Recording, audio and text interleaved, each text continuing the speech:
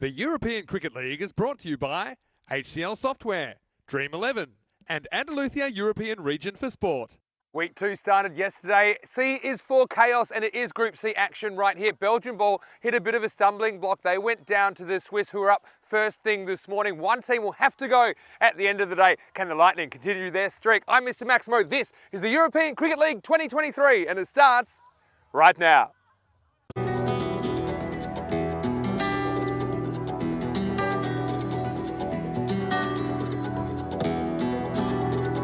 Ven conmigo a cruzar su calle, a vivir su ambiente. Ven conmigo a vivir la vida intensamente. Conmigo ven, conmigo ven. Good morning to you, buenos dias, wherever you're watching from around the world. Welcome to another huge day in European cricket. Group C does continue, and we'll have 5 more T10 matches today. And at the end of the day, we'll have to say goodbye to another team. So it's a pretty brutal format. You better sort it out quickly, otherwise you can be going home. So we are starting with Group C match 6 this morning. This is a match between the Lathbury Lightning. They're taking on Alton. Let's see what happens at that coin toss. Rob Kemming has the 2 captains. Oh, that's heads is called. It is heads. You're gonna go first. So it is Alton that have won the toss, and they've elected to field. So Lathbury Lightning, we saw them winning chasing last night in an abbreviated 5-over match, albeit. But I think they're going to have to go out there and put a score on the board in the 10 overs. Got to say, I think the move of Samir to number 3 was smart. I think he doesn't look intimidated by the bowling, and that's probably the thing that the team from the Rock are having to deal with. Slightly better bowling. Some of them can handle it. Some of them it's a bit of a struggle, I think, coming off that night series last month. But still, I think they've got every reason to be confident in this one. They're 1-1, and if they could get a win here, I think it probably secures their qualification for finals tomorrow. As for Alton, well, they had one win. They kind of got out of jail in their second match against Fossum, the Norwegian champions. They made 89. They were bowled out within their 10 overs, but then the rain set in, so that was a no result, 1 point apiece. So they're 1.5 wins out of 2. Again, they're looking at that top 2, I think, today. If they have good performances, they'll get there. That'll be the crucial double chance tomorrow. Let's talk about the conditions today. Well, it's kind of the calm after the storm at the moment. There was a little bit of rain last night, which held things up. A little bit of rain overnight as well. But right now, it seems pretty good. It's pretty calm. Some sunshine poking through from time to time. I don't think we'll have any problems with rain today. Actually expecting a maximum temperature of 22 degrees, currently about 15 to get this one going. Well, here's a man. He's always great in the sunshine, and he is ready for action as well. Corey Ruckers will take you through the first moments of this one. It's Group C match 6, and Alton, the Swiss, they've elected to field after winning the toss. Over to you. Let's get ready for day 2 of Group C. Welcome back, everyone around the world, wherever you might be. Hope you're ready for a fantastic day of T10 action. And I tell you what, it's the most exciting cricket on earth. The ECN network, 5 T10 matches in the beautiful Panama Oval out in Andalusia. There's the ground there. Look how gorgeous it is. And look how gorgeous the umpires are as they welcome the 2 teams onto the field. A super exciting morning. Lathbury Lightning versus Alton. Looking forward to seeing this one. It should be a good T10 contest. The players making their way out to the middle, and all the school kids out there to greet them. Really nice as well. Nice touch from the ECN that's doing a massive job on promoting European cricket and has really helped to grow the game over the last few years. What a nice moment for the children. I'm sure it's probably the first time they've seen a cricket game, so I hope they sit around and they enjoy looking at these 2 teams. And well, Alton, that says 1-0 up there, but they also had a no result. Unfortunately, we had a bit of rain yesterday evening. So for them, they are still 1 point ahead of Lathbury Lightning. Lathbury Lightning have got a very good team. There's a lot of international experience in there. They'll be feeling confident this morning as well. 83-84 on the supercomputer. Close. Yeah, that's all I've got for that. Close, really close. It's going to be interesting to see if it does turn out that way. We haven't had a golden ball yet in ECL 23, our 3rd edition of the Champions League. And it can only be a couple of games away, it sort of feels, with how many close contests we get. I'm sure we'll have one very soon. Good opportunity. Welcome back all the viewers around the world, especially those in India. Buy a fan code. Hello out there. Good luck on your Dream 11 teams. Hope you've selected the right players. Welcome back everyone on our network partners. Sport in France, Dubai Sports Channel, Sports Max, Sport TV Turkey, Streamstar, Viaplay UK, Asian Television Network and Sport 1 Ukraine. Hope you're really enjoying that out there. So we're almost set to go for this one. A lot of people mentioning this might be the tightest group so far. It's moving day in Group C. I think anyone could finish anywhere in this group. Lathbury Lightning will be looking for a win here to assure themselves a finals day berth. So will Alton. They'll be still pushing for that double chance. A lot to play for here at Cardamom Oval. Pies on strike. Bruce at the non-strikers end. Here we go. That's defended back, and that's not Bruce at the strikes, non-strikers. That's Ian Lannon, my apologies. Stanik's Eye starting with a bit of steady medium pace, it has to be said. And quite nice blue kits. I do like Group C's outfits as well. It does seem like the most colourful group, maybe because it starts with C.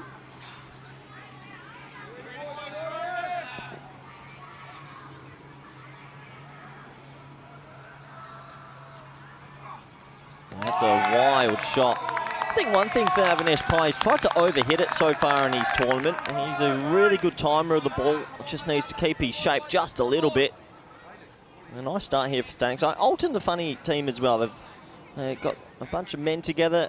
They can be a bit hit and miss at times, but they haven't lost a game yet in this group. They beat Beverin yesterday, which was a bit of a surprise to many.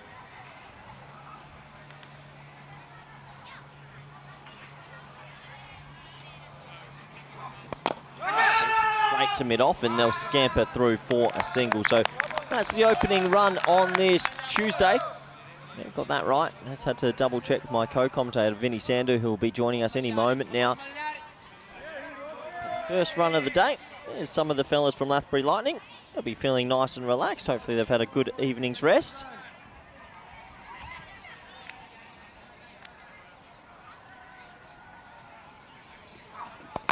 And cut away to the offside. They'll get through for a single pretty easily. Everybody's on the ring that's in the ring. Ones don't really hurt you too much. Landing off the mark now.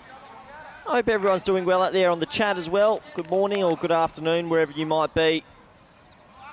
What an exciting format the ECL is. My favourite type of cricket we have on the network. I even think this is better than the ECC. I love seeing the club players and all these different teams. I do love all the sporting kits as well.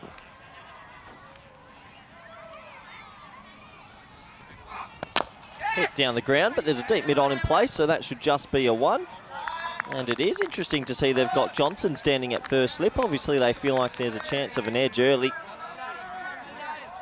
I'm glad they've put Latin at the top as well. Why not? Look at those forearms.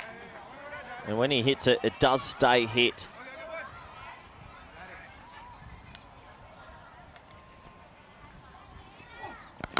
Just like that, but it's more a Chippington this time, but it's in a big pocket of space. And that will be the first boundary on this Tuesday. And it's moving day here for Group C. And the score at the end of the first over is 7 for none.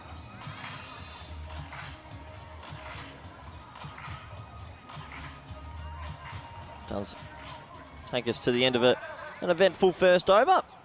Good morning to Helix and Kai Bay and everyone in the chat. We have a look at what's happened so far. Hornchurch and Jersey, Farmers, sorry, from Jersey. The two teams that made it through. We'll find out Group C pretty soon. Group D, E, F, and right at the bottom there, Pakai Care Battalonia. The team waiting. See Liam Day mentioning that Pakai Care have signed Kid Dynamite, Hashim Mir Ali, and Daniel Doyle K.A., who's doing some good work here with the kids as the wildcards. It'll be tough to get Pakai Care, but I think it's difficult as well. They're going to come in cold. They wouldn't have played much cricket, and we know sometimes that can hurt some teams. As I welcome back a man that words can't really describe what this man does for me and for European cricket, and I get emotional even saying his name, Vinny Sander. Very kind of you to display some human emotion, Corey. You're right. Anyway, hey, really excited for this one this morning. Lathbury Lightning. 7 off the first over.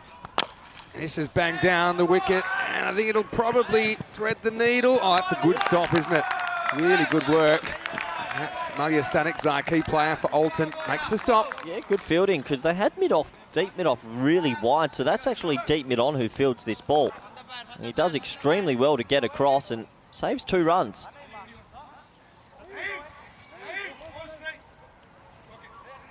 So, Augustine, bit of a live wire with the ball. Swiss undefeated. Perhaps thanks to the rain, we'll never know. Only half of their game getting played last night against the Norwegian champs. Goes for this, just out of the reach of the mid-on. Stanek Zai again, this time Pye gets 4. Nice shot, really nice shot. Gets a half volley and he times it. Doesn't overhit it, hits it wide of mid-on. And I have to wonder, was this half a chance, Vinny? Did he want it? I think he wanted it, just couldn't quite go gadget the arm enough. Stanek Zai's a good fielder, you already saw that last couple of balls. Who are you tipping in this one? I think the Lightning for me. They look like a well-rounded team. Yeah, I mean, for me, I think Alton probably slight favourites. Well, the bat versus ball wall said they were 1-run favourite, so let's just go with that, 51-49. Anybody's game, that's what makes this ECL so exciting. Particularly this ECL. I can't remember one where we've had such an even bunch of teams in every group. I think it's a trend, not a blip. Stay flat bats it, doesn't quite get it, should be gone, is gone. So Pye chances his arm a few times and eventually loses it. Augustine with the breakthrough, the first wicket of day 2 in Group C. It's 13-1. Oh, Pye. He's premeditating too much for me. He's a good player. That's wide of the off stump and he tries to lace it straight. I know he's strong on that upside. I would have loved to have seen him play a cut shot or back foot punch. Instead, he plays a bit of a swat. It's a nothing shot and it costs him his wicket. It does. I mean, you get that right in the middle, and you've got 4 or maybe more, but you're trying to horizontal bat a shot straight down the ground. Very small margin for error, right? So many players get caught up in, you can see him practice the shot there. They start thinking about mid-wicket too much. That was wide of off stump. He's a good player. He could have cut that away, but he gets caught in two minds, and it costs him his wicket. And here comes a man that doesn't need any introduction. Good friend, ex-assistant coach to me, Samir. He's played well last night, played of the match in match 5. He's an old wily fox, Samir. 47, almost 48. Recently got engaged. Looks about 22, Samir. Yeah, exactly. Luckily, there's no slight breeze today because he could easily get the deck. Well, I did say hello to his new fiancée. He's very excited about, and a couple of girlfriends, Maria and Danita. Also, Samir wants to say hello to you. Anyway, swing and a miss first up. In all seriousness, he got engaged recently, so he went to India and got engaged. And, hey, you know what he did as well? What a lovely guy. Brought me back a peacock shirt.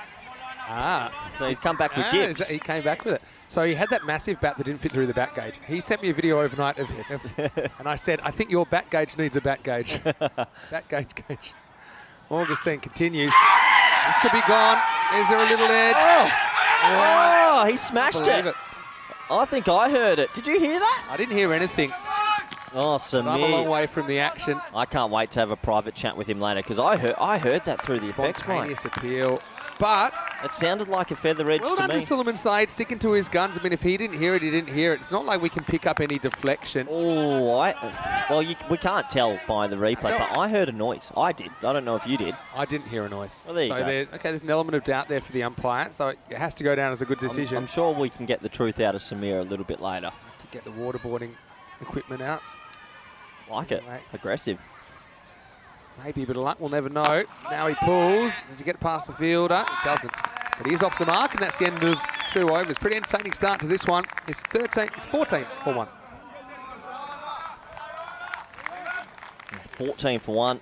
What an electric start. Let's have a quick look at the table. And it's a very interesting table because we've had a no result. Yeah. It opens up a lot of permutations. Throws it out, doesn't it? So, yeah, having a look at the table, we'll see Fossum and Alton, if they were to win both games today, I mean, there's no doubt. Even if they win one game against one of the lower teams, they're more than likely to get the double chance.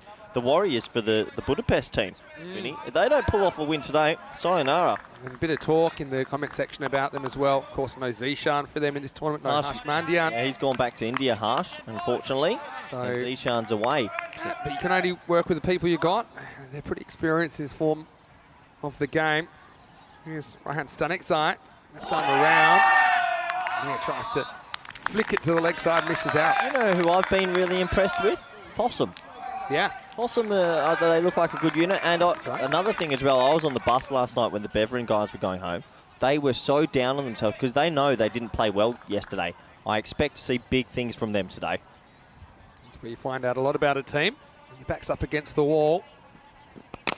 shot. Really good shot through the line, over cover. That's good power play. Batting Samir Nayak gets his first boundary. Yeah, needed that. Hadn't looked too good the first few balls here, but he gets that out the screws, 4 runs. And the funny thing is, the team that's been undefeated after the first day hasn't yet won a group. We've got 2 of those teams here. Admittedly, no result in there. Time you run like Steve Bradbury at the 2002, I'm going to say. 2002 Salt Lake Winter City. Olympics, an Australian stalwart. So non-Australian viewers, you might not be aware, but look up Stephen Bradbury. Angular. So yeah, caught behind's a funny one. I think well done to Suleiman Saeed. Whether there was a little edge or not, he didn't hear it. And if he doesn't hear it, he sticks to his guns and gives it not out. It's close, but it's high. Yeah. Oh, he's only got little legs, but that was above the pad. He hasn't got his normal flow going just yet, Samir. It is an early Tuesday. He cracked that one over cover, all right. Fighting the angle. It's a straight. He cut off. Just a single. A load of shrug as well in the comment section. It says that when you are saying possum, it sounds like you're saying possum. Possum, possum. I said turtle the other day on the air. Yeah. So, yeah. There's Richie Cunningham, one of my favourites. Not going to lie, the early game. Rocker as well. My lisp comes out. Yeah. Edge, and that time it is gone, and there's no hiding from it. Latin gets a big edge. And yeah, well, I think that Latin already turned to go, and that's why it wasn't a signal from the umpire. Just as the Swiss were about to lose their minds, the umpire confirms it. So it was a big edge, wasn't it? I think it was a slightly slower ball, maybe a rolling cutter from the bowler, Stanik Zai. So Latin goes for just 5, and the Lightning lose the second wicket. It's 19 for 2. Yeah, and Latin tried his luck there. It's a huge edge to the keeper, and he turned around a little bit guilty, spun around again, hoping he'd get a not-out call, but that's out. Yeah, I think, let's see what his reaction was. Yeah, he turns, and Ian Ramage doesn't even bother making a decision. And when he sees that Latin's done the old 2-step shuffle and stop, he says, no, you're going to have to go. So Waredu, the keeper. He's had a bit of a mixed time, old Latin, as well. Looks like he's also trying to overhit it. He's got the right approach, though, I think. I mean, need to be aggressive. They've got batting to come. That's a nick that could have gone anywhere. It was quite a thick edge. Could have easily gone past the keeper. Well, they've got a slip in as well, so they obviously have a gut feeling they're going to get some nicks. They've had a slip in every ball this game. Kind of masters of the educated edge last night, the Lightning. Had a few that went over that fine. I heard a bit of rain was around and that. Yeah, you by the fireplace with your pipe and your whiskey, probably game 4, game 5 last night, but we were out here slogging it out. Yeah. Anyway, here is Julian Freone coming out at 4. So you even take leg guard there. What guard did you use to take? I like leg because I like to then kind of sneak across a little bit. I hated the idea of being LBW. I'd much rather be bold.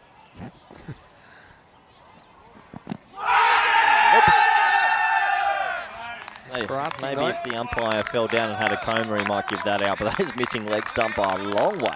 And it is the end of the power play as well. Good umpiring. Ramage looking pretty cool in the dark glasses this morning. You see this one heading a long way down the leg side. So at the end of 3 overs, the score is 19 for 2. Yeah, 7, 7 and 5 in the power play. You see the for the next test coming up in India, they think there's going to be 100,000 people and it's going to break the record for most people at a test. Is that right? That's the record, is it? Imagine that. Imagine playing in 100,000 people. The noise. I actually saw something on the internet. It was a concept of a 1 million person stadium. Have you seen this? No. It's unbelievable. 1 million people? 1 million. It's an artist that did it, and it basically has big swirls. What row would you be in? ZZ? Yeah, ZZ. ZZZYX. No, but imagine that though. That's pretty cool. That'd be too much. You wouldn't be able to see the game very well, but imagine being in a place with 1 million spectators. Imagine the noise. Imagine the queue for the toilet as well, I guess. Anyway, here we go with over number 4. Oh, it's a lucky one to Yorker. And, well, it's a little delicate French cut. Knight gets a bit of luck again, moves into double figures. Navarrete Narasa nonplussed with that as he goes to the boundary. French aren't here just yet, but we get a French cut. Handy 4 runs. If you filled out Cardama Oval, what's our capacity, you reckon, that we could host? We could host quite a bit. I have visions of this stadium. One day the jungle might be a grandstand. And all sorts what do you of reckon? This is a little 15,000? Yeah, 10 to 15,000, I think. We had a great idea as well, didn't we, in the car on the way here today? Oh, Unbelievable idea. Where's Westy? I need to speak to him. It's very early to go into food chat, but maybe we will. Over cover. Oh, it's actually straight to cover. He drops it and catches it. So Samir had a fair bit of luck in his 10, but he's going to have to go. This is assisted. Fingers to shoulder to hands. All smiles in the end, though, for Alton as they get another key player.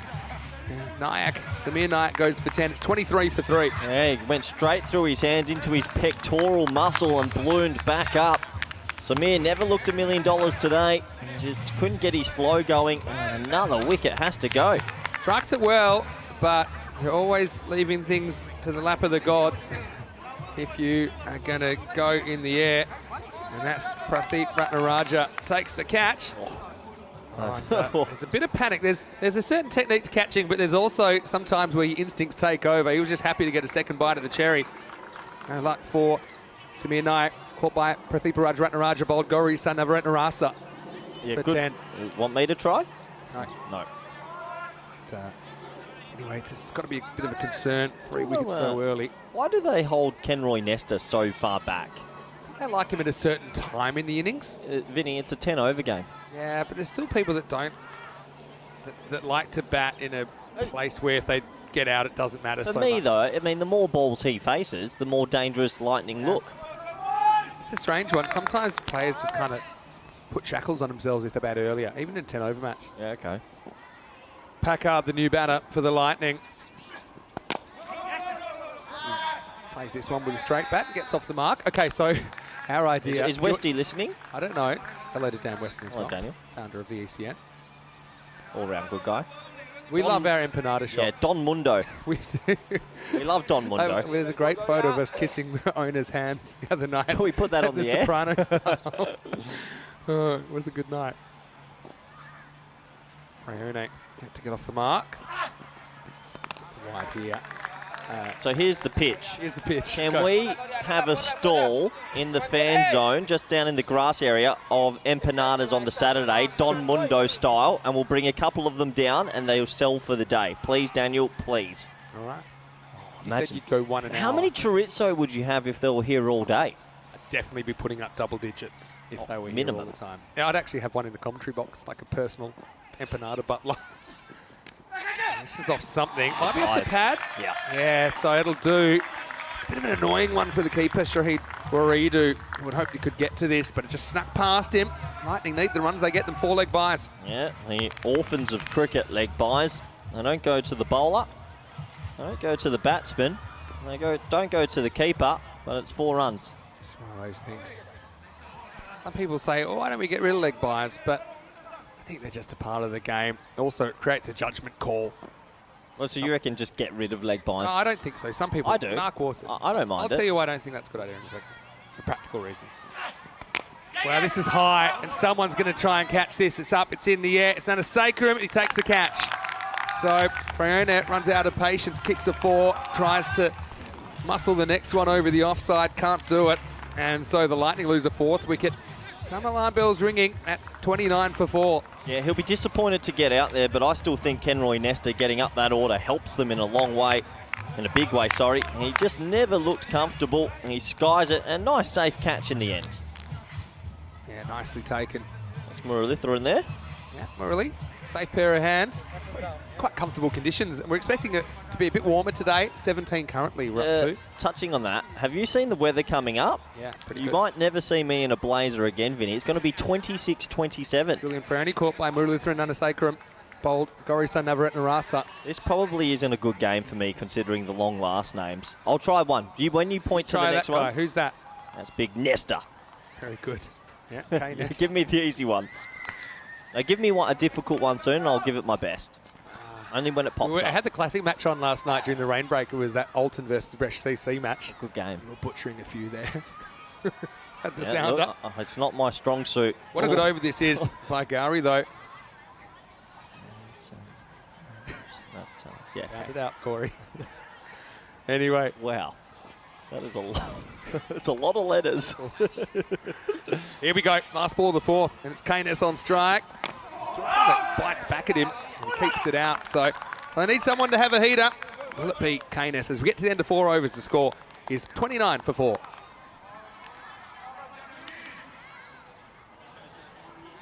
Nice to see the kids from the La Campiña school again. Yeah, La Campiña.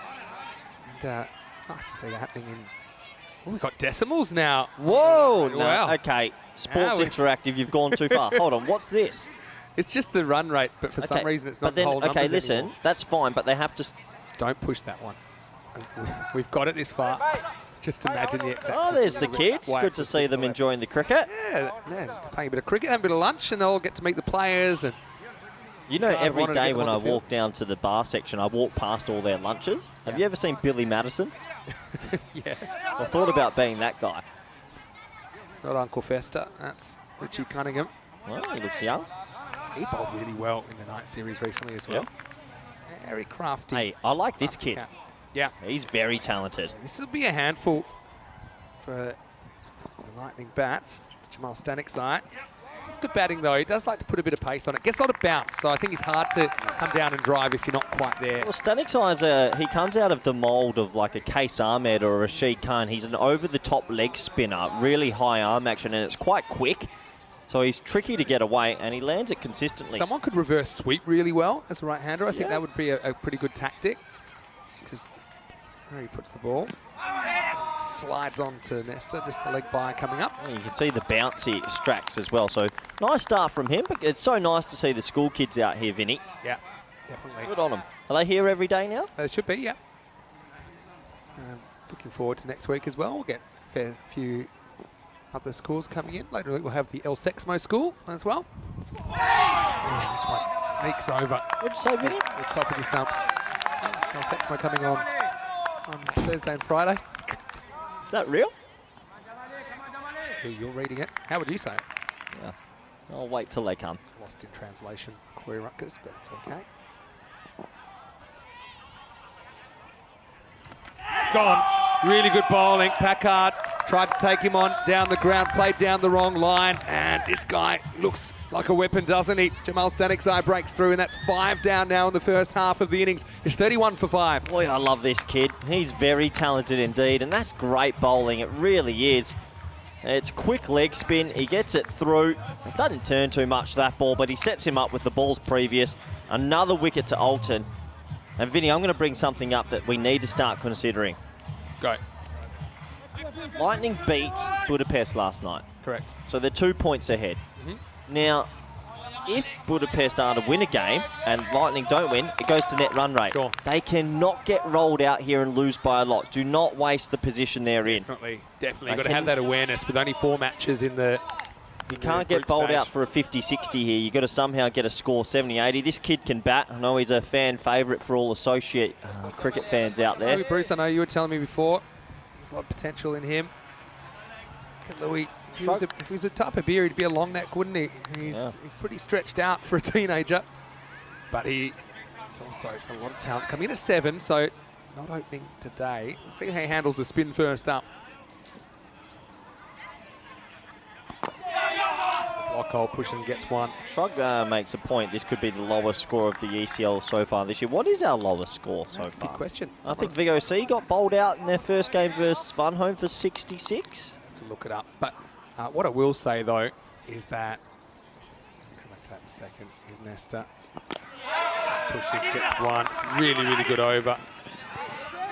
I think they're going to get 2. I don't know if that hit the stumps or just an awkward one for the keeper to deal with. So it will be a couple in the end. So Nesta off the mark, and that's the end of 5 overs. It's 34 for 5. Let's see. Didn't need to throw it, really. Yeah, probably didn't. Yeah. Anyway, I want to welcome everyone into the Dreambox. Vinny Sand and Mr. Maximo for the European Cricket Network on a Tuesday morning. I'm here with Corey Ruckers. Rico not too far away as well. And look, it's not Peacock Friday, but I've gone Flamingo Tuesday today. You're looking pretty good as well. I've gone the blue little spots and a green. Yeah, welcoming you all to the broadcast. A lot of good feedback about this format. It is fun, it is fast, it is furious. Just 2 days of group matches and then finals. So one team will be cut tonight. Just in this game right now, I think you've still got 2 recognised batters there, Louis Bruce and Kenroy Nesta. Even though they've lost 5, I think they need to pretend that they're 1 down. I think they have to bat that way and still be attacking if they're going to get a decent score on the board. Do you not have someone bat through to make sure your net run rate doesn't get burdened? You can do both. I think Kenroy you want to play freely. Oh, yeah. Maybe you tell Louis Brew to be there by the end. Yeah, it's probably the smart way to go about it. So yeah, Bruce probably happy to get one. The two. Now they're going to do it. The fielder loses his footing and they get a couple. Yeah, 2 runs. Good running. Kenroy's your wild card here. Yeah. He can certainly hit the ball a long way. I mean, probably his shot selection, his decision making at times is questionable. That's all priced into the package of the big K-Ness. Well, do they attack the medium pace and not the leg spin of They've got Stanic's to. eye? I think that, as I almost said Case, I think Jamal Stanic's eye is bowling really well. I think this is the one you have to go after. But you're going after a guy that's got 2 for 6 off his first over. That's not easy either. I've got to say, Alton really impressed me yesterday. Very good win first up over Beverin. How were they going in that rained fixture before the rain came? They got bowled out for 89 off 9.2. I'm not sold on them just yet with their batting, to be completely honest. Well, they've only had really 1 batter per game. Exactly. Yeah. So yeah, he still can get 80 to 90 on the board and be very competitive for the Lightning here. Decides to try and cut instead of pulling this one, K-Ness. Yeah. Just give himself some room sometimes. The pull shot was on there, actually. They've only got a deep mid wicket, deep mid on the leg side. They do have a lot of protection on the offside. It's a 6-3 field, so see if he tried maybe steps inside one. James Stewart from Estonia saying hello to you in the chat, Corey. Who?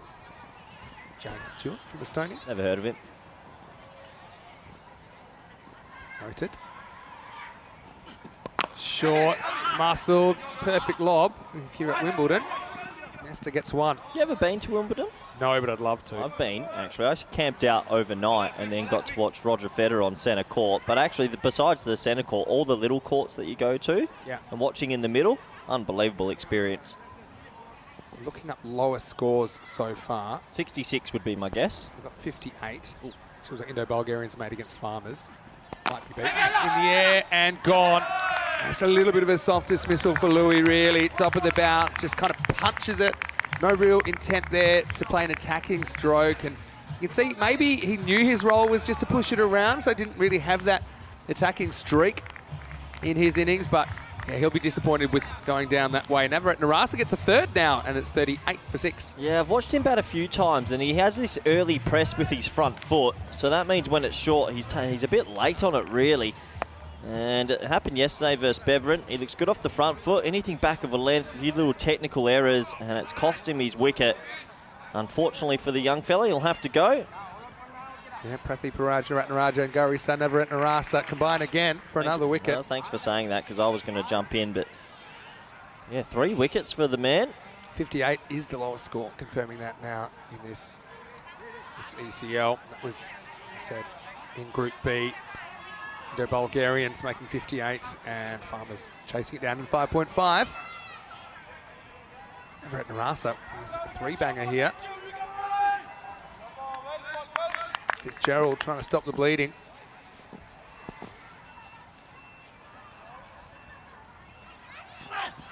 In the air, you've got to be kidding me. Another one straight to cover. Now, it's Alton's answer to court Marshbold Lily at the moment, because you can just copy and paste that dismissal. That means that Navarat Narasa's on a hat-trick. Now, talk about codependency. This Swiss team, you wouldn't read about it. That's the 3rd dismissal, I think. And there's one right next door. They just cannot time the drive off him. So a 7th wicket falls, and the Lightning in a lot of trouble now. It's also the end of the 6th over. In fact, he won't get his hat-trick because that's the end of his 2. But the Lightning are 38 for 7. Yeah, and Fitzgerald will have to go for a Golden Globe, and I don't think I've ever seen so many catches towards cover. Unbelievable. Young Manav Nayak comes out now, right down the lower order. He's not the strongest of boys, but he has some nice deflection shots. We'll have to see if he can get himself in. And his job really is just to get the big man, Kenroy Nesta, on strike, because right now it is all falling to pieces for the Lightning. In the morning after, the night before, don't know about these Lightning players. Maybe they're like vampires and can't handle the sunlight. They looked good last night. Oh, Samir. You know, he reminds me a little bit of the Starsky and Hutch. Bit of Ben Stiller in him. A throwback with that. I love the hair. I'm a bit jealous of that hair. Looking a bit serious there, Samir. I think he knows they're in a bit of trouble. All right, so it's not going to get any easier. Here's Jamal back. Slides it on. Kenroy can't get it away. Now, how do you play this over if you're Nesta? Nesta's got to bat through. You don't want to get out now. So, I mean, if you keep the ball on the deck for a while and maybe get some 8.3 overs, still 7 down, and then try explode. You can't lose more wickets here. Takes on the sweep. Pretty good shot. That's 4. Not the best effort down there on the boundary from Rahan Stanikzai. So, yeah, that's one way to deal with it. It's hard to go back down the ground. It's a risky shot. If you miss it, you could be in trouble. But Keynes gets the boundary. Yeah, nice looking sweep shot. Really poor fielding. Goes with the foot. Look at this. Ugh, that's just ugly. Don't say too much of that, have we, in this ECL? He should be taken from the field right now. 12th man should go give him a tap on the shoulder and say, take a rest. I mean, for a young bowler like Stanikzai, that would be so upsetting. Get over Should only be 1. Good fielding. Still the... May have been able to stop it if he dived. May not have. What do you mean, may? Went straight to him. Maybe he'll knocked it for 2. Let's go again, 2 feet behind the crease. Sometimes I feel like Nesta has so much movement when he's playing a shot. There's a lot going on, a lot of pieces. Yeah, that's true. He's fun to watch. When he hits them in the middle, they go a long, long way. Well, he's strong, isn't he? He's a bit of a man mountain, so if he does get it anywhere near the middle of the bat, he can still get them up to, well, maybe 78 if they go at 11s. Yeah. That'd be a best case scenario, it feels like. Norton, they're a high-risk, high-return unit with the bat. It's a bit short. Lucky. He's just going to test the man. And it's uses the hands this time. It's the single. Yeah, uses his hands, keeps it to 1. You've got Manav Nayak, and he is more of a pusher at the other end. He's not really a that boundary hitter at this stage of his career. Manav's job is to get the big man on strike. Now, there's no fine leg, there's no 45. If he wants to get inventive, he could play a little paddle sweep or just anywhere to get a 1. Good batting. In fact, they might get more than 1 here. They run hard. Yes. That'll do. No one backing up. Oh, you're getting 3 if you're quick here. Again, early decision. Really good hustle from the Lathbury Lightning there, getting a triple. So Nayak, got there for 4s and 6s, but he does get a 3 first up. And that's an example of pushing for 2 and it creating an extra run. Yeah, and just a bit of poor fielding from Alton there. It was a thrown into the middle of the pitch, no one back up, but a 3 is a best case scenario because it gets Nesta back on strike.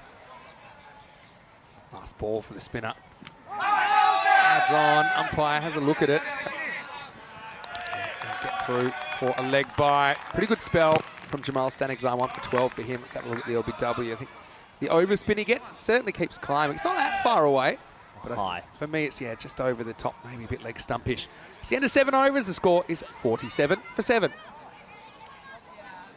Having a look at this week even, we've got Group C and Group D this week. Talk to me about Group D. Drew. Can't wait. Drew are crazy. Forfeiture for me. Look at their squad. They've got players like Michael Lease, got Craig Wallace in there. They have Michael Lease coming. Lease, no, they Wallace. don't. They've Really? got Callum Garden coming. They've Garden's got a good player. Jack Hogarth coming to Bison. Let's not get too focused on them though, but I think they'll be very strong and hard to beat. Vienna CC, obviously got some good players there as well. Mark Simpson Parker. Do they really have Michael Lease coming? No, they don't. You're right on the money, aren't you? He's got an ODI average of 27, first class average of 32. He's an all. Really? Full forfeiture. Gee, they're going to be good. Berno in there as well. Wide-ish, but not quite a wide. Give me more of that list. So go again. Yeah. You can follow europeancricket.com. You can have a look yourself. But also Helsinki Titans and Berno making up Group D. So they've got Callum Garden, the keeper bat. Yeah. The leggy. You want me to throw a few names at you? Yeah. Or would you like to go yourself to europeancricket.com? Okay. Thanks, all right. A little leg glance, gets a bit of bat on it and gets 4. Well, that brings up the 50 for the Lightning. And just watch this space, because if they can have a good last 3 overs here, maybe post something in the 80s with no Alton. Most of their batters haven't scored any runs in the series. They've had a couple of good individual contributions. Nesta makes something out of nothing here and gets a boundary. A nice shot, gets himself 4, and this is why you need to get this man up the order. He's a dangerous player. The more balls he faces, the better for the Lightning. Excited, probably goes full now. Does, slow ball. Wow, half a chance. Probably worth a go. Had to kind of throw around Kenroy. They won't get through for an overthrow because they ran through too far. And that was an outstanding single. Really, really good fielding off his own bowling. That was so close to the stumps. Yeah, and it's kind of awkward because he knew he didn't want to throw it into the batter, had to kind of throw around him, would have been out, but it was an awkward one to get a look at the stumps. One thing about these two, they will run hard. That is what their modus operandi is. You can see that, the way they're going about it. They pushed that 3 before, looking for an overthrow there as well. Young man would be looking for a 1 here, you'd think. Oh, he's gone. Yeah, so he's just tried something inventive. No fine leg, but it's a clever adjustment from the bowler, Amalia Stanikzai. And in the end, it's going to be an 8th wicket. Yeah, with 33 wickets in hand, you wonder about that. It's 52 for 8. Yeah, I don't want to be too critical on the young fella. I know him quite well, but a bit of cricket education. He's not there to play crazy shots and hit boundaries with 15 balls left in the innings. His job was just to get the big man on strike. He misreads the situation and he loses his wicket. So it's poor batting. And yeah, you can see his father, Samir, saying, should have just run it for 1. Yeah, if you miss this and you get away with it, but he learns the hard way, doesn't he, where Edu takes the catch and Stanikzai with the wicket. Well, the 52 for 8. worst case scenario is they get bowled out and Nesta's standing there. Yeah. Not out. That would be horrific. Oh, okay, you've sent me the link. Well, So they got Jack Hogarth, good leggy. Callum Garnan, gun. just throw some names at you. Leask. Fraser Ross. Never heard of him. Craig Wallace. Hogarth, you mentioned, Michael Leask. Good team. Scott Cameron as well. I know he actually played for my club in Australia for a little bit. He's been on the fringes of the Scottish national squad as well. They're going to be a good team. Couple to come here. Daswani. Batting. Stage, yeah, just gets 1. But they're going to go hard, think about it. This is where you start getting a bit shy with the running with 8 wickets down and over 2 overs remaining. They just take the 1. They just need to take a breath here, make sure Nesta faces hopefully 10 out of the last 13 balls, because if he does and he gets on a heater, they could still make 80. Yeah. He's so destructive. Well, they need something here, yeah. 75 even, 10 and 10 would be so good. He's shed the hat, and he's ready to swing. This one will beat the fielder. He gets there in the end. I think he's frustrated, Jamal Stanikzai, but he jumps over the top of it. It's also the end of the 8th over, 57 for 8. Very nice shot. Makes something out of nothing. Got to get him up the order for the next game. But he's doing a good solo effort. Gets a bit of a knee plug there. That's a bit of Simon Jones circa Brisbane, the Gabba. Oh, don't say that. That didn't look good. Yeah, using all the resources. See, the run rate's been pretty stable. So At 7.2 and over why are we doing it in 0.8s now, the run rate? every day. What are Sports Okay. Interactive doing? How hard is it? I did prefer the whole numbers system. How hard is it? Just why did they have to change it again? Get onto them. Get the email up. AI that goes into it. It's just robots running the graphs now. Anyway, all happens in the 9th. They need something to happen. That smart batting from Daswani gets the 1 over to the hatless Nesta. Try and carry them to a decent score here. Well, the thing is, Nesta really has the capability to hit some big sixes. He's a powerful batsman. And if they can get a good over here, let's say 12 off it and another 12, they'll feel a little bit more comfortable at the break. Gets this right off the end of the bat. Do you run there? Yeah, probably still taking every run. Probably. You're kind of creating pressure for yourself if you don't. If it was the last over, maybe not. Correct. Yeah, I mean, you got to also realise that if there's a team that you think you could defend about 60-something, remember all the spin options they've got. I mean, they've got quite a good bowling attack. You know, maybe you could defend the score in the 60s against an old team that hasn't fired with the bat yet. As far as a confidence sort of thing going. Tell you what, Daswani looks like he can hold a bat as well. Yeah, no, he's a decent bat. Again, maybe T10, not his preferred format, but Good enough technique. yeah, for sure.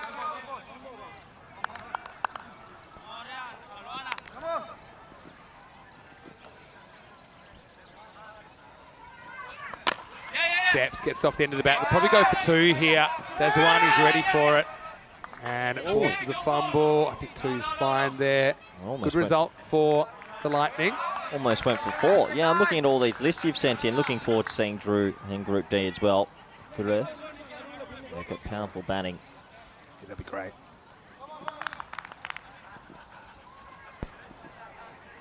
Augustine in the 9th. Probably isn't a wide because he spends a long time getting across. Yeah, that's good umpiring. That's definitely not a wide. He walked outside off stump before the ball's released. You can see they're miles outside off, so the bowler makes the adjustment. There's probably, there's one thing I'd say to Ken Roy, even though I like watching it, it's just stand still. You know, in the end he goes back, he comes back. He's just kind of deking himself more than anything. Yeah, if he goes across early again, the bowler might adjust. Oh, That's good bat speed. run him take out. us to the end of the 9th over. He's roping with himself. You know, you'd run him out, you'd have to deal with him. It's the end of 9 overs. The score is 62 for 8. It was a wild swing at that last ball. Maybe a missed opportunity. Oh, this is great on the ECN side. You can see all the teams coming. I like it. I'm liking it too. Yeah, a Pack Eye Care squad does look good. A couple of good additions there as well. Stronger than last year, I think.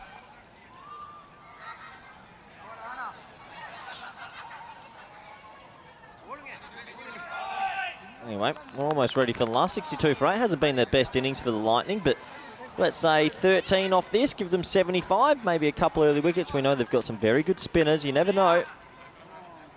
Yeah, big over. I mean, if you can somehow jag a couple of big ones here, go 75. Yeah, 75 to 80. Stanek Zai coming back with his left armers. Slides in, they'll get the one they want. Yeah, there's only been 2 batsmen for Alton that have shown anything. So Now, I'm setting up camp if I'm Nesta. If I'm not getting 2, I'm not running. I think he's the guy that face 5 balls, hope you hit 2 for 6. Yeah, because Dazwani's looked really good at getting the run a ball, but I think the time's come to Look how fine that throw third out the man singles. is. Yeah, like a floating slip. Does hit straight, and he hits pretty well, and there's the boundary they wanted. So up 67, fighting on the Lightning. Yeah, nice shot. Really nice shot from Nesta. Gets that away for 4. 4 more balls here. That he can be quite destructive. He'll be enjoying this. Question from Yogesh, which I'll come back to in a second. Odd-looking shot. He's a funny batsman to watch. I think it's just excess energy. He's got a lot of energy. He puts it into all these pre-movements. If I could just strap his feet down and get him to swing, I think he'd hit a lot more balls. But no one's going to do that. He needs some pretty big straps. Yogesh asked about Taranjeet not playing for United. That's because it's not his club. He plays for Cluj. Now, this is where I'm going Run 2. I'm going for it. If they're smart, they'll go keeper. Now he's going to be run out. He just slips at the last moment as well, so that didn't help. I think strategically that was on, that Kenroy couldn't keep his feet and wasn't really positive about going for it from the beginning. So will be the 9th wicket, 1 and out. Nice effort from Kenroy though, 68 for 9. Yeah, disappointing to get out there. He played a bit of a lone hand, hit it straight to deep mid-off. I get the idea of going for 2, but he slipped. He slipped at the wrong time, and good fielding just to throw it to the keeper casually. Watch the slip here. Yeah, and see, Once to be honest, Dazwani almost went back thinking, okay, I'd rather be out than Kenroy when he realised what was going on, but they had to hope the keeper might miss it. He wasn't going to. Kenroy, yeah, it's a curious case where they bat him. And so far, he's been one of the bright lights with the bat. He goes for 25, the score, 68 for 9. Yeah, I think top 3, at least, anywhere in the top 3. 25 of 21 with 4 fours. He probably had to play within himself a bit there to make sure they didn't get bungled out too early. As the last wicket comes to the crease. Now, I think maybe 1 here and have a crack at the last one. Horrocks comes out at 11. Horrocks.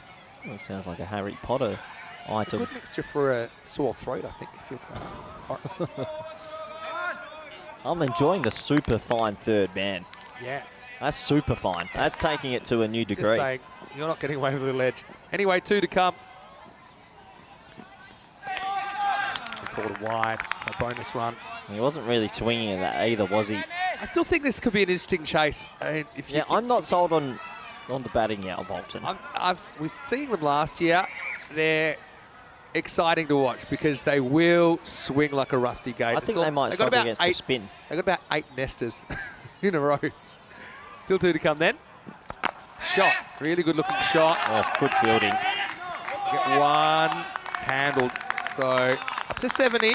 I think they'll struggle against the spin, so I'm not going to say Lightning are out of it just yet, but they do have to produce a very, very good power play. Would have to be favourites, but let's see how they approach this. They'll be super attacking. I think there'll be some chances. And one thing about Lathbury Lightning, they caught really well in difficult conditions last night. 3 great catches early in the wet. Last ball coming up, seatbelts on. Now, is it last ball? It's a no ball. Yeah, it's been called. So now, if they can't go because they'll be bowled out if they get run out. Well, they're going to check it. No, it's been called. Whoa. Called on the field. Yep. Andy. Yeah, I mean, he's tall, he's advancing slightly. Yeah, look, it's borderline, but if there's doubt, they're meant to be called. Ian Ramage is quick to call it square legs. Just quietly, what a catch. Yeah, brilliant. But we saw the call, didn't we? And actually he had an idea as well. So I know it's consistent with how they've umpired. Yep, So fair enough. Free hit now. Oh, handy, he'd get this for 6. Rock and roll. Oh, he won't get 6, but he might. It's that fine third man. He's going to stop it. He might as well go 3 here. They might even do it, you know. Good throw. Well, where are they going? They're going to the bowler's end. He's what a with a throw. direct hit. The longest throw in cricket will get him. And so it'll be 2 and out. In the end, it's a decent last ball that effectively yields 4.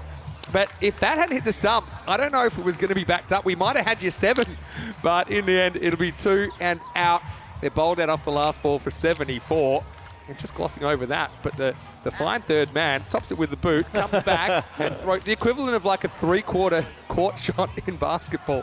So 75, tricky little chase for Alton. Let's see if they can deal with it with the bat, the Lightning. Well, they'll feel they have something to bowl at here in Group C Match 6. Yeah, they've got something to bowl at. Not as much as they would like. Credit to Alton. They did the job out there. They'll be very happy with the halfway stage. What a crazy run out that was to end the innings. They've bowled them out. Don't often say that in a T10. So credit to the men on your screen there. Yeah, credit to them. That's a plucky effort. They didn't really click in the top order, but Nesta gets them so far.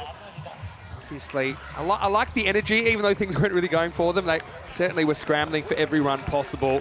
They used all 10 overs in the end, so that's something, and they do have 74 to bowl with. And 74 was winning a few games at the Rock. Let's see what happens here. Has Alton pretty good on the first day. Lightning coming off a win as well. Nice to see the kids from the La Campina school welcoming the players onto the ground. Latin was out there with the captain Avinash Pai. You can see a big focus on fielding. These teams, for the most part, they caught well. This one was just out of the reach of Malia Stanikzai. Just swung away from him, and that's what we say in the last moment. That's the issue was plenty were drilled straight to fielders. Most of the time, the Swiss had safe hands. Yeah, they caught all their opportunities. This was a feather edge, I thought, was given not out. Samir Nayak maybe with a life early in his innings. But overall, they didn't make it capitalise with a little bit of luck. There was some nice shots in between as Ian Latin had to go a little feather edge through to the keeper. He stood there waiting for the decision, but it was definitely out. So he had to depart back to the dressing room. And plenty of smiles out there for Alton because they were doing a good job with the ball. Steady line, steady lengths, a little French cut. The French are here later in the week with Drew in Group D.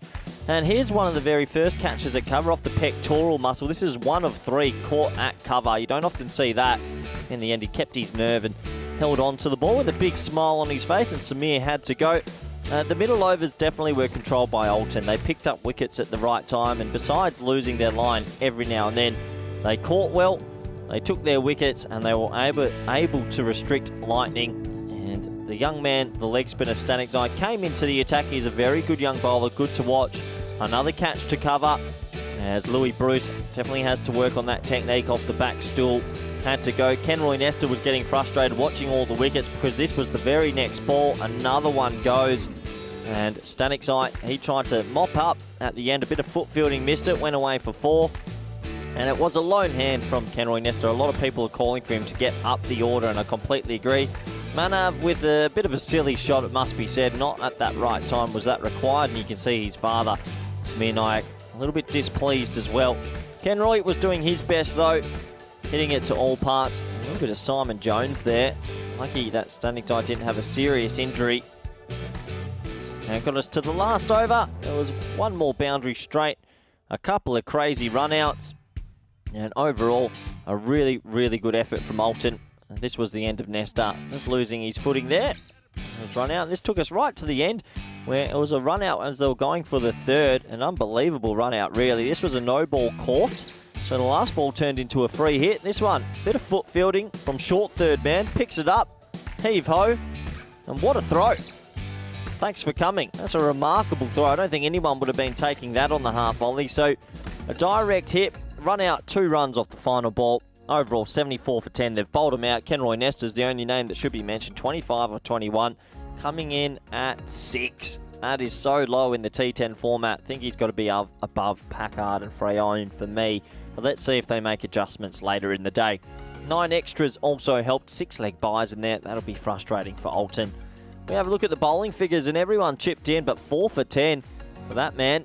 Navrat Everton, Narasa. We'll say that. That sounds close enough. Everybody getting one apiece. Stanix Eye, Augustine.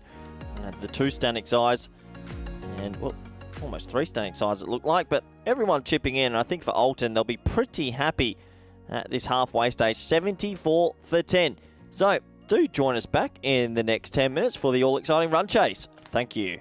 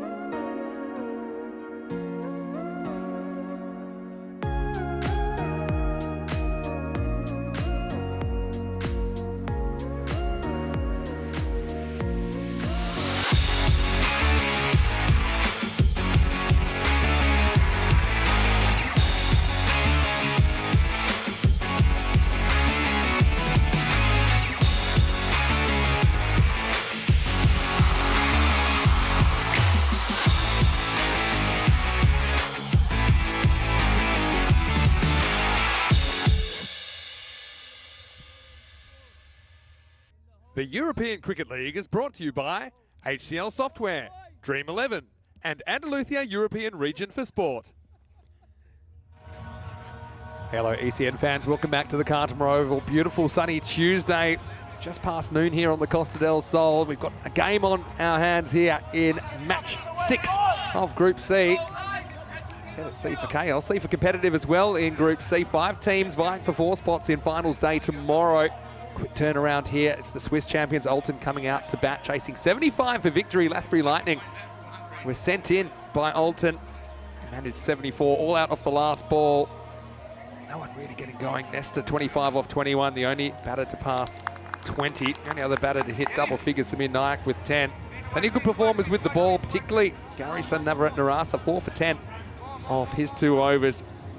All the other bowlers getting 1 wicket. Pretty good team performance. Look at the economy rates of the Alton bowlers, 8.5, 6, 8.5, 5 and 6. Shows you that no one was really punished. But batting is going to be interesting. Alton certainly had a couple of good individual contributions yesterday. By Yasatharan through Navukarasu, who's going to face up here. He's out there with Shahid Waridu, the captain. Lithran Sakram also very good. Samir Nayak starts us off and he starts with a wicket. It's a big, big wicket. And after his 82, Thirunavukarasu has gone back-to-back golden ducks, and how quick things can turn around. You know they're going to be spin heavy, and Samir does it first up, just drifts in, and York's the key player at Alton. Worst possible start, none for one. Corey Ruckers joins me in the commentary box. This is how I feel about Alton. They're a bit of a lottery with their batting. Thiru made 80 odd against Beverin the other day, but I swear he was closing his eyes and swinging. Samir picks up a wicket. I got a feeling they might defend this, you know. It's sometimes you have a gut feel. I feel like they will. I think we might see 6 overs of spin first up if it's working. That's a horrific shot. I'm sorry. He's missed that by a foot. Admittedly. I don't see enough technique in the Alton batting lineup, which makes me think if they get a few more early wickets, they're on here. Yeah, I think there's also got to be a bit of nervous energy that goes out to facing your first ball. And Yasu fortunately has to go. Sure, this will bring Murali Nanasekaram to the crease. And he was the other guy that fired for them. He got a 30-odd yesterday. The question is, Vin, will they create 10 opportunities? I actually think they will. Will they take them all? That's the question. They fielded really well. You know, last night in difficult conditions, they held 3 catches early. This one could be gone as well. Oh, no. Wow. I just told you, 10 opportunities. Oh, he's got such a good pair of hands. I don't think he was expecting it to be patted back to him. It wasn't hit that hard, but just burst through the fingers of Samir Nayak. He should be on a hat trick. He should have caught it. Oh, wow, what a miss that is. Oh, that's a sitter. He should be taking those. He knows it. Yeah, see, their batting... It's going to be good. I don't want to sound critical, but it's ugly. Hey. It's real ugly. The ugly duckling sometimes turns into a beautiful swan. It didn't happen to Stephanie. I know you weren't probably the cutest kid. Length on this one. I don't get a run here. I like the angles and the depths in that offside field. There's a couple right on the circle, but there's also a couple in on the one. Don't want to let him get off the hook here. If he gets that arm ball swinging in right here, right on the stumps, he's got every chance to get through the gate again. Look, he goes. This is the in-drifter. Yep. Yep. And it disappears. Adios, Pelota. Nanasekaram off the mark. Hits that one into the jungle. The reverse jungle. Anyway, Alton off the mark with 6. Adios, Pelota ball. And it's a big shot, isn't it? The big inducker. Oh, Alton, what a T10 team. It's great to watch. I don't want them to bat more sensibly, to be honest, from a neutral perspective. And if you can get him here, you win the first over comfortably. At the moment, it's probably on points to the Lightning.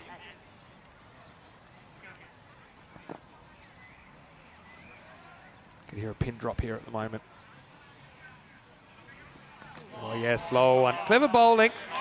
Probably wishes he could have snatched that chance first up off Nanasekaram, but still, good over for the Lightning. End of 1. It's 6 for 1. He had that opportunity at 2 and 2, but missed out. 45, Vinny. If it's a dartboard, how do you check it out? Oh, I just Simple. go 5 double 20. No, 13 double 16. I like the tops. Nah. Give me the tops. 13 double 16 all day, every day. Both acceptable answers. Anyway, Avinash Pai is going to bowl second. Yeah, I think they're going spin as long as they can. The spin looks their most aggressive suit, doesn't Could it? they play 5 spinners? I mean, Latin hasn't had too much bowling. What's Latin bowl? The Leg leggies. spin, yeah.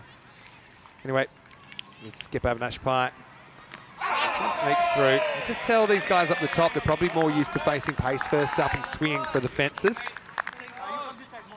Anyway, this has got low scoring thriller written all over it.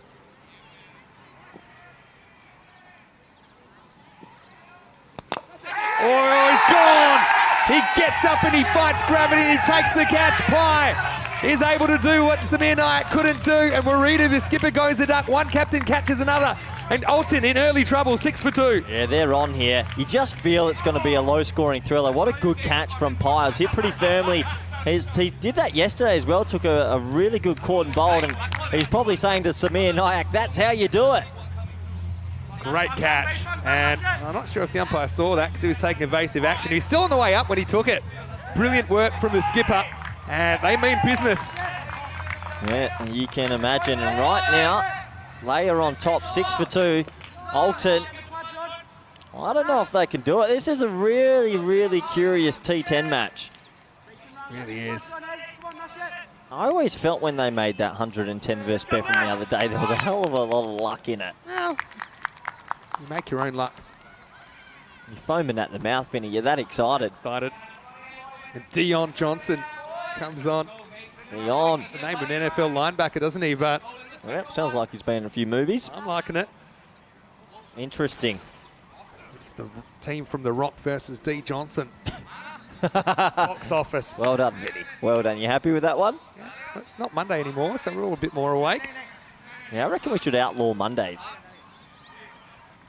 Yeah. No more Mondays? No more Mondays.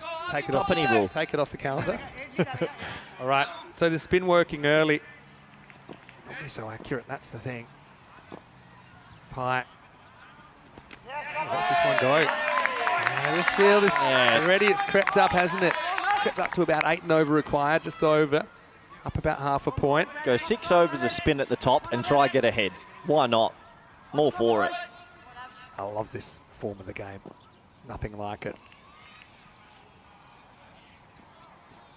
This time he's on the cut. Again, they've got that well protected. They will get a single. But having to work very hard for their runs early. There's only 2 scoring shots in the first 10 balls of this game. It's difficult to play spin when you're not used to it at the top of the order as well. And Lightning's had a dream start here. Game on. Over to Manasakram. How attacking will he be here? Let's just have a look at Pai first and knock down for a single. Hester's sometimes like a lost puppy in a field. So much energy. He's like a breed that's quite large as a puppy. So he's kind of just loping around. But I tell you what, he's caught well last night. One of the fan favourites, Ken Roy. Last ball the over. Good batting. Good batting. Yeah, just takes the one into the over. Just have a look at where Pai bowls this from. I think this is one that he makes the pitch longer by. Look at the front foot, just in front of the stumps. Not so that just much. Creating a bit of a variation. End of the second over, the score is 9 for 2. Yeah, we have a look at that table, and by them making a bit of a game of this, that they might protect that net run rate no matter what, because that is important. If Budapest don't win a game today, they're gone. Well, they need to win, even if they do win a game. If the Lightning win this one and Bevan win the next one coming up, then it's pretty much curtains for Interesting Tigers. group. Really interesting group. For me, that washout kind of throws it all into a bit of a loop, doesn't it? yeah, Fossum and Bevan tonight. That's going to be I don't know a about this. They're corker. going back to pace, or they're going to pace with Packard. What do you think about that? I would have stuck with the spin, personally, but look, they've got their own bowling plans out there. So let's see if it works. Yeah, I just thought Samir had such a good first over. You get him while he's hot. But they go to Packard. A calculated gamble here to keep some spin through the middle and towards the end, if there is an end. Well, could be a chance here. Got a shot at him. Wow, he doesn't throw. Could have thrown there. Oh, why didn't he throw it? Nesta made really good ground and held on to the ball. The backup fielder. Throw it. Even if you were to give away an overthrow, I think it's worth the try to get another wicket. It wasn't going to be a 4 overthrows. Still, Decent. 2 dots for Packard.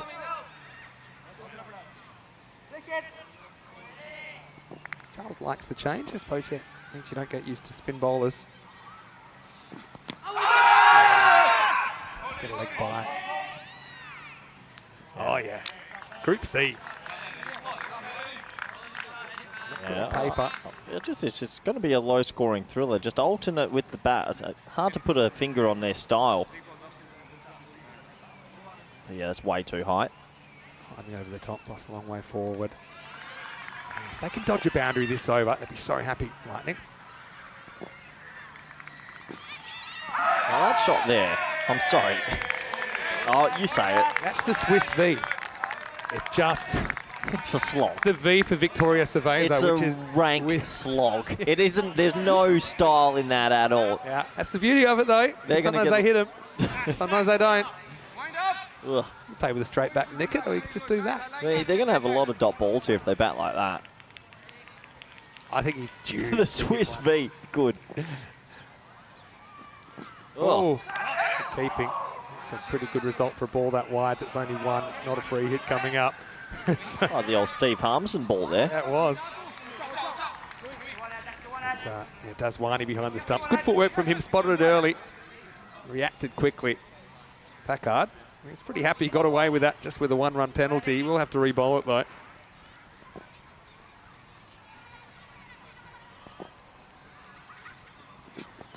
Oh, maybe climbing. Hit him in the box, I think. Who have they got that's going to make these runs, Vinny? They got plenty of batting, that's the thing, but they're all the same. they're all, so you've got Malia Stanikzai listed to come in next. You've got, someone like game winners down the order as well. Like last year we saw their lower order doing the job. Don't see Perumal in the lineup though. He's normally a handy lower order hitter. Time goes over the top. This will be touch and go. I think the ball's winning this one. It is. So 4 runs. So just, Packard started well, but he just kind of lost the plot a little bit with his accuracy. Anyway, Alton, badly needed boundary for them. Nice shot. Short, wide, and he just climbs all over it. Pops it over the inner ring. And a much needed boundary. Takes us to the end of the over. Yeah, end of the power play as well. 15 for 2. Even with that boundary, you can see not too much damage, but similar to the Lathbury Lightning power play. They scored 19 off theirs. Alton 15. I think that's just a sneak of an over of pace. Now they're going to Manav Nayak. So, I mean, they have confidence in all their spinners that they'll be able to be accurate and can bowl at any time. I'm just kind of thinking if I was batting, what would I prefer to face? And I think I would prefer an over of pace after getting a working over from the spinners in the first 2. Anyway, Manav Nayak, leg spinner, very good young bowler, bowls good lines. Every over's a big over.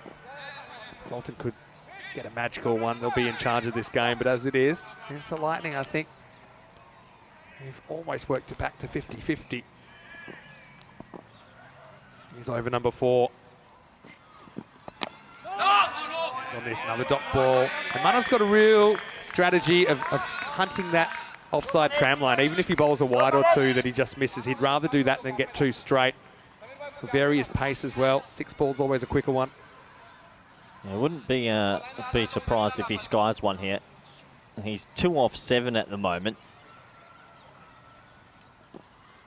Johnson, got to get moving.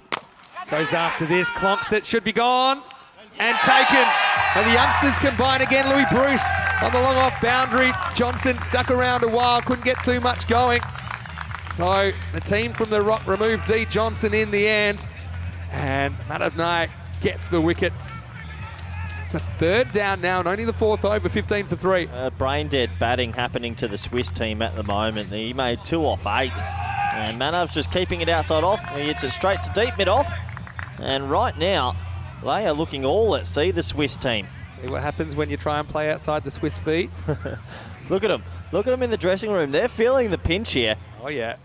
Things can change so quickly in this game. At the moment, it's probably swung towards the Lightning, but things can swing back pretty quickly. Johnson, 2 off 8. That's probably a worst-case scenario. You'd probably rather get out first ball, but Didn't get in the middle of the bat near that one. 2 off 8's sacrilege, isn't it? Someone's got to play an innings of substance. Even if you're hitting run the ball, you're going to be close.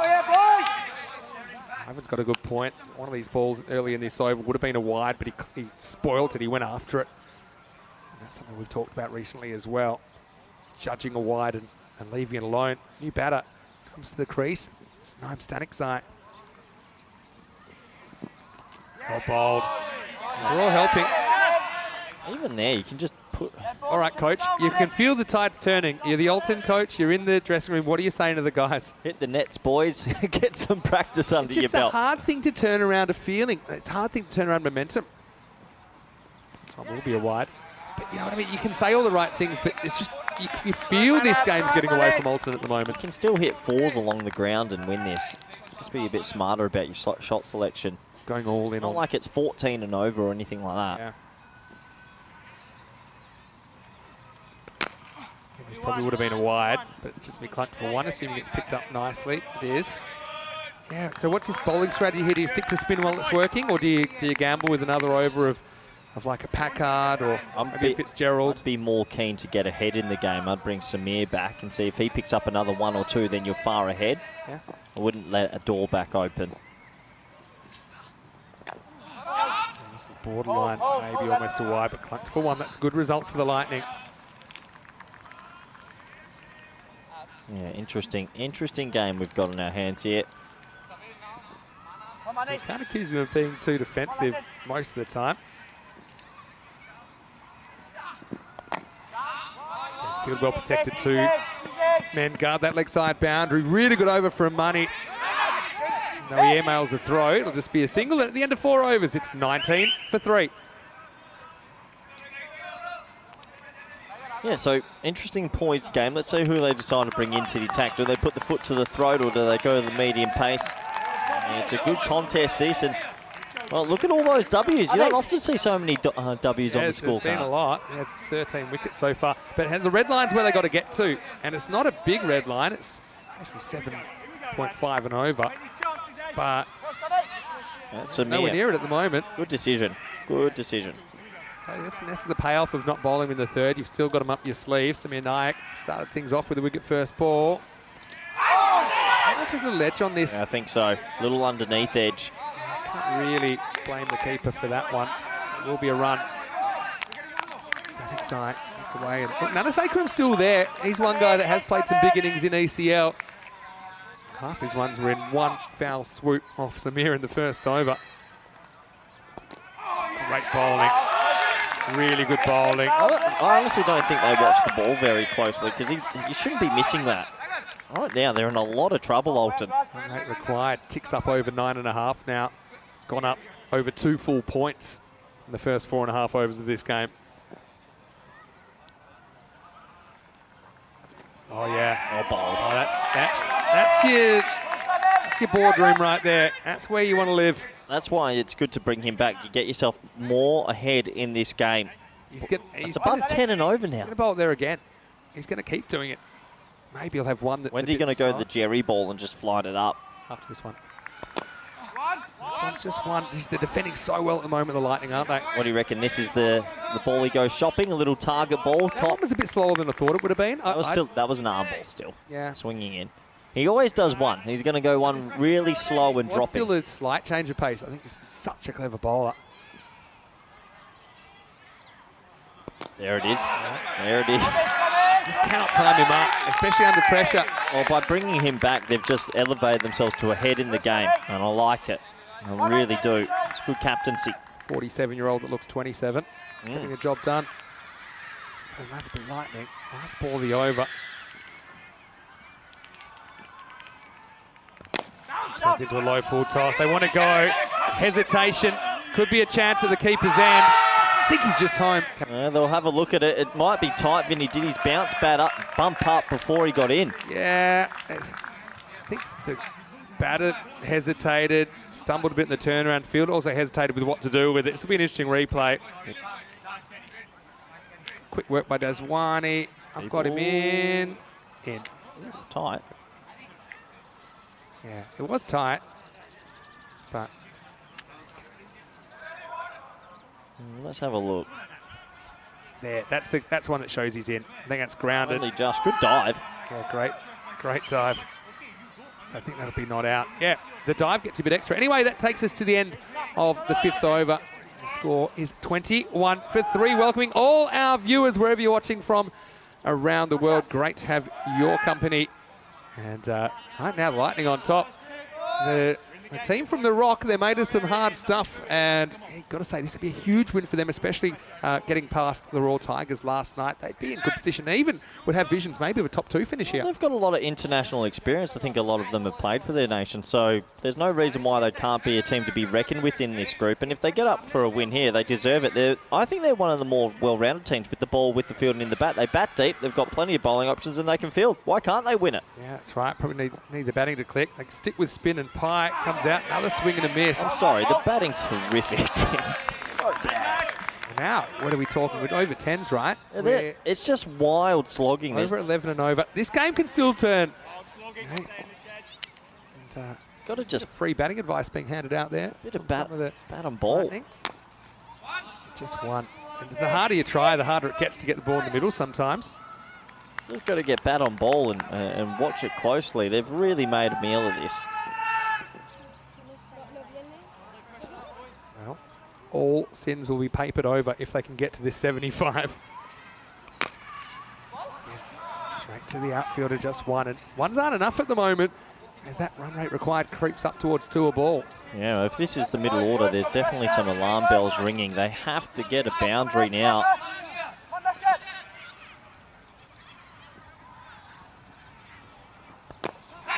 Yeah. Gone. Really good catch low down. That's Horrocks out there, sweeping on the offside. They've held their catches really well in this series, Lathbury Lightning. And something had to give. They weren't getting the boundaries they needed. And the result is a chance offered and a chance taken. We hadn't had a boundary before that for 15 deliveries. And it's a really good piece of outfield and finishes it off. Pye with another wicket. Good catch, really good catch coming in off the boundary. He actually got that all right, lofted it, but straight to the man, and he holds on to it. I have to say, behind, I think Fossum and Beverin for me are still the standouts, but for me, Lightning aren't that far behind them. They're the more rounded team in this group. They have plenty of options, and right now we're seeing it. Really frustrated. Banged to 6 early, but ends up 14 off 16. He just kind of choked to death in that innings, wasn't he? Again, they got away with that over of pace. I mean, the over by over. 6-3, 6-4, 2. There's 2 off this so far with 2 balls to go. Well, the spinners have dominated. You win a game like this, you feel like you win anything. Well, they're a very deep batting team. They've got plenty of bowling options. A left arm offie, a right arm leggy, and a right arm offie. So they've got variety. Hello to Osama Mahmood. Nice to see you in the comment section as well. And I'd say they're the best fielding team I've seen so far. So why can't Lightning keep going in it and get in themselves to finals week even? Swiss viewers, get behind your team here. They need something, and that'll do. This is what can happen. Somebody can come out and change the game. And Malia Stanik Zai, well, that's the way he goes about it. Maximal. Game on. He just hit that about 400 metres. He's got a smile. He has launched this. Seen enough, hasn't he? Look at the bat speed. It's just a late pick up and slap. Vinny, that's massive. Well, they needed that. Fetch that. Yeah, that's a good shot. Guess what? 1 ball in the over. I think he fancies it again. Tries. 2. There's no fine leg. That could go for 4. I think someone should stop this. It's actually a really good chase to keep it to 2. And that's Fitzgerald out there. And that'll take us to the end of the 6th over. This game's got a few twists and turns left yet. It is 31 for 4 after 6. 1 good over and match is set. 1 good over. Here we go, Nasha. Come on, Nash. Let's listen to the soothing sounds of Samir out there.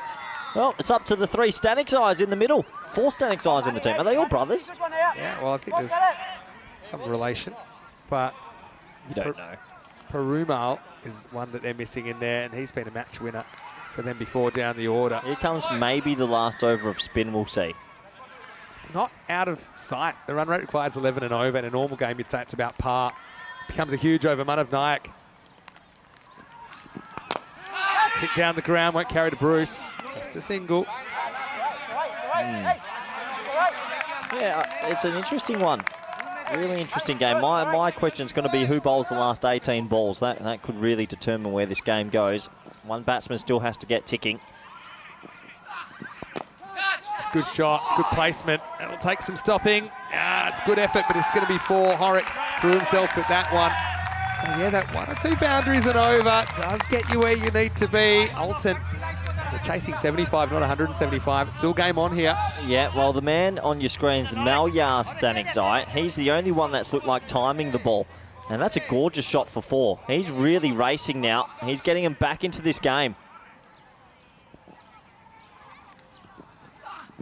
Quick one, good variation. They're going to take it on. Throw might be interesting.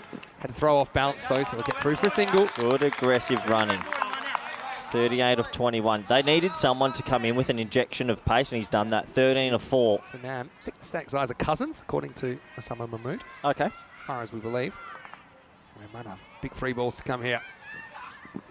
It's well bowled. Just wasn't quite full enough to drive, and Naim Stanexai took the bait. Well, he hasn't really got going at all. There's a few batsmen that are really struggling, and only one man clicking at the moment. Funny old contest, this. Sure is. He goes after it. Slog sweeping out of here. Maximo! In a low-scoring game, these are worth even more. Alton into the 40s. This game, for me now, it's back in the balance. Yeah, it's a low-scoring thriller, it has to be said. He finally gets one out the screws. And the last few balls that have gone for 6, it's just swinging this game back into Alton's favour. They looked all at sea, Vinny. Yeah, change of personnel. It's like in ice hockey where they do the full swift, like the shift rotation. Right, come on, your turn. Get out there and do it. Last ball in the over becomes a huge ball in the context of this match. It's the last ball for Manav Nayak. Well, it might be the last ball we see of spin. Could be.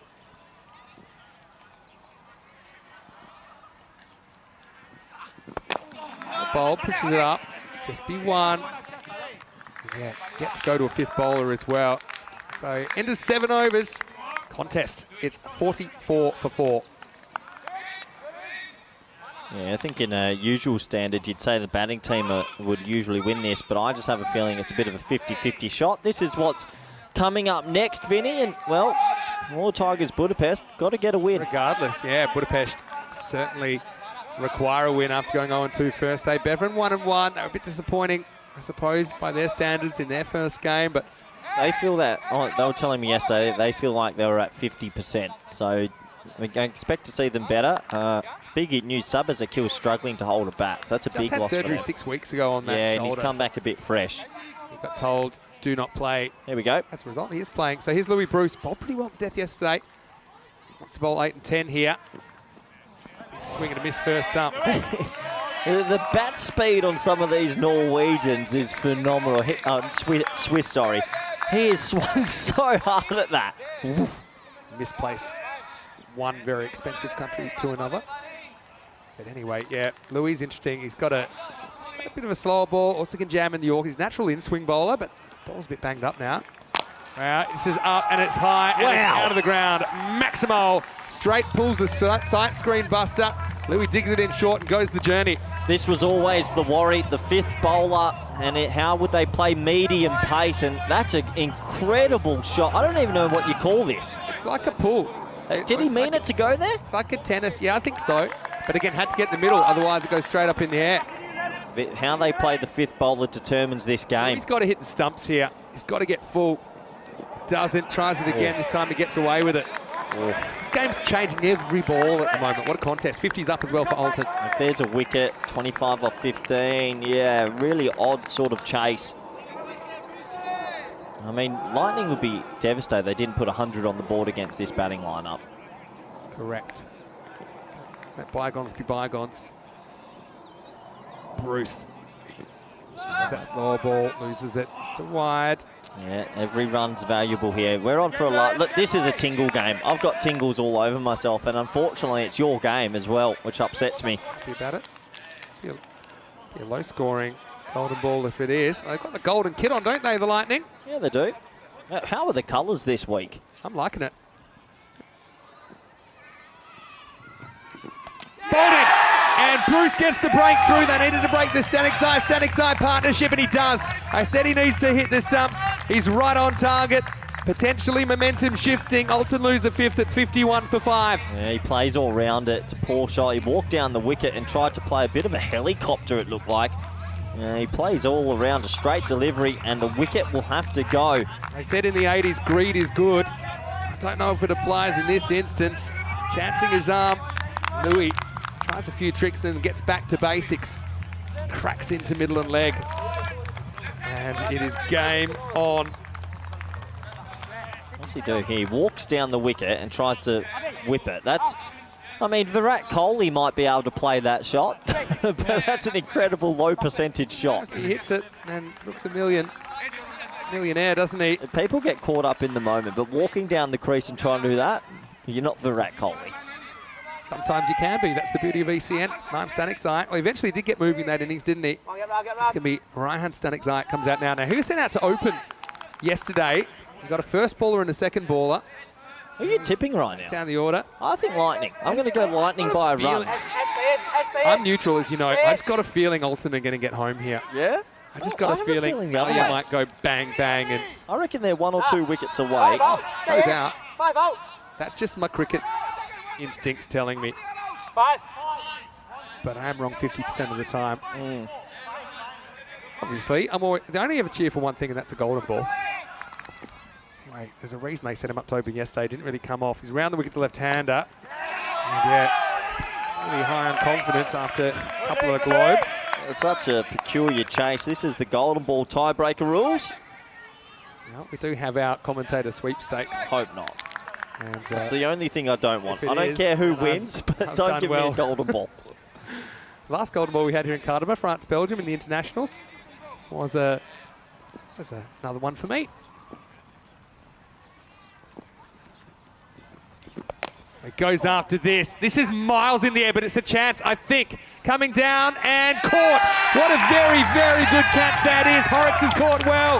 That one almost brought the rain back. He launched it, tried to get it over the rope, but he's going to go for a third consecutive duck. And Alton loses 6 now. At the end of 8, it's 51 for 6. That is third duck in a row, Vinny. Well, that's a keg back home. The boys will be happy.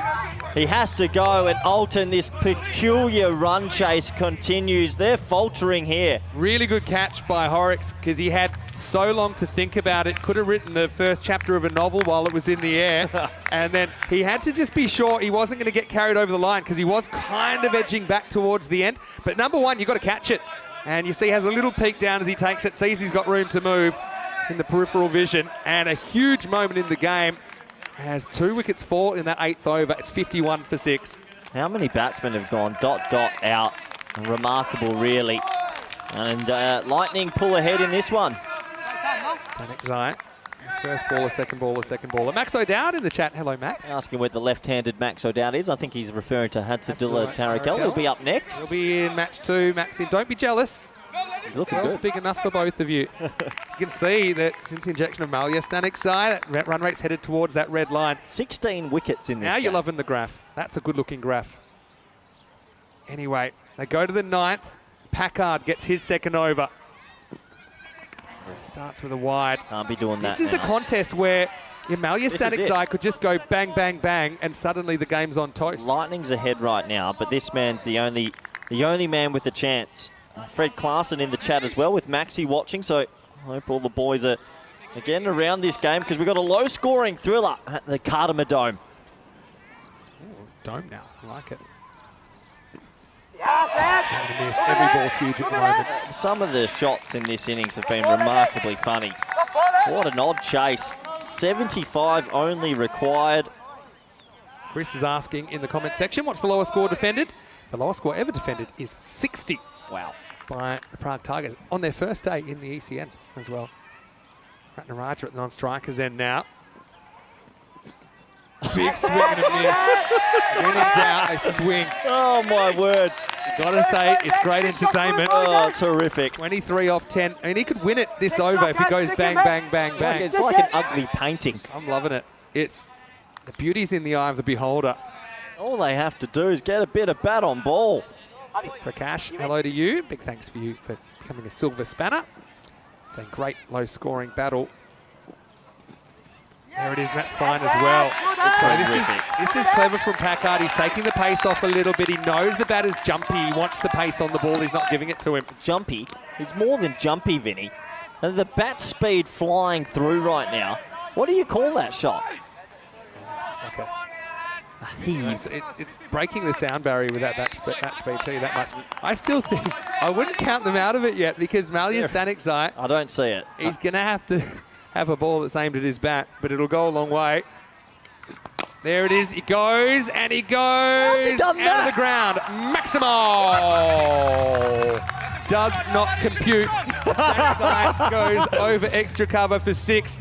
Potentially game-changing moment. He's just played 2 of the worst shots I've ever seen, and then he's just done that. Yeah. How? It's another option, playing cricket-based I don't strokes. get it. I don't get it. What a game. 17 off 8. Packard's got a nervous 2 deliveries at Malya, who then goes straight down the ground. He bangs another one out of here.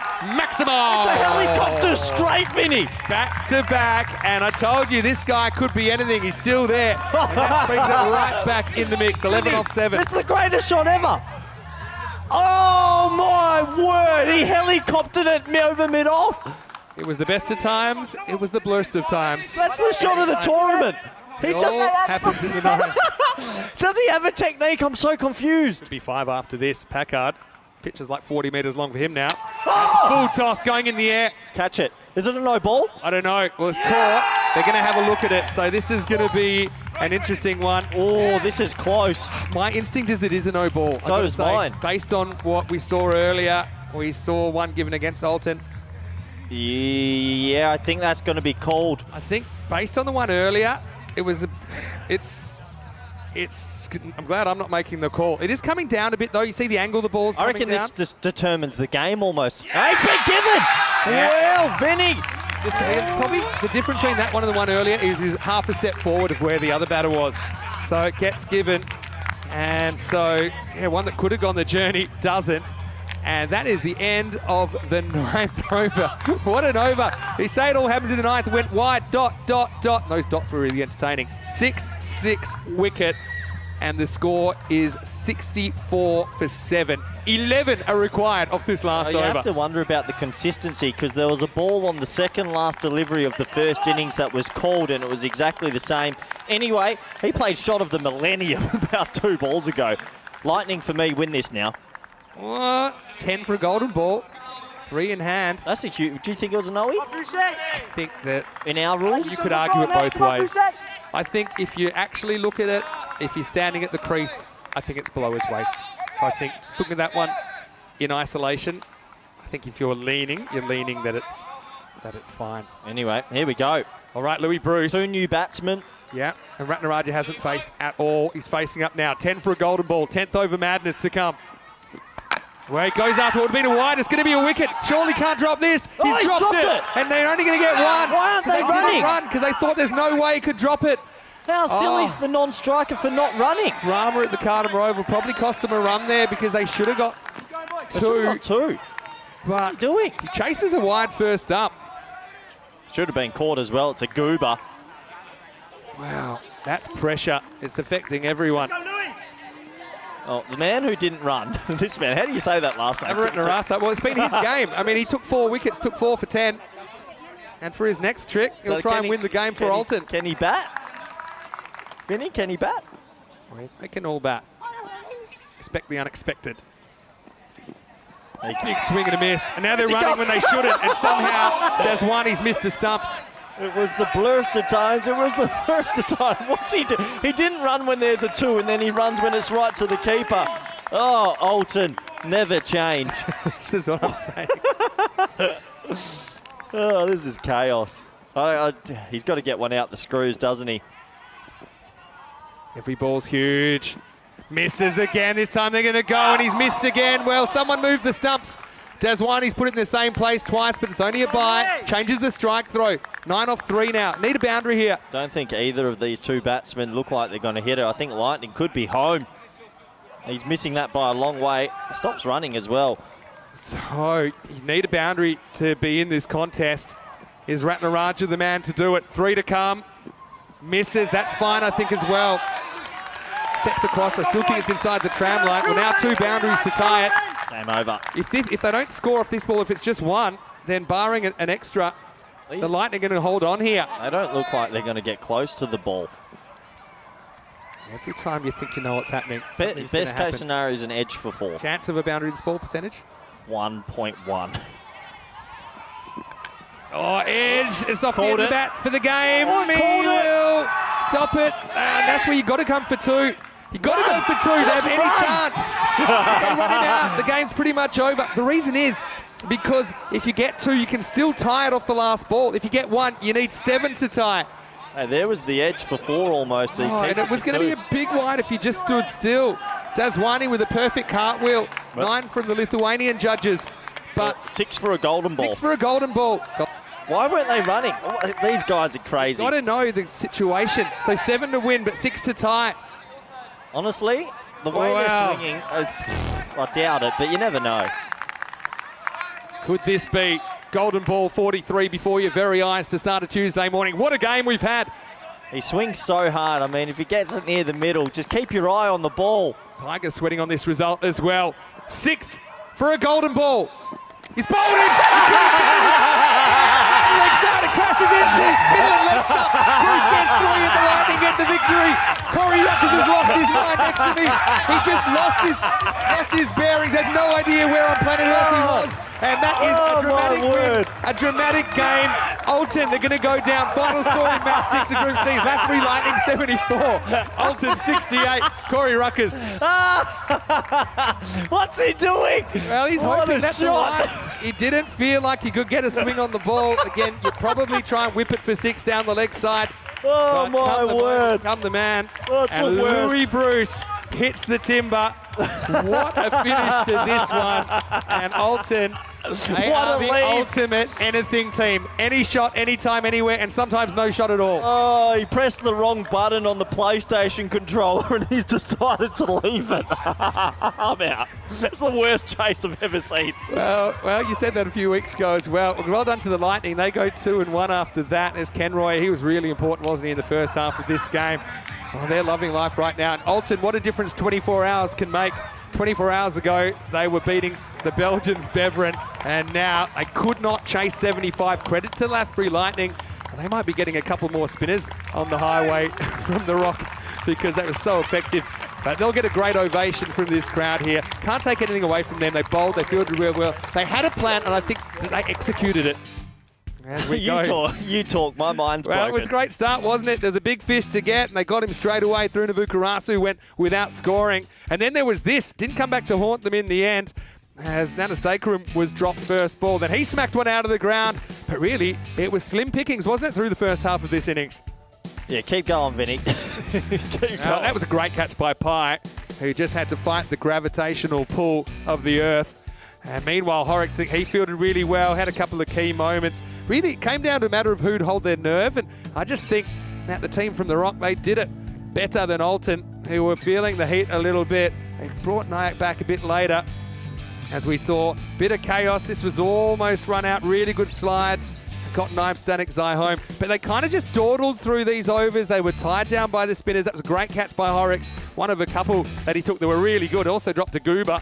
But then Malya Stanek Zai came out and he smacked the first ball and it was game on. Yeah, it was game on in that middle section because of him. He came out, timed the ball really well, got it to good areas, and we thought, well, are they getting back into this contest? The two Stanek Zai brothers or cousins got it away pretty well, but some late wickets changed the game again. Yeah, I suppose in the end, even though things didn't go the way the Gibraltar team wanted in the first half, they did get to a fairly defendable turtle. And the thing about these kind of scores is if you go behind in the first half, it becomes more or less a par score. That was Horrocks, took a really good one. That was a hanger, wasn't it? But yeah, Alton, I mean, where are they at? I mean, that was a classical shot after he played 2 Whitney Wolves. How's And that? then this, the helicopter straight drive, it was bang, bang. And you couldn't believe what you were seeing. If you thought that was dramatic, there was more to come in the 10th. Was that a no ball? Probably not. I think I understand the call. If you look at where it would be at the crease, probably just below the belt. Show me this last ball again. Yeah, and then this got dropped. I mean, Horrocks had caught everything in that innings. They got a break, but they only got 1. So everyone would become crucial in this last over, as a few swings and misses. The stumps were missed a couple of times. And another one. This time, they do get through for a bye. Then there was a one that they needed to get to. They did in the end, and that made it 6 off the last ball. And then, well, don't really know how to describe it. Ratnaraj was hoping it to sneak past the leg stump. Spoiler alert, it didn't. And a dramatic 6-run victory for the Lathbury Lightning to start us off on day 2. Looking at that scorecard, Malia Stanikzai, well, he's probably batting too low at 6. I think you got to sometimes just go with current form. Both openers went for Ducks. Nanasekaram started with the bang, but ended up 14 off 16. And then Naim Stanikzai as well at 5, getting to double figures. 3 for 10, Bruce held his nerve at the end. 2 for 13, Pai. Wickets for the rest of the bowlers, but Nayak was important first up, 1 for 8 and dropped another chance. The spin, kind of the choking of the innings, the spin just kind of did the job, made that 74 play a bit higher. What a game to start the day. What a game, Vinny. I'm off. I need a break after seeing that run chase, and congratulations to Lightning. They held their nerve, but that's the weirdest last over I've seen. You go and get a rub down. I'll have Rico Full with me in the next game, which is only 15 minutes away. Hope you're enjoying the entertainment so far. We'll see you very, very shortly for more Group C action. Vinny Sandu, Mr. Maximo, with Corey Ruckers. And like I said, Rico Full, he'll be here with me for the start of Match 7 when we return to the Khartoum Oval for more European Cricket League.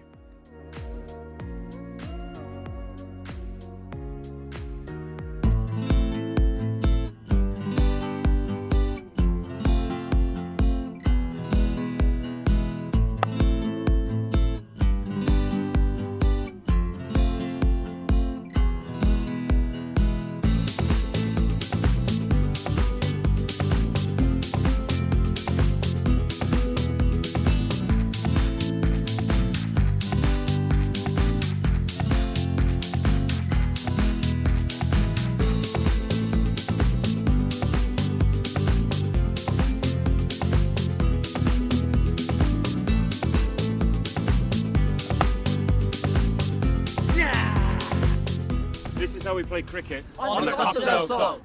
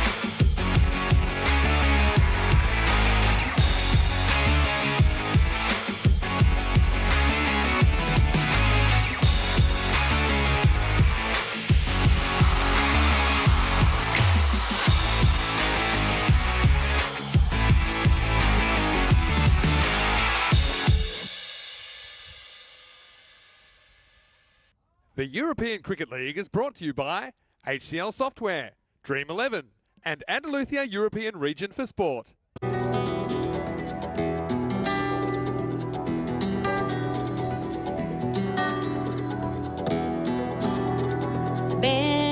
conmigo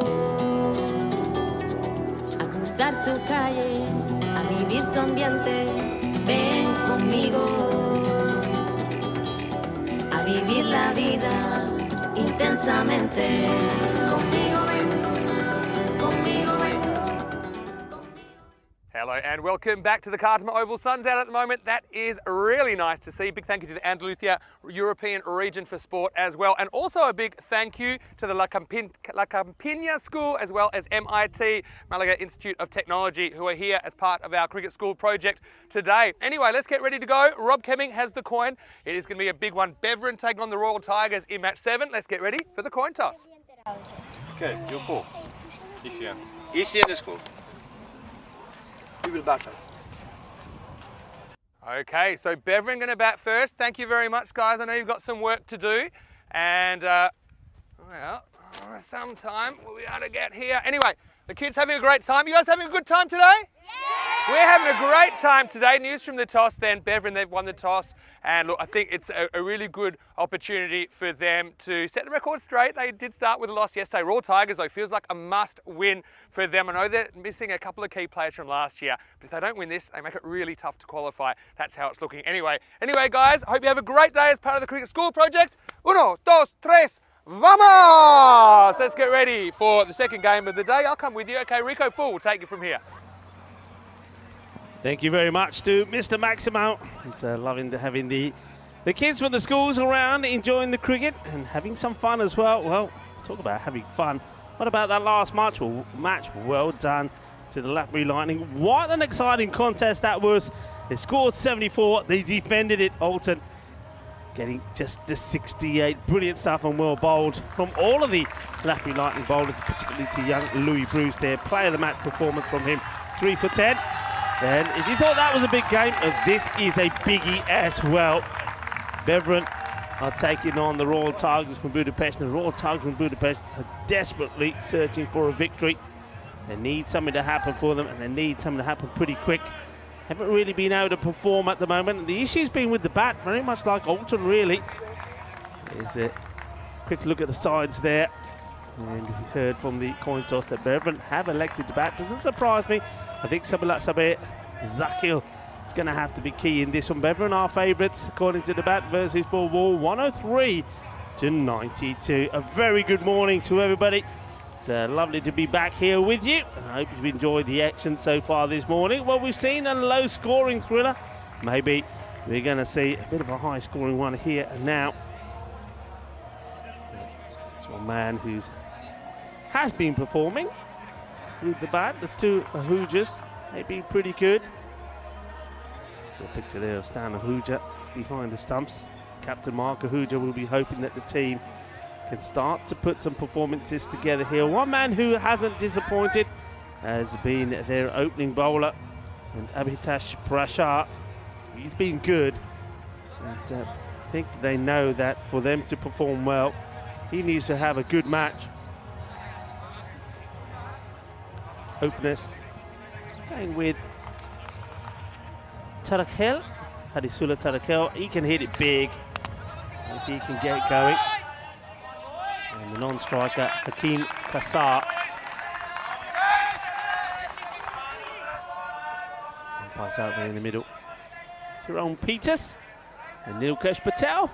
So we're maybe going to see a few horn signals from Jerome Peters.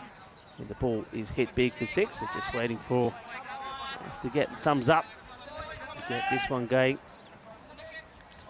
Looks like we're ready now.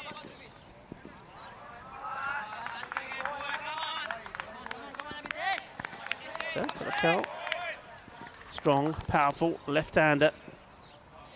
Here comes pressure. And straight down the ground first off. Doesn't quite get the timing, so just to be the single, but you can see the intent straight away. These batters are not wanting to be tied down. Loving the kits, loving the design. The Tigers, what we expect to see their colours, resembling the Tigers. Well, have they got that fight in them? Have they got the fight of the Tigers? That's what they need to bring to the occasion here today. Well, bowled. This one doesn't come up as much, I think, as Hakeem is expecting.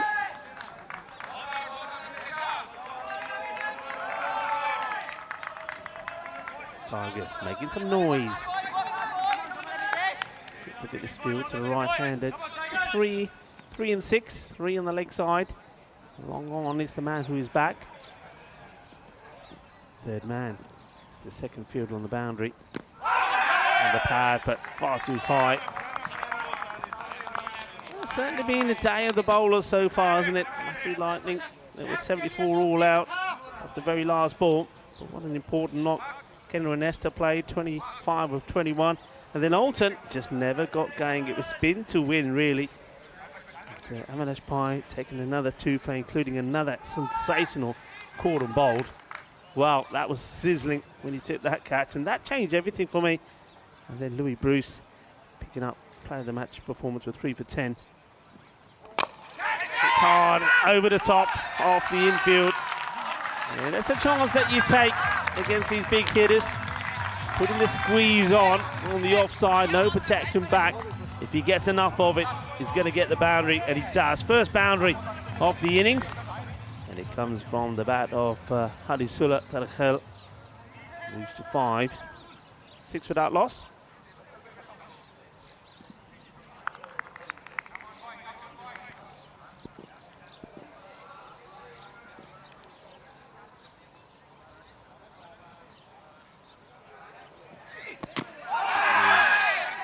Battle this. Let's see anything from the umpire now. Hasn't quite got that Yorker length going, just slightly short, just allowing the batter the opportunity to try and get under the ball. That's what they'll try and do. Got to get that Yorker in. Oh, man, catching position there as well. Zahir Safi. And the third man back. Prashar once more. Good areas, nicely bowled, and that will be the end of the over. So the one boundary from it. And Hadasula is the man who was hit. That's 7 on the board, so 7 without loss at the end of the first. This is what the teams in Group C are trying to do. That's to book their place in the Championship Week, starting on the 20th of March. Hornchurch, the winners of Group A, are there. Farmers, the winners of Group B, and of course the reigning champions, the kings of Europe last year, or Pakake Barcelona. They're coming back to defend their crown. This is the European Cricket League, the Champions League of cricket, and that is the Karma Oval, the home of European cricket at the moment. And bigger and better things to come here, that's for sure. The bowler will be Mohammed Sakleen.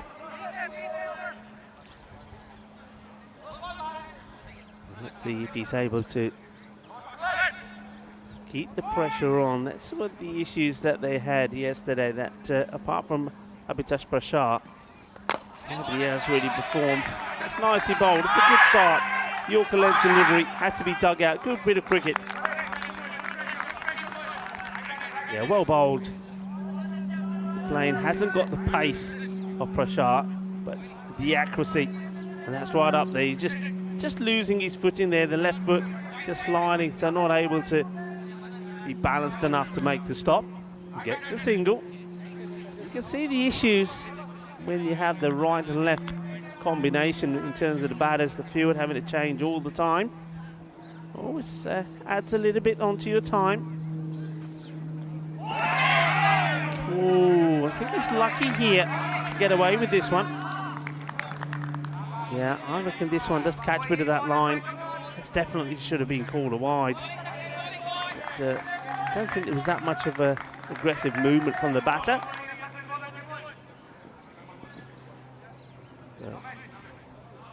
Hakeem Kassar still trying to get off the mark here. This one is out.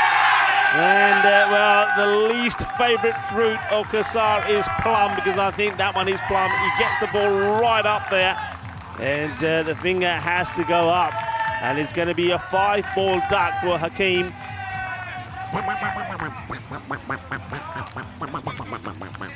Well, we know we're bowling from the lake end this week. This was plum. Just have a look at this again. Let's have a look. He goes right across. It's knocking them over.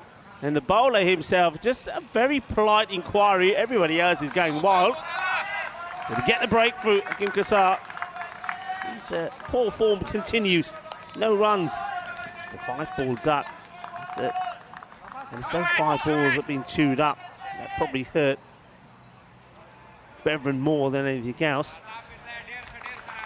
It's a plain, well bowled, and that's the merits of getting the ball right up there. And like I say, you don't have to be quick. Just got to get your accuracy right, and that's exactly what he does. Royal Tigers of Budapest fighting hard, and they have to. This is a big couple of matches coming up for them here today.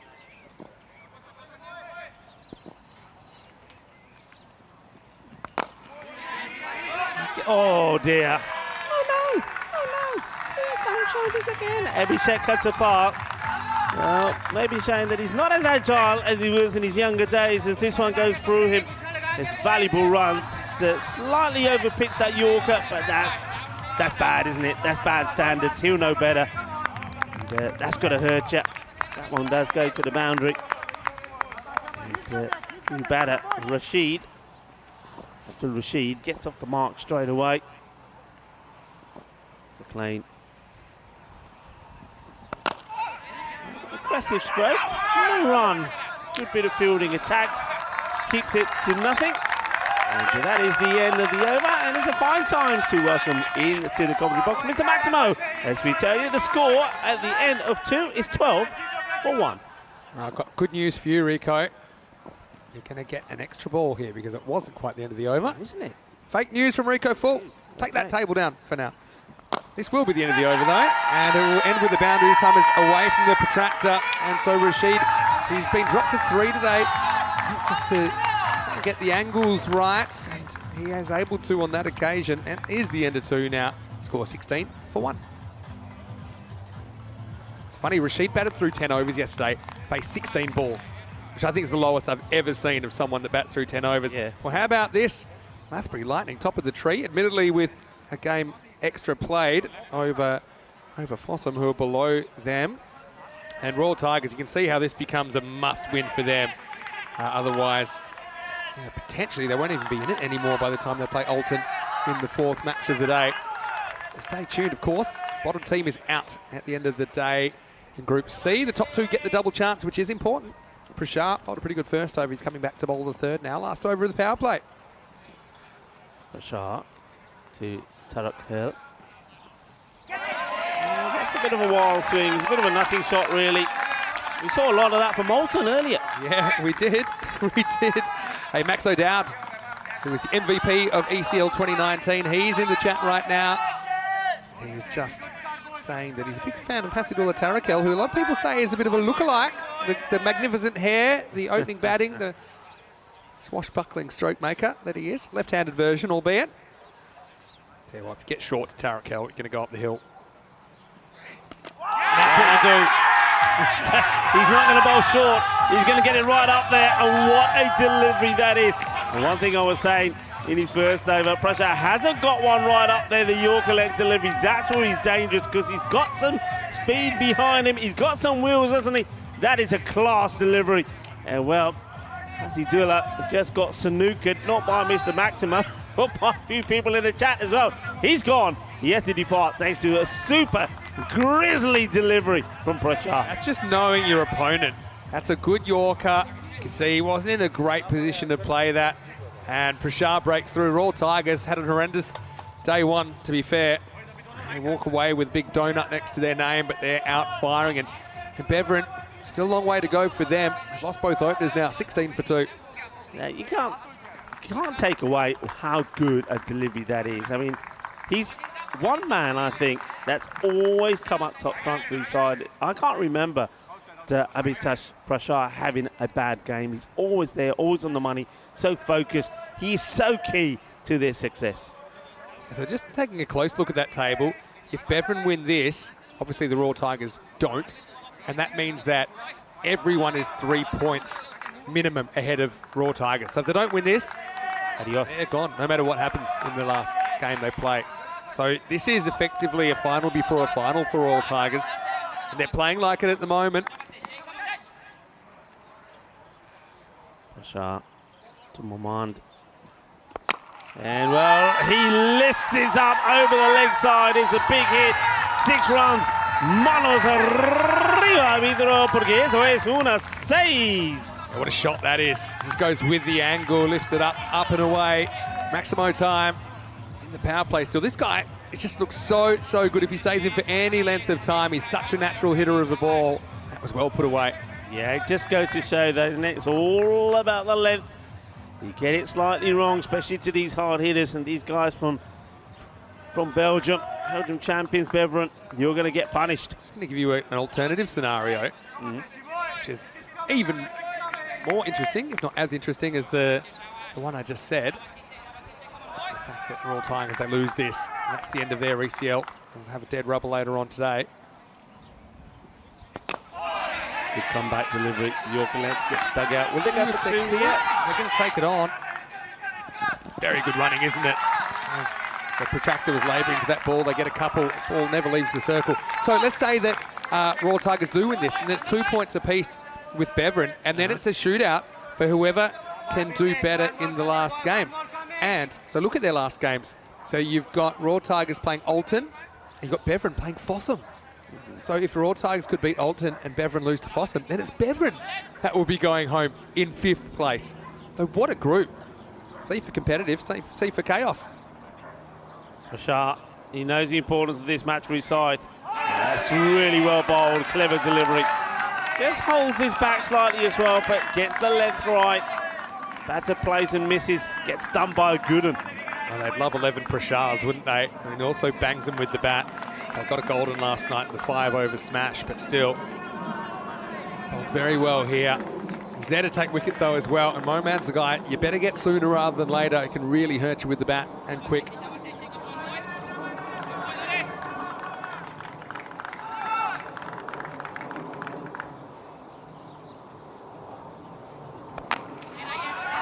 Gets away with this one, and that's what it means to him. That's what it means to him. He's up, he's fighting. He's thrown that with his left hand. So he's bowled with his right. This is close, I reckon.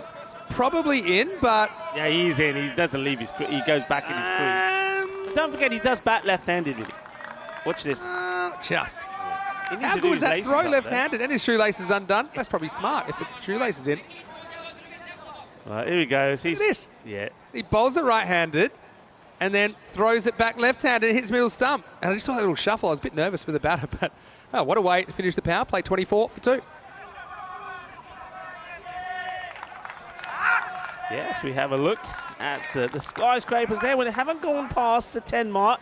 And the thing is there, of course, losing wickets at key times and losing big wickets as well. So Numan now becomes pretty important. Abdul Rashid, these two need to put a partnership together. It's Tyrone Peters. Enjoying himself out there now. It's become a very pleasant morning. The sun is out. Temperatures looking to go above 20 degrees here today. So it'll be a nice warm afternoon. As we see Abhishek Ketapal. He's going to have a bowl here now. Haven't seen the best of him yet, Abhishek. But the more he plays, the better he'll get. Remember, a lot of these teams haven't played outdoor hardball cricket. So, when he starts to the wide here, yeah, haven't played too much cricket. So I think the more matches they play, the better they'll get. Thing is, though, the Royal Budapest Tigers, they need to get good now. Yorker length delivery, being well played, well dug out. Think about the 2 or 1 batter does anyway. Maman was quite keen. Abdul Rashid say, nah, you stay there, stay right there. Hey, listen, I want to say happy Holly to everybody in India or wherever you're celebrating it. Big Hindu festival. And this one is just dipping, and the fielder comes in, and that's for a shot. Good effort. Yeah, Really good stops the effort. ball going through him there, doesn't it? Yeah, big hello to everyone in that part of the world. Now we've got a big viewer base there. Yeah, and I mean, it's all about, it's the festival colour, isn't it? It's holly, celebrated during the first full moon in March, so the holiday celebrates the triumph of good over evil. I'm glad to see you've got a bit of colour about you. Of course. The purple, so I've splashed on a bit of purple and yellow as well. Look, we had the same thing in my... Hey, listen, a bit of Lathbury lighting going on with my... Yeah, well, they're on fire at the moment, aren't they? No pun intended. Gave him a bit of... Yeah, so happy holly to everybody. So go out there and splash the colour around. That's what it's all about. Go down on the leg side. This is a good one for you. Yeah, go on. National Plant Power Day as well. Okay. All to do with plant food. I know you love your plant food. I do actually. Do you? Really? I actually do. Plant food? I Okay. was right on it. I'm on the proper health kick There's at the not moment. many plant food-based empanadas, though, are there? Oh, here we go. Time to get funky. It's showtime at the Carnival Oval. Well, we're on the Costa del Sol, and you know what that means? It means sun, sea, sand, and sexy cricket. Oh, what a shot. Yeah. That's the way I like it. And with that angle that Kedapal delivers, you can kind of go with it. So he's been a little bit off, hasn't he, of late, the protractor. Chris might not have noticed the protractor before with his angular run-up. But, yeah, Beveren, just a settler. And Momand is the man. He's an excitement machine, isn't he? Last ball, the over coming up. It's gone for 10. Oh, this is so close. This is so close. He can't believe it. It's the end of the over. 10 come off it. But just have a look how close this is. Yeah, very close. Oh, half a stump. End of the fourth over, though. Stays at 10 then in the fourth, and it's 34 for 2. Consistent scoring without setting the world on fire. To get the openers is pretty important. I think Rashid, for me, he's the man that could break out at any time. He spent a bit of time at the crease. Hasn't really got any fluency going in his batting. He's there at the moment, 10 off 6. Got Momand 15 off 7. This is a danger partnership. And the thing is, you know, the Belgian ball philosophy, they'll back themselves to play shots. They'll know that there's plenty of batters to come that can still hit. Some questions about Zakil, but he's coming back. He's only 6 weeks out of shoulder surgery, so he's still not fit. He said he's 30% fit, but he didn't want to miss the tournament. Yeah. The doctor said don't play, and he said, thanks for your advice. Anyway, this is going to be Wakama Mood, the left-hander to come on in over number 5. Oh, he just gets stopped at his tracks. I think maybe they just thought they have too many out. No, the end of the power play now. They had trouble bowling the overs in time. They don't really have a spin option for all Tigers. Oh, that's a good delivery. Interesting that he played this towards the leg. So they're kind of on target at the moment. They need to bowl 5 overs in 21 and a bit minutes. So over 4 minutes and over, you're normally okay, but they're going to have to keep an eye on that. Their biggest problem is they bowled something like 3 full extra overs in extra deliveries yesterday. Yeah, the batter's got to get the other side there. Well spotted by Mr. Horns. We've seen a lot of this today, haven't we? Not just from Beveren, but we saw a lot of it from Alton. But batter just trying to hit the leather off the ball. They're forgetting about the timing and the stroke play. The beauty of the group stage, I mean, Alton 24 hours before that, they were up and about. They'd beaten Beveren, and they lose to the Lightning. Not bold. But I mean, that's the thing. It is such an abbreviated group stage, so you think, oh, there's less chance for momentum changes as, say, an 8-match group stage. But they still happen. They just happen quicker. You know, Alton is the type of team, and you know this, and same as Beveren, and same as Lathbury Lightning. Just the first chance. Oh, the West has hit him. Oh, this is nasty. This is nasty. This is nasty. Oh, I think that he's caught that on the cheeks. I think that's come straight from hands onto mouth. Oh, I hope he slowed that down with his hands. That is nasty. This is not a good look at all. Mahmood, honestly hope he's okay. Yeah. He'll need some attention. He's getting up. It's a good sign. All I hope is that he took some pace off it with his fingers first. I think he does, but Otherwise still, this ball is going really fast, Vin. Yeah. Oh, burst through. Bit of fingertips on that, but it's got him right on the side on the. I think that's about the cheekbone area. Not a nice thing to see when you get players injured in the middle. These guys are tough. Okay. Yeah, these guys are tough out there. I mean, this ball is rock hard. If you haven't seen too much cricket, I mean, the ball is harder than a baseball. It's a bit like a field hockey ball, super hard. Yeah.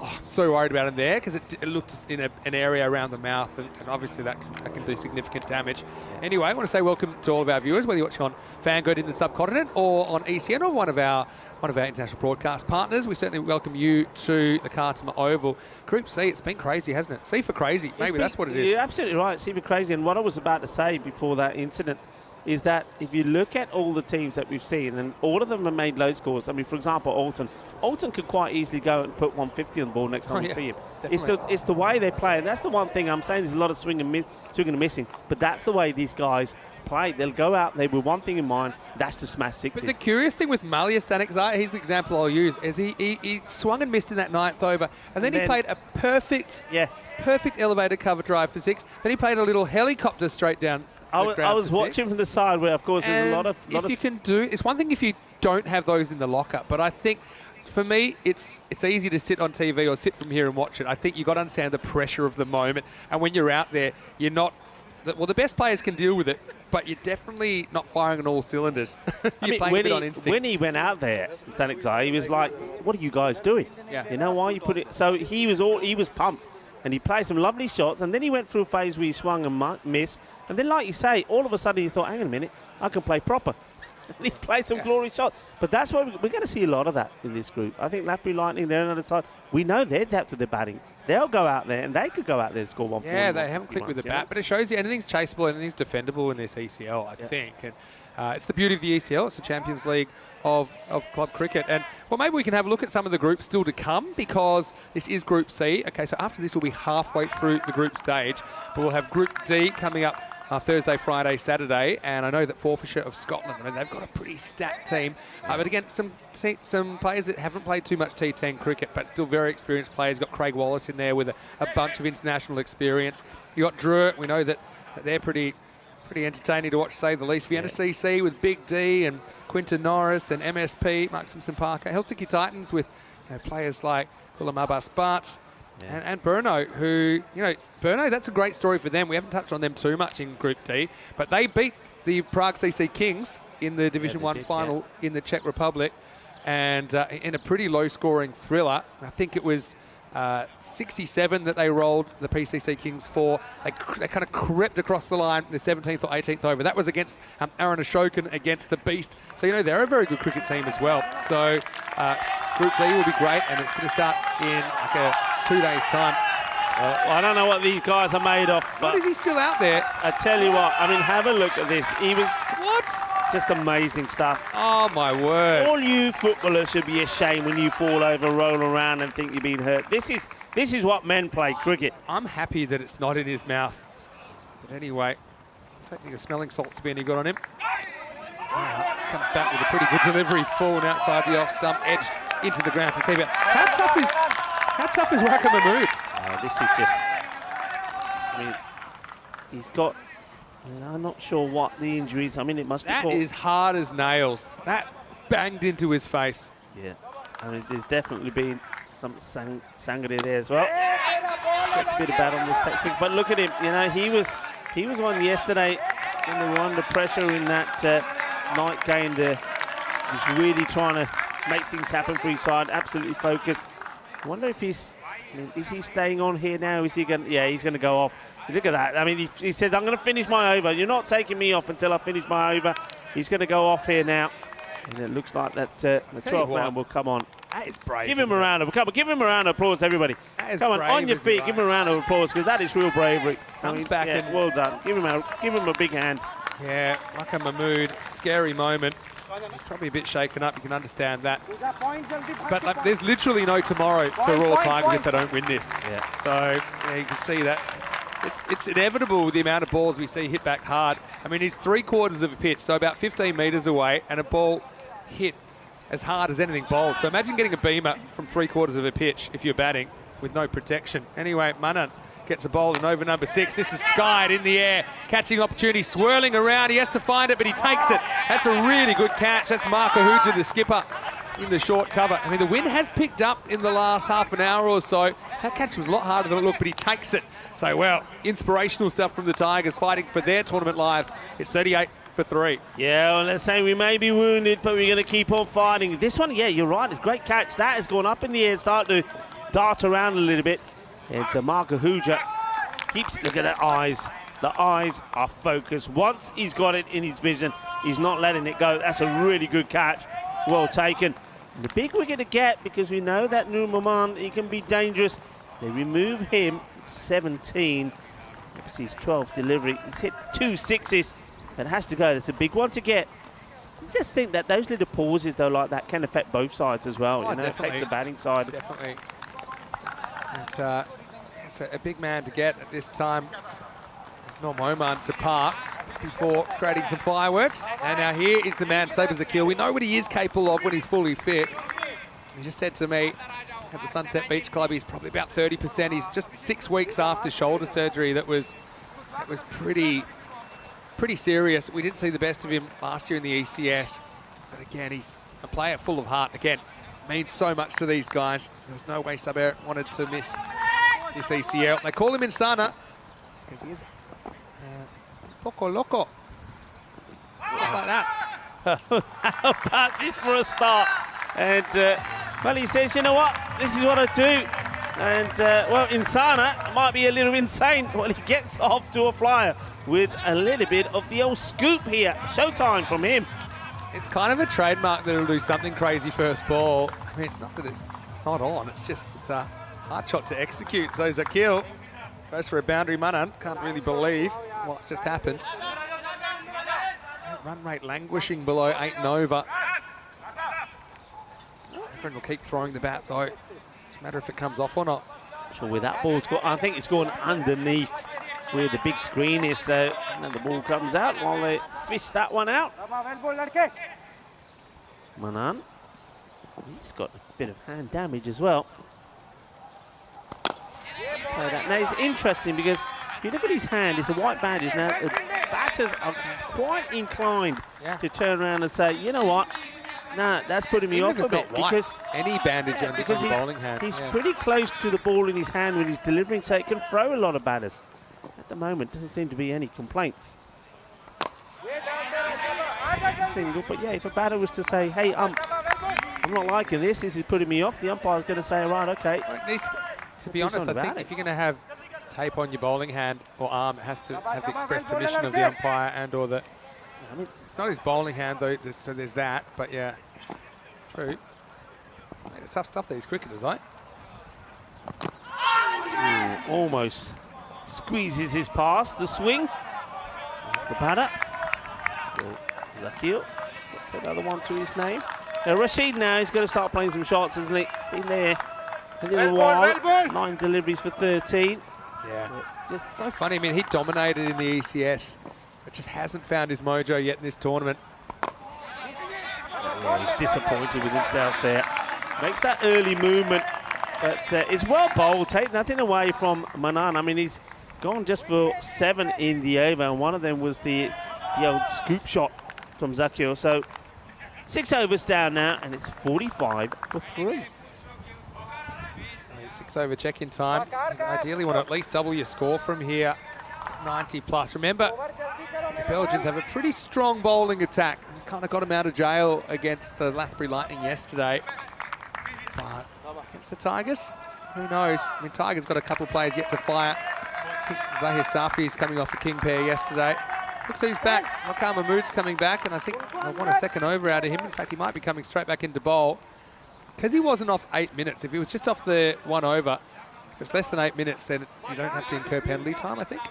Yeah, and it also depends on the nature of the injury. That it is external, right? Yeah. Your nose is fairly external. Well, you've got the inside of your nose as well. Straight back to bowl. Yeah, that's a good point, actually. Come on, everybody wishing him to get a wicket now. Come on, get a wicket. Wakar Mahmood. All the neutrals are saying, come on, Wakar Mahmood. You're made of hard stuff. Tell you what, a fair chance to get another one coming back at his chops as well to Zakil. He gives the ball a real thump. He's got magical wrists, Sabah Zakil. Here we go with over number 7. Lovely played. It's timing. He's not going to get it. You can't stick your foot out to these. You got to dive. You got to stop it. If you don't, he's going to go to the boundary. Abdul Manan had to get down. I mean, maybe he doesn't because of the injury that he's carrying. But this is just beautifully timed in the gap. And if you don't go down there, you're not going to fetch it. He sticks a foot out. Adios, pelota. 4 carreras. Mood. Won't be too happy with that. Comeback ball now to Sabah Zakil. Good delivery. And he's been beaten a couple of times with this one pitched right up. A good comeback from Wakil Mahmood. You can just tell he's not himself. You know, it's such a shame. It's very easy for people to sit back and judge, saying, you know, he out of form. He just loves his cricket so much. He wants to be out there, despite, you know, barely being able to hold the bat. Anyway, so he can come up with a bit of magic. Bowled pretty well, though, the Tigers. I think they've been full and straight a lot of the time, and that's how they've restricted the runs. Not often you see the Beverin team only 3 out at this stage and tracking at about 7.5 and over. Very good delivery. Full, straight. And, well, Zakil is trying to make something happen. Oh boy. Wow. This is going to be 4 byes. I'm pretty sure. Yeah, it is. Byes his signal. And then this, I think, is the perfect dummy. He dummies the keeper. The keeper sees it late. It should have bowled him, you think. The thing is, you have a decision to make. Stanahuja covers the angle as if he does ramp it, he might be able to catch him. But he just cheated a bit far to his left, and then when he missed it, he couldn't cover the natural angle of the ball. So yeah, making something happen. In the mood, hasn't really been backed up. I thought the Tooth Fairy was about to give him a bit of a windfall when I saw his first over. As it is, he's come back, but yeah, late 4 there, 50's up as well for Beverin.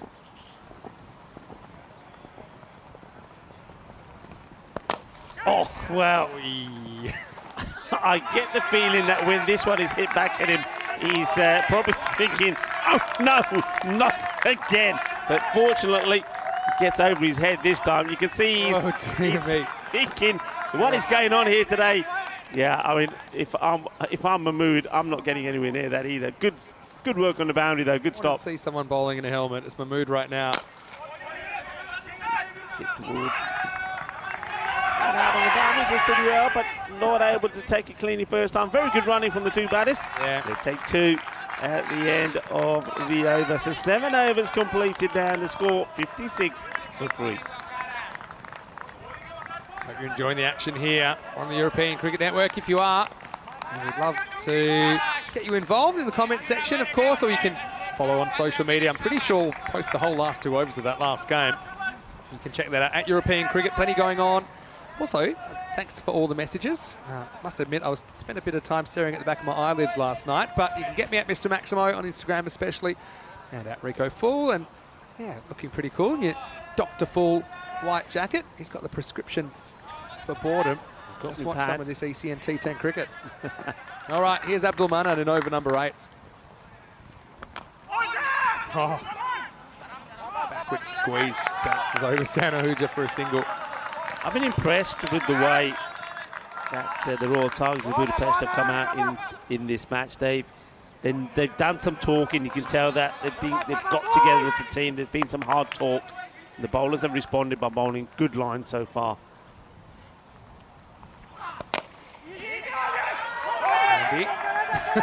Probably would have been 1 anyway because the mid-on's pretty straight on the boundary. Well, he's appealing, but he knows he ain't touched it. He's lucky he ain't touched it. I think the stumps should be worth like 10, like a super goal. I'm fighting well to get out of the way, Neil Cash. Just roll. I mean, if they could even get 80, I think it'll be an interesting chase with Belgium's bowling. Noise around the ground. Royal Tigers trying to create an atmosphere in the tent as well. Yeah. Just not happening for the batters, is it, this morning? There is something done it in again. the air.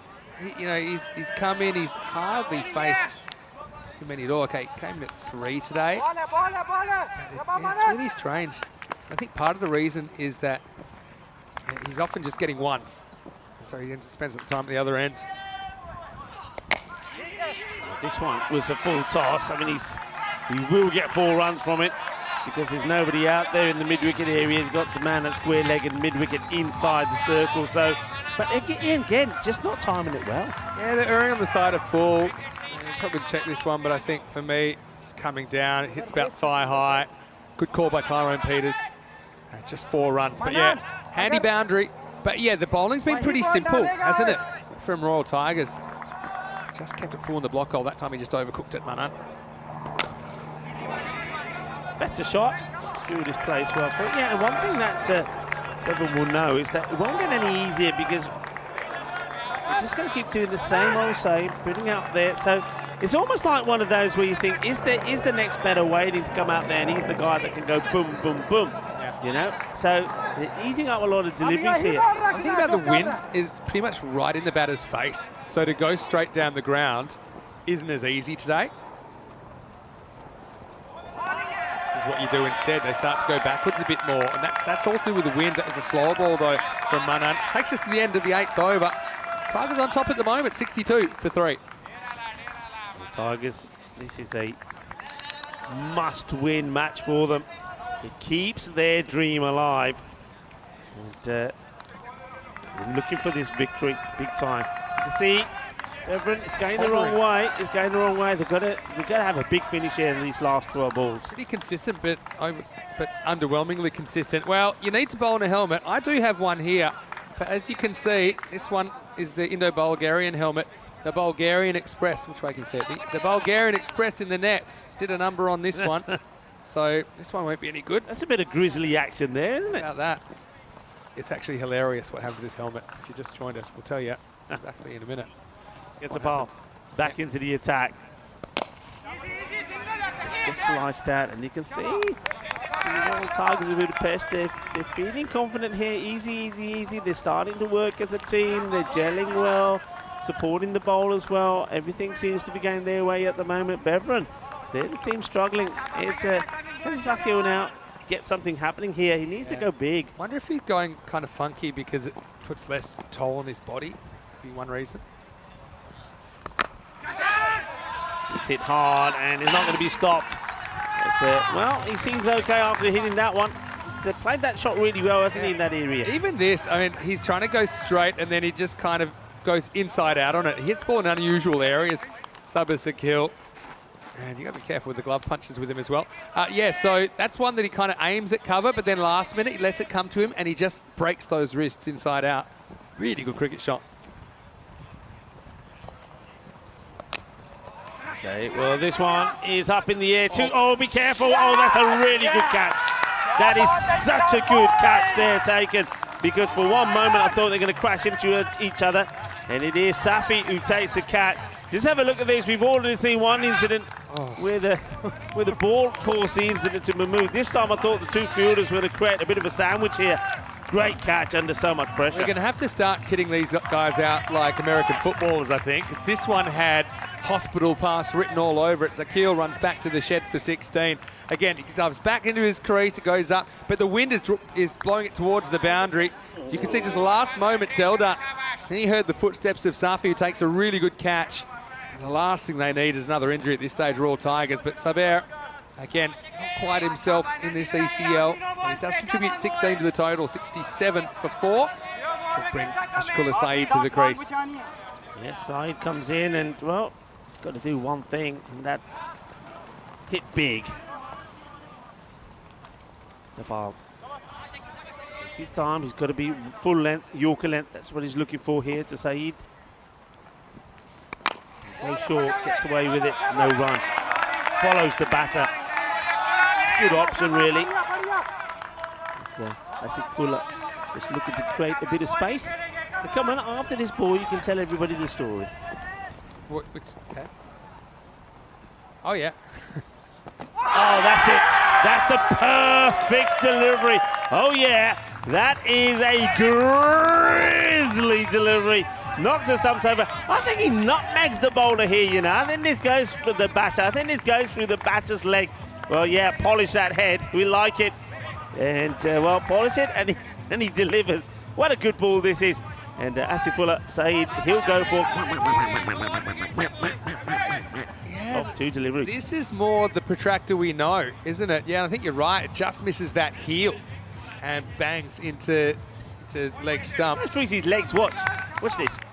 Yeah, straight through the Jake the Pegs. But yeah, protractor, full, straight, keeping it simple. Ashkula Saeed tries to make something out of it, but can't. In a bit of trouble here, 67 for 5. Okay, yeah, the thing with the helmet is, I think it was Tuesday or Wednesday, probably Tuesday. It was in the bus, they're all ready to go. No one noticed that, where you keep all the equipment under the bus. Yeah. It fell under the tyre and they took off. Apparently it made a magnificent popping sound. I'm glad no one was wearing it. New batter out there is Shahidullah Ahmadzai. Just a single, ends the 9th over. Could we have another low-scoring thrill on our hands? This we'll find out. That's 9 overs down. It's 68 for 5. Yeah, it's very interesting, isn't it, the way the group is going and the sort of runs that we're seeing scored. I mean, yesterday was sort of started with the score of 100 for Moulton in the very first match. Then we saw Fossum hit 134 in match number 2. Beveron hit 102 against the Latbury Lightning. But it ended with low scores, didn't it? And today, when it started with low scores as well, the first match 74 to 68. And this one, well, unless something special happens, it looks like it's going to be another one that's under the 80s here now. Rashid, been there a long time, he's at a non-striker's end, hasn't really helped the cause of his side, 16 balls to get to 21. Manzai, what can he do? Well, he's going to get 4. It's a wide, wild delivery from Sakleen. Swings the bat at it, hits it on the full, gets it past the man at third. It's not the best of starts, a little bit too much width. And despite the acrobatic effort from the fielder, 4 runs. Yeah, they'll take what they can get here. This is a defendable score for Beveron. Having said that, Royal Tigers, they do have plenty of players that technically they can handle what the Belgians will throw at them. But yeah, it all depends on the start. It's like Safi, as he opened the batting. Or do you go with Kaiba Delda, maybe Marco Hooge as a stabilising influence up the top as listed? Sack Lane. They have the 1 wicket LBW earlier on. Now here he is bowling the 10th. This strikes him. Is he going to have a go? He does. A slingy half bowl, half throw, but must be a single. I think maybe a bit of back onto the body. Looking a bit concerned, aren't they? It's not been the batting performance that A, they were looking for, and B, we were expecting, to be honest, from Beveron. Hello, Lily Panda, watching from New Zealand as well. Talking pies in the comment section. Getting hungry. Into the pad, so once again, The stumps. oh, they're taking it on, and this is That's good work. great work from the fielder. I'm liking that from Abdul Manan. He read the situation perfectly, saw the danger, thought, hang on a minute, where's the keeper gone? I can do that. And well, with one hand bandaged up, he says, I only need just the one hand. Yeah, I like this. I like it from both teams, actually, because you got some wickets to play with still in the 10th over, and no one went to cover the stumps. But Manan was the first to recognise this, and he just kind of takes it in one motion. So yeah, I don't mind trying to sneak an extra run here. I thought they were actually going to go bowlers in where there was somebody at the stumps. Sanahuja just hurls it. And then Manan, well, he comes from the cheap seats, doesn't he? Here he is. Grabs it, runs him out by fair distance. That's a good shot of it there. It's a good bounce throw as well, set up nicely for Manan. But yeah, I think strategically that was good by both teams. But it will be 1 and a run out, and that will make it 74, pardon me, for 6. Abdul Rashid, just didn't happen, did it? I mean, he stayed there a while, 17 deliveries, only 21 to his name.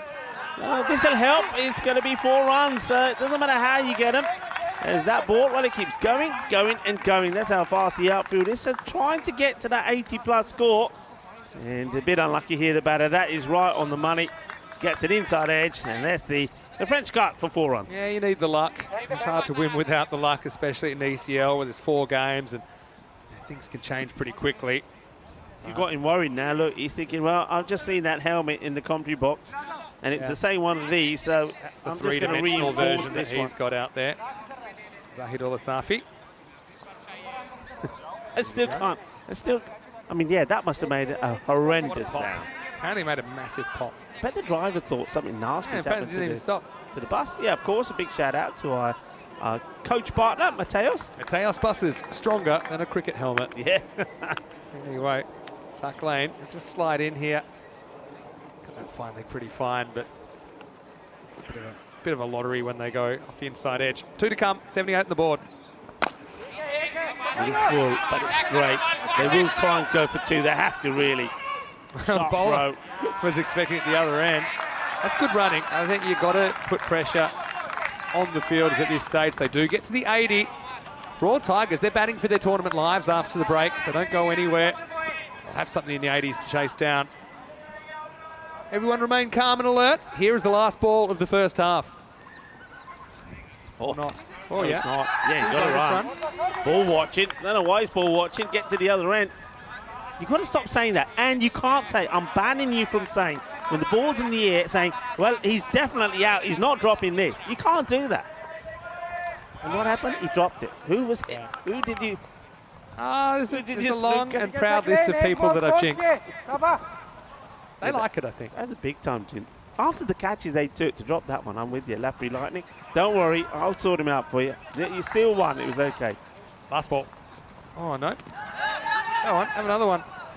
Yeah, that's as good as the boundary plus this. That's 4 runs. Stop jinxing. Go on, say it again. Just wonder if unlucky. I wonder if these runs will come back to bite Royal Tigers, and they're probably conceding 4 more than they should have already. You just said it. That's a boundary already. Hit this ball for 6. They're on 90. Go on, say it again. I'm going to do it again. Tigers need a bit of help in this tournament. Don't need points. I'm going to try it. See if it works. All right, you try it. You're not qualified. Hat trick. I'm on a hat trick here. Go on.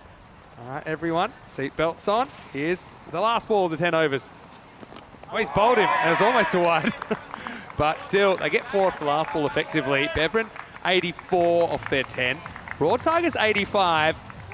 It's going to be nervy. You're not human if you don't feel a little bit nervous going out there to bat needing 85. You've got to put that out of your mind. You've got to suck it up. This is the big stage. They've earned their right to be here. To earn the right to stay tomorrow, to have any chance, they need to get these runs for all Tigers. Yeah, they need to. It's going to be a nervy one. Is that sort of score? Is the Grady 80s, as you say? You've got to say, though, 84, that's a golden ball sort of score. It is, especially based on what we've seen today.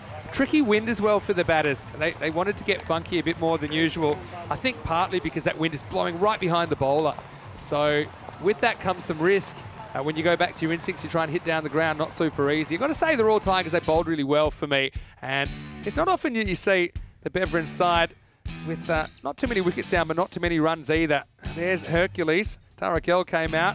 This was an interesting one. The bowler just kind of half appealed, and everyone else knew it was out, including the umpire. They had to go. But yeah, they certainly got themselves in a good position, Royal Tigers. Okay, maybe let the Belgians out of jail a little bit, but still, for me, it's game on at half time in match 7. Yeah, Prashar was pumped up, wasn't it? I mean, that wicket there of Tucker Hell was key, getting him out for 7, clean bowled. You know he's a dangerous player, but this one, oh, well, that was dangerous. Takes it right on the side of the face and the nose. And look, how brave are these guys? He came out, he finished his over, went back, did Mahmood, and then he said, right, now I've been patched up a little bit more. I'm going back out there. That's what it means to him. Waka Mahmood, take a bow. You're a sensation, young man. As well, you saw that there was some funky stuff from Samir Zakir when he went out there and played the scoop very well. He tried it a couple of times, but this time he missed it. But he's snooking everybody. 4 byes, they were valuable.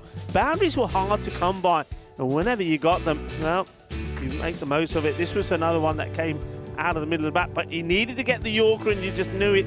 That's what Kedapal can do. First of all, there was that catch that got him his first wicket, and then there it is. That's the Yorker right through the legs. A little bit of a nutmeg to get the wicket, and that was Zahid that had to go. Once again, though, boundaries just kept coming now and again, and then it was all about the running. This is great work. This is fantastic alertness from Abdul Manan, and he may have one hand bandaged up, but he only needs one to run in there and take the bells off. More fortune. And then right towards the end, there was some good running, a couple of wides, and then the full-length delivery right on the stumps from Mohamed Saklain. So he finishes well, finished with 2 for 24. Abhishek Katapal was good as well, 2 for 16. Just have a quick look at the scorecard first. Abdul Rashid, it's there too long for me, too long for 21. He needed to get on with it. I mean, who knows? Any one of those other batters could have come in and got on with things. Nur Maman looked good when he was out there, but he went pretty quickly. Nobody really able to get a good score on the board. With the bowlers, I think they bowled really well. There was a plan in place. They came together. They had to come together stronger. I think Sakleen and Kasapal led the way, both taking 2 wickets apiece. Abdul Manan, unlike in his 2 overs, just 13 that he gave away. They know they're fighting for the survival here, the Royal Tigers of Budapest. The only way that they can stay in this competition, the only way they have hope to come back tomorrow to play a part in the Group C finals day is to get a victory here. Everything to play for, well, they've restricted a very strong brethren side, the champions of Belgium, to 84. So now have to go out there and knock them off. They need 85 for victory to the Hungarian champion. Join me, Rico Fuller, Mr. Maximo, when we return in around 10 minutes' time for the conclusion of match number 7, Group C. Volvemos en 10 minutos.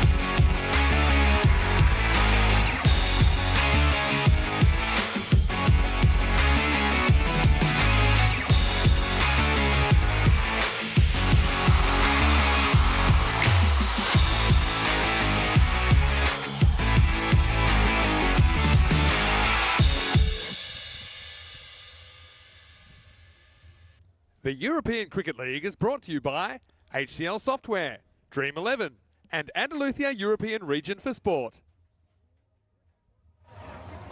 Bienvenidos al campo de Cártama. Hello and welcome to the second day of Group C action. And the day continues to frustrate the batters. Once again, we've seen the team go out there and struggle to get runs on the board. And it's the Belgium champions, Beveren, who've had a bat. They've got into the 80s, 84 to be precise, so 85 required for the Royal Tigers of Budapest if they are to keep their finals day dreams alive. If they don't get a win here, then, well, then it's not going to be possible for them to make it into Wednesday's finals day. Yep, 2 finals days in a week. That's always going to keep us on our toes. Finals day on Wednesday and a Saturday, of course. Saturday will be the time for Group D. But this one, going to be evenly poised. I mean, they're going to be under a lot of pressure, but I just think that the way for the Royal Tigers Budapest to be here is to go out there and just think. You've got to think to yourself, you're chasing 120. That's what I'm saying to my players. Right, we're not forget 85. Think 120. Go out there and bat like you're after 120. That's what they've got to do. See how they get on here. The openers, this one. Be Abdul.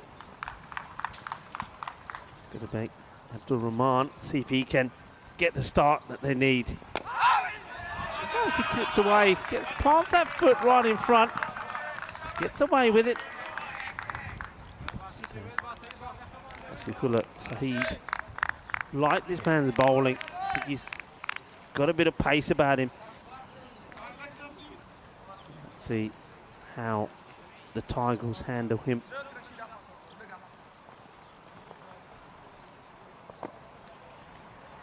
Side. In now to Safi. Who plays a lovely shot. Well stopped though.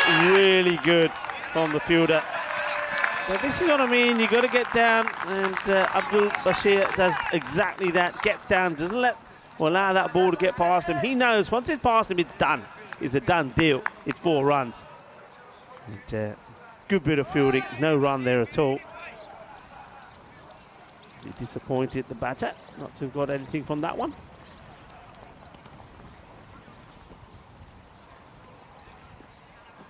The ball quick, fast, right at Rahman.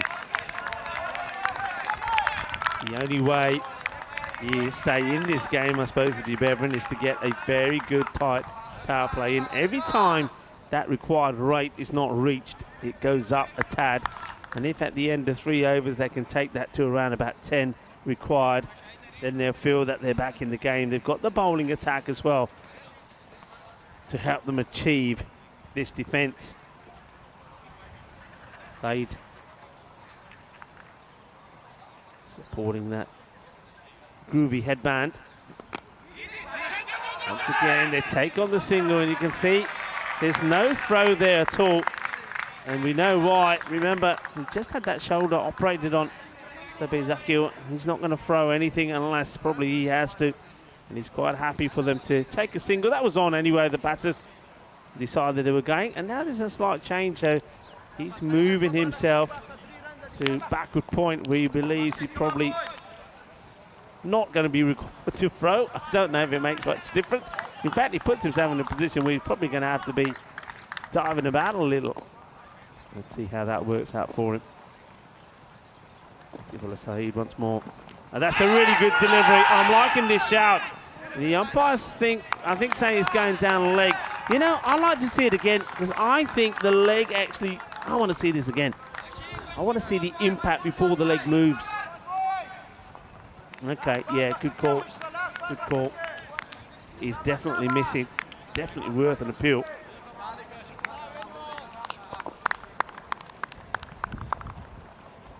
Zahir Zafi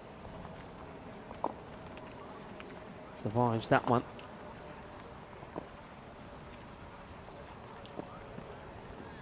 Well, this is pretty full. Catch is taken, but yeah, called straight away. Great umpiring. Yeah, that's too full. It's a really good catch. Well, we saw the change in the fielders from Samir Zakir makes a change, moves himself away from that position. But look, yeah, this is far too high. Called straight away. There's no need to look at the square leg umpire. A good catch, though, taken by Upmanzai. Also saves 4. So free hit coming up.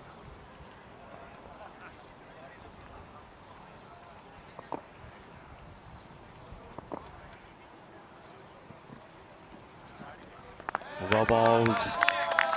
Gets out of jail, I suppose. A very good over. That's what you need to do. That's what I'm saying, Bevan. If they can get a good few overs in the power play, they'll certainly make this a much tighter and a more difficult of a run chase for the Royal Tigers of Budapest. 1 over down, score 4 without loss. Number of matches without a golden ball, 46. Well, you heard me say at the end of the first innings that 84 has certainly got a golden ball feel about it. Well, there's the Norwegian flag is flying. And that's not the teams there getting ready for the next match. Fossum loving their outfits as well. Loving the detail on their shirts. Tarakel, the ball, the left-hander. Oh, he starts with a beauty. Yorker delivery. He wasn't able to produce his best with the bat. He was done by an absolute piece of a delivery from Prashad. Now he's looking to deliver the same sort himself. And good time to welcome back into our delightful, lovely room with a view, our commentary position here at the Cardamom Oval. It's time to welcome back Mr. Maximo Vinicius. Happy to be back. Another little squeeze shot over the bowler this time for 1. Interesting target, interesting first over. The Belgians have a very strong bowling attack, we know that. Well, Tigers, though, I'm looking up and down their batting lineup, but they would fancy themselves to get this more often than not. I think they've got guys that are technically capable of dealing with it. But if this rate goes up above 10 and over, I think it'll probably swing back toward the Belgians. Oh, well, this was definitely catchable. It was gone past the bowler pretty fast. The full toss, I think he's okay on the height. I think it was the attempted slow ball, which is why the ball doesn't race to the boundary. The umpire, though, had to take some evasive action. Nice bit of work there. Sort of matrix style from Nilkesh Patel. I don't think I'd classify that as a chance. He just kind of threw a hand at it. It was well over him. Full again. The batter's just not able to work it away. A great bit of fielding. That snatches it out of the hands of Basir, who thought he was going to be doing the fielding. Well, Tigers did a bit of a number on Bevan, and they did it by being pretty simple. They were full, they were straight. Had a lot of balls in the block hole. They executed that, and Bevan just found it hard to get on a run of boundaries. Safi, he's happy that he survives to get a couple of runs, but he's a game winner on his day. We've seen him make some big runs. Made a very good 50 against the Netherlands, playing with the Hungarian national team back in 2021 here at the Cardamom Oval. We've got Rahman out there with him. But yeah, one kind of 25 to 30 in the power play, you'd imagine. Oh, he's bowled him. He's played on. He gets it fuller. And that's what he's trying to do. I mean, he didn't quite execute it 100%. The last 2 deliveries, it ended up being over-pitched, but didn't hurt him. This one was spot on. And Safi, going for the shot, trying to carve this away in the point area. Gets a bit of inside edge onto it. Knocks his own stumps over. Tarakel gets a breakthrough. 7 for 1. Again, simple bowling. And I used to say bowlers are pretty simple creatures, so you don't give them too many instruction. Full, fairly straight. That's block hole. Okay, it's not going to hit the stumps, but look where it bounces back. It's right between the legs, and all he can do is get the bottom corner of the bat. Safi's just having a shocker here. Cannot get the luck, cannot do anything. 2's his highest score so far this week as he departs at 7 for 1. Yeah, he's not the only batter in the group that's having issues. Top order just isn't performing. And now we go for one of the Ahujas. It will be Stan, the wicketkeeper. He's batted really well. Really well. Has been their top scorer in both games so far. Tough hitting win for the batters. The funky dealers will enjoy it because it's pretty much right behind the bowler for those backwards shots, but to drive into the wind straight down the ground is not easy. Here he is again from the bowler, but Hooja gets bat on ball, gets himself off the mark, and he's hoping that he can get a good partnership together with Abdul Rahman. End of the over, and with 2 overs complete, the score moved to only 8 for 1. Creeping, that's how I'd put it at the moment. Oh, well, there we go. There's the finals week already. Well, you better add farmers to that if you're going to put it up. It's a bit unfair they're not there yet. They should be. There you go. You never know what you're going to get. That's the secret robots that do the graphics. Who's pressing those buttons? That's what happens. We gave them a few big raps earlier. We were really happy with their work. Just keep us honest. Anyway, let's get ready for over number 3. Ashkula Saeed is going to bowl it. Yeah, he's been good. I like Saeed. Certainly got a lot of pace about him as well. This one is all about getting the field in the right place, and the captain has done that, so it will just be a single. Tiki-taka, as you'd say. Rico, they need some of the boom-boom. Making their bed, they're going to have to line it. Started at 8.5 and over already. It's gone up over a full point, 9.7 and over required, so now it's as if you're chasing 97. Yeah. So it's a bit more line ball. Kim Kassar, I think at the moment, will be pretty happy with the response of his team. The captain just wants a good over in here. Then, of course, that field can also be spread. It makes it even harder for the Tigers to get any runs. You see, he starts to step down the wicket. That's Sufyan Muhammad. I don't see how this helps.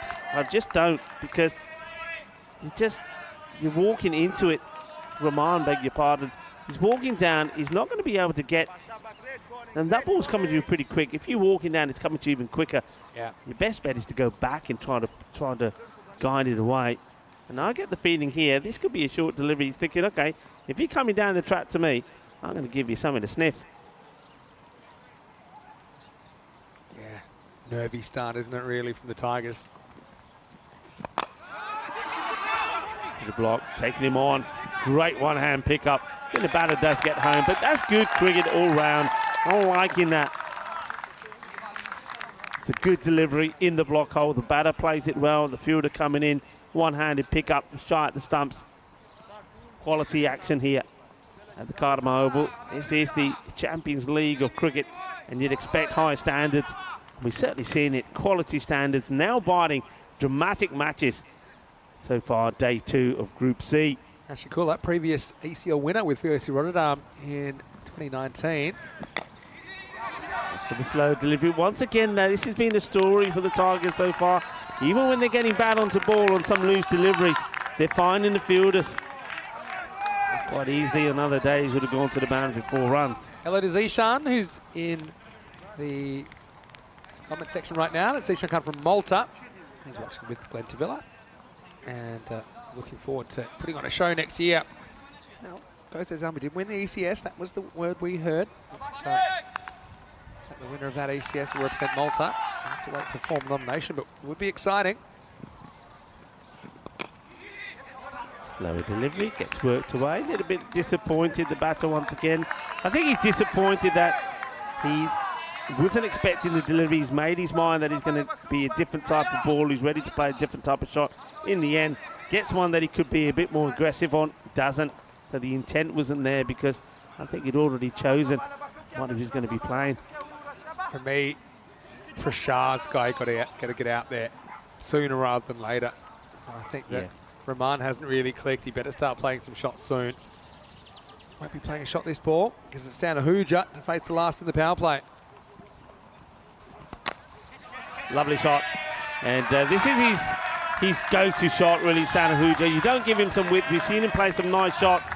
That one is beautifully played, and it will be the first boundary of the innings, and it comes right at the end of the power play. So they finally get something, but it only takes them to 16, so it will be 16 for 1 at the end of 3. Yeah, not a bad power play at all for the bowling side. Just what you want when you're defending 84. 24 is what Bevan got in their power play first up in this game. You can see that 4 helps a bit. Otherwise, pretty slow going. Just the 1 wicket. Middle overs is where this is won and lost. But yeah, Bevan will be buoyed by that. That run rate required about 10 and over from here. This guy, really like him. This is Jabba Kale, who's going to bowl over number 4. This guy does like slinging him down there. Here we go. Waiting, yeah, good shout. Good early clean shout, otherwise Rahman was going to find himself in trouble. Jabba is on the money straight away. Jabba. Yeah, left armour always creates a good angle against the right-hander. Yeah, Rahman, let's get moving here. Ooh, gets a little wide. See this again, I mean, the umpire. Yeah, tough one. Pretty I mean, quick. does it get any of the line? Probably just. The very left point of that ball probably gets some of the blue as it passes the crease, but it's touch and go. Still a pretty good place to miss. The areas though, that's the right areas, that's where you want to be. Use that, the angle that he creates, the left armour, to your benefit. And once more. Up in the air, gets it over 1 and in between the other 2, it's 4 more.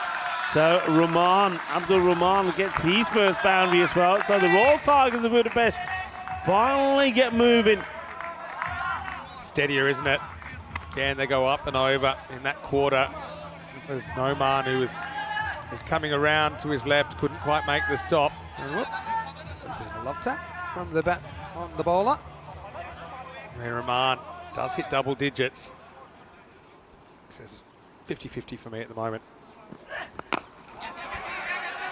Well played. The only difference so far, I would say, in this point is that whereas Royal Tigers of Budapest were attacking the stumps, they were full, their bowling was much fuller. We've seen here that Bevan have opting to go a little bit wider at times, a bit shorter, and that's where the runs at the moment are flowing. Well, they feel they've got a bit more pace, so they can get away with it, maybe get some swings and misses. And this one, it's been well hit, but it won't find the boundary. They should look for 2. And good running. Well, that's a great throw, but they will get there. That's a terrific arm from Saeed. What a throw this is. I think the batter is in, but I tell you what, this is why you have to make sure and run. You don't want to look around. That won't be a world record throw because it was wind assisted, but still, it was a good bit of work. You can see, and quick work from the keeper as well, Norm Oman, to get it down on the stumps. Yeah, we saw a shot there of Raka Mahmood, the hardest and strongest cricketer in the world. Yeah, look, it's a funny one. I'm trying to think if I was batting in these conditions. I think I'd be wanting to go funky quite often because the bowlers are pitching up. So hard to take them downtown. Also, if I was bowling, I think I would keep going full and challenge the batter to hit me down the ground. Not going to be easy. See the flags in the background. There you go. What a shot. This is the way we like it. Oh, yeah. Boom, boom, boom. The Chocolate. Oh, yeah. Oh, what a shot this is. It's time to get funky. It's showtime at the Cardamom Oval. Yeah, great shot. And if you get any length, you can do this. Again, there's a bit of risk to it. I think it's a risk worth taking. These double-digit targets, if you get a 6, it feels like it's worth even more. Yeah, this wind, I mean, the wind's such a factor. And because you play at one end, you don't get to wait till the next over to then kind of play what's more in your zone. I think that Stan probably enjoys this wind because he doesn't have to kind of muscle the ball straight over the bowler's head. He can just do that. That flew miles off the bat. What a cracking shot. I mean, we are in Malaga.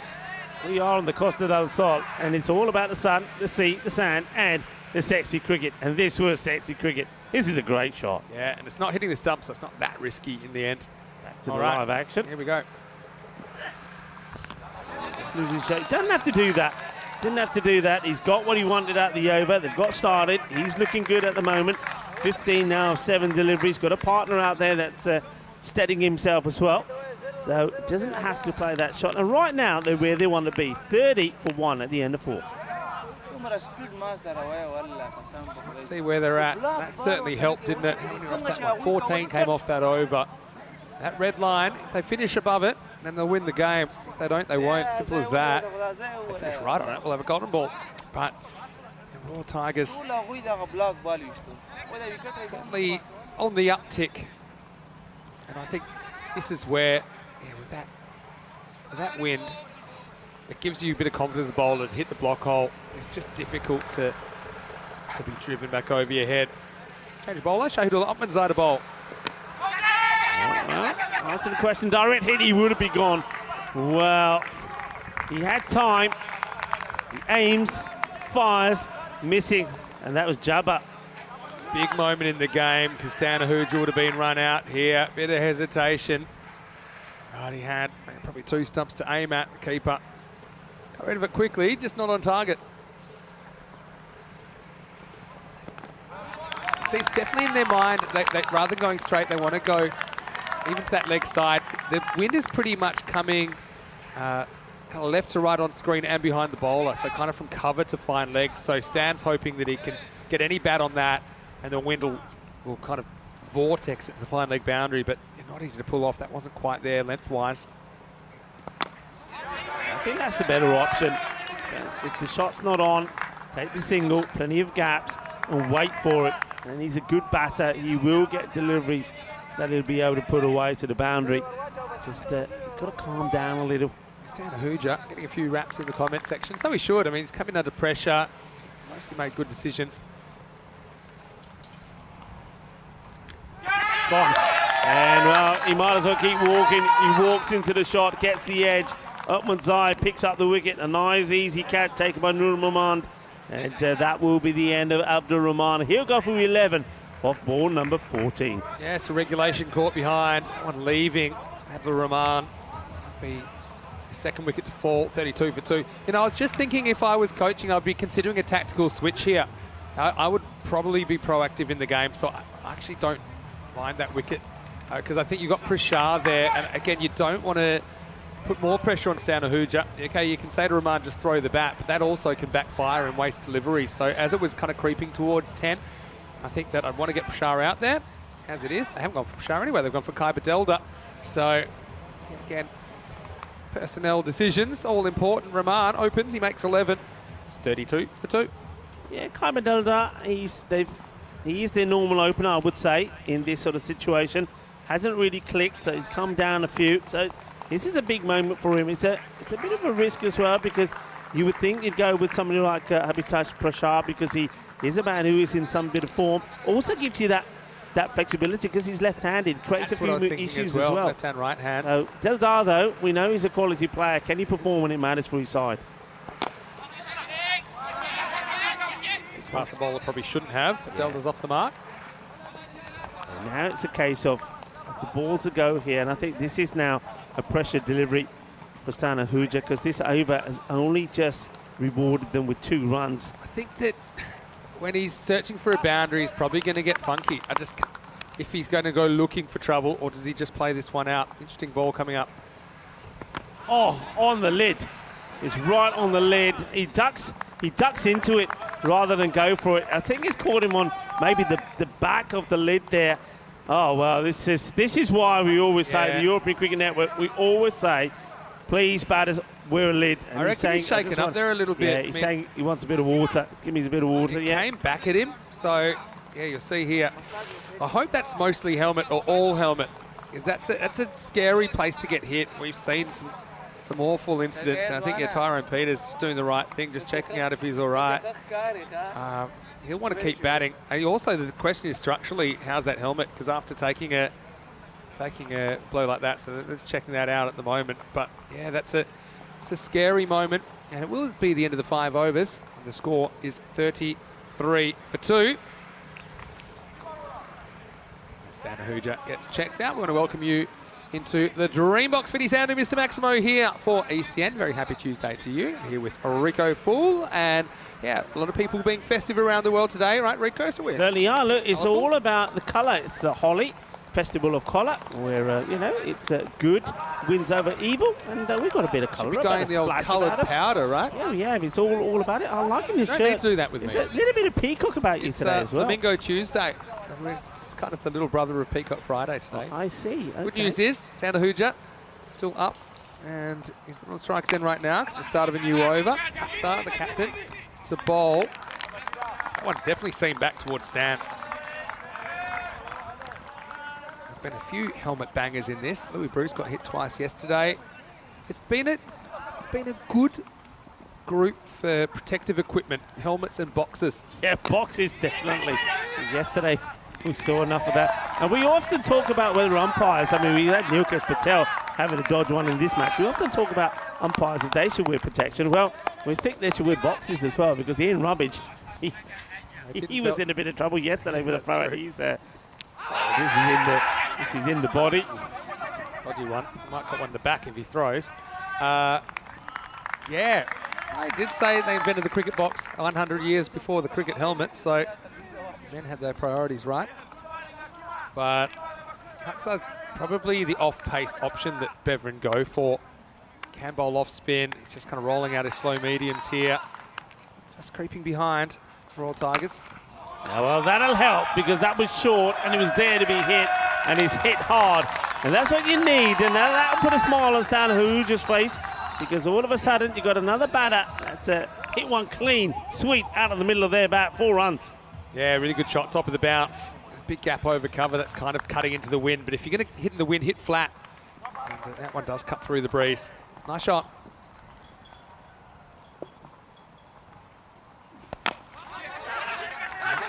Pulls it, in comes the throw. Well run as well. Understanding is pretty important. I'm not sure if he has the ball when he takes the bails off, but they're not checking it. Quite good work, actually. I think he got it pretty quickly and onto the stumps. As quick as you get, but batter was quicker. Okay. Hello to you, Kush. Saying happy Holi as well. The Festival of Colours and Friendship. Well, a lot of friendships do get made here at the ECL, even though the cricket's very competitive, but still, it's a community feel. Up in the air, opportunity, but just dropping short. The very cleverly disguised slower delivery from the captain. Brilliant fielding, because he knew he could go at it, because he could see there was a fielder coming to back him up.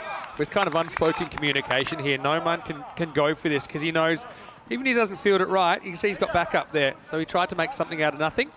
As it is, it's the end of the 6th over. The score is 41 for 2. Let's have a better look at this table then. So, yeah, if Beveren can win this, then Royal Tigers can't catch up because they've 1 game to go and everyone else has got at least 3 points. For Beveren, it puts them right back in the mix because they'll be 2-1 and they'll be roughly the same as the Lightning. They're at the top of the table right now. It depends on that run rate. Here's Otmanzai coming back for his 2nd over. Swinger. Yeah, it's that shorter delivery. I think he's probably thinking, okay, well, I've shaken Stan Ahuja and I caught him on the lid. So probably just give him another one there and see how he deals with it. Stan Ahuja is probably thinking, okay, I know what's coming my way now. You ready to latch onto this one? Let's see. Well, that's very good bowling. I think Stan Ahuja does think he's going to get some more of the short stuff. Tries to make way for himself, and he's thinking, if it is short, I'm just gonna scoop it away. I get the mindset there because a lot of them have been sliding into him with length, and that's the kind of ball you can wrap. And I said that when Stan's going to go looking for a boundary, that's probably how he's going to do it. I don't think he's really got it in the locker to drive over the long on, long off into this wind. But that's a really good adjustment from Otmanzai. Just going to fall short of the fielder. Saheed is out there. This is creeping away, and I find it hard to believe that Prashar hasn't featured in the first 6 overs. He's the reason they're actually here. With 4 overs to go, they needed 61 in the game in Hungary, the domestic game, and he won the game for them. Yeah. And not that these guys are bad options, but it's 2 a ball now. Commits to it, but he can't get any bat on it. Very interesting fielding position as well. I don't think I've quite seen this from a team. I mean, have a look at the leg side. Yeah, only the 1 man out on the leg side. Yeah. They've stacked out the offside and the bowlers are bowling to the plan. You don't often see this. You often see sides automatically putting field, having 3 on the leg side. Here we've got 2 out sweeping on the offside. Their way out of the tournament at the moment. Stan Ahuja's been so good in this tournament for them, but he's run a ball at the moment. You need 2 runs the ball. And really, to be honest, you don't want to die being passive. For me, I'm getting Prashar out there after this ball for one of them. I know it sounds crazy, but you need someone that can hit boundaries and quick. Last ball, the 7th.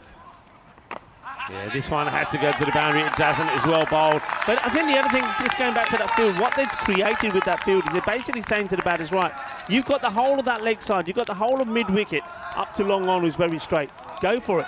But they're not bowling that line. And batters, you can see them, they're going across the line but not getting their shots in. It's a very clever ploy from the captain. 43 for 2 after 7 overs. Having a look at what's coming up, and Lathbury Lightning, what a win from them this morning in the first match of the day. They're 2 on the trot. Can the Lightning streak continue? Fossum, they were impressive yesterday, not beaten yet. They had the upper hand in the Alton match they had in match 4 that was ultimately washed out. So they took a point out of that. First chance to see Fossum today. Wahidullah Sahak will be opening up, I believe, because the Lightning won the toss, elected to bowl. So plenty of good players to watch there. Haitul and Niatsi was very good for them yesterday. Join us for that one. It's in half an hour's time. Here's Cucks up over number 8. Early start, just going to be a single.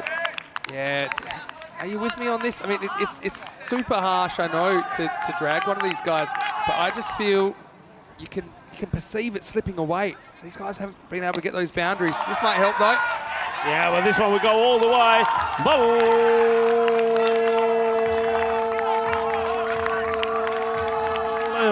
Balle, ginna sona, shaka, lagya. Well, it was a full toss right on the legs. It gets put away. Ravi Panchal there doing a little bit of grisly work.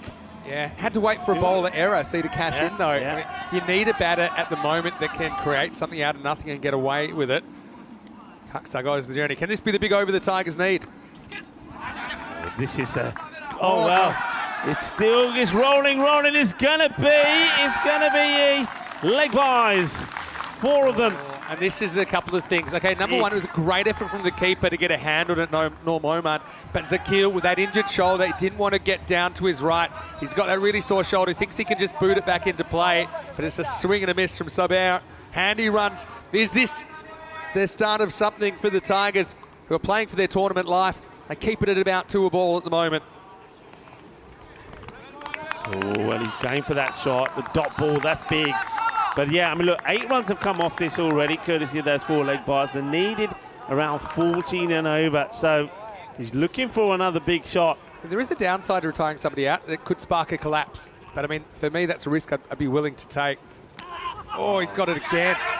And this one is in trouble if this is taken. Yeah, he is.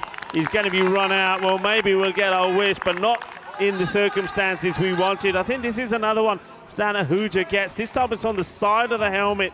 Well, he's been hit twice, and finally he does get run out. And well, he's there, he's brave, he's taken a few for his team, hasn't he? He pretty much gives it up in the end. I think he knows the score as well, Stan. He's played so well in this ECL, but he knows that it's not happening for him. Now, where does that get him?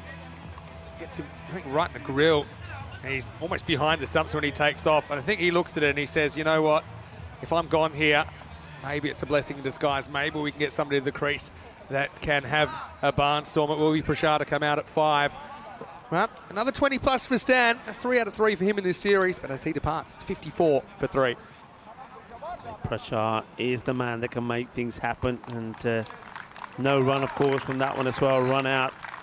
So he's going to be going to the non-strikers then. And I think what he should be saying here is good round of applause from Stana Huja. Batted well, and he's been the one batter that has been on song for the Tigers. Yeah, Prashar will be saying here to Delta, hey, 1 ball, smack it to the boundary. I don't really want to be not on strike. Well, he will smash it to the boundary, and that will go for 4 runs, 4 carreras. Well, they've had a little bit of fortune in this over. That gets them where they want to be. So they're not falling too far behind. And with Prashar out there now, if he gets a good over, anything can happen. It all happens, Vinny, in the 9th. Well, you say that, and we're about to have the 9th. So that's the end of 8. It's 58 for 3. Let's have a look. Kind of heading up, but will they get there in time? That's the question. The uptick. Only 3 wickets in this innings. It's a remarkably similar kind of innings to the Beverin innings. Remember Beverin, they thought last ball, thought it was going to be over. Then we had 2 wides, just a handful of extra runs. I think could go down to the wire. For me, it's simple. If Prashar comes off, they win. If not, they don't. Yeah. That's the way I'm looking at it. Yeah, you got pace back on, and I think Prashar would like the pace.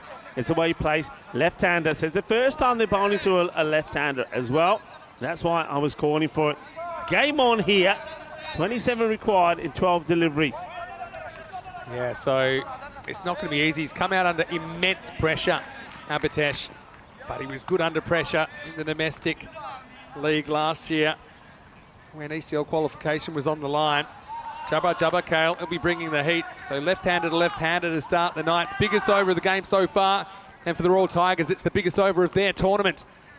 Let's go, 12 balls to go in this one. Good hit. Work to do for the fielder. Ain't going to get there. 4 runs. Bring it on. Bring it on. Abitesh pressure. Bring some cheer to the Tigers. The Tigers, are they ready to pounce? Oh, Abitesh, where have you been all my life? And they dawdled through the middle overs. They couldn't deal. And he's one guy who cuts that into the breeze and still gets a boundary. Can he rescue this innings? 23 off 11 now. Got to get full and straight to him. Cannot give him length to work with. It's a very confident shot first ball. Go same area again. This time, he's not going to find the fence. He's just got a free and easy swing of the bat, doesn't he, Pritchard? He's got a great eye. Yeah, he seems to be pretty still. If you watch how he bats compared to some of the other funky business we've seen with people jumping all around the place, he's just got a really good shape, and he's hit 2 out of 2. That one just a single. Delta's got to do his role as well. No problems with time. 22 off 10. 2 real tense ones to start day 2 here in Group C. What would Delta do here? Will he go big himself, swing, or will he just try and get Prashar back on strike? So he goes big himself, and he will go all the way.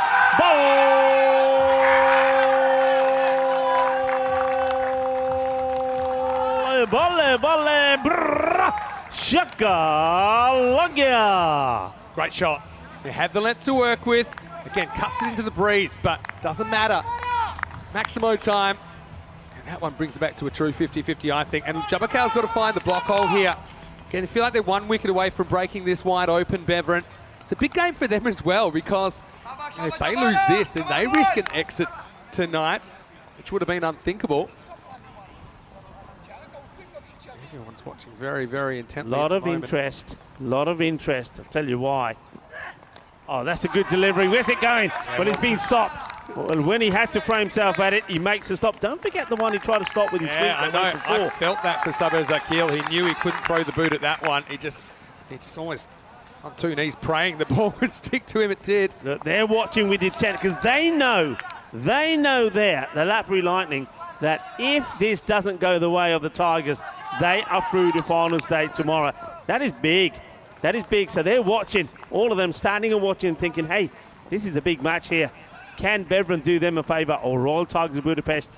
Oh, big moment. It's short. You don't want to bowl short. If you bowl short, it's going to be put only in one place, and that's to the boundary. It goes again. Yeah. Shaka! Look yeah, 6 more. Good ball from Jabba Kale. It just comes into the wheelhouse for a shot. Again, free and easy. Pressure. What pressure? As Abitesh goes bang with the angle, with the wind. Really, they're in the box seat now, Royal Tigers. 9 off 7, Vinny. Well, you're saying pressure, no pressure. Pressure. It's all pressure. They look like geniuses if they win this, but I think they made a tactical blunder leaving him out for this long. Oh, he's gone. He's gone. Catch is taken. Well, he goes off the last ball of that over. Now, big. That's a big wicket. It's a big. But I mean, Delta's still there. Don't forget Delta just smacked 1 big 6 as well. Pressure will go. And well, you're talking pressure. The pressure is back on now. 9 required off the last over. We finish over number 9. I said it all happened in the 9th. 9 overs down. 76 for 5. That is huge, because if that goes around him, that's 4. And then they'd only need 5 off 6. As it is, okay, yes, Delta's on strike, but if he clunks a 1, let's say, then you've got a new batter on strike, 8 off 5. Hey, put the golden ball graphic up. Consider it done very shortly. It's tingle time, everybody. How important with the 4 balls he faces, though? He gets a 4 and a 6 and a 1 and out. Yeah. This is why we say sometimes captains and coaches, they don't understand that if you got a batter who is on heat, you got a player that's performing, you don't hide him. You send them out there to the centre stage. You say, the stage is yours. Do what you do. And with Prashar, they mix the boat, you think. Tense. Really tense at the moment. If we do have a tie, at 84-84 at the end of this over. We'll go to a golden ball. Haven't had one in the ECL so far this year. Only one all-time. It was last year, Star CC versus Helsinki Titans. Will it be golden ball 43? Of course, the batting team will need 2 runs to win the game. Otherwise, the bowling team will win. So batting team will need 2 runs. All right, here we go. Guess who it is? It is Tarakel. Hercules to bowl the last. Delta in the hot seat, 9 off 6. Tigers trying to stay alive in ECL 23. Gets a full toss. It gets smashed. It's in the air. It's going to go all the way. Ball.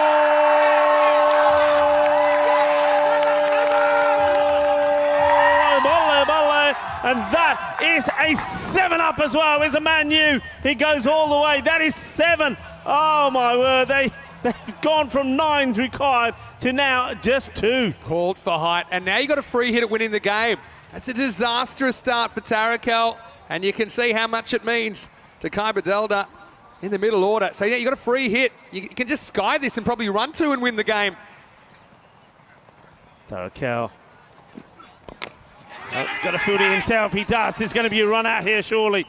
Okay, there will be a run out, but Delta is not the man who's run out. He's still on strike. Mark Ahuja. Well, he's going to have to go for a diamond duck. Yeah. Look, it doesn't hurt them so much, except they do lose another batter. But they've got wickets to play with. More importantly, it's the dot ball. I'm just thinking of the field here. I think your only way back for Beverin is to stop singles. I don't know, but if he gets a single, then you've got a new batter on strike. Maybe you're more likely to dot him up. It's a very, very interesting finish. Everybody's watching. All the teams are watching because they know that if this goes Breverin's way, that they are all through to Wednesday's finals. I keep trying to say Saturday, don't I? I mean, have a look at everybody around the ground. Look at the teams watching, because it's the next match. Look at them. Is the next match going to be that important or not? Still double chance to play for, obviously, but yeah, just something secure about knowing you'll be here tomorrow. Yeah. And then you can worry about getting the double chance. So first things first. What a match. Protractor, pretty good guy to come in this situation. Just got to get bat on ball here. I think you just keep testing him. I don't think you have to go looking for trouble. Sure, if it's there, whack it to the boundary. But otherwise, I think tie the game. Can't lose in regulation. I'm with you. I'd have all my fielders in tie. I think you've got nothing to lose. Yeah, they've gone for 6 infielders here. 2 to win. Oh. The dot. 2 now or 4. They're gone. Yeah. 2 or 4. Look, a wicket here. What with that too? He's not. You can see him there. He's saying, calm down, everybody. Calm down. We got this. Calm down. Don't worry. Well, have you? Those seats might as well only have edges. Delta is waiting for that one ball. You can't see how they can pull this off. Delta's waiting for that one more thing. This is not the one. He leaves it. If I'm Delta, I'm not greedy. I'm taking one here. You've got 3 chances to win the game. Trust your partner to do it. 2 to win. Oh, see, that's the other way. And you're just building the pressure every ball. Clever bowling by Tarakel. The other thing I want to say is the non-striker that comes in, Ketzapal, is at the non-striker's end, wouldn't we have the fittest and most quickest man that comes in at the non-striker's end? Yes and no. You still want someone that might potentially have to win the game for you if there's a single. Oh, the tension here. Oh, this is 100% going to be a slower ball. I don't see how he's not bowling a slower ball again. It's kept him in the game, and Delta hasn't shown he can hit it yet. Oh, there's so much tension around here. Tigers so close yet so far. 2 to win. Oh, no way. Well bowled. No way. It's another dot. Well, I said it's 100% going to be a slower ball, but Tarakel backed himself to put pace back on, and he beats him for pace. Well, can the villain turn out to be the hero? He was a villain by bowling a no ball, first ball that was pumped for 6. I think 7, and now he could be the hero. Eat your pride. You're looking minimum 1 here. And then you're 22 yards away from the action, and you put it on the other guy. Again, if they only get 1 off these next 2, we've got a golden ball. Great. I mean, look, Tarakel wasted that first one, didn't he? Yeah, he wasted did. it. Since then, he's been amazing. Getting a lot of conversation there from Saheed. All the tension in your body you can imagine, and maybe you're seconds away from releasing it if you're Khyber Delta. Gets another chance to win the game. 2 off 2 required.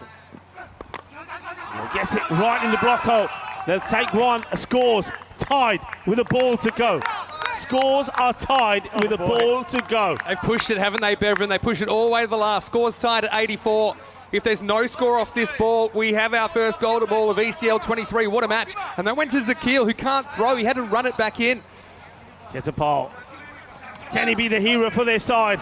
Well, he's done so many massive things for the Tigers. You need someone to cover the stumps at the bowler's end as well, because you know that they're running. They're running no matter what. And the protractor has not faced a ball in this game at all. High drama here. Tigers, their tournament is on the line. You have to be organised as a fielding side here. You know he's probably going to just push and run. He's probably not looking for the big swing. He knows that he's 1 run away from winning this game. Huge for both teams. They're running anyway. I mean, if you want to, you're running out the non-striker because he's Moman, if they miss it, Moman's got to hit the stumps to force a golden ball. He'll probably run out Delda. Here we go. Any score wins it for the Tigers. Last ball. Gets back on it, and they're going to win it.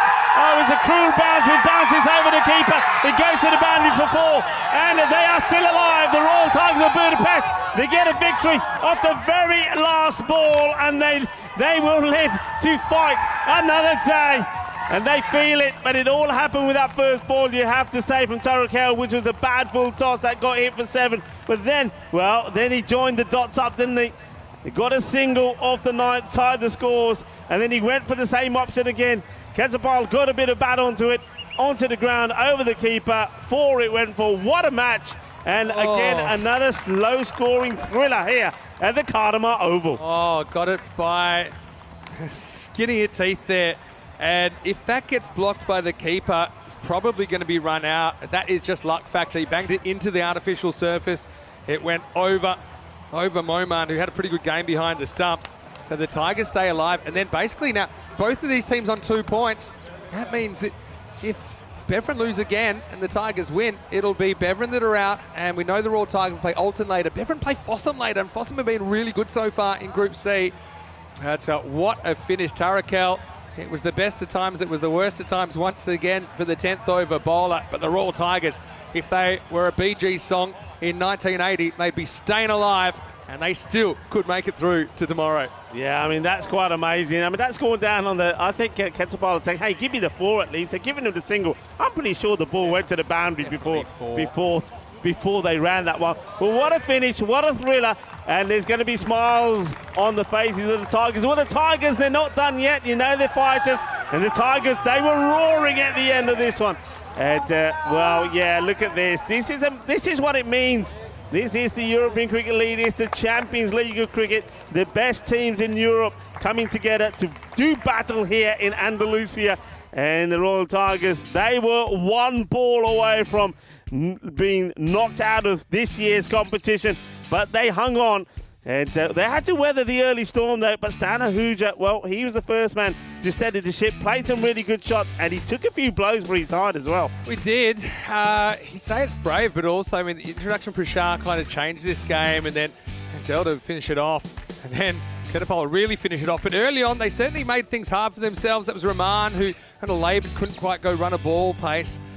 But, you know, Beveren, good bowling unit, just couldn't quite get it going with the bat. And that was a bell ringer for Stan Ahuja. Luckily, he was all right. He'd fight on. Again, played some nice shots in there, but there's plenty in between. We just kind of struggled with the conditions and the particular wind that we're dealing with today. But, yeah, really, you'd have to say it was tense for both teams, and both teams have more tension to come because they've got 1 more game tonight. And basically, whoever plays better will qualify. Yeah, absolutely. I mean, you know, there's a lot of, when it's a close game like this, there's a lot of things that you look back to. You know, you look back at some great bits of work in the field, you look back at some good catching, then you look back at some sloppy stuff. And I have to say, you know, I'm a firm believer that if you've got a guy on your side who's not 100%, then that will long-term cost you. And I go back to that effort there from Samir Zakil when he's trying to stop the ball with his foot because he can't dive because he's got that injury. That cost them 3 runs. That cost you 3 runs. Micro-analyse little things. I mean, that could have been trouble as well. You can see the Tigers. It's a bit of eeny, meeny, miny, woe, got the Tiger by the toe, but the Tiger gets away off the last ball. That one went the journey. You can see how much it means to the Tigers. They've worked so hard to get here. They were so close last year. And, yeah, this was the run out of Mark Ahuja. It meant that he wasn't in the hot seat. I mean, who knows what would happen if he was facing the last ball. He would have been if he wasn't run out there. Right. And, well, then Delda, he just chewed up a few balls, eventually snuck through for 1. And needing any score off the last ball, it just bounced over the keeper. Oh, look at that. That's a bit of Tiger style there. But the Royal Tigers of Hungary, they are still in this tournament. They win it 85-84 in the end. Yeah, I mean, I'm loving those scenes, aren't it? That's what the passion is all about. That's the desire. Passion, desire, all in one. And the team, well, they are so happy. And you know what? Something like that, a match like that could change everything around for you. The Royal Tigers of Budapest haven't really looked the strength that we know they can be. They haven't really clicked, but that win will certainly spark some life back into them. The Tigers, they're still up and about. The Tigers, they're still fighting. Look at that scorecard. Stanley Huja, well, he's been fantastic, 24-22. I think Kai Badelda, a good choice there. They moved him low down the order. He was able to come out with the goods. He played some really nice shots, 2 4s and 2 6s to his name. But you have to say, that very short, yet very important knot from Prashar, 11 of 4 balls. That got them back in this contest. Brave effort from the Belgians, and you see Ottmans 1 for 4 off his 2 overs. Outstanding economy. Same for Said, who didn't take a wicket. Wickets to Tarakel and Chubba Kale as well. Guns, they didn't do too much wrong. Tense stuff, but they do get there in the end. It's 88-84, confirming 4 runs off the last ball of that contest. Well, I can't handle this anymore. I've had 2 really close games. I'm going to leave you and Corey to take us through the next one. We'll be back in only 10 minutes to take you into the 3rd match of the day. It's going to be Fossum of Norway versus the Lathri Lightning. Join us then. And in fact, just you can see from the screen, we'll have a 10-minute delay as the players are posing for a photo. So a bit longer than you think. It'll be 20 minutes until the first ball. Until then, it's Vinny Sandu, Mr. Maximo with Rico Full. Group C is alive. And anything is possible. We'll see you after the break for more European Cricket League.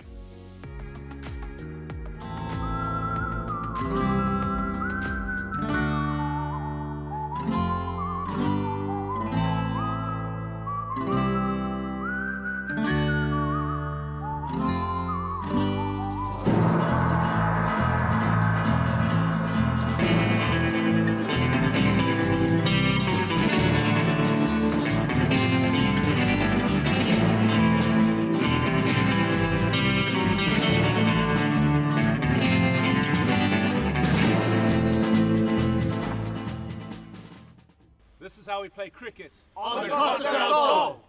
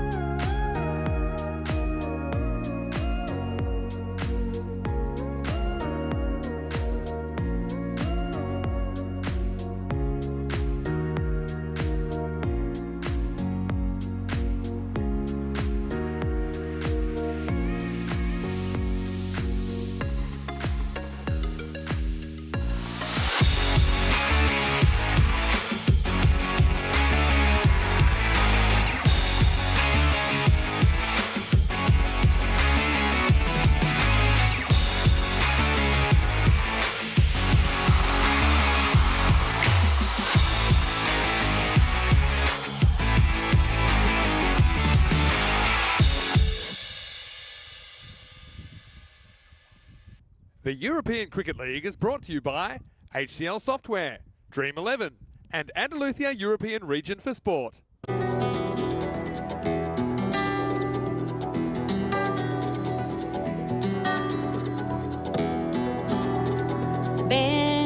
conmigo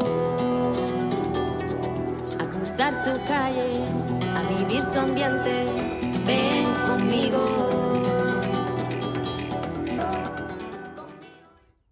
Hello and welcome back to the Costa del Sol. Vinny Sandu with you, Mr. Maximo for ECN. Now it's time for the next match. It's match 8 of Group C. One more time. 3, 2.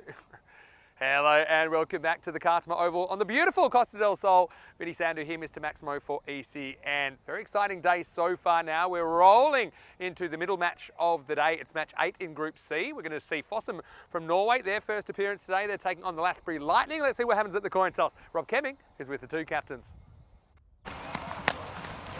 Thank you. You too. Thank you. Your call. Heads. Heads is called. It is heads. We would like to bowl first. So Avinash Pai of the Lightning, he's won the toss. He wants to bowl first. Interesting this one for me because they defended a very low score in their last game, a thrilling game in match 6. And they've been a bit of a lightning bolt up the table, haven't they? And with a good performance here, they could secure a top 2 spot in that double chance. This is their last game in the group stage, the first team to finish their 4 matches. I think that spin has been so important for them. I think they've got 3 genuine spinners. I think they may even try a couple of things because they know that they're safely through. But I think the incentive's there to get a win here and push for that double. In the first one, in their victory over Alton. And, Lathbury Lightning only made 74 all out of the very last ball, but restricted Alton to 68. Louis Bruce, 3 for 10, was the player of the match. Fossum, what can we tell you about Fossum? Well, Fossum, they looked the business, didn't they? And only the one match that they've had completed. Waidula Sahak, as you heard Maximo say, was in good form, 29 of 21. Ayatollah Niazi also performed. He scored a quick fire 20 of just 10 balls, but Javed Khan was the player of the match with 43 of 25, and then also picking up 2 for 21. They looked good, and they looked like they were going to do Alton as well yesterday after restricting Alton 89 all out, but then the rain came and got that match abandoned. It's surprised by the bat versus ball is saying there, and pipping Lathbury Lightning to be the victors here. That surprised me a little bit though. Lathbury Lightning will be on a bit of a high themselves. They've won 2 matches, playing their last match in this one. Here we go, get ready for the first delivery. Everything to play for here for Fossum, of course. They need a victory here. They got the 1 point for the abandoned game.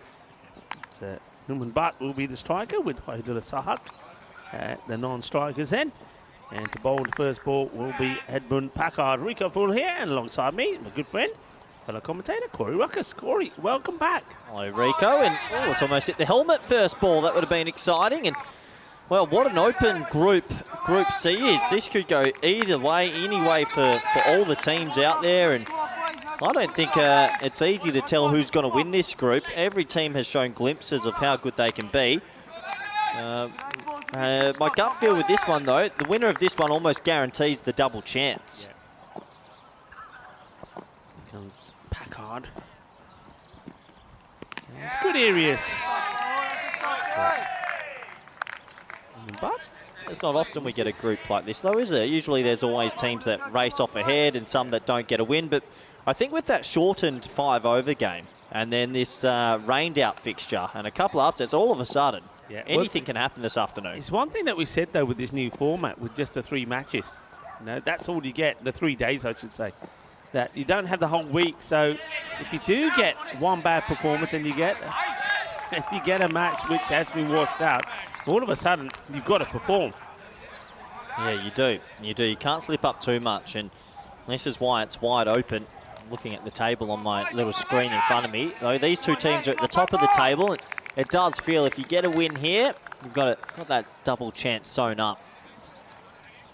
Card. Goes down the leg side. Sahak. Oh, it's going to be another one. So over compensates. I suppose what they're thinking here, really, Lightning, is that they can always revert back to that spin, and it's an opportunity to maybe get some of the seamers done and out of the way. Interesting to see if they make any changes in who they use as well. Lightning, there's no Kenroy Nesta in the starting 11, so he looks like he's being rested. Yeah, there's a few people in the chat asking us, and we don't always have all the info. You can't imagine they would have rested him, though. Maybe he's picked up a little niggle. Yeah, it could be. I mean, he's listed as the 12th man, so... It's odd because we know how good the man is. I can only think that he's got a bit of a niggle, and they've thought, with finals day around the corner, let's not risk him. Yeah, they go with Nikhil Advani in the side. So what they have done, into the pads, they'll take another leg by it. But with Nikhil Advani, they've added in another spinner. He bowled very well at the Rock when we saw him, and also he can hit the ball pretty well as well. So they've gone for like to like. I mean, they haven't used Kenroy Nesta as a bowler yet, interesting enough, so maybe he has got a bit of an injury. Yeah, that's the only thing I can think of. He's batted pretty well. He's been their star batsman so far. So let's see. We'll find that information out a little bit later. Short in the area of mid-wicket. He keeps his eye on it and gets it in. That's Ian Latin. Good arm from him. It's nice to see the sun has come out and it's kissing this beautiful Cardamom over. Group E, looking forward to as well. Roma CC in that group. Group F. Who's in Group F? I think Seams or Symes, however you say it. The Irish team are here. And then you've got Pack I Care, who must be sitting at home watching all of this excited. Yeah, without fail, they're watching. Watching and making a few notes, I'm sure. It's the one thing for Pack I Care when the teams come through, it's the question marks, how rusty are they? Because they're not playing at the moment in Barcelona. So we'll have to see if they're ready when the finals week comes. Yeah. Okay, sticking with pace. Horrocks. Over pitches. Chance. Taken. And, well, disappointment for the batter, but it's not a good delivery. But sometimes this straight full toss can be a demon wicket taking delivery, and that's exactly what it's done here. Lightning, well, they are striking. They've got another one. Well, sometimes a little bit of luck goes your way. It was a bit of a Gundy ball, but it doesn't come off the bat nicely at all. And the first wicket will go down in this one. A big wicket for Lathbury Lightning. It's a low full toss. It skews straight to Louis Brew there at mid-off, and you can see how disappointed he is. That was a chance to get the ball to the boundary, but unfortunately he's lost his wicket. There he goes, and he's going to go for just 2 of the 4 deliveries that he faces. A nice, easy catch by Louis Bruce. And his good day continues. Such a funny old group, this. I can't put my finger on it. It's as if the bowling standards have lifted, or maybe the batting standards have just dropped off a touch. And yeah, I don't know. It's a funny old group. No one's really taken it by the scruff of the neck. Everyone's sort of winning moments. Everyone's doing a bit of this and that. It could be anyone that goes through in the finals week. Horrocks, good left armour. This has been played nicely. Controls the shot, gets the single. Yeah, nice shot. That's what I haven't seen too much of. I think I heard you saying that first match of the day, Lightning against Alton. There was a lot of slogging, wasn't it, as opposed to stroke play. Alton set the record for the most slogs across the line, and it cost them the game, unfortunately. Yeah, so we haven't seen good batting. In that last match, it was a tense one. Bevan as well, they played and missed it a lot. No batter's really been able to get in. This one's high up in the air. This one is going a long way. Well, he probably wants a few refreshments as it makes his way to the bar. Well, that is more like it. That's what we expect to see. Delightful shot, all about the timing, and he picks his up lovely. Well, it's a little pickup shot, isn't it? Just times it. It went miles in the air. And, well, they'll help Fossum just relax a little bit with that big 6. And that's Sahak. He's off the mark now. And Lightning going back to 2 seamers to start. Surprised by that. Really thought they would have opened with spin from at least one end. Horrocks go back to his mark after being hit for a big 6. Back to the captain, Sahak, who gets it in the same area. Oh, no. Chance. Gets put down. I mean, this has been hit pretty hard. But James Fitzgerald, he'll be disappointed he hasn't taken that. Now, you're going to have to keep an eye on that one because you don't want to drop Wahidullah Sahak. No, you don't. It's a little whipping shot. It went straight to him. He should have caught that. However, it's shelled, and that's an early life. Lightning have been so good in the field their first few games. That'll be disappointing.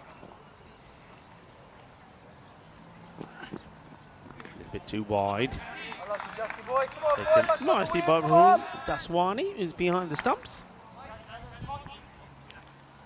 Yeah, you got to take. You just get the feeling that something like Lasbury Lightning, I mean, they've got to take every chance that comes their way, and that will enable them to continue what has been a fantastic run from them. It really has.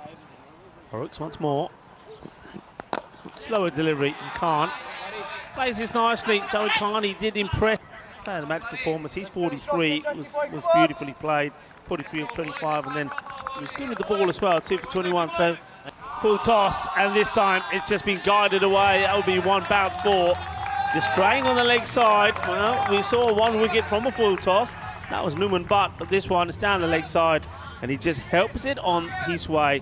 Lovely shot. Just says, there you go, thank you very much. To the boundary it goes. A good shot from the captain, Wahidullah Sahak, and the second over comes to an end. That one from Horrocks, not the best, goes for 14 to score. 20 for 1 at the end of 2. Yeah, so this is why it's quite an enthralling group. Everyone's got points on the board. That doesn't always happen. Fossum do have an extra game in hand. That's the important thing to note. So if they'll be wanting to win one of the last 2, who do they have later tonight, Rico? Beverin. I mean, if they beat Beverin and some other results happen, Beverin could be going home. Yeah. What a crazy group. It is crazy. Well, they are going to go to spin in the power play. So in over number 3 will be bowled by this man, Samir Nayak. Tosses it up there. It's been hit high in the air. Where's this going? It will go all the way.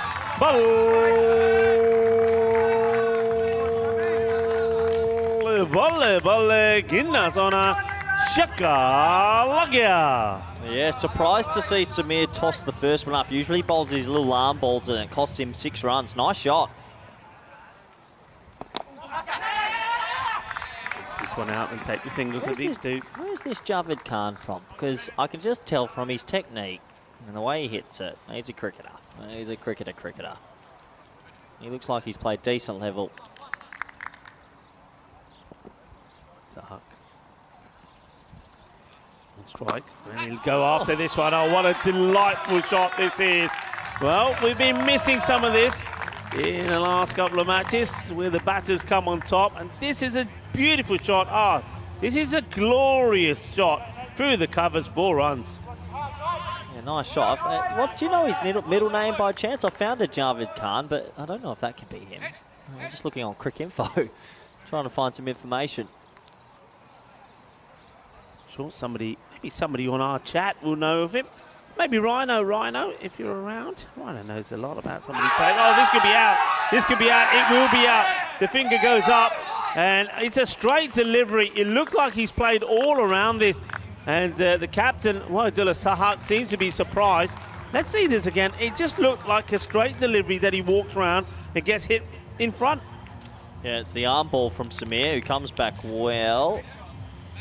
Yeah, that straightens just at the end. Maybe it isn't the arm ball, just straightened enough.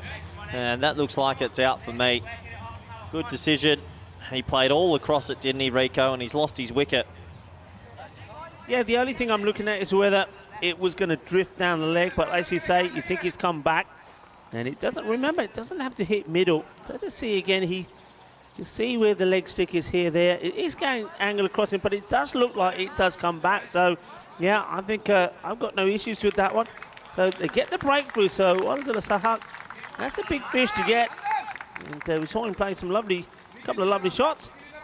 But after 2 4s and a 6, he made 15. He will depart after just 8 deliveries. So the spin, it's been spin to win, hasn't it, for Lasbury Lightning? That's what they do again. Now making a change to the field. That's the left hand that has to come in.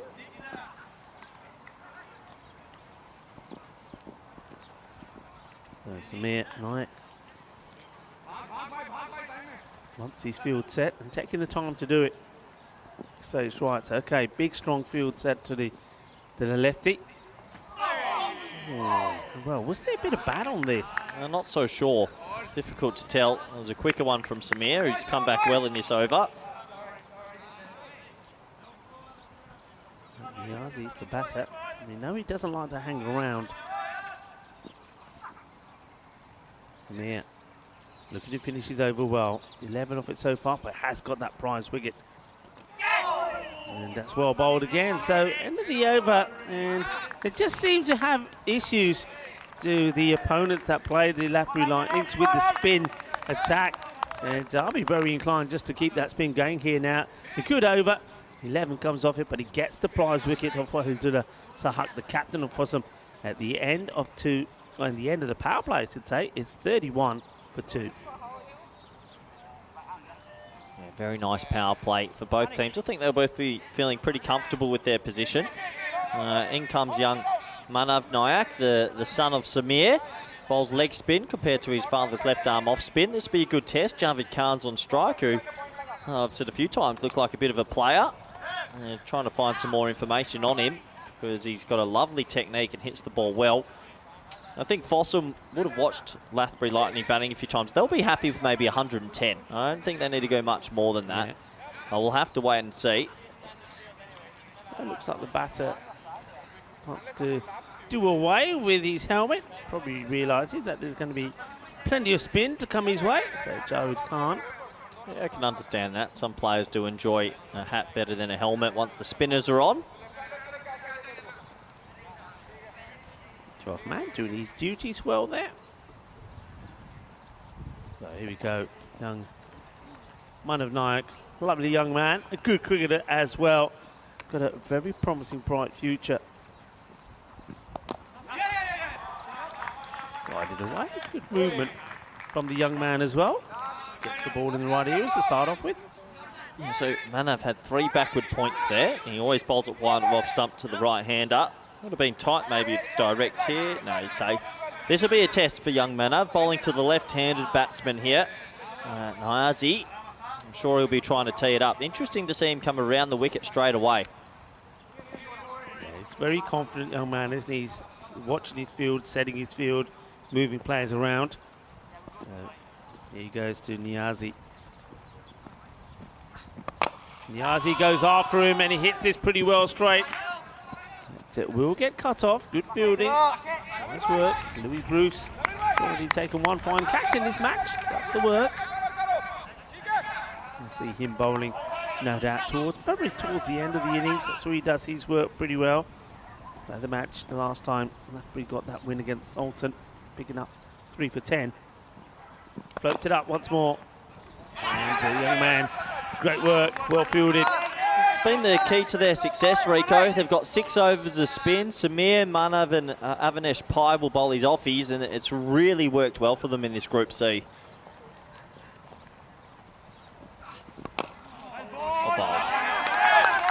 Right, bit of bowling. You see the batter showing all his stumps to young Manav, but Manav still doesn't get put off, still gets it right up there.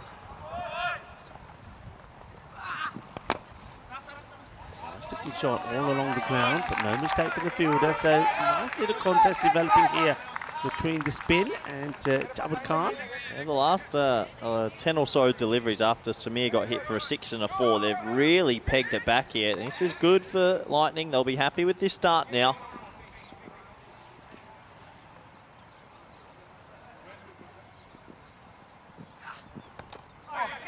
Straight through, and the keeper. He's hustling to try to get there. He doesn't know what's happening behind him. He doesn't know that the batters have decided, no, we won't take any run there. Another over comes to an end, and well bowled, Manav Nayak. Only just a 3 run from it. And Fossum, well, after a pretty decent start, they're starting to slow down a little now. 34 for 2 at the end of 4. Yeah, 34 for 2. You can see the worm tracking the wrong way if you're a Fossum supporter. And we'll be looking for a big over here, you'd imagine. Looks like they're going to go to, looks like it might be Ian Latin with the ball here. Avanesh Pai not bringing himself on. So this is the 4th spinner we'll see for them. Surprised by that. I thought it would have been a good opportunity to bring Avanesh into the attack. He's been so effective, but Have you seen much of Latin bowl? Yeah, I've seen him bowl. He's a very, very similar type of bowler to maybe what we've seen from Avinash himself. He's been very successful. Whoa. Well, that's not going to give him to... Oh, maybe it is. Well, it is going to get him success. It's a full toss, and he's got a wicket from it. It's Manav, young Manav, that has taken the wicket. Well, you went, oh, and I thought, oh, no. But it's a wicket, and what a wicket to get. That is a huge wicket. Javed Khan hoiks out, catch taken at cow corner, and how about that? Latbury Lightning, Ian Latin, he's got the Midas touch. Well, when he released that ball, I didn't know what to expect, but he's clothed it. It was a juicy full toss. It's dipping, so that's fine. He just didn't get enough distance on it. Unbelievable. That's a free wicket from nowhere, and for Lightning, it just feels like it's their tournament at the moment. Anything they touch turns to gold. Well, they've got the lightning touch, haven't they? And the next batter is Faizan Mumtaz, who comes out. And there's a bit of silence about Fossum up there now. I think they themselves sort of can't believe what's happening here. They lose another wicket. So 3 down with Javed Khan gone, and we know he's a key player. But this one's hit pretty well, and the fielder, oh, great standards. James Fitzgerald, well, they're going to take an extra, which just hurts them a little.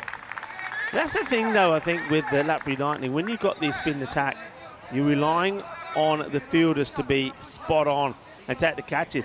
They haven't let themselves down at the moment, have they? No, they've been very good in the field.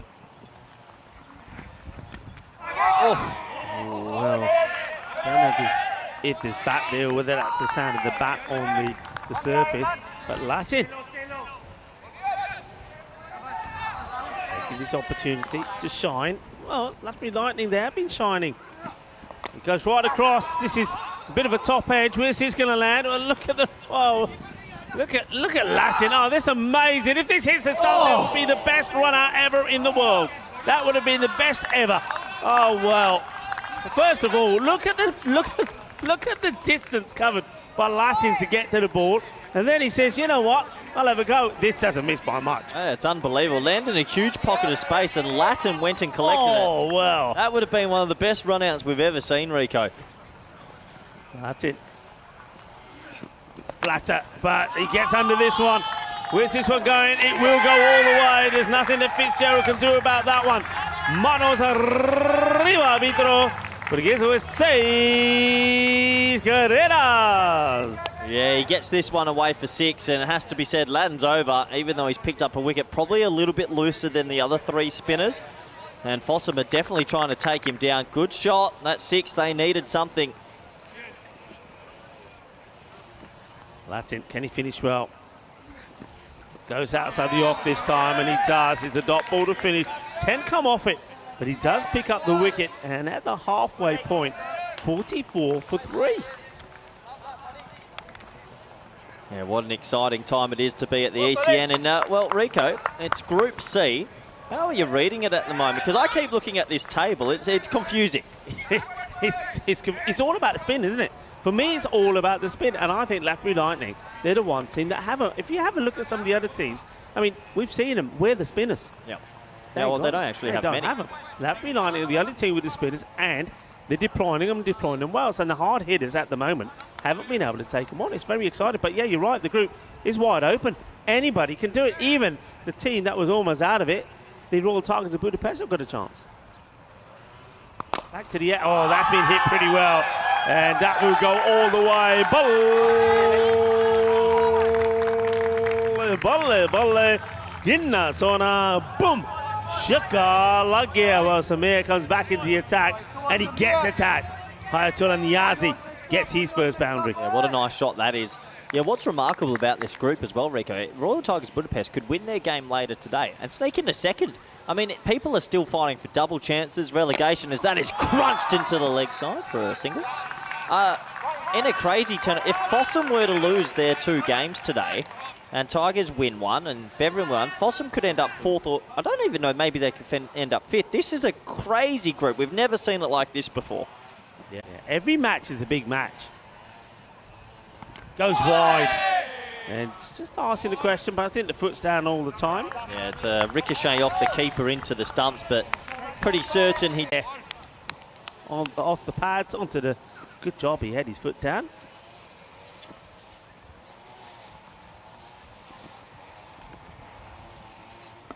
Got him. Right on the money. Oh, he's pumped. Isn't he pumped? Mumtiaz is another one that goes. You just saw this coming. He's going wider. He's creating an angle. Gets it on the money. Spot on.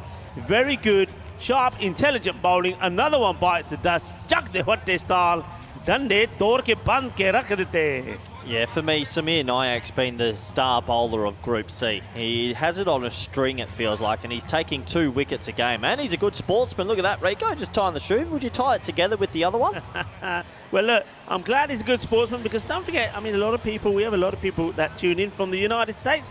National Sportsmanship Day in order to promote good sportsmanship around the country. Well, yeah, I'd like to see that. So, well, Samir, we know he's a very good sportsman. Yeah, he's having an outstanding tournament. A lot of people might not know this. He can actually bowl ambidextrous as well quite well. So if he wants to put the ball in his right arm, right hand, he can do that. Maybe he'll pull that out later in the tournament. So another wicket just when we saw a little flurry of runs. They get to the half century. Another one goes. This time he gets this to go the other way. Clever. Very clever. So the batter's thinking he's going to be darted into him. Slightly shorter, moves it the other way. A fine smell of bowling. Look how wide he gets there. 2 wickets for 18. And 6 overs down, 51 for 4. Yeah, good T10 contest at the moment. This is a bit familiar with all the other games we've seen. We haven't really had a one. It's the new batter. Can him and Niazi get something again? Still Niazi's there, the left-hander. We know he's a hard hitter. But Avinash Pai, he's been in very good form. Avinash Pai has taken 2 call-and bowls in this group that have been absolutely outstanding. Yeah, he's a very good captain. Nice man as well. And he's leading the troops well. They're in control of this clash at the moment.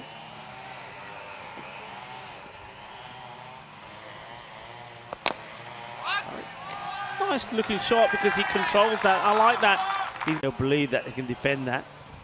Wider. And, well, he's going to give his wicket away. To spray bet. Everything they're bowling turns to gold. And another wicket goes down for Fossum, who are under the pump a little bit here. Yeah, I mean, have a look at all the top 5 batters have gone. Now it's a case of, well, all right, what depth is left? And it's just, I think you hit the nail on the head there. Everything seems to be going right for them. I mean, just take a look at Ian Latton. Came on to bowls a Gundy full toss to start off with, and he ends up picking a wicket with it. So it's just the way it's been. Sometimes when you're hot, you're hot. And it just seems like the Lightning team, and everything's falling their way. It's good to see. Goes down the ground, and it's taken, is it? Yep. Oh, well. Yeah, I think that's out, isn't it? Well, are they checking? Well, the batter doesn't want to go. Louis Bruce is saying, yeah, you're out. Well, he's looking the part, he's looking the business, he's looking sharp. He's saying, yeah, that's out. There's no way that ball hits the ground. We're going to have to check this. Well, from my view, it looked out. But I did see the umpire had a little bit of a feeling. He also called for the 3rd umpire straight away. Let's just have a look how his hands are situated here. Yeah, let's see. We probably won't see it from there. I think it's that touch there. So he actually catches it clean, but it's where his hand touches if he turns it over. So watch the ball here. Now, that for me is not caught because the ball has actually touched the ground. So it's a very tricky one, but he lands with his hand the wrong way around. Yeah, and I think the key is what a lot of people, I'll be surprised to give this out because you've got to show, oh, they're giving it out. I'm surprised. Hold on, how is that out? Because I always thought you had to show you got control of the ball. Well, how has he given that out? The ball is clearly dragged along the ground in the catching action. So yes, he has control in the hands, but you cannot let your hand slide across with your hand the wrong way around. Yeah. It's touching the ground there, I'm sorry. I'm surprised this is given out. Because so that's fine, nice take, but this isn't okay. Yeah. Well, you can't do that. It's one of those, so like we just saying that everything seems to be going their way. Well, that's another one that goes their way. It's going to be a first baller. So Louis Bruce takes the catch, and just like that, I think we're going to have Avinash Pai on a hat-trick. I don't know how he's given that out. That was pretty obvious, but oh well. We've had one hat-trick. in this European Cricket League. It was William Peatfield that took it from Independence. He took a hat-trick in those figures of 4 wickets for 5. Avinash Pai, well, if there's one man that can do it, he's the man. And on a day like today, when everything seems to be going their way, 55 for 6 on a hat-trick, Maroof is the man to face the ball. Yeah, hat-trick chance now. It's come from nowhere. I was going to say, not the best delivery to bowl when you're running a hat-trick ball, but the odd deliveries and sometimes bad deliveries have picked up wickets in this match. Maroof gets a little bit off that to get off the mark. Yeah, the unlucky batter there, of course, was Javid. I wonder what people on our chat are thinking about it. Yeah, a lot of people saying not out also. So that's cut into the offside just for a single. Yeah, see, that's the same for me, yes. You know, when you see somebody take a catch and they're not in control of it and releasing the ball. And I think that was the same. He's not in control of it. And as he's not in control of it, when the ball touches the ground, because he's not in full control of it, it can't be given out to him. It's a funny one. So we'll use the famous apple. He actually does well. He catches it like this, but because he's still moving and he turns his hand like that, as soon as the ball is scraping the bottom of the ground, if you're still moving, you're not deemed in control yet. Yeah. That's a wrong call. Yeah. It's unfortunate. It happens. It does happen. You can eat the apple now. Not bad. Corey literally is eating that apple. I'll just turn your mic off just in case you don't. Not bad. Bit of fruit today. Man of Night comes in. And, well, he's going to be put out of here, is he? Oh, that's a superb save. We're going to, obviously, they'll check where his feet are here, but I think he takes off from inside the field. Oh, this is sensational. Well, they have been like lightning, haven't they? Lathbury Lightning. They've been lightning in the field. Watch this. Yeah, great stop. Let's see where his feet are. That's okay for me. Let go of it quick enough, so that should just be the 1 run. Yeah, look, doesn't touch the road. Oh, that's brilliant. Absolute class from Avinash Pai. Sensational. And, did they take a single? Did they get a run there? Shorter. Oh, this one. He's given it. He's given him. Yeah, look, I was going to say this one is straight. It's right on pace. There was hardly any appeal. I don't know who appealed. There must have been appeal. Then the finger goes up. I think when you look at this again, you've got to say, yeah, it's out. I don't see what it's missing. I don't see what it's missing. Oh, at one stage, I was wondering if they even appealed. It was so quiet out there. Yeah. Let's have a look at it. What a funny old innings. You can see Avinash Pai there. He's saying, why didn't you appeal? What sort of appeal? What's this? This is definitely out. It's not going over the stumps for me. He hits him pretty low down. He's right in front. There's that little appeal there. When he's running to get the ball, he says, hey, umpire, how about that? And the umpire, well, it's in. Rummy says, yeah, it's out. Yeah, well, another wicket goes down and Lightning are on top right now. There's no 45 or fine leg in place. I can't believe some of these players aren't just playing a little paddle sweep. But, well, he goes Maroof. It is not on fire. And he's out for 1. What a collapse this is. It's quite amazing. Quite amazing. Lathbury Lightning, they are just on a roll here at the moment. 6 for 1, 31 for 2, and then, well, 34 for 3. Then once they got to the 50s, they've lost, well, I'll tell you in a minute, 4 wickets with the score in the 50s. For Fossum right now, they would have watched them this morning, and Lightning only made it into the mid-70s, so they'll still be thinking, can we get to 80? Someone needs to play a cameo at the back end, and if they can do that, they're still in this game. It's a low-scoring group. Swing and a miss from the batter. It's Nurazai. We've seen wickets fall all around him. And out there, Al Gahel.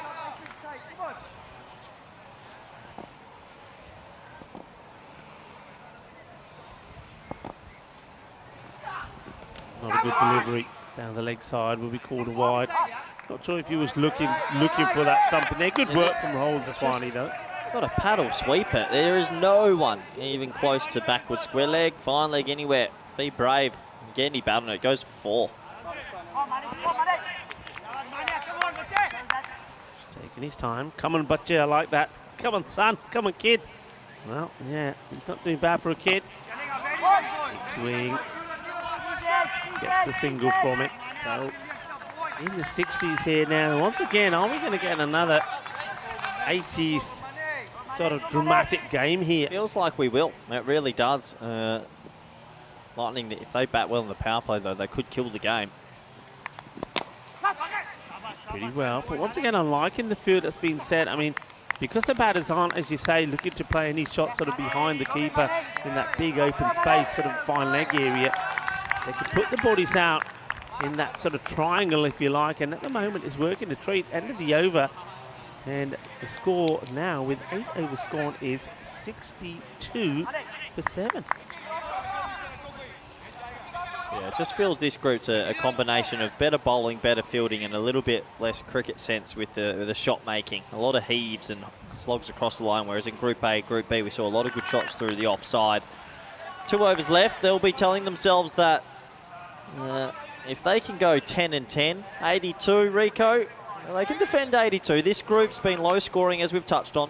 Yeah, I think it's one of those groups. I mean, Pay's coming back on now. So this could work in the favour of the batters. They can swing, maybe get the odd edge. He does swing, but doesn't get anything on it. A lot of people in the chat saying young Manav's a star for the future. They like the look of him, and they think that he has a lot of potential. Yeah, definitely. Higher honours, maybe. Yeah, well, a few people are saying that he's very similar to the young man from Farmers, Toby Britton. So that's a really... I think he qualifies for Spain in about a year, young Manav. Yeah. A wide delivery. It's a good job he doesn't continue this swing, because I think he was in danger of maybe knocking his own stumps over. Yeah, he's a very, very good player, though. He's Manav. I've seen him grow up over the years, and of course, having Samir as your father, coaching you all the time, it's just going to get better and better. Oh, this has been hit Oh big. my Lord! This is huge. Oh, well, that one, well, the Maximo's after this. Well, forget it, Maxi, that is a Maximo. That one is literally attacking Lee, the DJ. There he is. Keep your glasses on, son. Keep your glasses on. Oh, it's not a great arm from him. That was massive. Oh, what the noise off the bat then. Well, Wow. when they say give it everything, well, he gave that everything, including the kitchen sink. Well, what a big hit. Can he do it again? I would have been tempted. I know it wasn't the perfect. I would have been tempted to go Latin again. For whatever reason, Lightning seem with their spinners to have a slightly bit more of control, and the other batsmen in this group seem a little bit more comfortable against medium pace. Yeah, I agree with you. I think spin, you got to just keep the spin going. It's working for you. Slower delivery. It's well bowled, clever, well disguised. I'll tell you, Alakel, he might be up there for biggest bat speed in history at the moment. Concerned looks on the faces of Fossum at the moment. What are we looking at? 85 if best case scenario? Yeah, To a ball? even then, I mean, this one's got to go though, hasn't it? There we go. Well, that's a really, really good shot. I'm liking this. This is classy. You've got to be brave sometimes. You've got to be brave. You've got to be assertive. And, well, if you are, then you can be a little bit funky as well. Showtime at the Cardamom Oval. It's time to get sexy again. Sun, sea, sand, and sexy cricket. Funny they don't play that shot against the spin when there's no 45, but when there's a fine leg against pace, they do it. But hey, credit to him, he gets it away. This is turning out to be a really good over for the Norwegians. That's that big swing again, and misses. So it will finish, slight anticlimax, but they do get into the 70s. So they are eyeing up that 80 score at the end of 9. It is 73 for 7. 73 for 7, last over. To a ball will get Fossum to 85, and I think they'd take that from the position they were in. A really interesting game brewing up here. Just a reminder, Lathbury Lightning are on 4 points, Fossum on 3 points in this group. So they're both fighting for a double chance. Here's the scorecard. A lot of bowlers used this time.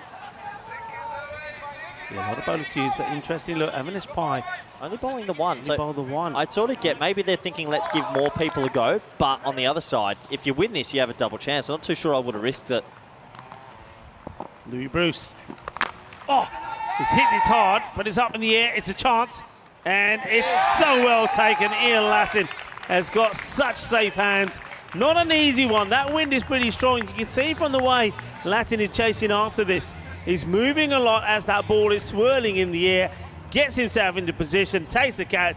Louis Bruce, well, I think all the bowlers, they've got to be really thankful for the fielders at the moment because they're holding on to the catches. Yeah, he just keeps it outside off stump, and that's all you have to do in the 10th over. Batsmen are only thinking one thing, and he skies it to Latin at deep mid-wicket, who takes a nice, safe catch. And yeah, the fielding standards once again have been good from Lathbury Lightning.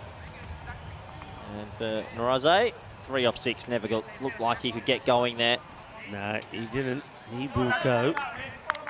So can somebody else come in and get them those valuable runs to get them to the 80 mark, the 80 score? But I've got to say, it's been a sensational fight back from Lathbury Lightning. I mean, remember when things started in the group yesterday? I mean, things didn't go all their way.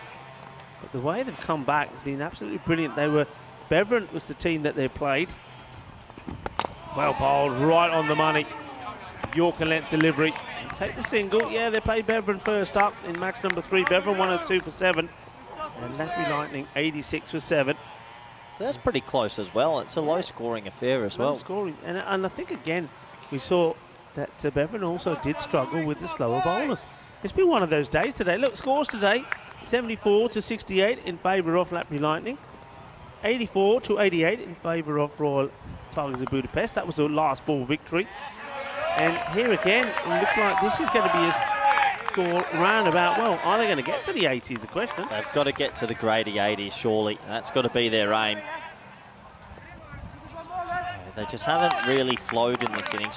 Big 3 balls in the context of the game here. Bruce will be making sure he gets the Yorker length in. Anything short, can have a big swing at it. Well, he goes to get funky, and he gets the toe end of the bat. He couldn't do that again if he tried. It was a bit like a snooker shot being played with a cricket bat. Yeah, it's just the one, so good last over this.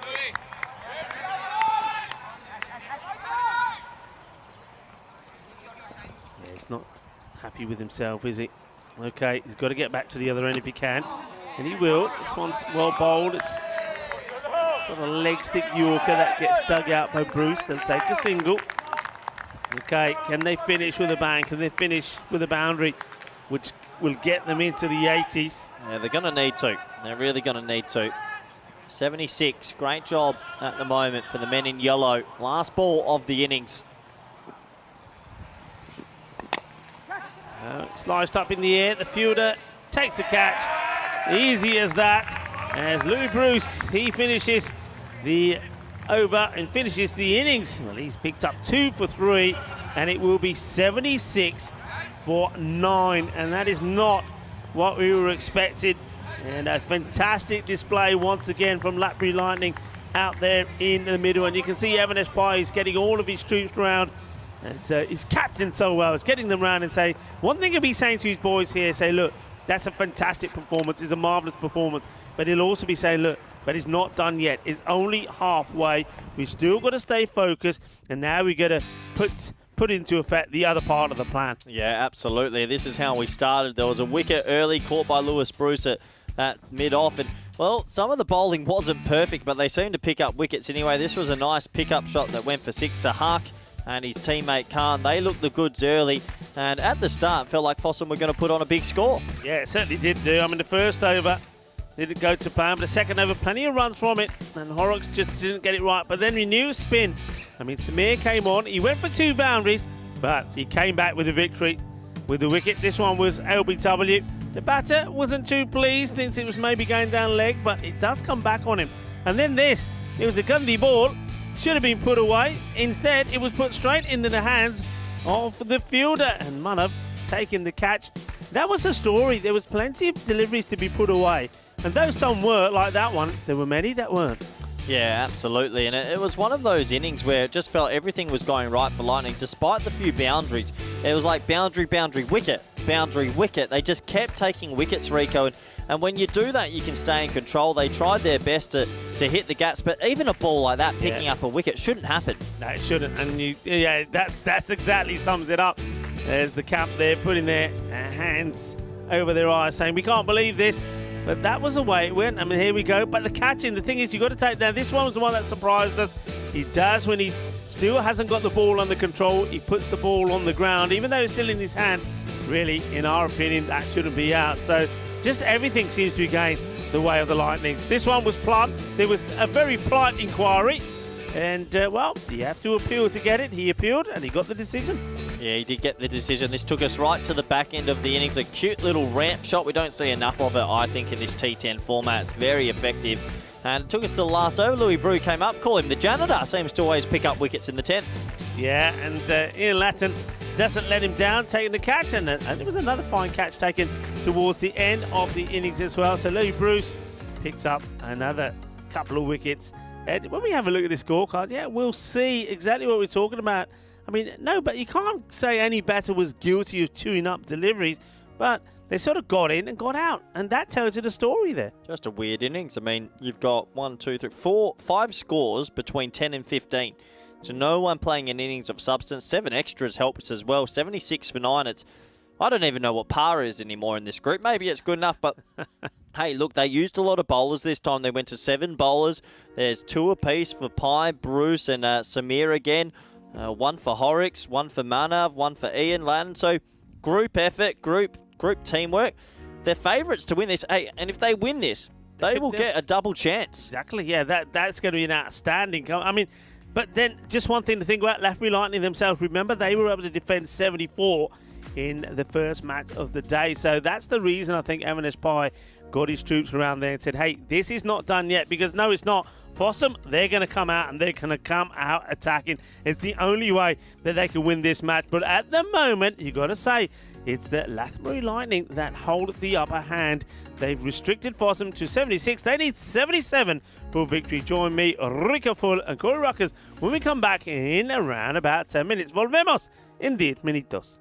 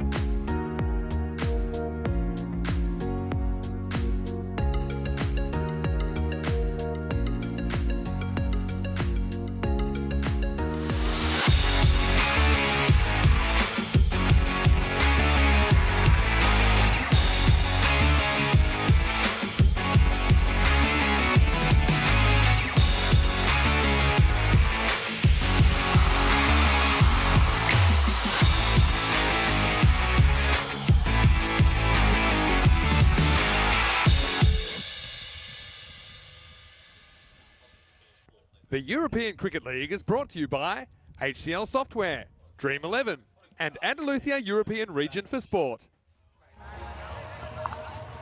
Hello and welcome back, and happy Holi to millions of people around the world that are celebrating the festival of Holi. It's the festival of colour in India, of course, celebrated during the first full moon in March. The holiday celebrates the triumph of good over evil. So go on, splash out on the colour. You know what I'm talking about. Have a good festival. I know that it's caught on in all parts of the world as well. So if you're celebrating Holi tonight, have a good one. And, well, one team that so far are having a good day is Latbury Lightning. Well, they've got a splash of colour about them as well. I like it. Well, I've got a bit of the yellow and gold on as well. And they're going with Louis Bruce at the top of the order. And Louis Bruce, they're probably thinking, well, the young man, he can't do anything wrong. Louis Bruce and Ian Latin going to open up here. A very fine young cricketer. And have a look at our social media as well.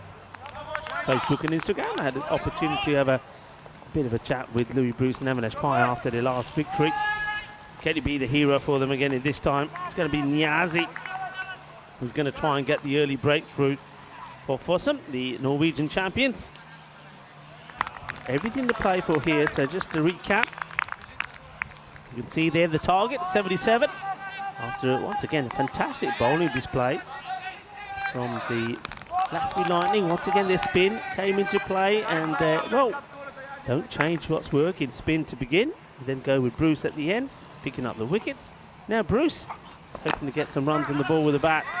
Places out in the offside, and you can see they'll take every run that they can, and that's what's going to be, I think, the plan out there. Just take all the singles. Let's try and get there the rate that they need. It's just going to be around about just over 7.5 and over. Rico Full here, and of course I'm joined by Corey Ruckus. Welcome back, Corey. Yeah, thank you, Rico. Interesting game on our hands here. Latbury Lightning 77 to win. It's a quick delivery. This gets through Latin before I think he has a chance to know what's happening to him. That's too fast for him, too quick. Yeah, interesting to see him coming around the wicket as well. Left arm seamer. He's got some decent pace about him. A lot of people in the chat. Lorne Burns in the chat. Spanish international, good player. Hello, Lorne and all Harness and Dave and John. Hope you enjoy this run chase. Right there. See that fielder in close. I'm liking that field positioning. That's Addison Newseye. They know they want to. The only way they can win this match is to attack, take wickets. So you got fielders around the bat in catching position.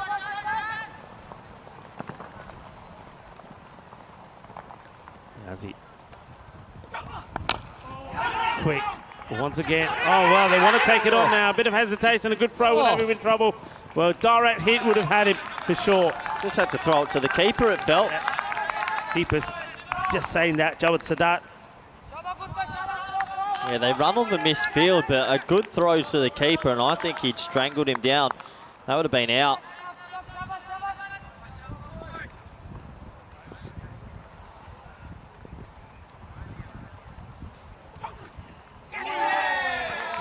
Beating Bruce. Well, the biggest thing about this group, Rico, no one's had good power plays. Yeah. I can't remember a power play we've gone and, oh, they're 1 for 45 or anything like that. The bowling team have gone ahead in the power plays and then they've stayed ahead. This is a really nice first over by Niazi. Yeah, I think the only match where we saw the batting on top was Fossum themselves when they beat the Royal Tigers of Budapest in match number 2. Fossum in that one scored 134 and they looked the part.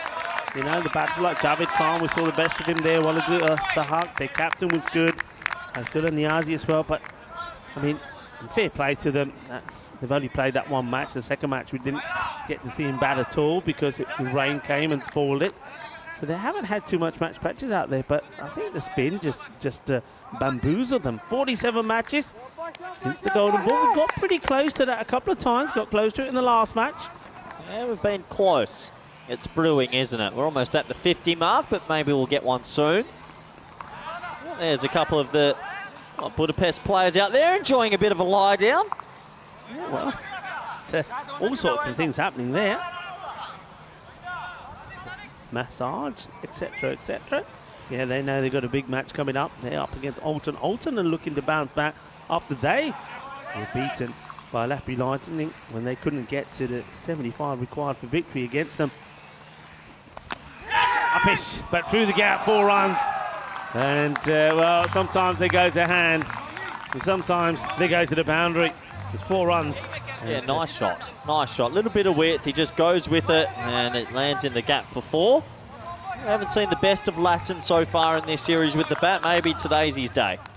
Well, Latin, he is a bit of a run machine when he gets going. We know that.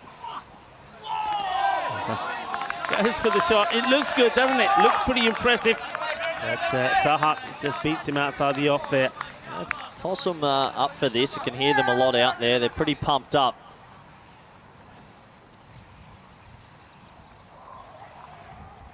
It's a very good delivery. Slow Yorker. Look how quickly, I mean, Sahat, he's not messing around. He runs back to his mark. I mean, there's no issue with the time here, but he literally runs back to his mark. It's like... It's called good energy. It's called massive energy. He's not going to put his team under any pressure, the captain. Just a good shot. Oh, that's class. Off the back foot, through the gap. 4 more. And Ian Latin just starting to find his form, just starting to find his rhythm. And these are good shots, good signs for Lightning. 4 more runs. Yeah, nice looking shot that. Really nice looking shot. Short, gets it away. 2 boundaries will steady the nerves for Lightning.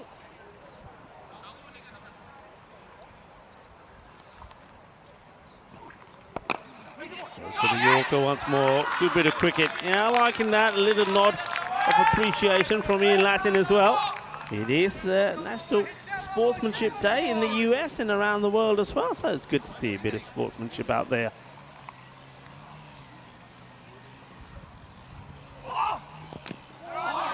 It's that slower ball, the grunt, getting it away really.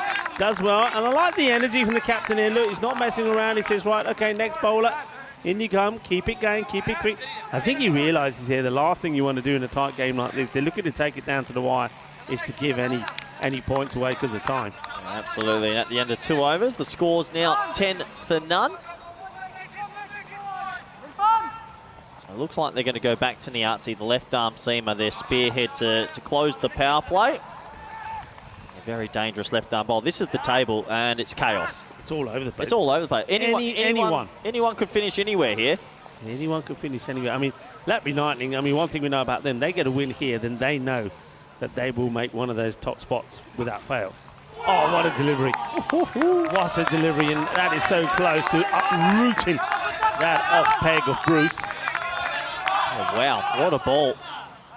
Bruce, they've put Bruce back to the top of the innings. He's been everywhere so far. He's been at 1, 7, 5, now back to 1. I still feel like I would prefer them opening with Samir, just because he looks like he can handle the pace, but it's a good opportunity for Bruce. He's going to get himself run out here.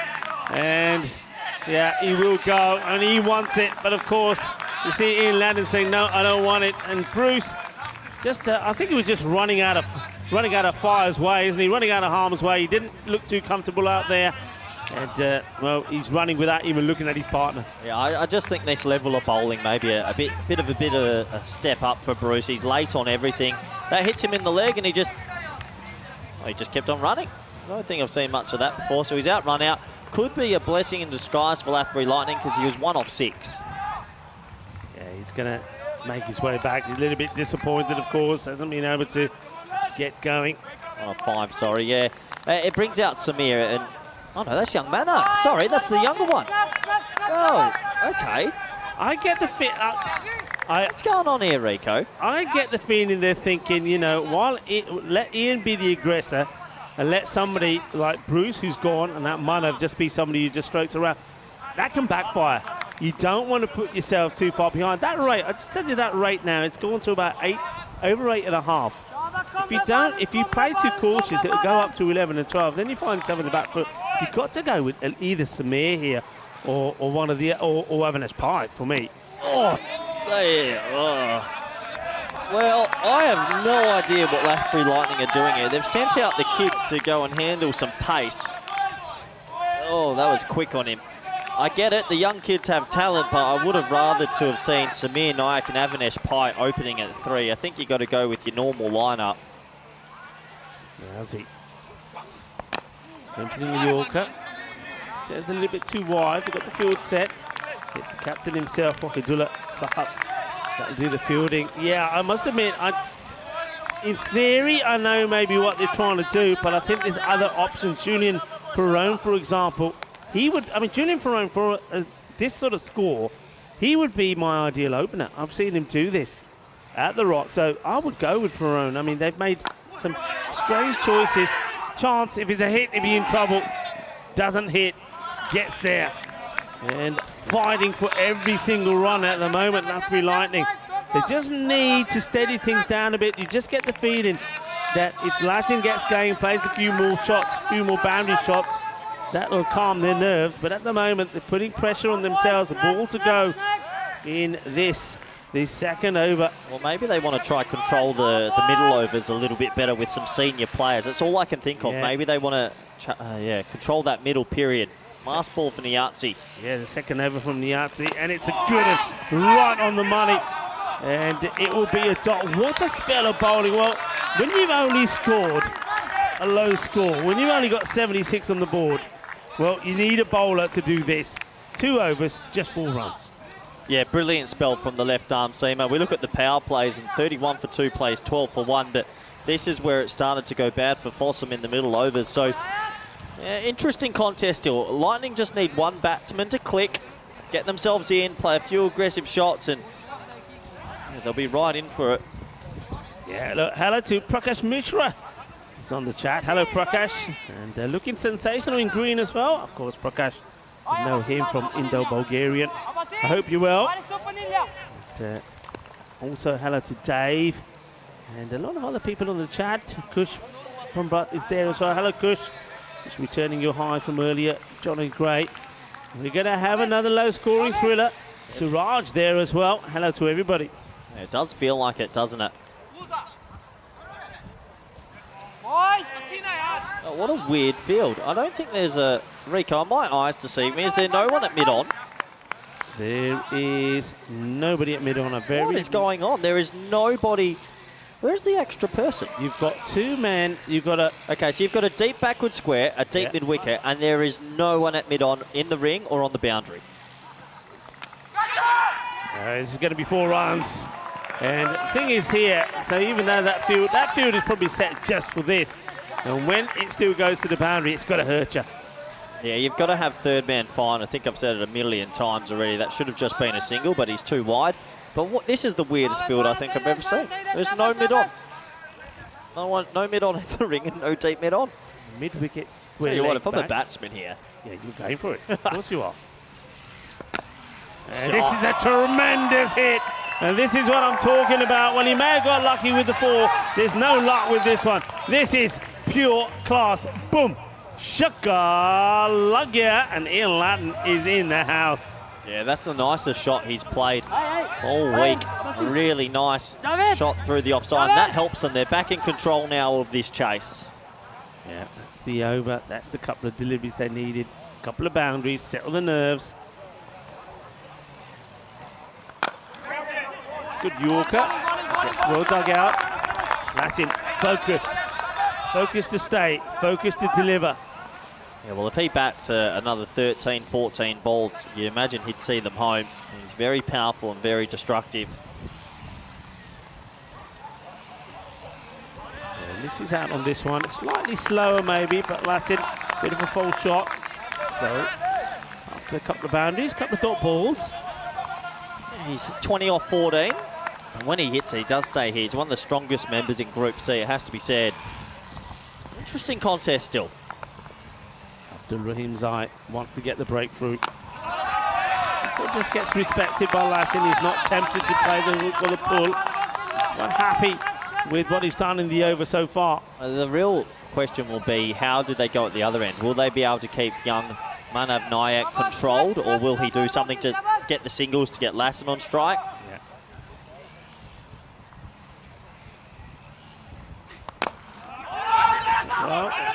fielded.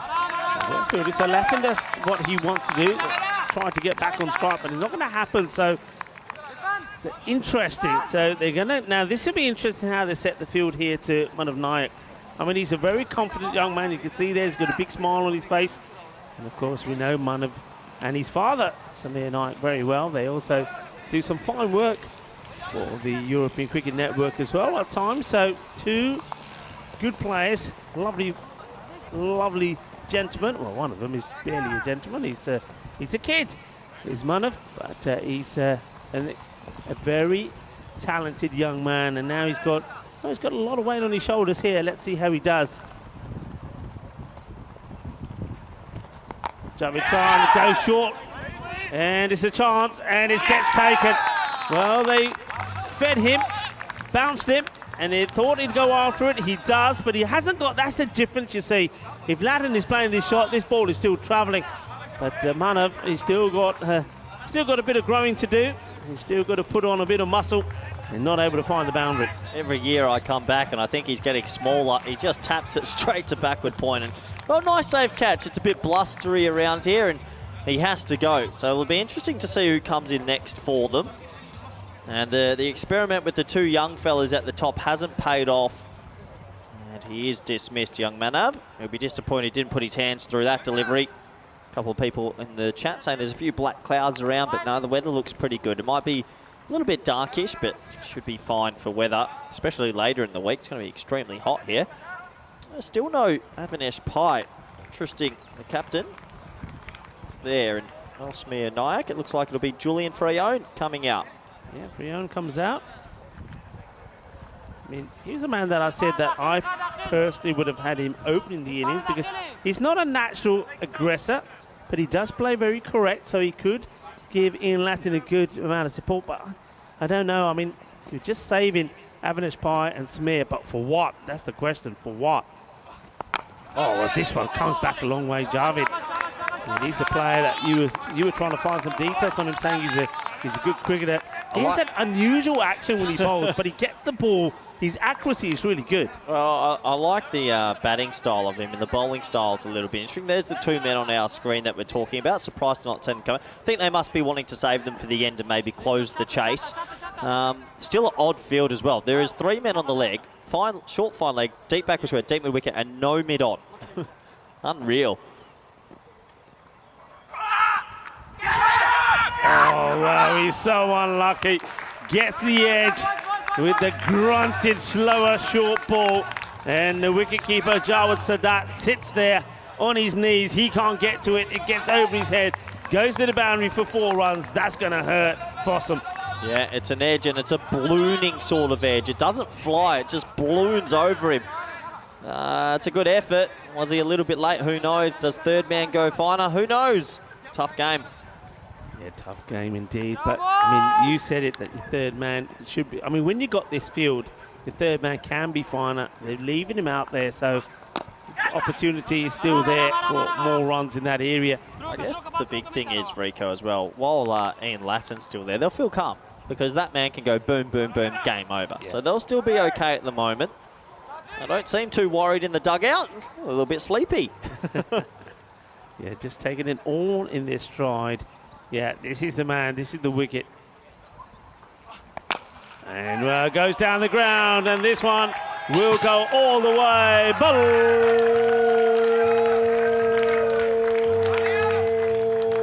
Balle, balle, ginna sona shakka lagya. Well, that is sweet out of the middle of the bat. Sweet at the bowler, Rasmalai. 6 more. Well, the smiles come back. Yeah, they'll be happy with that. Takes the edge off a little bit. There was no deep mid off either. Unbelievable field settings I'm seeing here. Wants a single. Here comes big wicket. Yeah, he wants to dominate, doesn't he? That's what he wants to do. Wants to dominate. Wants to stay on strike. And while he's there, everything is going pretty well for him at the halfway point. 34 for 2. Yeah, 34 for 2, and hello all our viewers around the world. Welcome back to the beautiful Cardam Oval in the dream box, we like to call it. But this is a big 5-0s for these two teams because we think whoever wins this game gets that oh-so-wanted double chance. Yeah, is massive. And Blackberry Lightning, remember they started with a defeat, but the way they've come back, and I think the thing is, I think Vinny said this in the last match, the match early today, having won that match against Alton, they'll believe that they can win anything. Yeah, absolutely. They'll believe they can win anything, and the way they're going about this at the moment, all right, we're a little bit strange. And well, this is going to be 4 more. Gets it past the field, and it's just starting to show what we know about him.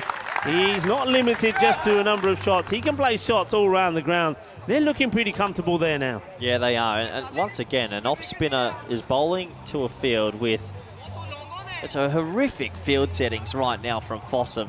They've got 3 men on the leg side. He's bowling right arm off spin, and there's a fine leg, a deep backward square leg, and then just one random guy at deep mid wicket. It's a bowl off spin to this field. Yeah, it's almost impossible. Yeah, I don't get the 3 men there on the offside, sort of on the 45. I don't see what purpose they have at all there. This one slides. They're not going to get the 2. They're happy to keep it just the 1. Yeah, I mean, I just don't get it. Look at that big hole on the leg side at deep mid wicket, deep mid on. I mean, if you hit it out there, you only got 1 person to try and beat. I don't know who's taught them cricket fields, but they need a coach. Hey, this one should be taken, and it will be. So, to get a wicket, it's Perone that will go. Now, surely, we're going to see somebody like Naik or Avinash Pai come in. Yeah, I think so, and maybe they've held them back for this moment. He has to go. Another wicket, sort of sacrificed, really. It never looked comfortable. It's a slow, loopy delivery, and it's a nothing sort of shot, and he has to go. Yeah, so Javed is the man that takes the catch. They still believe you have to. It's a beautiful late afternoon. Sunshine now caresses this lovely Cardamom Oval, which is the home of the European Cricket League. And, see there's teams warming up in the background as well. The Royal Tigers of Budapest warming themselves up, ready for the next match against Alton. What a big match that is for them. Match that they still believe that they need to win after a very tight contest. And that tight win against Beveron, winning off the last ball, chasing 85. Okay, it is Samir Naik that comes in. Oh, he chops on. Well, I don't know why he didn't just go with the spin. He could have easily worked that back on the leg side. Instead, he gets a bit cute and he's gone for a golden. Oh, this is just crazy. Samir Naik, every time he's covered, he's played aggressive. He played aggressive shots no matter what the situation is. This time round, he's played completely different. He goes back and chops the ball back onto the stumps. And well, Maroof, well, maybe he is about to raise the roof because he is now going to be on a hat-trick. Yeah, he will be on a hat-trick. And there was no one on the leg side at all in the ring. He should have just gone back deep in the crease and gone with the spin. Instead, he plays against it, and it costs him his wicket. And right now, we've got Fossum fighting hard. It's going to be a hat-trick delivery, and here comes the captain, Avinash Pai. Yeah, I mean, this is now big. This is a big moment. Remember, no Kenroy Nestor in the side. So this partnership, and they've already used the likes of Louis Bruce early and also Man of Night. This partnership now becomes key. Yeah, it does come key. And Samir will be disappointed. This is the partnership they'll want to see them home. Maroof is on fire. Hat-trick ball. Captain Pai to face it. Oh, this comes in a long way. And Avinash doesn't know too much about this one. Maroof is starting to do strange things with that ball. Well, if he had to slip this through the gate and hit the top off, that would have been Nathan Lyon-esque. Okay, Avinash. Oh, don't think, oh, yeah, okay. Goes past the leg stick. I wouldn't be going back foot. Looks like he's bowling in day 5 Mumbai at the moment. He's getting it to rag. Huge fan. Big. That moved big. Elastic wrists.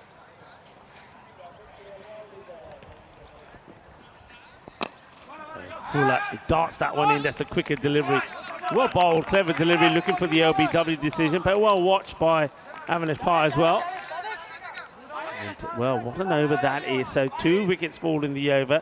7 runs come from it. The score moves on to 41 for 4 at the end of 6. So 41 for 4. You're right, Rico. While Latin's still there, you feel that Lathbury Lightning will get over the line. If they can get him out now, you never know. Max O'Dowd in the chat. He's liking the Maroof is on fire. Great song. Take me back. Javed Khan looking to, I mean, they'll believe, get the wicket to Latin, that they're right back in this match. 4 wickets down already. I mean, that rate, let's keep an eye on that rate. The rate is at 9.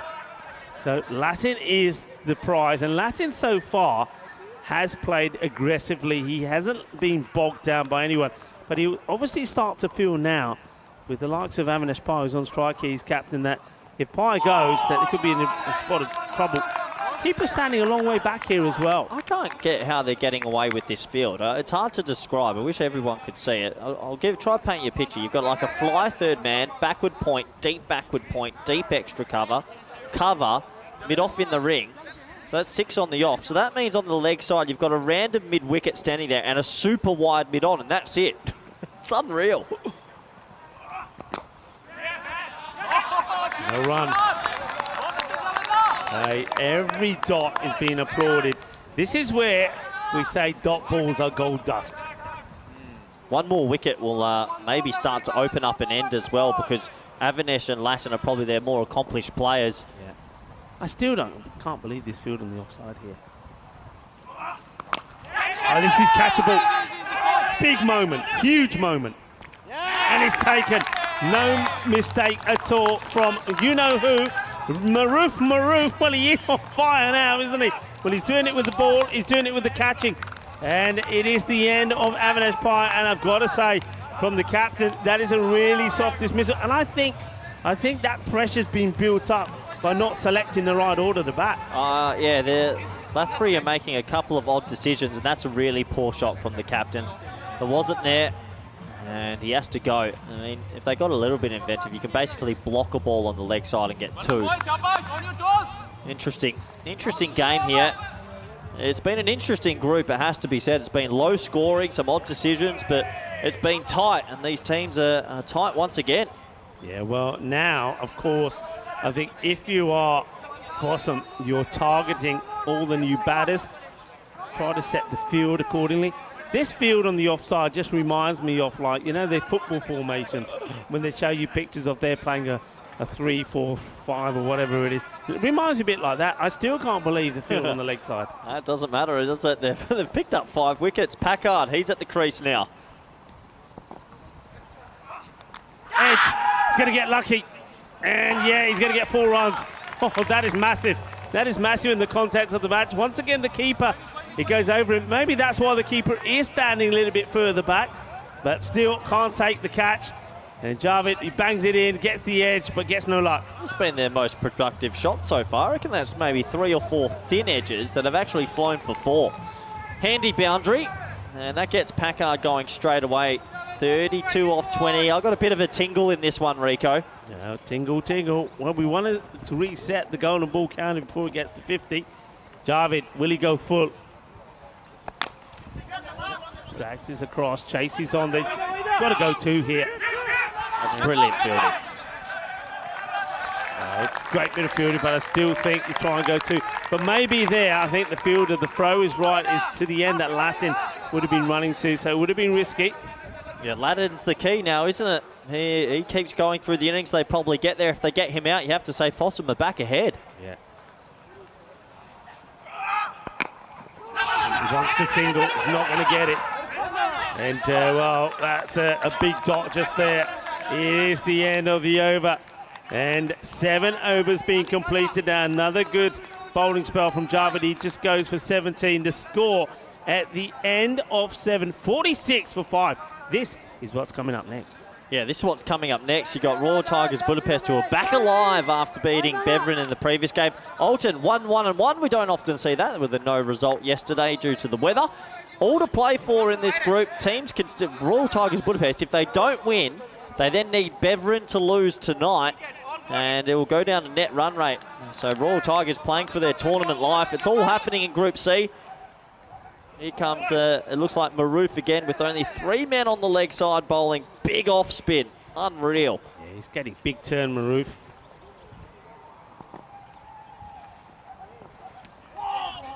If you're going to come down the wicket, make sure you get something behind it. But he's not hanging around Packard. He knows what he's doing. He's taking it on. He needs to make sure he's at least getting singles a minimum. At least. Just get Latin back on strike, because I think Latin's going to want to tee this up. Well, Latin's getting a bit cold, isn't he? He's not had too much of the strike lately, and he's seen batters come and go. Oh, how does this? This is going to be 4 buys. And, oh, I can't believe that the wicket keeper, I mean, extras could be the key here. First of all, how does this miss the stumps? How does this miss the stumps? Packard, well, he hasn't read the script. He doesn't realise that this ball is moving big. Oh, this is valuable runs. It's great keeping. Keeper, oh dear. Oh, 4 valuable runs. At least he's getting inventive. He missed it by a mile. Hey, they'll take it. They're getting a lot of runs behind the wicket at the moment, the Lightning, and they're staying in it. What a weird game this is. Yeah, extras goes up to 9 now with those 4 buys. Oh, he's got hold of this, and this will go all the way.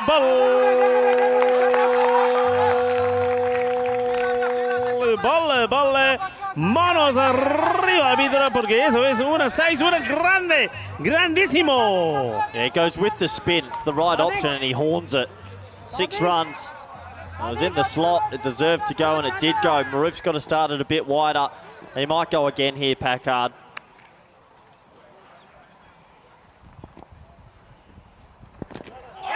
The delivery, they take it on. Good running. Don't throw it. Oh. Keeper's having a bit of a shocker there. That should have been a dot ball. Yeah, buy signal. Yeah, those extras is what's going to cost them here. Well, it's 20 or 14. You take out the 5 buys this over, it's 25 or 14. Different game. Yeah. Latin's going to try to tee this up, you'd imagine. With the spin, with the breeze, a 6 kills this game. He tries to get funky. You're going to have to explain that to me, because there's 3 backward points. Oh, my head. There's 3 backward points he's bowling, ragging off spin coming into you. Why would you try reverse Malach yet? Oh, my head. Oh, if you just play a normal sweep, you've only got 1 person to beat. Packard, I think he's got the license to go for this. Latin probably doesn't want the single. He's probably said, go for it, hit it big, get a boundary. Make it easier for me. And he hits it well. He's not going to get the boundary. Get the single, which I suppose Packard, the way he's batting at the moment, Packard is probably thinking, no, I'm all right, Ian, don't worry about me, I'm okay. Look, that ends up being a pretty good over.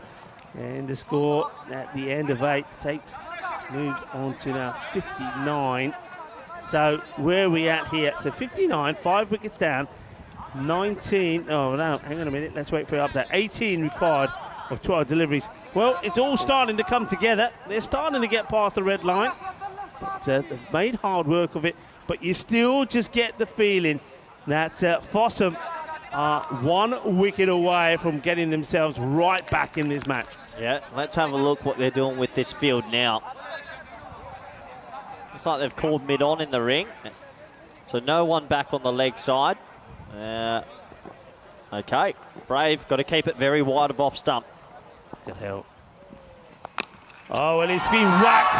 And this goes for a big 6.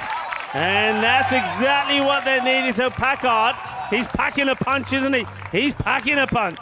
Yeah, it's in the slot and it goes, and that really breaks the back now. Fossum, it's straight, it's a Gundy ball, and it gets the treatment. Yeah, good hit, 6 more. And now really, you got to say, it's, well, that Lightning's to lose. It's got to be a good end to this over to try and take whatever they can into the last. 12 required of 11, so every ball has got to be absolutely perfect. And if there is a sniff of a chance... Rico, I don't want to say it too loud. They've only got 3 in the ring, so if he bowls this ball, they're in trouble. Yeah, they've spotted it, so now they're bringing mid-off up. So mid-off and mid-on are in the ring now. Okay, high up in the air. Away. What's the keeper doing? What is the keeper doing? I mean, the catch has been taken. That's a really good catch. That is going up along. That's come down with snow on it. But if you're looking to take this catch and you've got the wicket keeper running right at you, well, if you need somebody to put you off, there's the man for you. Well, he's taken a scream. They went miles in the air, and the keeper decided to run 40 metres to get in his eye line.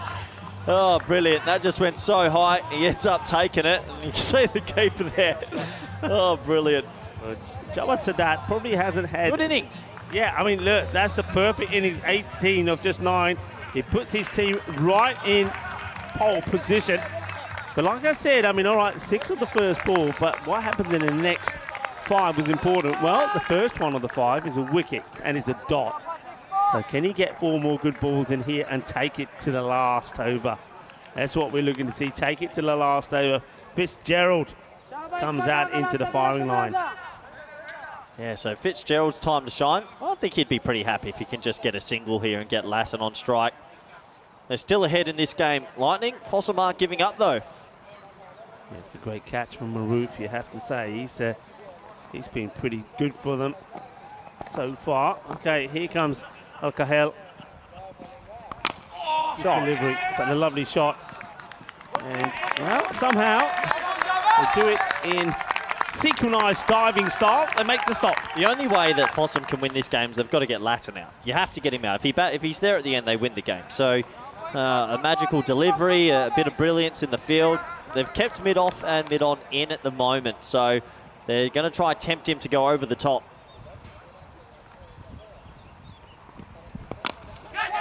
Just pushes his out. He's quite happy just to take a single. Acres of space there on the leg side. So far it's been, after the first ball was smashed for 6, it's been a pretty decent comeback from the bowler. Yeah, that 6 really hurts them though, doesn't it? Fitzgerald here, you throw your hands at it. You hit a boundary here, you really kill this game off. Wide ball doesn't help the cause. Al-Kahel with that one. Yeah, sacrilege. Can't happen. Just can't happen at this time. Takes it under 10 required. So run a ball will do it.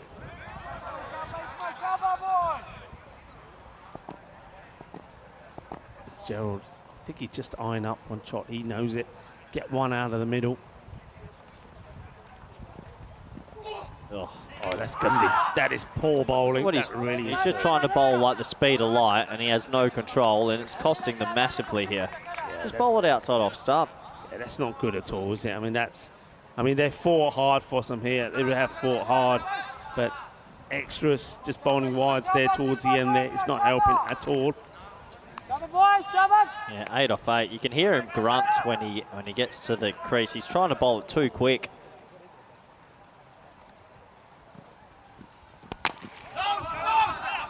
Going nowhere, top of the bat.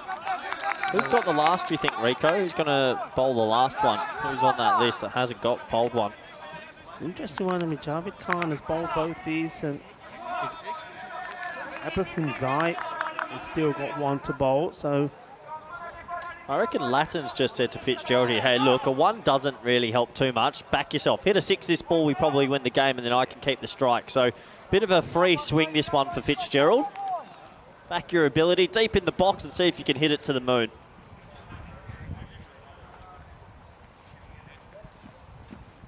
And that's exactly what he tries to do. Yeah, I mean, that's the right advice, I think. If you get something on this, it could make all the difference. But as it stands now, so another match which is going to go into the last over. 9 overs have been completed. It means that with 6 balls to go, 8 runs will be required for victory for the Latbury Lightning. At the end of 9, it's 69 for 6. So they do get 10 off that over, and courtesy of a few extras as well. So here we go, down to the last. Yeah, they've got it to the last. Another low-scoring thriller. It seems to be the theme of the day. The main man's on strike, though, when they'll have to get Latin out. That's the only way I can see them getting back into this game. Here we go. Sahak to bowl it. Gets the Yorker, and he's going to get it back. Well bowled, well fielded. Sahak, he jogs back, he's pumped up. Yeah, well, remember him. I mean, he was the one who bowled that, the second over, which went for 8, and he was running backwards and forwards. The captain looking to make the difference here. Latin looking to find the fence. Oh, that's such a good delivery. Such a good delivery. He's lucky that I mean, this misses that off peg by a whisker. Wow. 8 off 4. Well, tingle time, baby, and it's my game in the sweepstakes. Bring it on. 8 off 4. Latin will be swinging at this one no matter what. He will be. He has to. Sahak making a change. Got to bring that third man finer as well. He's pretty square. He's moved back the man on the 45. Still 3 men on the leg side only. And he gets another dot in. 3 dots on the spin. Wow. 8 off 6 becomes 8 off 3. 3 dot balls. Wow, wow, wow. Latin's still the type of guy that can hit a 6 here. He's that ability. 34 off 26. 3 dot balls. What an over from Sahak. Game on. Here we go. Latin, I'm surprised why he's not rocking back and trying to cut. Maybe he'll change his style to this one. He might move outside off stump here. Short delivery. It's another dot. Well, this is incredible. It now becomes 8 off 2 balls. What are we seeing here, Corey? What are we seeing here? 4 dot balls in a row. That is a perfect bouncer. I didn't think he'd bowl that, and he got it perfect. Well, the last 6 balls in the game have been dots. They needed 8 off 8. Seeing here. No this way. Is crazy. Look at him. He's got to bang. Calm down. Okay, this is it. He's going to bang a 6. This is the match ball. He goes for it. He slices it. He's not going to get a 6. He's going to get out. Oh, what a catch! What a catch! They've won. They've won this match. There's a ball to go, and he's taking a kangaroo catch. What a catch! This is just absolutely unbelievable. Latbury Lightning, from winning the match for sure, well, they ended up in a position where they're going to lose. Well, the fielder who's taking the catch here is down. I think the keeper's injured himself in the celebration. Somebody's injured themselves here. What is coming on here? I think the keeper's come running in and overly celebrated. Well, I don't know if we got that on camera. What has happened here? Oh, well, first of all, what has happened here to this match? I cannot quite believe what I'm seeing. Oh, look at that. He's got a huge knock on his head. Who clocked him? I think he's headbutted a teammate. Somebody has clocked him. Oh, well. How have they bottled this? They needed 8 off 8. They've lost a wicket and 7 dot balls. This is a huge choke. Oh, this is incredible. I mean, they got the 10 of that last over. Look at the bump on this man's head. What's he done? Has he gone running into the pack or... Yeah, we got to see what happens here. Somebody is giving him a real... I mean, what's happened here? Let's see the catch. This is the catch. First of all, he catches it to win the game. Now, let's watch the keeper. Oh, we're going to stay on number 6. Yeah, what happened to the keeper? Follow the wicket keeper if we can. That is the catch. It's a kangaroo catch. It is an amazing catch. And is that our man Maroof? No, that's Jarvid. What a catch. Where's the keeper? Where's the keeper? That's a ball. Hit him on the way back. Something happens. We got to know what happens there. Somebody tell us what happened to the wicket keeper. Well, I don't know what's gone on, but they have bottled it. They needed 8 off 8. Hey, I've never ever seen a maiden in the last... This could be a wicket maiden. Not a single run from it. And well, the captain, Wahidullah Sahak, incredible. So ball to go. Hey, as long as he doesn't bowl a no ball here, it's done. Wow. How have they managed this? Wow. This is a bad choke. Oh my word. I'm Talk hearing about from getting out of jail. Here we go. And it's been played away, but it doesn't matter. You watch the celebrations here. Watch the celebrations. You won't believe them. Well, they can't pick up the ball here. Don't throw it. Well, I thought he was going to throw it away on the boundary. Look at these celebrations. That is the biggest comeback you've ever seen. What a defense.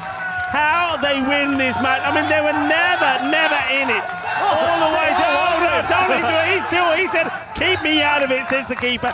Keep me out of it, Jawad Sadat. I don't want to know, and I like the way the umpire there... The directors told me in my ear the ball was thrown in the air and it hit the keeper in the head during the celebration, so we're going to have to try and find that. We'll try and see if we can find the footage, because that's brilliant. But, wow, that is a great comeback from Foster, but Latbury Lightning have thrown away the double chance. They had it won 8 off 8. I can't believe it. Now, that is also Latbury Lightning is their last match, so they won't play another match. But I tell you what, I suspected that when the ball was thrown up in the air, that the only thing that could happen is that as he was running in,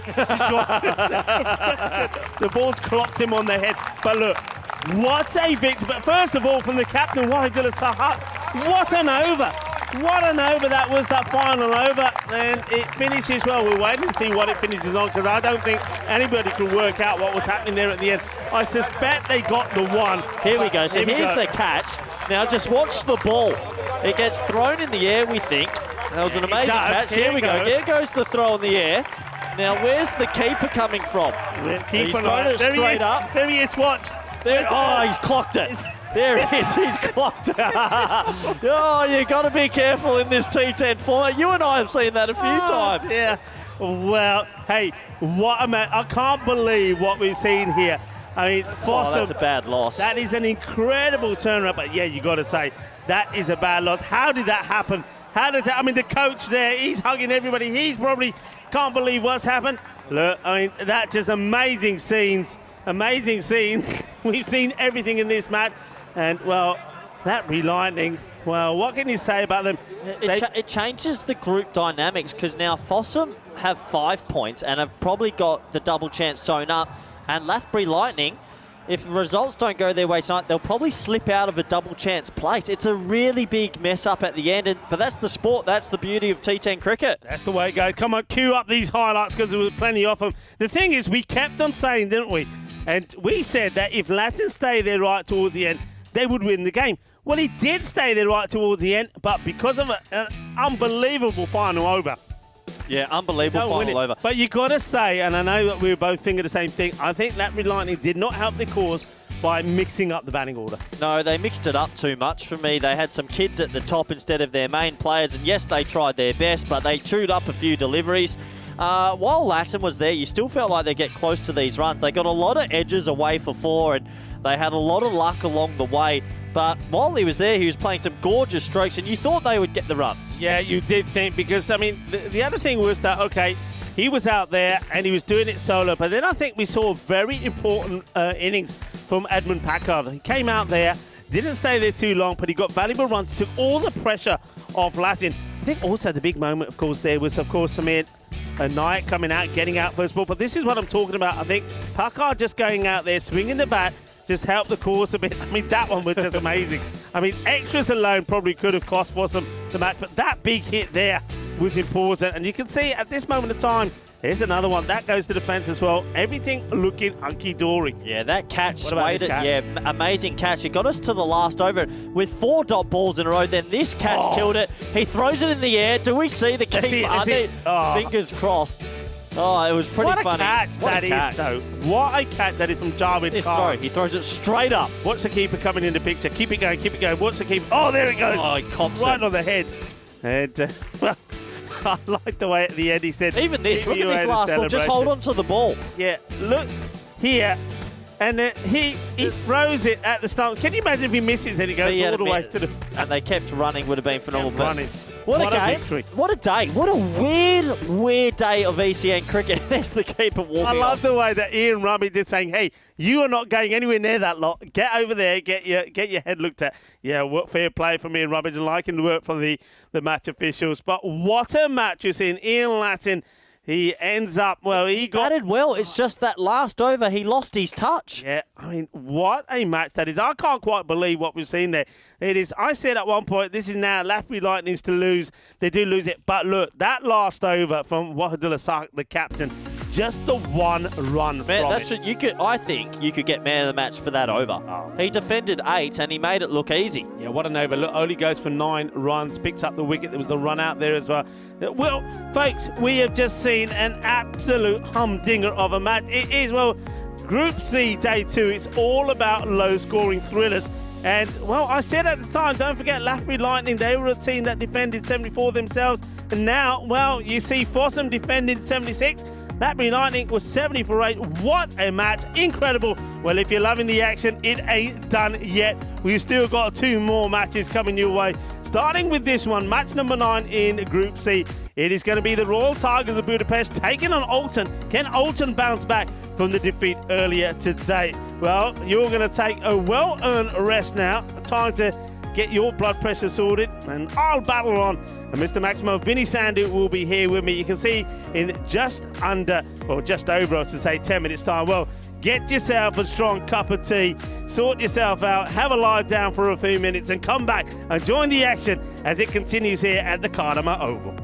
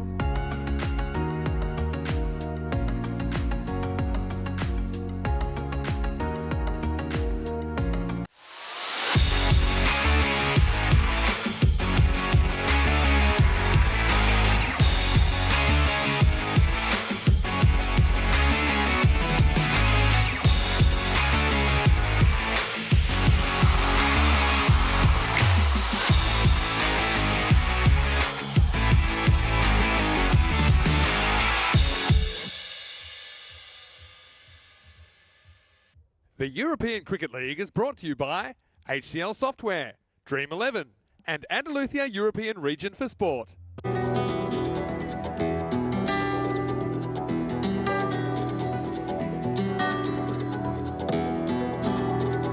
Ven conmigo a cruzar su calle, a vivir su ambiente. Ven conmigo a vivir la vida intensamente. Conmigo ven, conmigo ven. Hello and welcome back to the Khartoum Oval. We've had a bit of everything weather-wise in Group C. Also had a bit of everything on the field, haven't we? It has been exciting. It's been competitive. Now only 2 matches to go before the end of this group. We will have to make the chop after match 10 and really, no one really knows what is to come tonight. So don't go anywhere. Coming up is Group C match 9. This is a match between Royal Tigers Budapest, the champions of Hungary. They're taking on Alton of Switzerland. Let's see what happens at the coin toss. Rob Kemming has the 2 captains. Let's see who wins it. Oh. Yep. Heads. Heads is called. It is tails. We'll ball first. It is the Hungarians that win the toss. Their captain Marko Huja elects to bowl first, so they will be on the chase again. And what a dramatic game we had from them earlier in the day. Scores were tied with 1 ball to go, but it was the protractor who was able to knock the ball over the keeper Ketapal with a boundary to win the game for Royal Tigers, who didn't get any points yesterday, but they're right back in the mix. And then, look, I think there's going to be a few nervous teams still to play that are watching this result right now. But I think, you could see things starting to click. And the scary thing, I suppose, for the people that are neutral is that the Royal Tigers, they do have some players yet to fire, like Safi, for example, and if he gets going, could be trouble. Alton, though, they kind of fell off the play, didn't they, in the first game of the day? Pretty exciting one. They went down to the Lightning again. Their tournament kind of hangs, and with the double chance on the line, I think it's going to be a very interesting afternoon and evening of cricket. Rico 4 is in the commentary box, ready to go. Match 9 is on the way. Raw Tigers, they're on the prowl. They have 2 points. They want to make that 4. Over to you as I give you the news that the Raw Tigers Budapest have won the toss. They're going to bowl first. Let's get ready for match 9 in this crazy Group C. Crazy is the word, but action-packed. The European Cricket Network, well, we deliver you the finest and most entertaining form of cricket anywhere on the planet.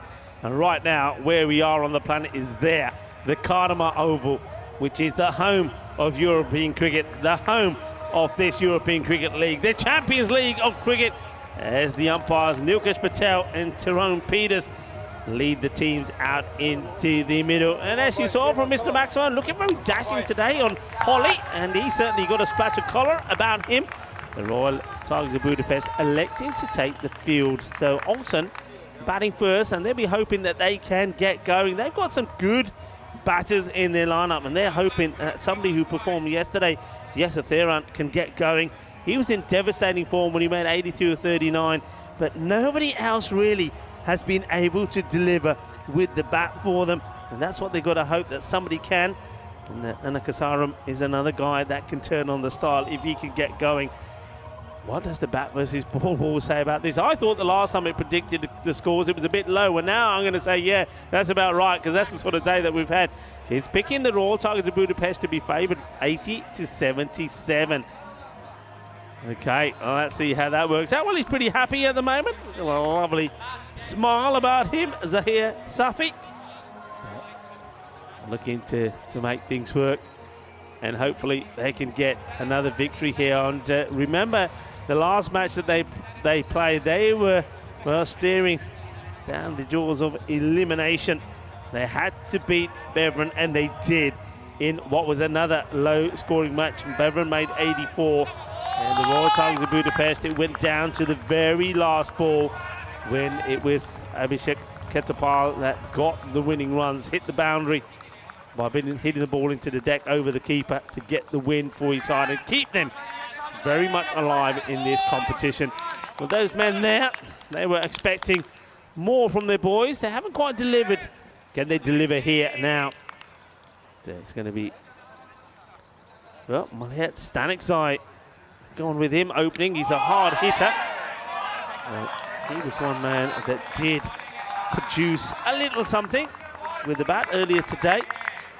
He made 25 of 10 deliveries, so that Yasathiran Yasso, as he's known, can go back to some sort of form as well. Talking about form, this man, Abhit Prashar, has been good. Bold with pace. Can he turn on the style again for the Tigers? It goes down the leg side. It's a difficult one. It will probably be signalled wide, so that will be 2 wides. He does well to get a little bit of something on this, does the keeper, Stan Ahuja. Takes a bit of the pace off the ball.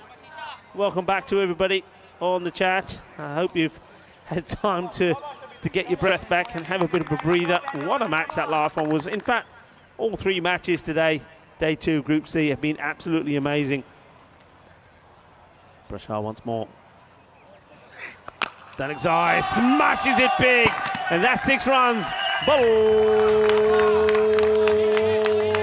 Balle, Ginna Sona, Shaka, Lagia, que grande, que fuerte. Eso es una 6. Un golpe dulce, más dulce de tarta de chocolate. Talking of sweets today, well, it's a big day if you like sweets. More of that in a moment. National Chocolate Cheesecake Day. Goes a bit wider and will be called a wide, so it doesn't want to put it into the body. I can understand that. Also, Holi in India. A lot of people will be celebrating. It's a holiday that celebrates the triumph of good over evil. National Cereal Day, so I hope you had your cereal today, or some people are probably about to tuck into their cereal. Prashar once more. Edge, chance, oh, taken, but then gets out of his hands. Oh, well, he's there for one thing. He's a man, Zahir Safi, that had all the smiles on his face when he was walking out there. And just watch this, it goes straight in and straight out, and he's trying to get there second time round, he can't. Opportunity missed. Well, Prashar, he can't believe it. You got to have everything go your way sometimes. And Alton, well, maybe they need a little bit of luck with the bat. They certainly got some there now. Hit hard, and that's going to be 4 runs. What a cracking shot this is. It made a beautiful sound. It's like a rifle going off as it echoes around the Cardamom Oval. Big shot, 4 runs. And, well, that's the way to deal with it. You get dropped, and then he smashes the next ball to the boundary.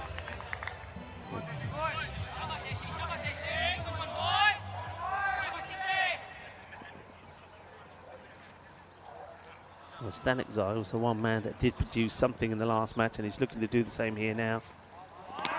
Gets beaten outside the off with Prashar. So ball to go in the first, and it's a good start. I mean, they don't want to lose a wicket here now, Alton. They need to rebuild. They need to get their batting clicking. This is a big match for them as well. They need to try and pick up a victory here, put them in the safe zone, and then that will put all kinds of pressure going into the final match of the day. We still can't tell you how this group is going to finish. We still can't tell you who we're going to see tomorrow. We still can't tell you who we're not going to see. Oh, that's glorious. This is absolute pure class. I mean, Mela Stanek Zai, when he's playing shots like this, you just have to admire. And look, even Prashar saying what a shot this is. Look at this. There is you don't see a better shot, a better cover drive than that. That is absolute epic, pure class. And yet the same batter sometimes swings blind at everything. It doesn't make any sense. Well, today has made no sense. That's what the European cricket is all about. And let's have a quick look at this. So this is what the teams in Group C are playing for. We know that Hornchurch, winners of Group A, they booked their place in Championship Week, as have Farmers. Pakake Badalona, the reigning champions, they'll be there.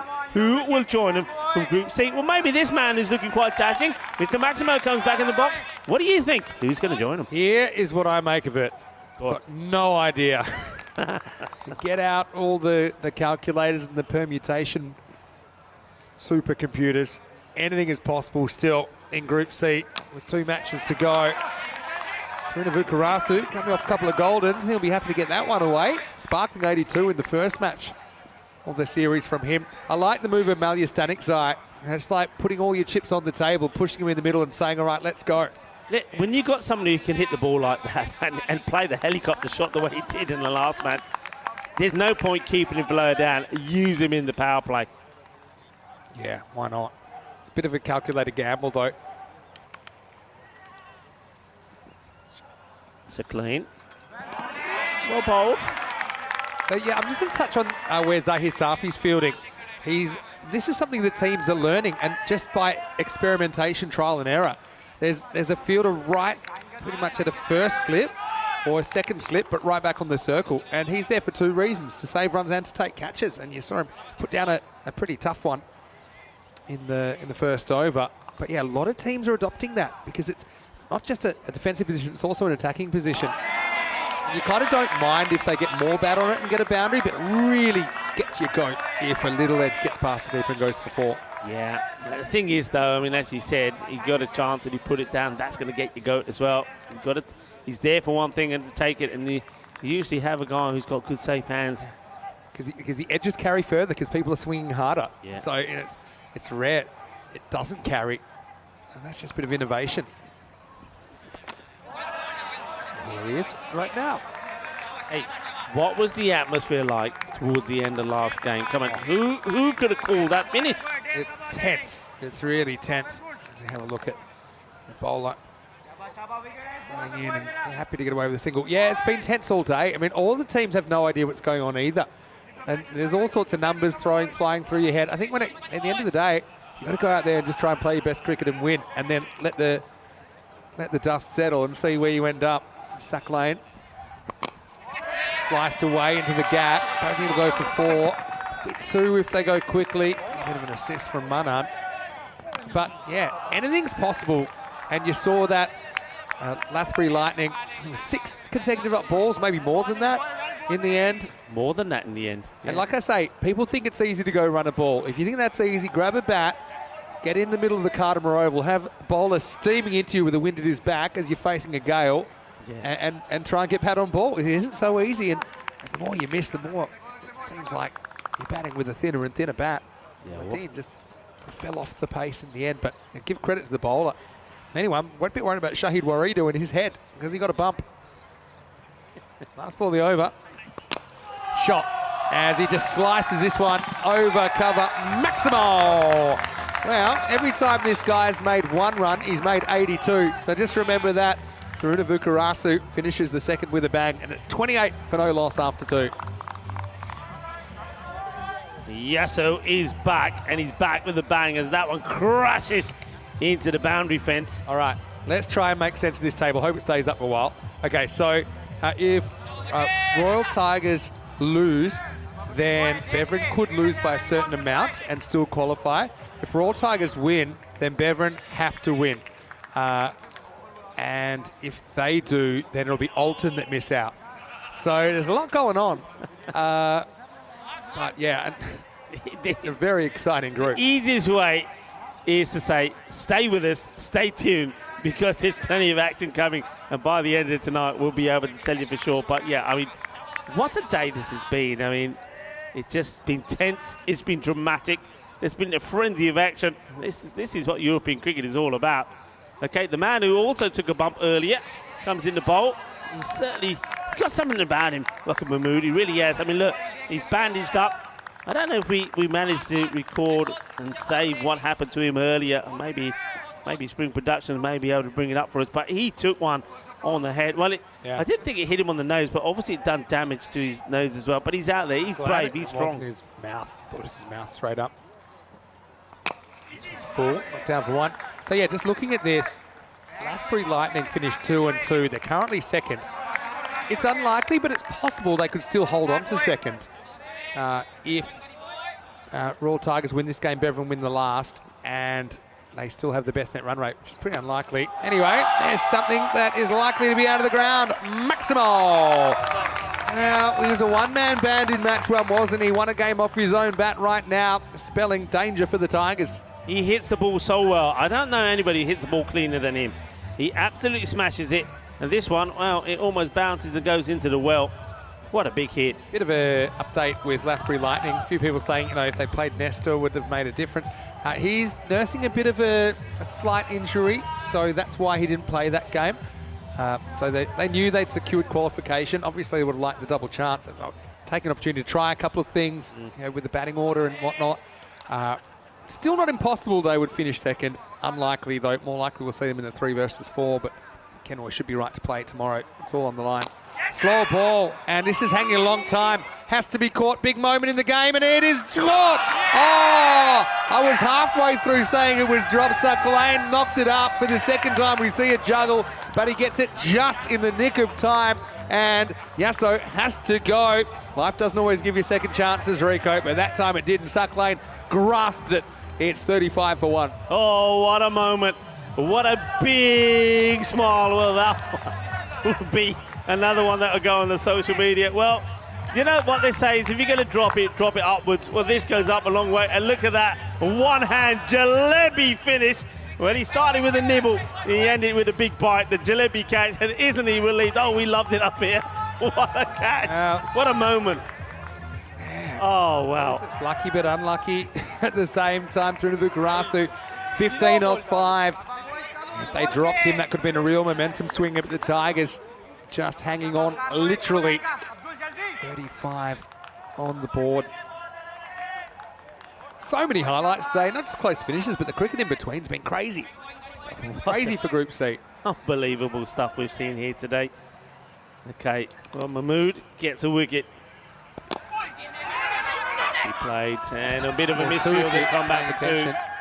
Yeah, so even let's go back to why he hit up in the air. I mean, it was a slower ball. To be honest, it's one that 9 times out of 10, I think he slams out of the ground. But maybe just tries too hard, gets under it.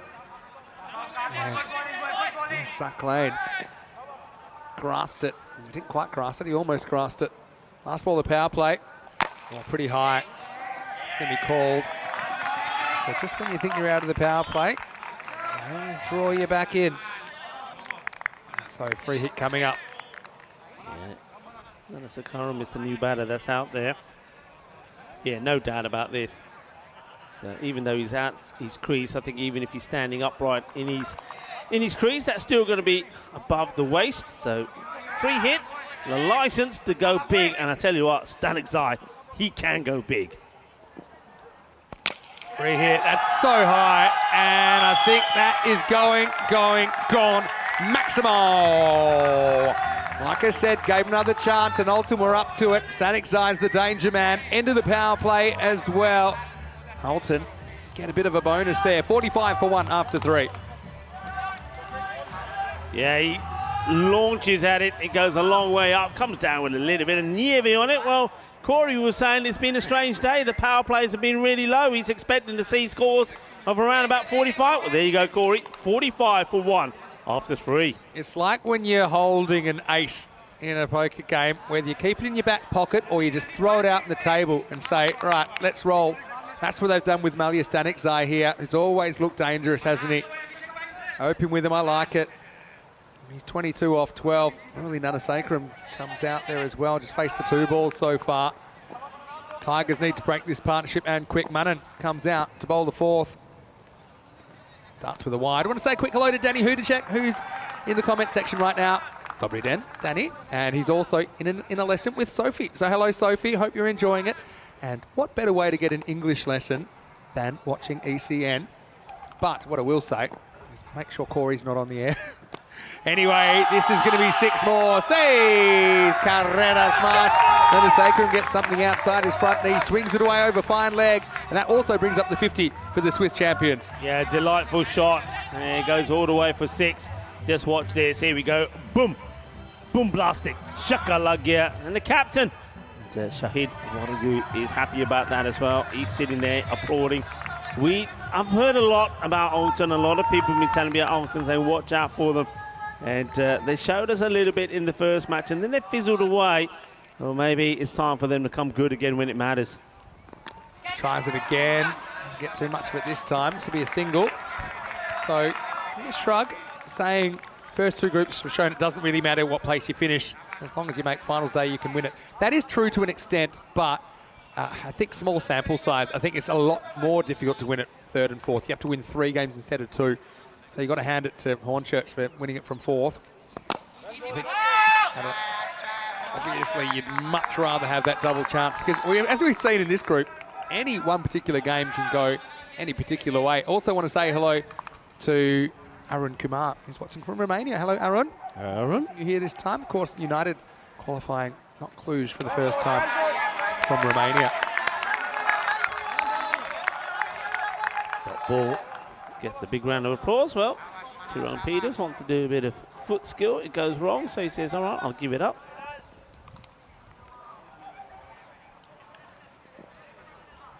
There's that fast off. He hits into a gap, you know, that could be 4. So he didn't really get all of this standing eye, but he's so powerful. That was the rolling off cutter, and he goes with the movement. I think the alarm bell's going off at the moment. He goes on a low-scoring day. This is a very good start for Alton. Yeah, it is. It hits this well. There's nobody out there, no protection. I mean, long on, it's got a long way to go if he's going to get there. So 4 runs. They now make a change to the field. Danny's saying he's looking forward to watching the mighty Brno CC in the next few days. It's a bit strange not to have the Prague CC Kings here, but that's the case. A bit like Cluj. Time for to see another side. Well, tries the helicopter. This has gone all wrong. It should be gone, and there it is. So Static Zai, like a box of chocolates, you never know what you're going to get, and he probably just tries to get a bit too inventive. No, hindsight's 20/20. Big moment in the game, and it ends the 4th over. Manan gets his man in the end. It's 57 for 2. Yeah, I mean, this is a strange shot from the... I mean, he's contained himself well. He's played correct. And then he wants to get funky. And in trying to get funky, he gets himself out. It's not the ball to be playing the shot at anyway. Just gives his wicket away here. But one thing that we've noticed, that man there, Mark Ahuja, the captain, he's got safe hands. He hasn't dropped anything. And he's like one of those guys, I feel like his heart rate is about 40 and it never moves. He doesn't worry about the pressure. Static Zai gets his team off to a flyer, but can they keep it going? That's the question. He's going to have to go. And the score after 4, 57 for 2. Time for El Capitan to come out. So he do what he do. Well, he was out there a moment ago applauding the shots. Awesome. Well, it's team effort, and part of that team are the viewers. I think we've got the best viewers in the whole cricket world. And this is the man. There's a head that probably has its own zip code. It's Abhishek Kedapal. He was the last ball hero last time we saw the Tigers on the park. He's bowling over number 5. Pushed down the ground. And yeah, I think with him, it's all about consistency. And if he can hit that spot, he has success. That's full, straight up in the block hole. Can't do much with it. Arun saying it's the best way to spend the evening after work. And listening to us. Yeah, of course, we do go into the evening European time. Oh, we're here at Kartama. Dab and run. Waridu's off the mark. Let's go back to that last game for a second. It had everything, didn't it? Had the keeper getting clonked with the ball. It had sixes, it had dots, it had pressure, it had good catches, had really good catches. Tell you what, do you think we get 5 out of 5 close finishes today? I think there's... Yeah, why not? Burn the place down if we do. Anyway, Kedapal's certainly getting better and better as this series goes on. Beats him for bounce. Now, the Sacrum's a funny one. When he gets going, he looks really, really good. He looks dominant. And aside from, I think, 30-odd in the second match they played yesterday, hasn't really fired with the bat. Sven just noticing Kedapal, the man we call the protractor. His run-up is so angular. Yeah. But it works for him. This time they go with that angle and they get it pretty good. Murali goes large. Maximo as Alton swing their way into the 60s before the halfway mark. Yeah, manos arriba, arbitro, hop Swiss, as this goes all the way. 6 runs. Well, I've got some exciting news from the media front. Oh, yeah. So all our Swiss viewers, they will be going hop Swiss. And we're actually on 2 TV stations at once in Switzerland right now. Wow, That's what's going on. Well, let's say hello to them. Yeah, hello to all of our Swiss viewers. Yeah, hello. All right, in the air hanging, but this is going to go a long way with the wind. That is gone with the wind. Maximo, Nana Sacrum There's some feasting on some length from Ketapal, who goes the journey once again. They didn't spend too long in the 60s, just one ball. That takes them up to 71. Yeah, really wanted to go for the short one, and he was up for it. And, well, hello to all our switchers. Hop Swiss, as you like to say. And at the moment, well, it is pretty decent. There's plenty of hop Swiss going on there. 6 runs, shaka time. And Alton, well, they're racing along pretty well. I mean, look, the ball to go before the halfway point. We're into the 70s here, Vin. Will be a single unless this hits. It doesn't hit. All action all the time. It's the European Cricket Network, and that is the end of 5 overs. 72 for 2. Yeah, it's a brilliant start for Alton. You know, I just had the feeling that, not just them, but all teams, they've all had a few blips with the batting. All of them can do this. All of them have players that can give them the start. And, of course, one thing was interesting there, Waridu, the captain, having a real chat with these partners, say, look, it's a good start, but don't give your wicket away. Let's stay there. Let's put this partnership together. Games can change quickly. We've seen that today, haven't we? Yeah, everyone watching on Swiss Sport in Switzerland, and also you might watch on Viaplay. Hopefully you're enjoying the game. I love this group. It's the most unpredictable group we've seen so far, and we have seen pretty chaotic groups A and B, and a lot of upsets. But as far as people moving around all the time, I haven't seen anything quite like this. This time it's the slow ball again. It's heaved away. Does it have the journey? It doesn't, and gone. Nana Sacrum the next to go. Nicely taken by Kai Delda out on the deep mid-wicket boundary. So Alton lose another key player to start the 6th over. 72 for 3. Yeah, very good catch there, taken by Delda. And, well, Nana Sacrum did not want to listen to his captain. And Shahidu Wadadu was saying, hey, stay there with me. Don't give your wicket away. All right, Skip, I know what you're saying. And next thing, well, we've seen so many shots played in this area, but not making it the distance. Nice technique, good catch taken, no mistake from Dildar. One of the reasons you're probably more likely to try and go a bit square, a bit more sideways today, is because that breeze, which is very much behind the bowler. So you're not fighting the breeze as much, but it comes with risk, doesn't it? And that's Sacrum, quick fire 24 from him. He's the 3rd wicket to fall, 72 for 3. And we just posted the link to the standings table. Let us know what you make of it. All Tigers, if they don't win this, it's pretty hard for them to qualify, but not impossible. So we really won't know anything until the end of match 10 tonight. Prathipa Ratnaraja comes out. He pushes and runs. So yeah, they can really turn things around. They're on kind of 137 pace or so, with a good second half here. Maybe you can keep it down to around the 110 or something a lot more chaseable.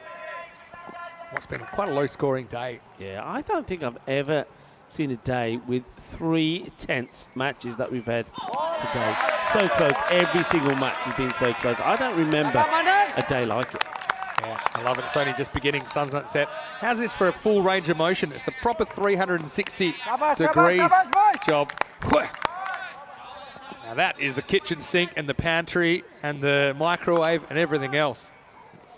This time he waits on, he cuts. Knocked down by Safi. It's a single. A lot of good catches, not too many drops today. Of course, we've got a few. Was there's the one you said there's no way he's dropping that? Yeah, I can say that. Works every time. Oh, good one. Just left him at the last moment. What was there to drive? Lured him into the shot. Josh asking about Ketapal's run-up. Is that common? No, it's not common. But what I will say is I think it's a weapon if you can do it, because it's unusual. Anything that's unusual, I think batters don't practice against it. Yeah. And, yeah, takes a bit of getting used to. Last ball of the over coming up for Manan. It's bowled a good spell. And this should just be one. It will be. And that takes us to the end of 6 overs. The score is 75 for 3. Good over. Just 3 runs that come off it. Picked up the important wicket as well. For Nana Sakaram, I think he's a good wicket to get. So, important little partnership here. I think Shahid, the captain, is desperate for Ratnaraja to stay out there with him. And if he can, then they should be, well, minimum, they should be looking to at least bring up to 110. But as you saw there, they're wanting to try and get to around about the 130 mark. But you just get the feeling that the big hitters maybe have departed now. So we're back to more more orthodox type of batting. 6, 7, 8 are going to come in and have a real dip as well. You've got someone like Perumal there.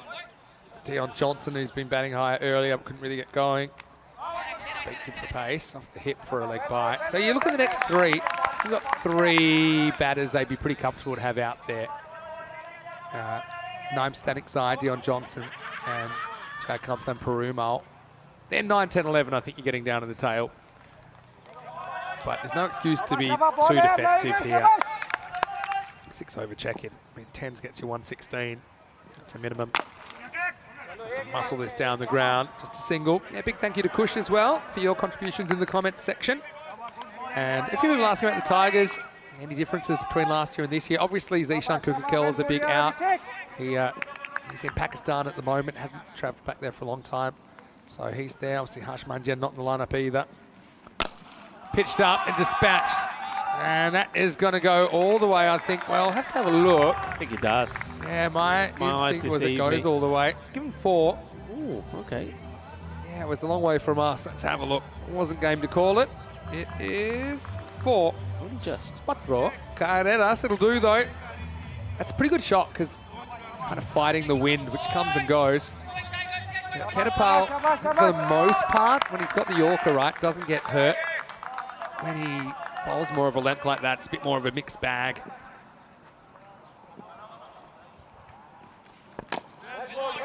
Better. Well, some hesitation, but they'll get the single. Yeah, it's good to understanding between the batters. At least they're looking at each other, and in doing so, they do make and get the single. So once again, important partnership. But what I will say, obviously the Tigers, they plan to win this game. If they lose it, they need to lose it by as little as possible because their only chance to get in is on net run rate then. That's their only chance if they lose this game. And so it'll be Beverin to play last, and they'll be hoping Beverin lose by a certain amount. Yeah. So Beverin almost certainly will head into match 5 of the day, or match 10, with superior net run rate to Royal Tigers.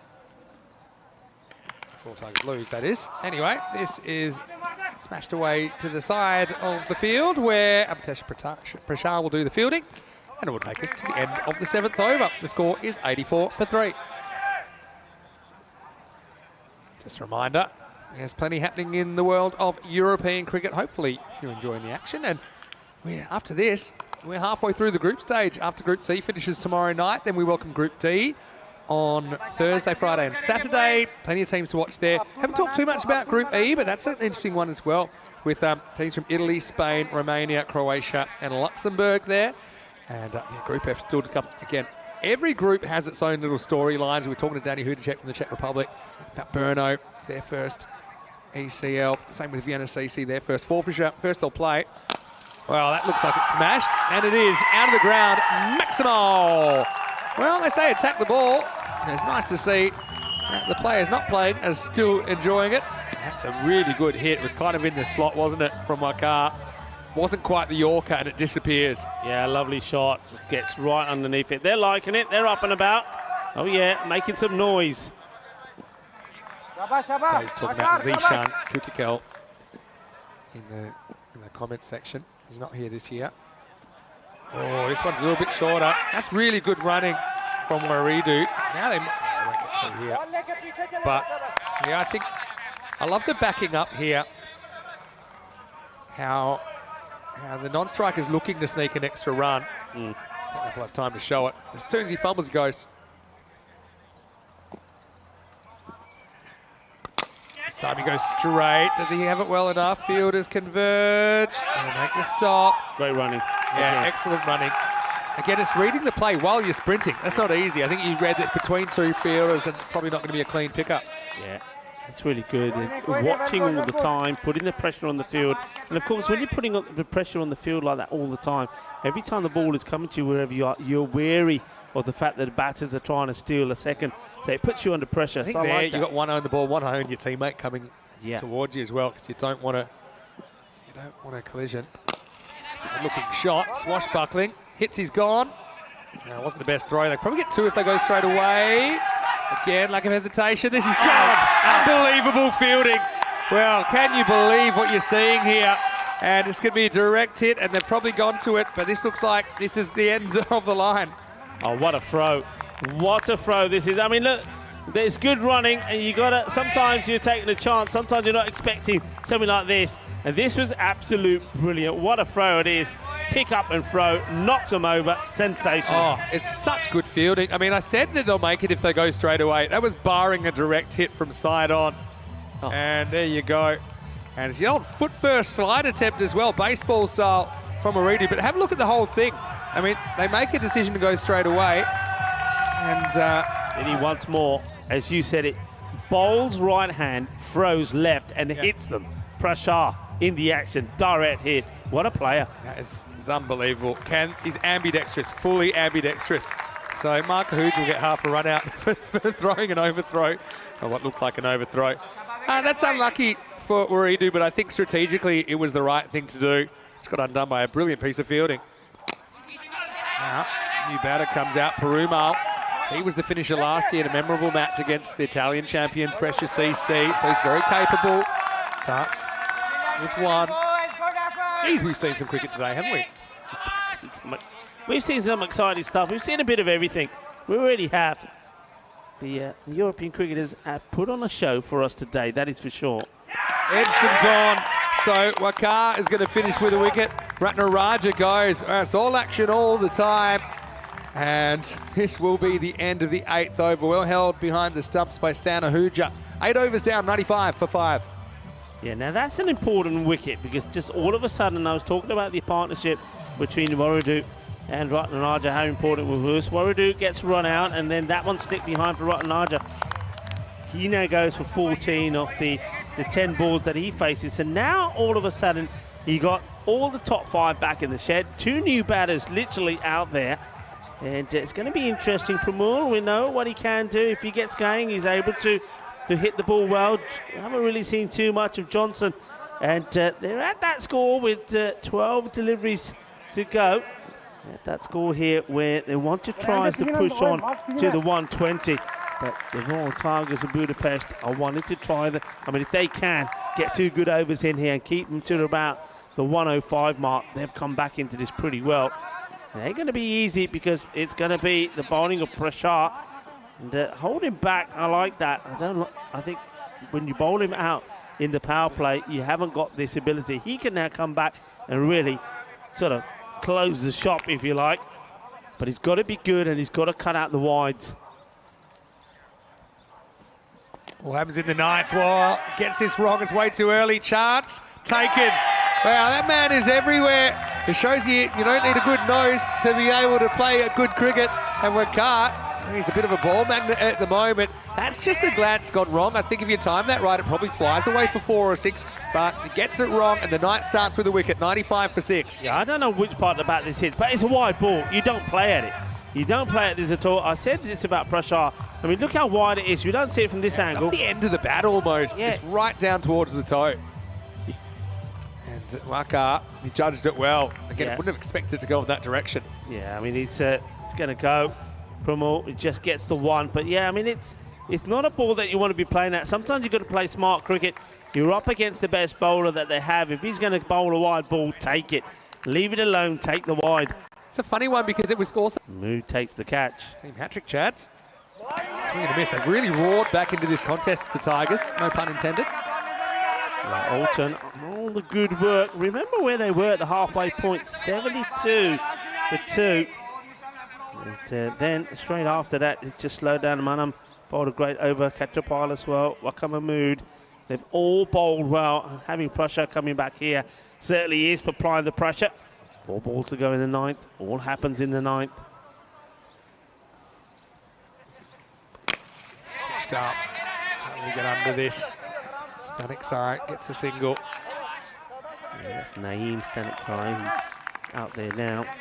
And he's out there with Johnson. So Johnson, see what he can do. I think both batters here have to be saying, look, we're better off getting something, even if it's single, than nothing. That's what you've got to be thinking here. That still gets you to a decent score. They're not thinking that. They're not thinking. Sometimes you've got to think cricket. You've got to think smart. You're up against the best bowler, probably one of the best bowlers in the group. You're not going to smack every ball to the boundary. Get bat on ball, take the single. Look at the gaps. Look at the gaps. I mean, even if you were to take 6 runs off this over, that would have taken you past the 100 mark. Then you got a chance in the last over to try and get to the 110, 115. Johnson needs to get back on ball.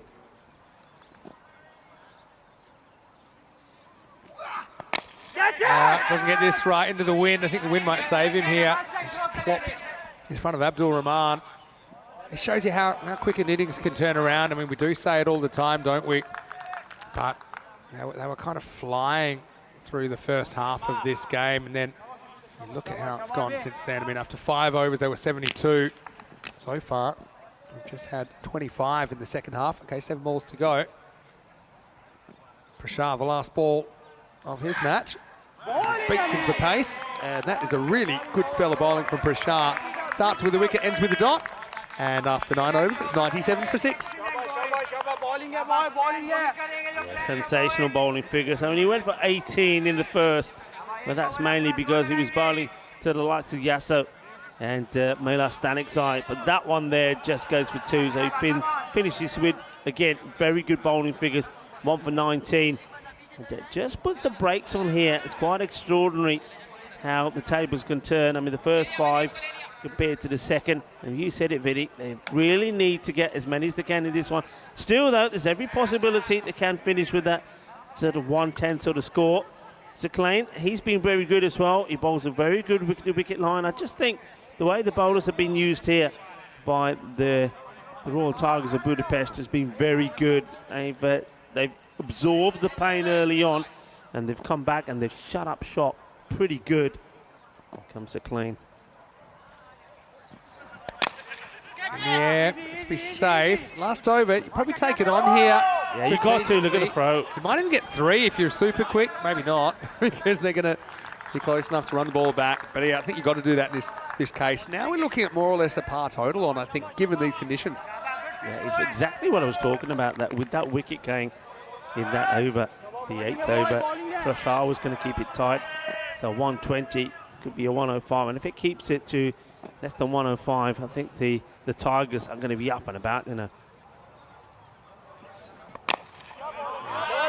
Knocks that out. It's good defensive bowling from Saklayne. That's what Saklayne does. You know, it's any young bowler watching.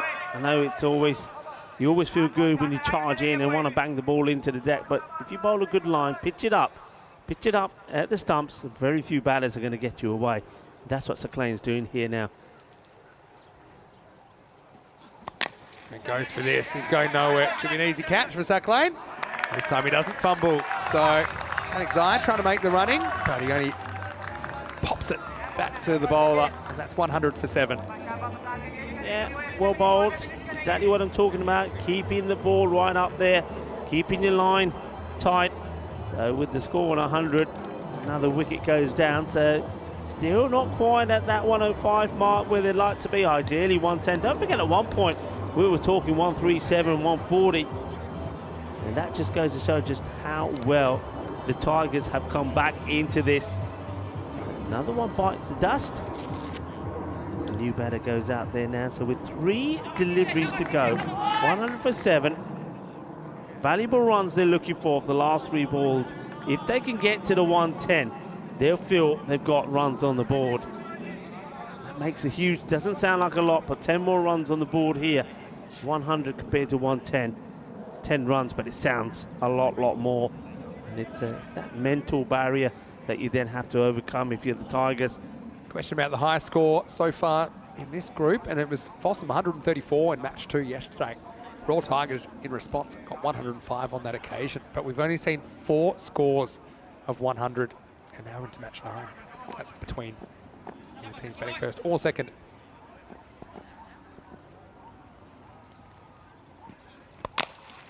Well, that's well hit, that's 4 runs. Well, it gets a little bit of width, and he carves this away. Well, how valuable could this boundary be? Nicely done when the new batter comes out and says, well, you know what, I'm going to put this away. That's never a saw. Beautifully played. Yeah, what a good shot. Really good shot. And just what you need at this stage as well.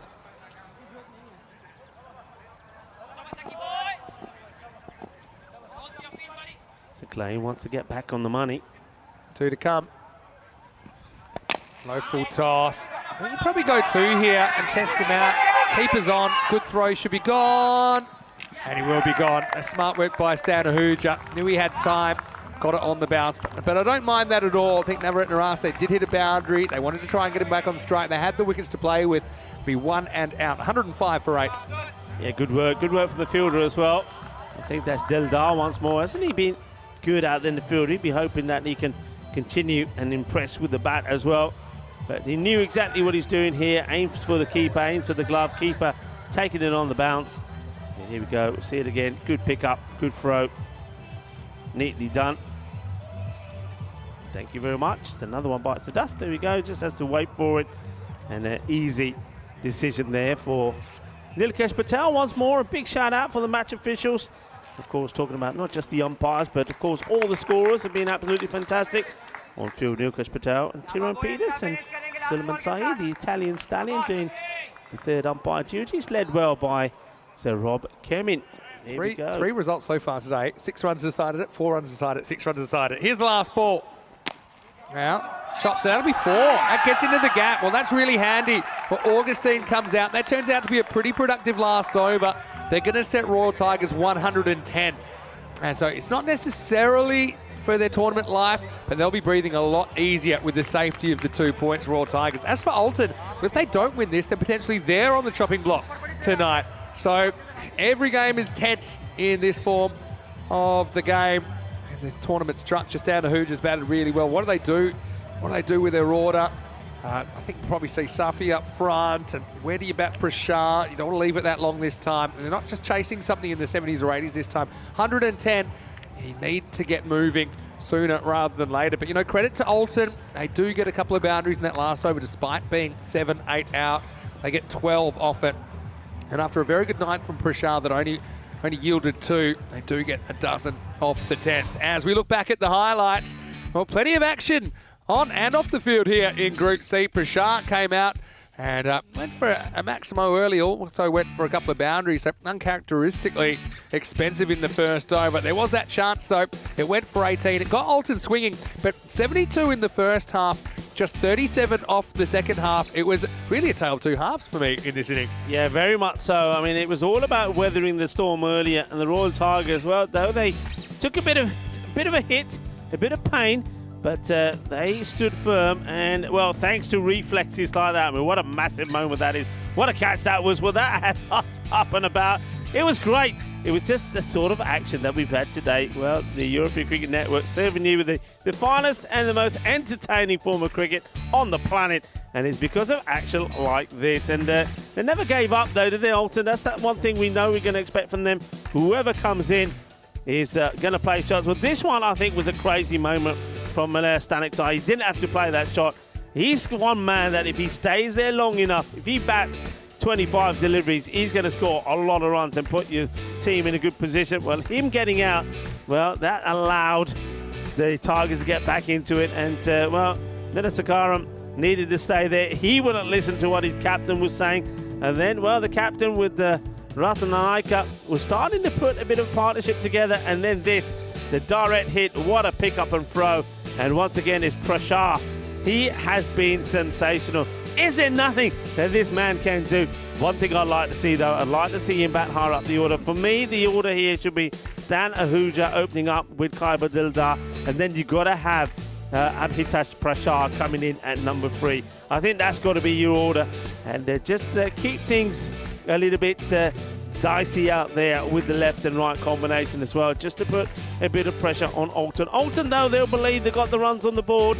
And despite this run out towards the end, they'll feel that these valuable boundaries towards the end, you know, those that 4 there from Augustine and the boundary earlier from one of the other tailenders, get them to, well, don't get them quite to 110, but it means that 110 is the magical number that the Royal Tigers of Budapest have to go for. So there's that scorecard. As you can see, it was Manas Stanikzai who gave him the perfect start, 26 of 16, but he really does throw his wicket away. Yasso did get going, but he went quickly. A good catch taken there by Seclain. And then also we saw Nana Sakaram. He hoiked out to Deldar. And then after that, Well, they needed valuable runs towards the end, and I just think that those boundaries from the tail, Johnson got an important one. Navasasat Rasa got one as well, and then also Augustine White towards the end could make the difference. In the bowling figures, Wakar Mahmood bowled well, 2 for 27. Abdul Manan picked up the bowlers for me, 2 for just a few runs, just a handful of runs there, 15. But once again, I think Abhitar Prashad, though he went expensive for his first over, where 18 came off it, he only conceded, well, just a couple of runs in that last one. There was a few leg byes in that first over as well, but he bowled really well, and I think that 9th over really did put a squeeze on Alton. But Alton came back strong, got 12 off the last, got to 109. So we're going to leave you with the mid-match summary of this match number 9, and remind you that myself and Mr. Maxwell, Vinny Sandu, will be back in about 10 minutes time for the conclusion of match number 9, and a very important one indeed. Royal Tigers here once again fighting for survival. If they can get a victory here, then they'll breathe a sigh of relief, and then all the pressure goes on to the last match of the night. Join us in about 10 minutes time.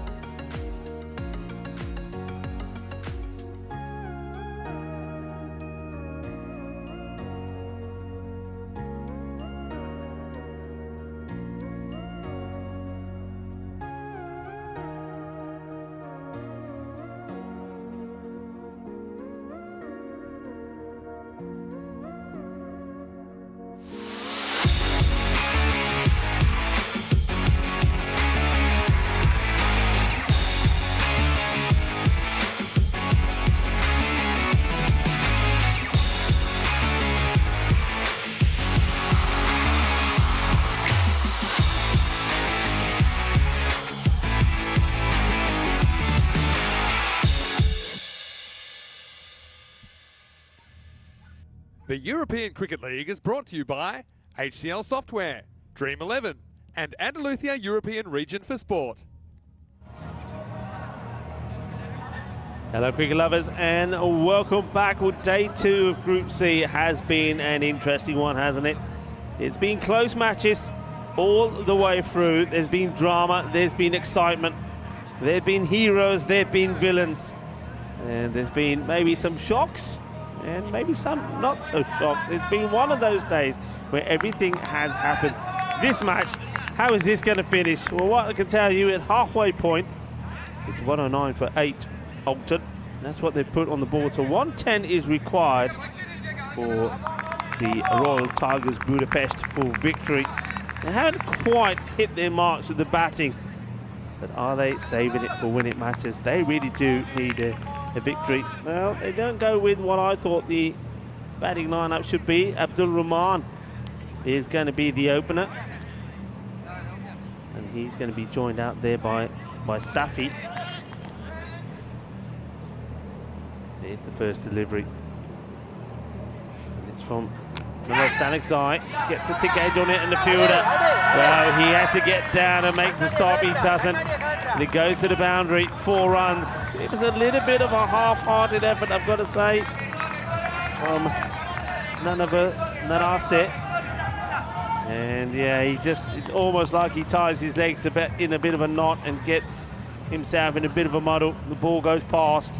It's 4 runs straight away.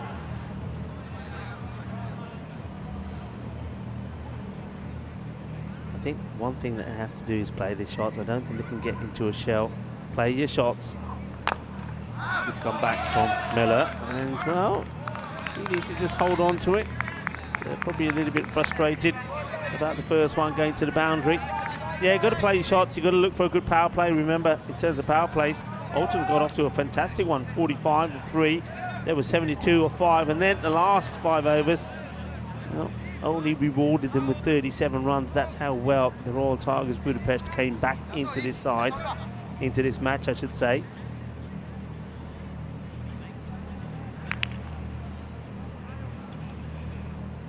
Danexai. Firmly hit, trying to get in the gap. Fielder gets down, gets something on it. They'll take just a single. So also, I think the case for Alton, where if there's an opportunity, you take it. You've got to.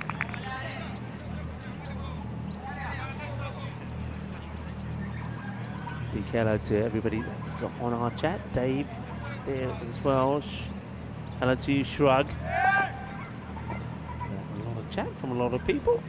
Numan Ahmed is saying hello. Hello to you as well, Numan Ahmed. Well fielded, no run. And the fielder there, Nana Sakara, just reminding the fielders out on the leg side that they do need to back up in case he decides to have a throw. Yeah, thrilling day it's been. That Lightnings beat Alton 74 to 68. Beveren got beat by the Royal Tigers of Budapest 84 to 88. Gets pushed out in the air, will just be a single. Then we saw that incredible match number 3, Fossum putting 76 on the board, and Lapri Lightning were winning the match all the way down to the last over, and then all of a sudden they ended up losing it with just 1 run being scored at the last over. A sensational over from Wahidullah Sahak, the captain. This one, wow! This does touch the pad, because otherwise it would have been called a wide. Let's have a look at this.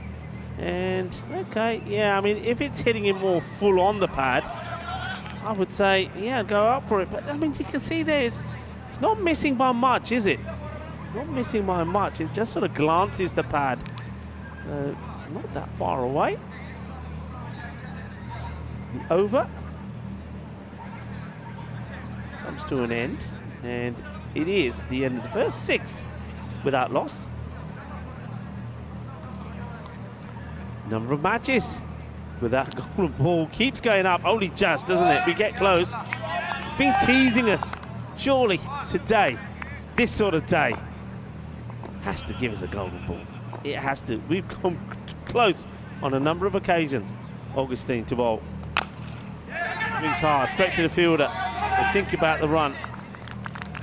But it's not to be. They don't go on the misfield. Well, you don't call it a misfield, really, actually. It's a bit harsh. I think it was a good stop. The ball rebounds away from the body, but the batters still decide not to take it. Being a bit cautious. Just the one boundary. Last over. Wild swing. He swings and then goes down. I mean, he needs to be down before. So, just losing his shape. Just watch the shot here. I mean, if he gets down on one knee before, you'd say, yeah, good positioning. Plays the shot, then goes down. He needs to be down there, then playing the shot to get right under the ball. Couple of dots. Gold dust so far. Well, gets hold of this. How high? How far? All the way. 6 runs. Manos arriba from the arbitro. And a little bit of the old horns from the horn man himself. Jerome Peters. Thank you. Gives the signal. Okay, so that's the boundary. That's what they need to do. Keep attacking, keep believing. That shot doubles the score.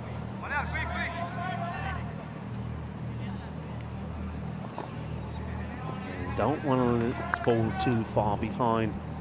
The rate at the moment around about 11. A couple of boundaries.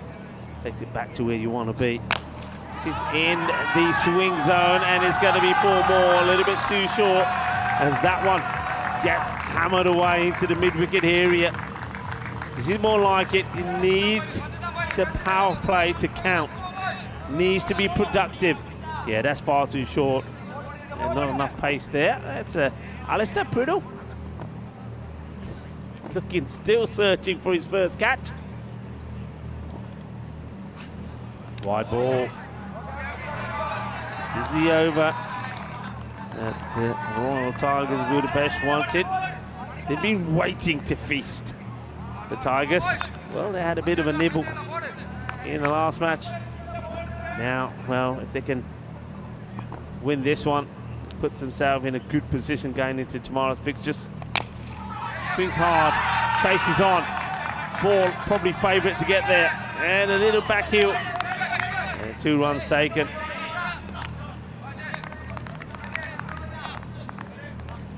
Good over so far. There they go. Past the rate required, so this will only help just bring the rate down now. A boundary here now would make this a fantastic over and get them right back on track where they want to be. After that pretty good over from Elastanik. Only the 1 boundary came off him. Augustine started well. The first 2 deliveries were dots. In the air, and it's going to be 4 more. It's agonisingly Elastanik is back paddling, can't get there. Good shot to play in the power play. A good finish to this, the second over. And it's been a fruitful one. Augustine, he goes for 17. And just like that, the score goes up to 23. This is what they're playing for. Royal Tigers of Budapest want to shift off the bottom of the table. And, well, by winning this one, they go above Alton. That then puts all the pressure on Beveren. Beveren played the last game against Fossum, who are top of the table. Things can change so quickly. It's quite crazy. It really is.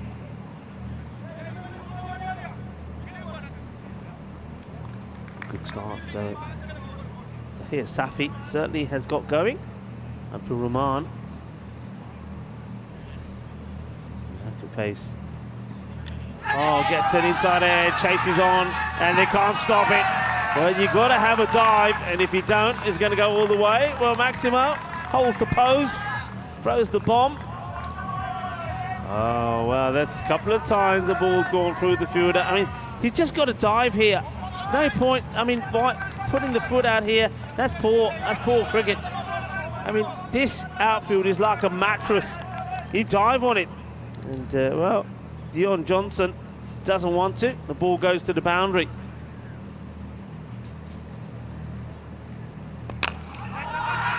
This time to the fielder. Gets the throw in. The batter gets home. So both batters, good positive start this.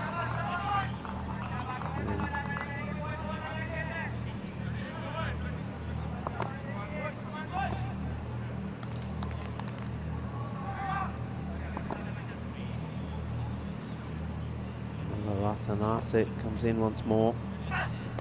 And this has been absolutely pinged. It's on the middle stick, but once again, it's all about the length. Well, Safi's made an explosive start. 21 of 9 deliveries. Yeah, it's been an interesting one, isn't it? Luck factor is always a thing here. This is well knocked down by the bowler. They've gone for that kind of fly slip again. It's a bit of a fixture now. It's a Swiss Army knife of positions really as well, because it's a boundary save but also an attacking fielder, because it'll be an uncontrolled edge that flies there on the full. Navaratnarasa, Narasa, he bowled so well earlier on, able to take 4 wickets. Yeah, right now, I mean, 33 is where they want to be after 3 overs. That's exactly where they are with the ball to spare in the power play. Nice big delivery, Rahman. Can he get himself going? Nice looking drive, but picks out the fielder. I'll just eat the one, that's fine. So, game in the balance, important game for both sides, Rico. That's the end of 3, the score 34 without loss. And as you said, it's where they want to be, and I think the key thing here is this time around haven't lost any wickets as well. We know that you've got the likes of Stanner, who just still to come out there, Dildar as well, who batted very well. Play of the match performance from him in their victory earlier when he made 27 of 15 deliveries. So they're in good shape. This run chase is on. Such an interesting group. And that washout kind of threw everything for a loop as well last night, with Alton and Fossum splitting the points. Right now, if Royal Tigers were to win, then Beveren have to win, and that will mean Alton miss out. If Royal Tigers lose, it's important that they don't lose by much for their sakes, because Beveren could still lose by enough that the Royal Tigers could climb the ladder despite not winning, by losing by not too much. So that might hurt your head. I got a pen and paper out, tried explaining it to Corey Rutgers on the way up here, but I failed. Jumbo anyway, Stanek side, bit of spin. Good play up. This is a long hop and it should disappear, and it does. Maximal! Rare bad ball from the leg spinner. Now the Tigers, they do the hitting and they do the fielding. 6 runs. Yeah, it's too short, isn't it? I mean, the ball before was short, he got away with it. And I think the batter then this time says, you know what, I'm not going to come forward. I'll wait. He does wait, and he pins it. And, well, he's attacking his own boys. Better. It's not easy to get after this one. They'll just get one. Celebrity chatter, I noticed in the comment section right now. Ramesh Satheesan, the Romanian skipper, and the United CC Bucharest skipper, that we will see very, very shortly as part of this ECL. Hello, Ramesh. Hopefully you're well. How's your preparation coming along? We say very nice things about our moderators. Jamal's a handful, isn't he? Another good ball, but this time he goes across it, backs himself, and he gets the result. Maximal! Well, Safi is on. We've seen him make big runs against quality opposition, and he smacks this one sideways out of the Cartamar Oval. Yeah, I mean, look, he's just bowling. Look where he's bowling. He's bowling right in the swing arc. I mean, you can't, the length is good, the line is not good. He's got to be outside the off peg. He's bowling, he's aiming at the stumps and basically allowing the batter to hit him big. Safi, well, he's going to say, you keep bowling it there, I'll keep putting it away. Takes it on again, he might have found trouble, and he's gone.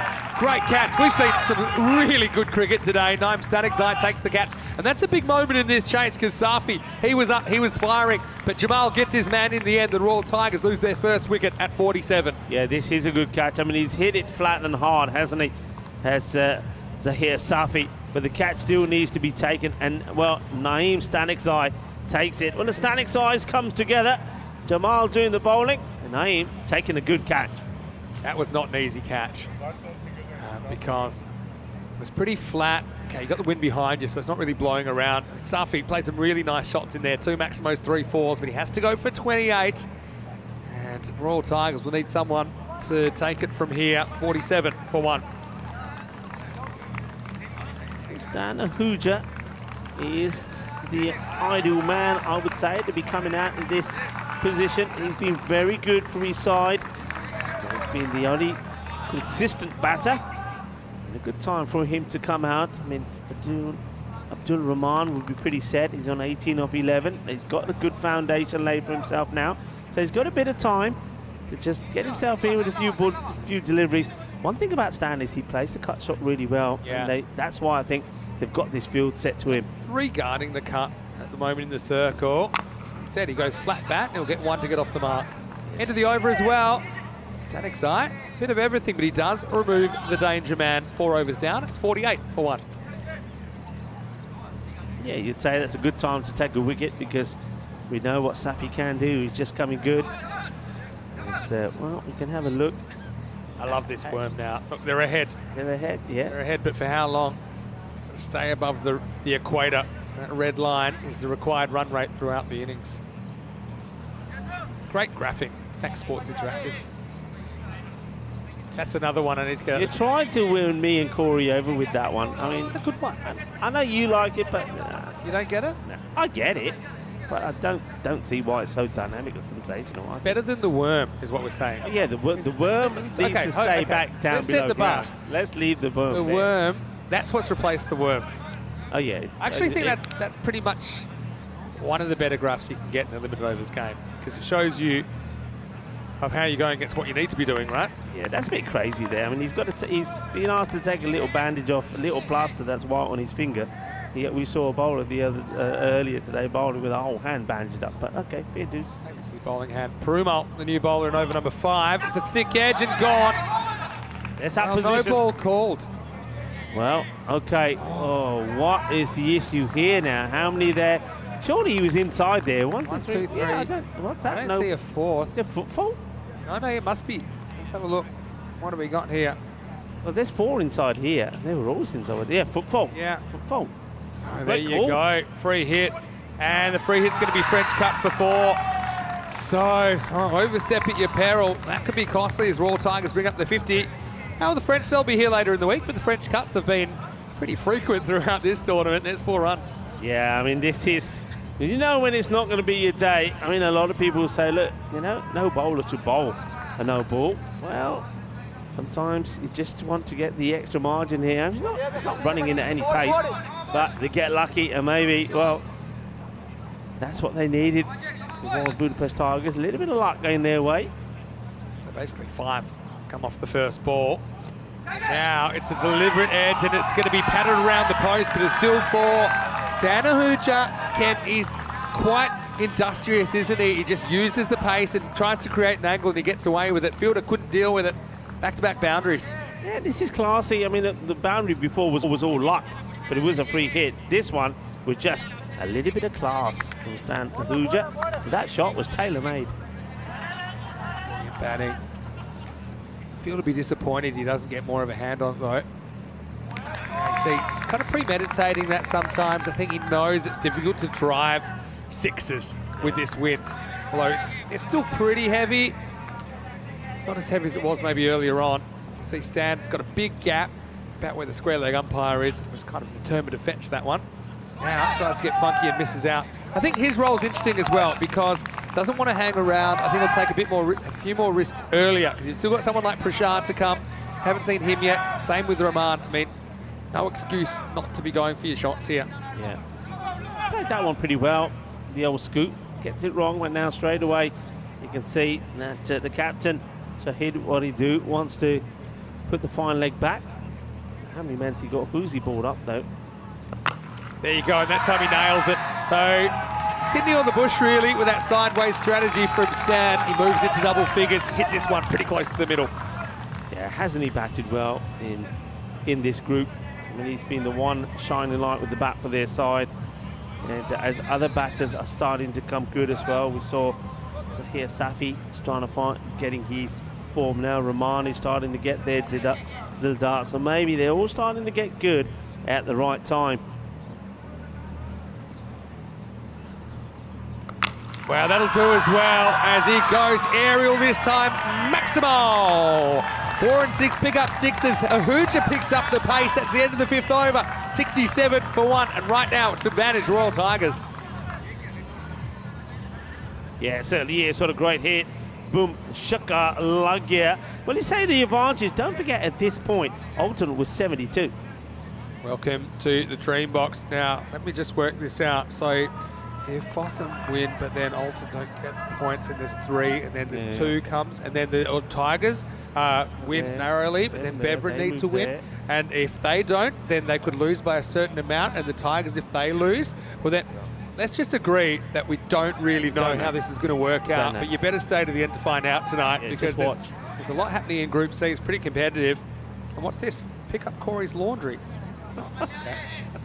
Anyway. Oh, why not? I'm going to give up and just watch the cricket anyway. Let's get back to the action. This is just can go either way. Even this match, you just get the feeling, like we know already, 1 wicket, anything can change. And one thing we've learned today, especially with some of the matches we've seen, is it ain't over till it's over. It ain't over till it's over. Just have a look at that match. The Latbury Lightning taking on Fossum. How did Fossum win that one? Somebody still hasn't told me how that happened. 43 required off the second half, and that equates to about 8.6 and over, which is roughly what's been about normal today. So, I think it's very much game on. I think the wicket of Safi was huge. I love this group. It's chaos. I knew it'd be chaos. Slow ball, clever. Stan just works it for 1. Mela Stanexai being brought back on to bowl his 6 over there. The captain's asked him to come back earlier than he would have liked. I think he senses that he needs a wicket. If failing the wicket, he just needs a good tidy over. Ramesh is pretty clever. He's trying to win over the comment section so they get his full support. United CC. Swing and miss. It was there for the shot, wasn't it? It was there, but he should be looking to go straight down the ground. Such a funny one. Oh, look, I'm nothing against Rahman at all, but I think I'm yanking him at the end of this over strategically. You got a lot of batting to come, and he got 1 wicket out. And for me, I'd rather be proactive than reactive, and try and get Prashar out there to get you closer. It can win you the game with time to spare. Gets clunker 1 this time. I know. I mean, am I crazy for saying that? I think with the score, with the rates at around about 8 maybe, because there's still a lot of time to go in the game. If the rate starts to go up and he starts to chew up deliveries, I'm with you. Yeah. I mean, at the moment, okay, 20 or 14, he's just giving a Hooja the strike. Delta as well. This will just be a single, imagine. And every time there's just a single, that rate creeps up a little bit. The 9.2, watch it go up here. Now this is a big ball in this over now, I think. I mean, the other thing is though, don't forget, Stanexai's been brought on here to get a wicket or a breakthrough. These 2 batters don't want to fall into that trap. So if they see him out and just take another single here, they'll think that's okay because he's out the attack now. That will help. That's a wide. Well left. Spotting a wide and leaving it is quite an important skill, which I think I've really seen before, but it is quite important. Yeah. I don't know. You don't want to focus on one guy. There are risks to doing that because you'd lose a wicket and then there's a chance it can all go pear-shaped, but I just think strategically it's worth a thought. Anyway, he goes up anyway and he should be gone. 2 fielders collide. No, they don't. And it's going to be caught and bowled. Malia Stanexai says the best job is the job you do yourself. And so we won't have that conundrum at all. That's 6 overs down. It's 72 for 2. Now, it'll be interesting. Do they send in Deldar? He had to move. I've turned around on this. I think that if the bowler calls it, it's his. He outranks everyone. He's like the king on the chessboard, even though the queen's got more powers. Because if the bowler calls it and drops it, then it comes back on him. So I think that... Yeah, I mean, if he's dropping that, everybody would have been all over him. No, but he takes it and he's a hero. Yeah, exactly.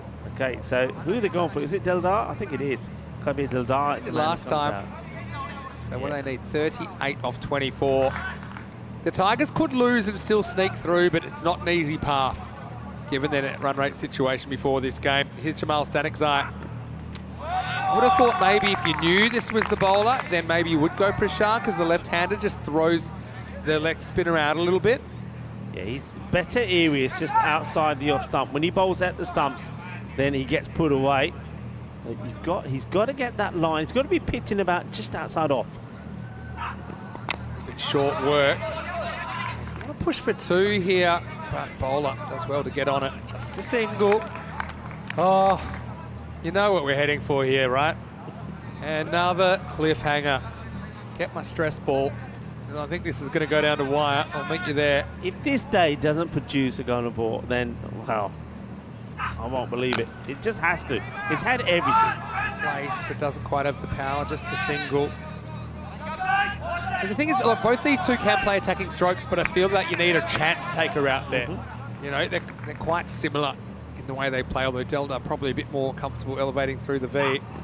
Ahuja goes, and I think he picks out the field, but on the bounce, just a single. Yeah, Augustine thinks about charging it and then realises he's not going to get there and makes the best choice. He takes it on the bounce. Looking a bit nervy there. That's Mark Ahuja, the captain. Pitches up, he goes for it and he gets it. Oh, that is what Delta brings to the table. He can go downtown, he goes maximal. Just what the vet ordered for the Tigers. This is a cracking shot. Ginna Sona, he's hit that well right out of the middle of the bat. That is sweet. That is sweeter than a bowl of glove jambu. 6 runs. Oh yeah, they're loving it. And well, they're firing a few arrows. And I think that was a bit more of a bomb than an arrow. Big hit. This time he goes again. Does he clear the fielder? Oh, he doesn't. He doesn't get there, the fielder. He tried, but he fails. Maximal back-to-back, and maybe that puts the Tigers back in control. Oh, it does, yeah. He's bowling too short, the spinner. And if you bowl this length, you're going to get punted. I mean, a superb effort. Superb effort. Down, you know. I was just waiting to see. Delta, that's not an easy shot as well. He muscles that out of the ground. So 7 overs down, the score 87 for 2. I mean, this becomes a super interesting game tonight. I mean, for me, Possum, looking at where they're at, they look to have secured the double chance already, but Beverin, they will, no matter what happens, they'll be playing for their tournament life because they have to play well enough. Yeah. If the Tigers win, then they'll have to win. So simple as that. That's match 10 coming up in around about half an hour. Fossum from Norway won the toss, elected to bat. Wahidullah Sahak, wasn't he a hero with the ball in the last over? In match 8, bringing in Kulpak Mamond and Anas Hussaini. So yeah, Fossum have got that liberty. Beverin, well, play well or go home. Unbelievable we're saying that. Time for over number 8. Slammed hard. So it's advantage for all Tigers right now, but as we saw in that Lathbury Lightning game, things can still go awry from here. Everett Narasa is having a very good tournament with the ball. He's brought on the 8th over. Yeah, Narasa. His first over wasn't his best, but I like the way he was able to change up the pace. Can he get the breakthrough? Delta resumes the driver's seat. He's on the walk, and he slams it, out of the ground. Maximal. Well, death taxes and Alistair dropping catches, they're the 3 certainties in life. Doesn't matter. Tigers now fully in control of this contest. And remember, that Alton, if they lose this and Beverin win, Alton will be out after their amazing start to the tournament. So, crazy permutations in Group C. Keep telling Alistair, don't try and catch it. He's not listening to me. He's going to do himself an injury. Leave him alone, Ali. Leave him alone. It's a fake step this time. He ends up going back and misses. Yeah, so from here, you don't have to get super crazy, but pressure's a funny thing. We saw that. I'll mention it again. The Lightning chase. They had something like 6, 7, 8 dot balls in a row or something like that at this stage. We're at runner ball, basically. But, I mean, you got Delta, the way he's hitting at the moment. But that hit straight down the ground was something awesome. Was. He's been a game changer, hasn't he? 19 off 5. Steps across and misses. Called a wide. It's an interesting one for me. How early does he go? It's not a wide. Yeah. It's not a wide. No way. They've been very good in this series. That's one I think that's a little bit unfair on the bowler. Yeah, you can't. The batter, I mean, batter moves, the line moves, and it's only just catching the line. Probably straight over the line, in fact. But anyway, here's what it is. Narasa gets another crack. And does he get the wicket? Okay, this is a must catch for Alton. And he does. Yeah, cool as you like. This game's still alive. Don't you worry about that. Murali Nanasekharab takes the catch. So Delta goes down swinging in the end with 15 runs required, 14 balls remaining now. Alton looking a bit flat there. I don't think there's a need to be flat. You get a new batter out there. The game will change again. The Tigers lose Delta, but not before a very handy 19 runs, 95 for 3. Yeah, but it's got to be Prashant who will be coming in next. Yeah, it is. There he is. Number 4 on his back. So he's not a bad guy to be coming out when you just need, what do you need, 15 or 14 balls. And both these batters we know, Ahuja and Prashant, can knock these runs up pretty quickly. But yeah, there's always a chance in that he'll always give you an opportunity if you take it. But yeah, you're right, it's been very flat here, Alton. Prashant's the kind of guy, he's not wanting to take this deep. He's going to take some chances. He's going to try and hit boundaries and finish this with time to spare. No doubt about that. I mean, it just shows you how much your fortunes can change in 24 hours, because the Tigers, without any points yesterday, Alton got 3 points yesterday. Yeah. But with this, if the Tigers get over the line, Alton will be on the chopping block, potentially. Anyway, 2 balls to go. Let's see if Prashant goes straight away. He's got a free and easy swing of the bat. Big gap at deep mid wicket. I think he's looking there. He's looking straight. Just hits it off the front foot. They're alone to get a single. Ahuja will face the last ball in this over. Navrat Narasa, he has so often been the man for Alton in this series. Does get the crucial wicket, but still, I think, danger men at the crease for Alton. Yeah, still very much in the driving seat on Tigers of Budapest, but then so were that Lightning. So it ain't over until it's over. Last ball of the 8th coming up. Plonks it in a dot. He's frustrated there, Navrat Narasa. But that will be the end of the 8th over. Now, they're not great poker players, but they're pretty good cricketers out there at the moment. 8 overs down, 96 for 3. Well, I don't know what's going on with the bowler, but he's having a little bit of a debate about something with himself. Okay, there we are. They're pretty much in the same position. Now, if you remember what happened the last 2 overs of the first half, it was actually Prashant delivered an outstanding 9th over. Only went for 2, but the last over went for 12. So at this stage, Alton were 95, Royal Tigers are 96.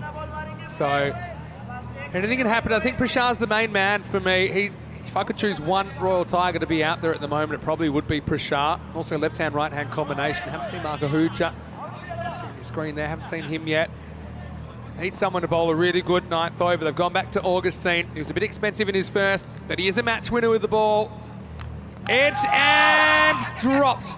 Well, it came off the keeper and popped in the air. I thought there was going to be shades of Gozo there, and it might go to a fielder. Oh, it's a big moment. He does get 2 gloves to that. Shahid Waridu wished he'd done better. Yeah, the captain putting it down. Yeah, he needs to catch this one. I mean, it hangs, doesn't it? Yeah, that slip was a bit close. He probably catches it, but anyway, Prashant out the way, over to Stan Ahuja. 13 off 11 now. Edge of your seat time again. Oh, what a shot. And come the moment Stan was equal to it, he goes Maximo. And he has been so consistent for the Royal Tigers in this series. Brings up the 100, just 7 required now. Surely they can't lose it from here, but you probably said that about 2 hours ago. Did. This is an incredible, hey, take it easy, Mahmood, take it easy. Take it easy, you don't want anything starting to come out of your nose. Yeah, what a shot that is. What a shot that is. If Royal Tigers win this, then we're losing one of Alton or Beverin tonight. And this is a great shot as well. I don't even know what this is because it went so fast. I think it might have gone for 6, and it has. Maximo ties the scores, and just like that, this could be over very quickly. What a pull shot this is. What a shot. We've seen 2 back-to-back magnificent shots from Stan Ahuja. Absolutely incredible. Have a look at the swivel on this. Oh! And this one, well, it's flat, and it will go all the way for 6. Oh, well. Thought we'd have a close one. It looks like it won't be anymore. I mean, Alton, they've got a very nervous couple of hours ahead because they're going to need Fossum to win. Otherwise, their ECL is over. Anything will do it now, and Stan finishes it with a boundary. Well, he's going to finish with 40 not out of 18 balls. Now, a bit of Michael Bevan about Stan Ahuja in that one. He is the finisher in this instance. And the Royal Tigers, they do it with 8 balls to spare. They have turned their ECL around. Everyone wrote them off after the first day, but 2 good wins here, 2 tense wins. They are right back in contention. And now think it seems clear that they will feature on finals day. Yeah, what a story. What a story. The Royal Tigers of Budapest, they were in all sorts of trouble. Remember, I know they did all the hard work about Beveren, restricting them to 84, but they made a big song and dance of it. It was a last ball finish when Quetzalcoatl got the winning runs. If they hadn't won that game, then it would have been irrelevant what happened in this match. And well, here they are again, going back to winning ways. And that man there, well, I don't care what anybody says, there is your player of the match, Stan Ahuja, and he's been very much the player of the team. He's been sensational. And, well, Alton, they were not sensational. They made some errors in the field.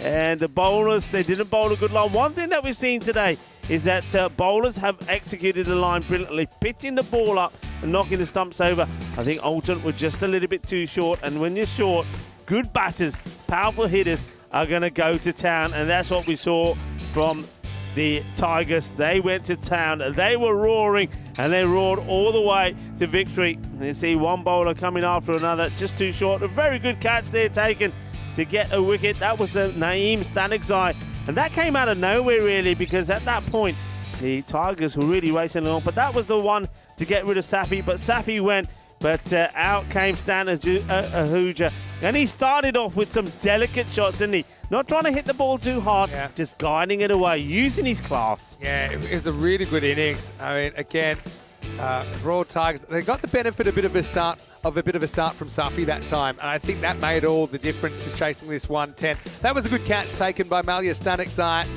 but again, probably wasn't a bad wicket to lose given the game situation and given the players they had to come. They were probably a little bit suited to the situation. Oh, there we go. We had the crossbow back, and yeah, I'm liking what I'm seeing from the Tigers today. Look, they were just able to deliver under pressure. So look, I tell you who's happy with that. Fossum now will definitely top the table regardless of what happens. And we've already seen them kind of rotating their squad a little bit in the last game. Beveren are now the only team on 2 points. They are trailing. Beveren must win tonight. It's as simple as this. If Beveren win, they go through and Alton are out.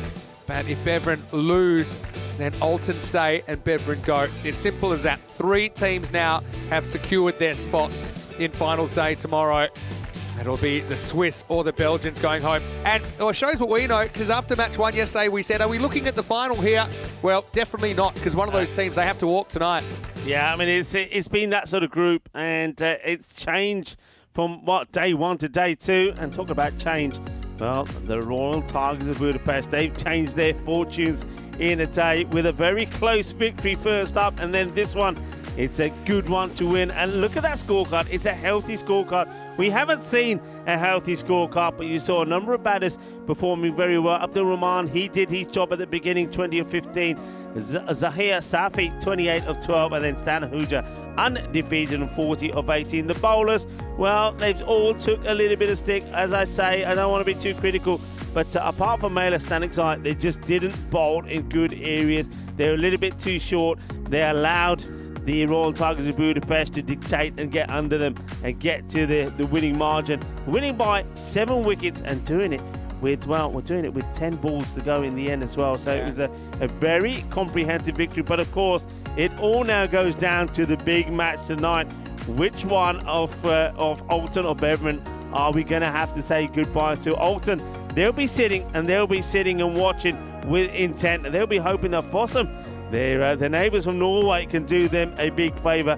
Beveren, the Belgian side, haven't yet clicked themselves. Maybe they, like the Tigers, are going to shine at the right time. Well, it's going to be huge, isn't it? It's all to play for, especially for Beveren. And let me just blow your mind again. I mean, Beveren on the chopping block, but if they win by enough, they could still finish second and get the double chance. That's crazy. So it's that kind of a group. Stay with us, because when we return in 15 minutes, we'll have match 10. It'll need to be a 10 out of 10 performance for the Belgians if they're to stay alive in this tournament. Fossum sitting pretty at the top, but they won't want to have any mercy leading into finals day. Vinny Sandu, Mr. Maximo, here with Rico Full. Join us, the lights are on, and we are home, and we're ready for more action. Group C, bringing it here at the European Cricket League.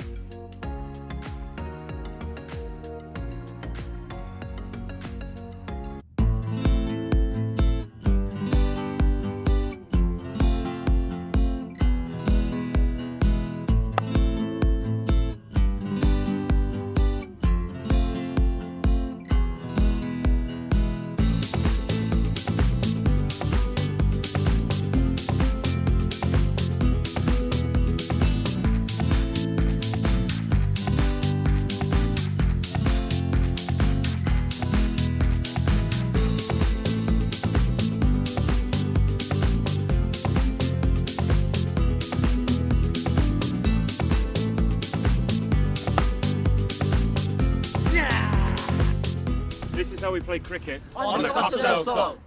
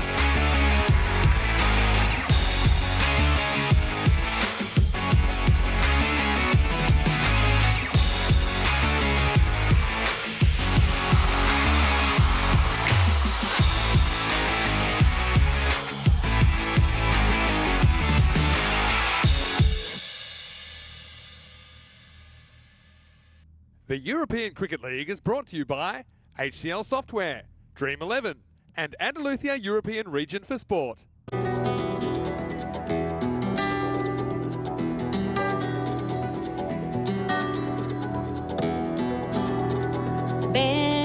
conmigo a cruzar su calle, a vivir su ambiente. Ven conmigo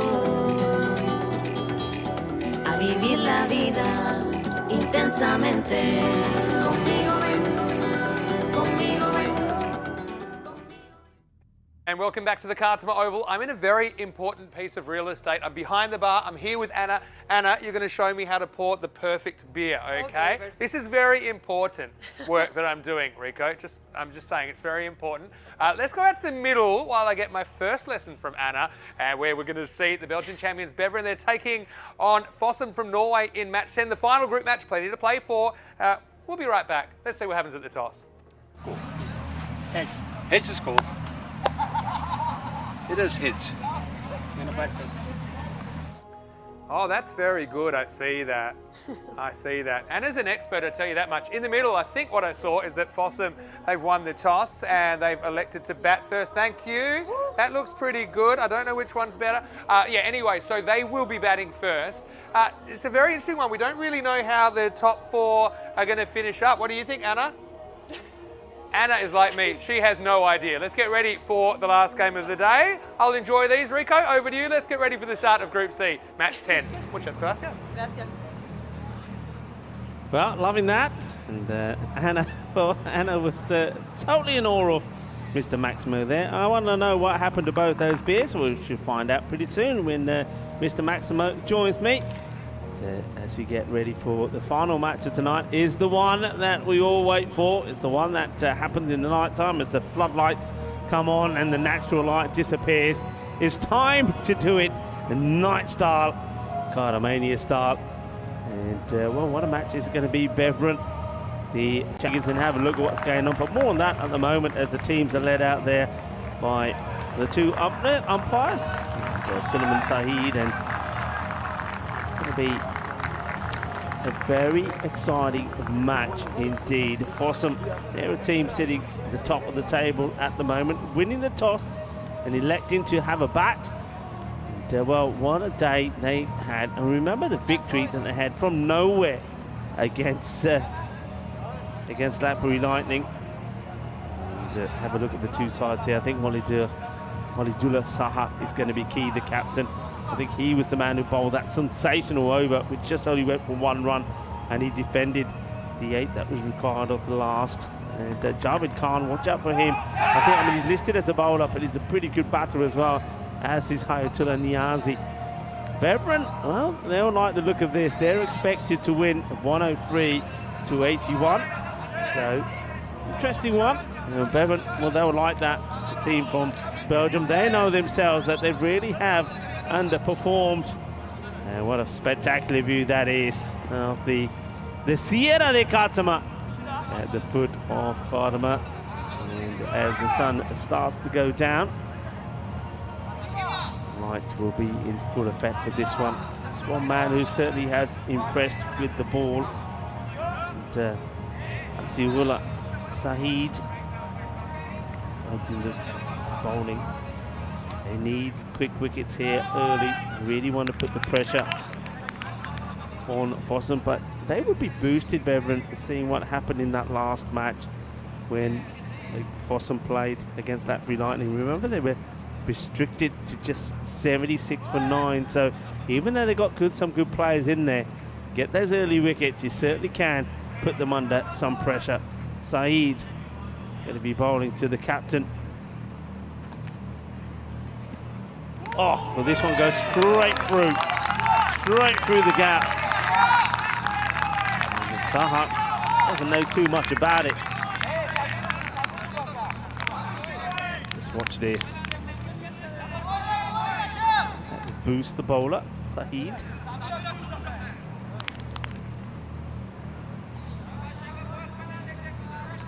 But he's at the non-striker's end.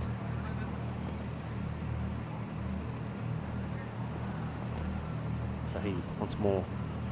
got a purpose about him. Nice move run up. Give himself a little bit of room. That didn't sound too healthy, I have to say.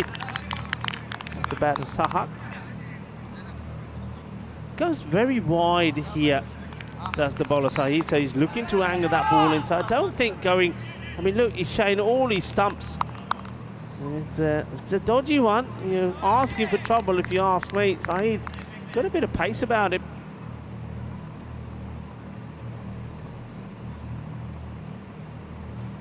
And that's the danger. And he gets his man. Oh, he's absolutely pumped. Zabardast bowling right on the money. Knocks him over. That was always the danger. If you're backing away to somebody who's coming wide and darting the ball into you, well, you're going to be in a fair bit of trouble. And Walidur Sahak, he's going to be, well, it's late in the day. Normally we talk about food this time of night. Well, we're talking duck, because that is one. Beautifully bowled. And the captain will depart. To depart without a run on the board, and that's what it means to him. The brilliant bowling. And Sahak, well, just didn't seem to fancy it, did he? And that ball being angled into him. Disappointment for the El Capitan as he departs. And Javid Khan comes in.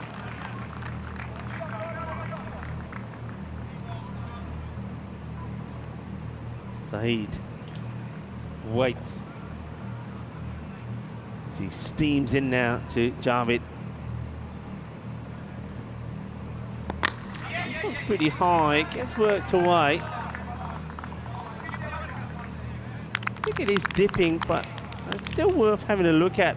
Not sure how far the batter was when he plays this.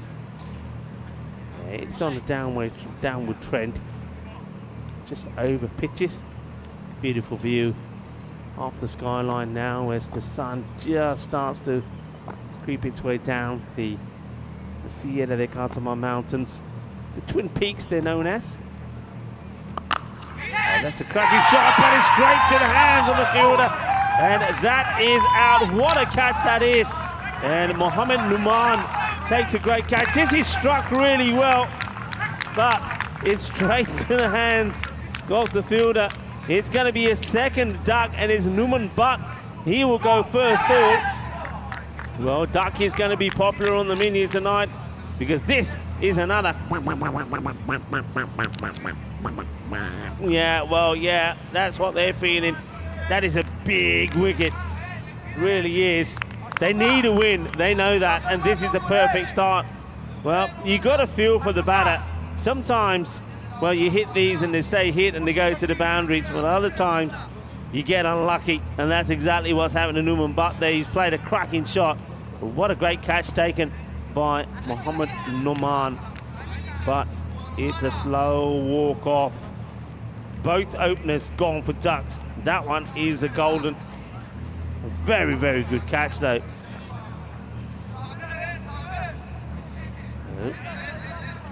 Saeed has done the damage. Picked up 2 wickets, 1 on the board, 2 wickets down. Still a ball to go in the over.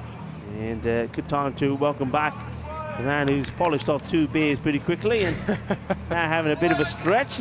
It's Mr. Maximo Vinny Sandu. Bottomless pit, they used to call me. What an over from Ashikula to start this one. Last ball of it coming up. Oh, well, this gets guided away. Fielder's got to make the stop, but does well. I think he sort of plays at this a bit. I don't think it's a full-on edge. But yeah, sensational over. Just 2 runs from it and 2 wickets. And just admiring that view. Isn't that sensational? You cannot get tired of that view as the lights start to fade. Okay, any updates here? Robot update. Watch this space. What's that mean? Watch. See this space? Watch this space. Let's just say that's a bit out of date now. Hang on. That's a bit out of date. That was when it departed the International Sorting Centre. I've heard it could be on the way to the Sunset Beach Hotel. Whether it reaches or not, I don't know. Okay. But I just think I'm feeling optimistic, and Corey's not here to bring me down and be a wet blanket, but yeah. Robothon. Up in the air. Well, this is not easy. And well, it comes off the hands, and now, oh, that's magnificent. Well, this is just sensational stuff. There's Keystone cops all over the place, isn't it? I mean, first of all, the cat, if he holds his cat, it would be unbelievable. Hits his hands hard, and then the stop. Samir has the ball following him in the field. He took 3 catches the other night, dropped a 4th that was tough. This is pretty tough as well. He's running with the flight, but how about that for a second effort?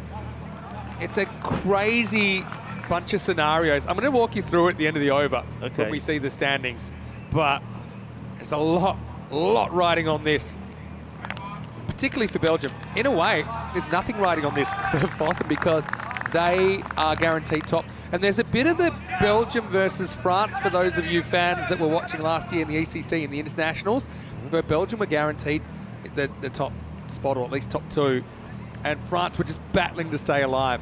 And it went to a golden ball, and it rained cats and dogs that night. I remember will we have unexpected rain tonight? Is Tarakel. Plays his way a little bit more cautiously. So it's actually not too difficult to understand from here.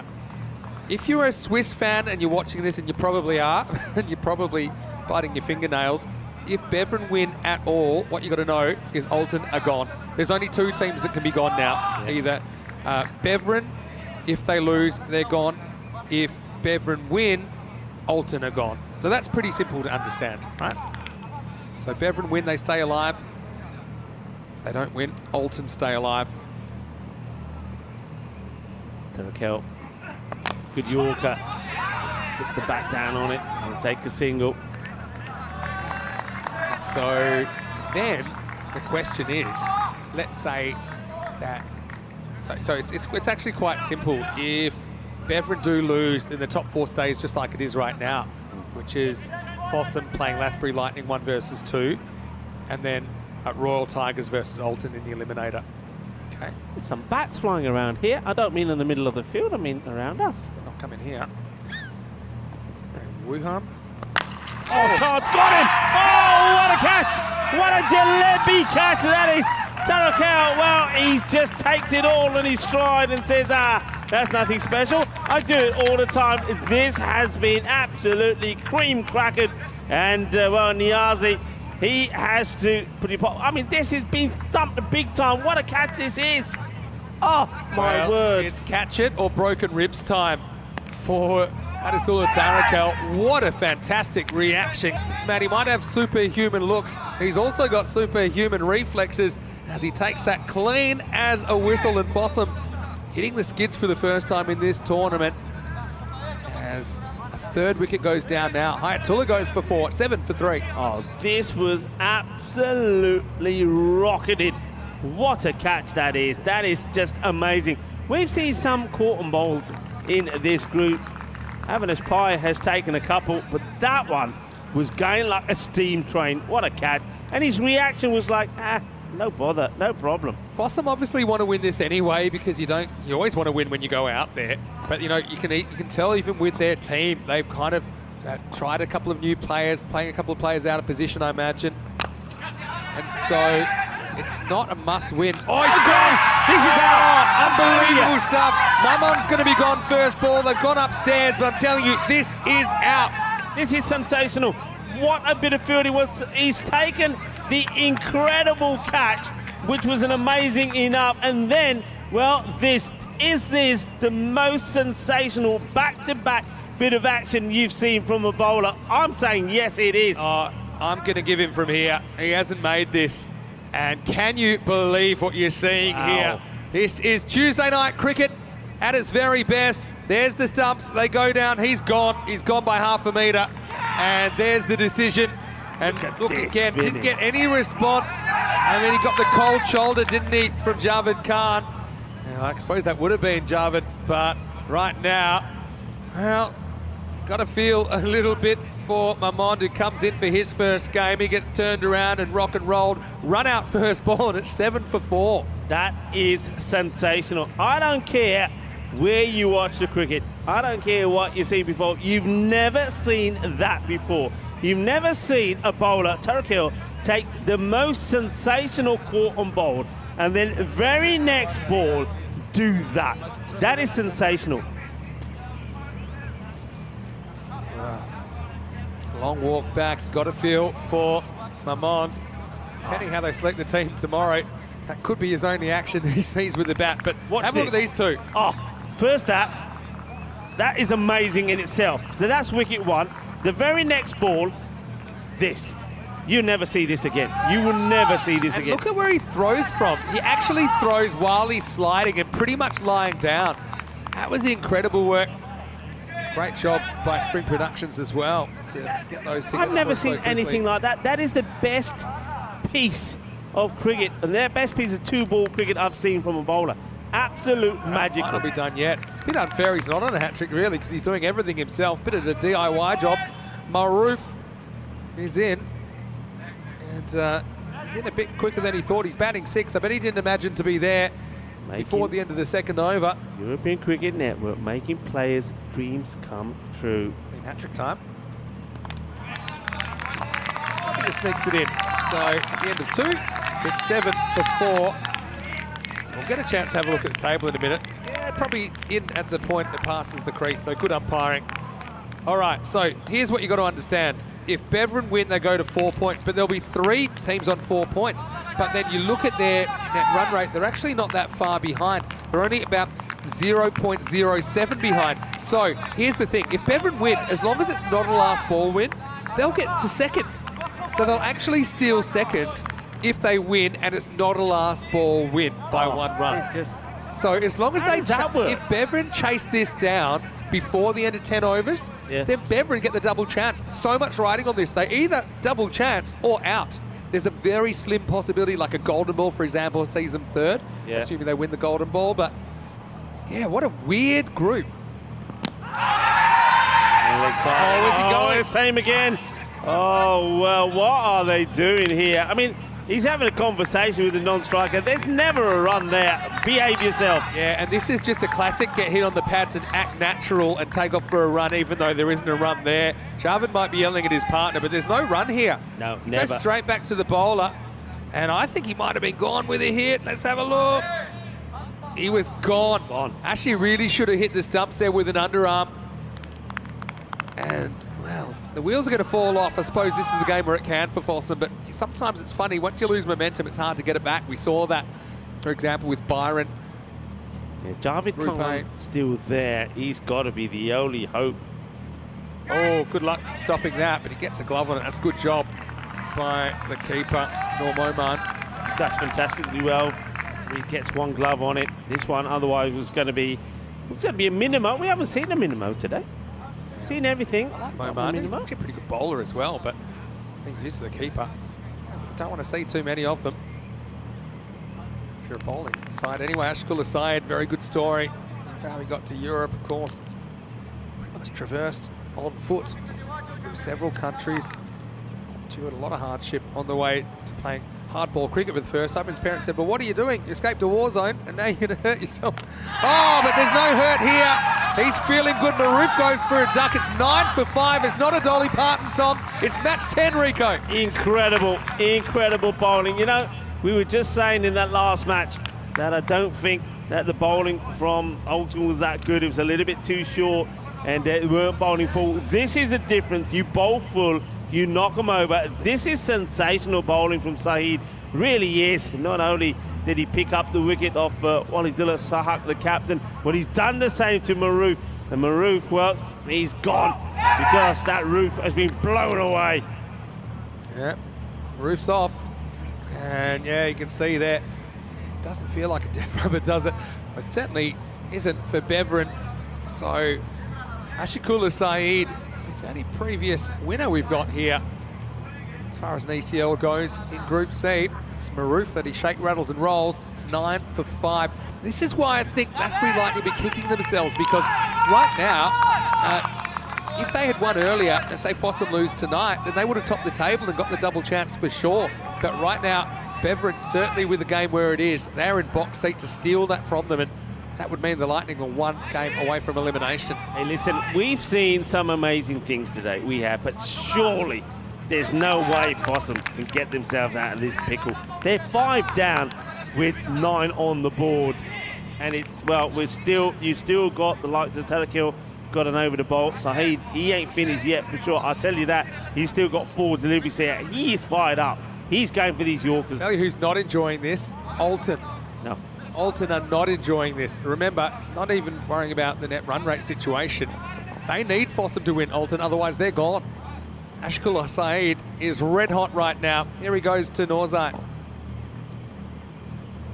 at the pace. Yeah. I mean, it's batter. Yeah, it's easy to play the shot once the ball's gone past you, but he doesn't want to play it when he comes up. He just leaves it. Then afterwards, he's playing a little bit of a fake shot. I think, well, yeah, I mean, you've got Khan out there who needs a partner to stick around with him. At the moment, you just see them all blown away. This is a sensational bit of bowling from both the openers. Trying to work out how you get out of this. And I've got to say, I don't know. I suppose Javed Khan is the key, like you say, Rico. Absolute peach.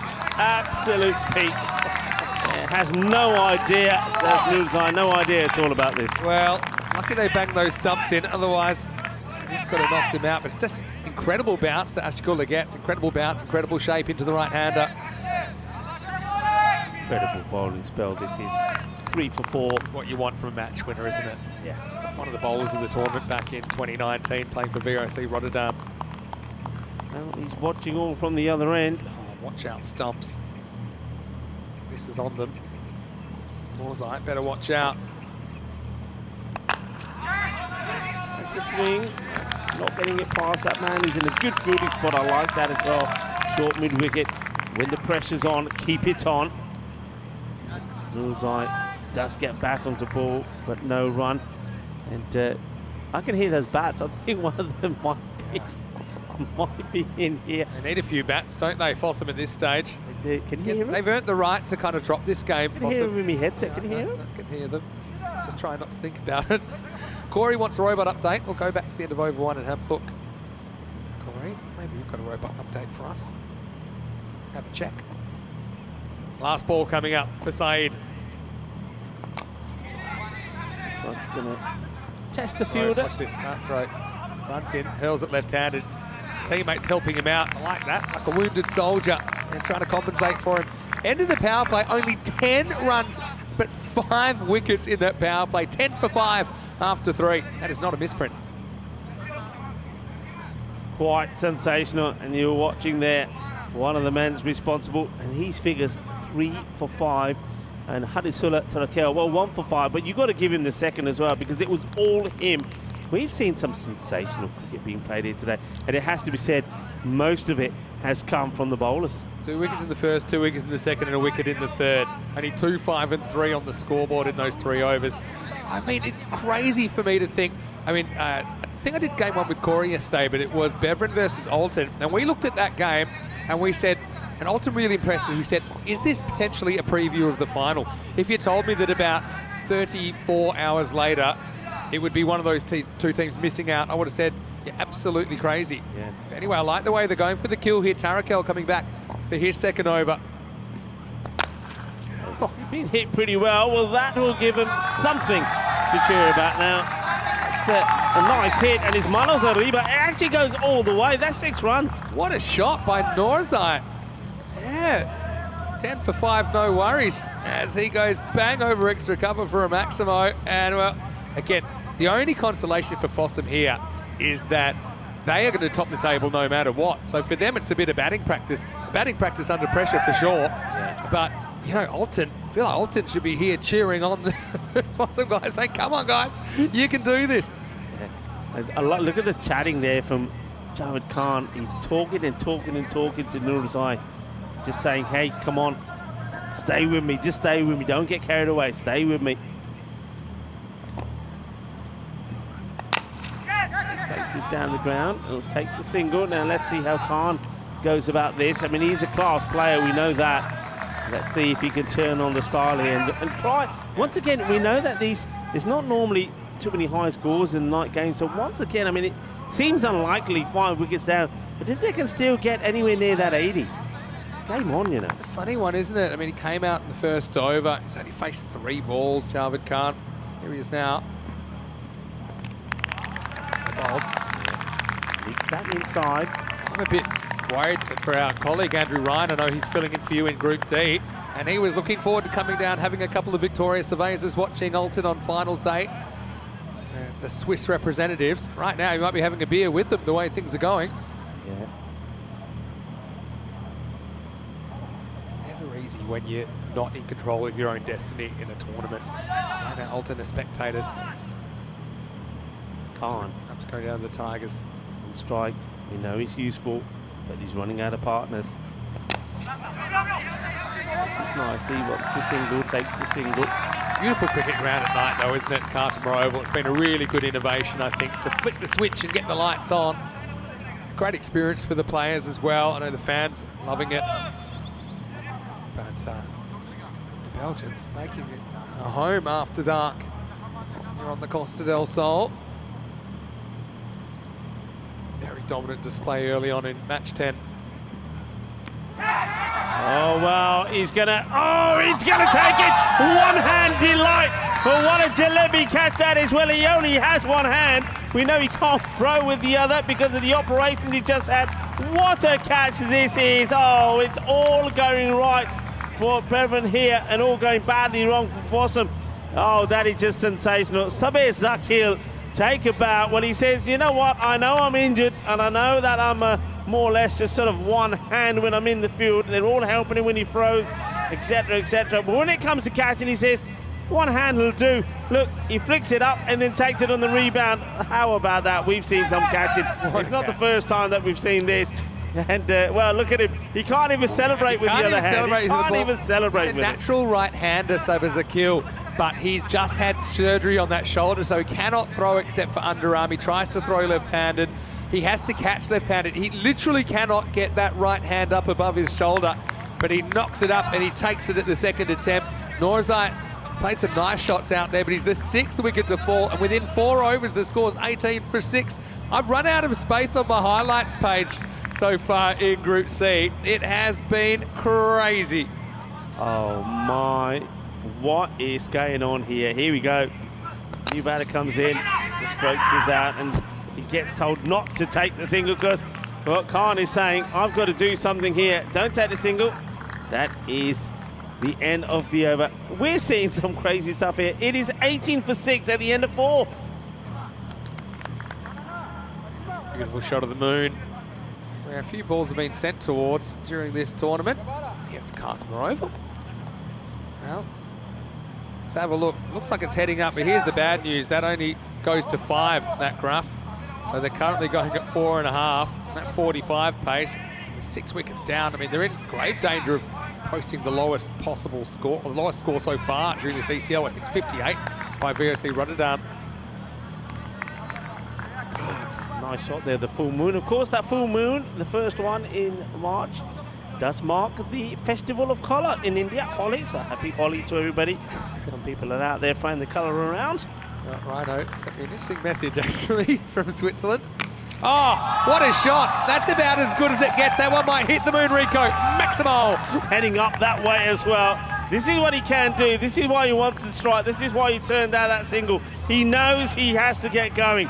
Oh, that one was an awesome strike. It was absolutely laced. Well, look at this. I mean, this is the thing. When you, yes, you're happy, but you have a zero risk situation thanks to the point they got for the washout yesterday. Maybe they would have won that game. You would have thought they would against Alton last night in match 4. But Fossum, yeah, they're not loving it, but they also are loving the fact that they're top of the table and no one can catch them. Yeah, so Rhino sent me a message saying they might need something a bit stronger than beer to get over blowing such a strong position in the group. Yeah, no doubt. But funny things can happen. I mean, you look at that shot. If they can get on a heater, and Bevan are a high risk, high return kind of proposition with the bat. They're batting under lights for the first time as well. So, yeah, hard to see a way back. That was a good start from Khan. Manzai, no, beats. Start to keep outside the off stump, and this is all about now working hard at the batter that is on strike when it's not Khan. And I'm a bit surprised, I'm just looking around the field, and a bit surprised they're not putting more pressure on Tarakai, because this is what he's going to want to do. He's just going to want to get back onto ball and try and give as much strike now to Khan. Khan is the big key figure. He doesn't have a fine leg, so Zakil finds himself a backward point. He even has to gesticulate with his left hand now. You still have to ask the question. I mean, I'm still going to say, I know he's a class player and he just took that catch, but if he can't use that arm properly, why is he playing? Because he loves cricket and he overruled the doctor. Gone. And that's going to be out. Yeah, it is. And what a soft way to go. And now Javed Khan, who had to be the only hope for me of getting the score for Fossum to somewhere, anywhere near the 80, if he could have put a good innings together. Well, he goes cheaply, and they are in tatters now, absolute tatters. That's 7 down. Bit of extra bounce. 26. Yeah, a bit of extra bounce there, and it just brushes the glove, I think, on the way through to the keeper. And it was a big kind of noise. Don't hurt yourself there, Samir. He's probably saying what's the bowl or something. You see, this is the rolling off cut. It bounces more than he thinks, and it flicks the back glove, I think, on the way through. Certainly saw the deflection there. Simple catch behind for Momand. 7 down. 7 down, 26 for 7. And that's the main man, isn't it? He belted one of the biggest sixes we'll see at night. Yep. He goes for just 10, 26 for 7.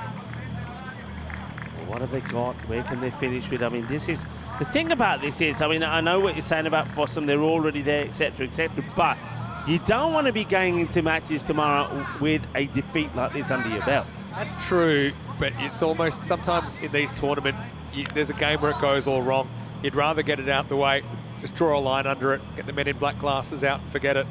Oh, spicy. No run. This is the end of the 5th over.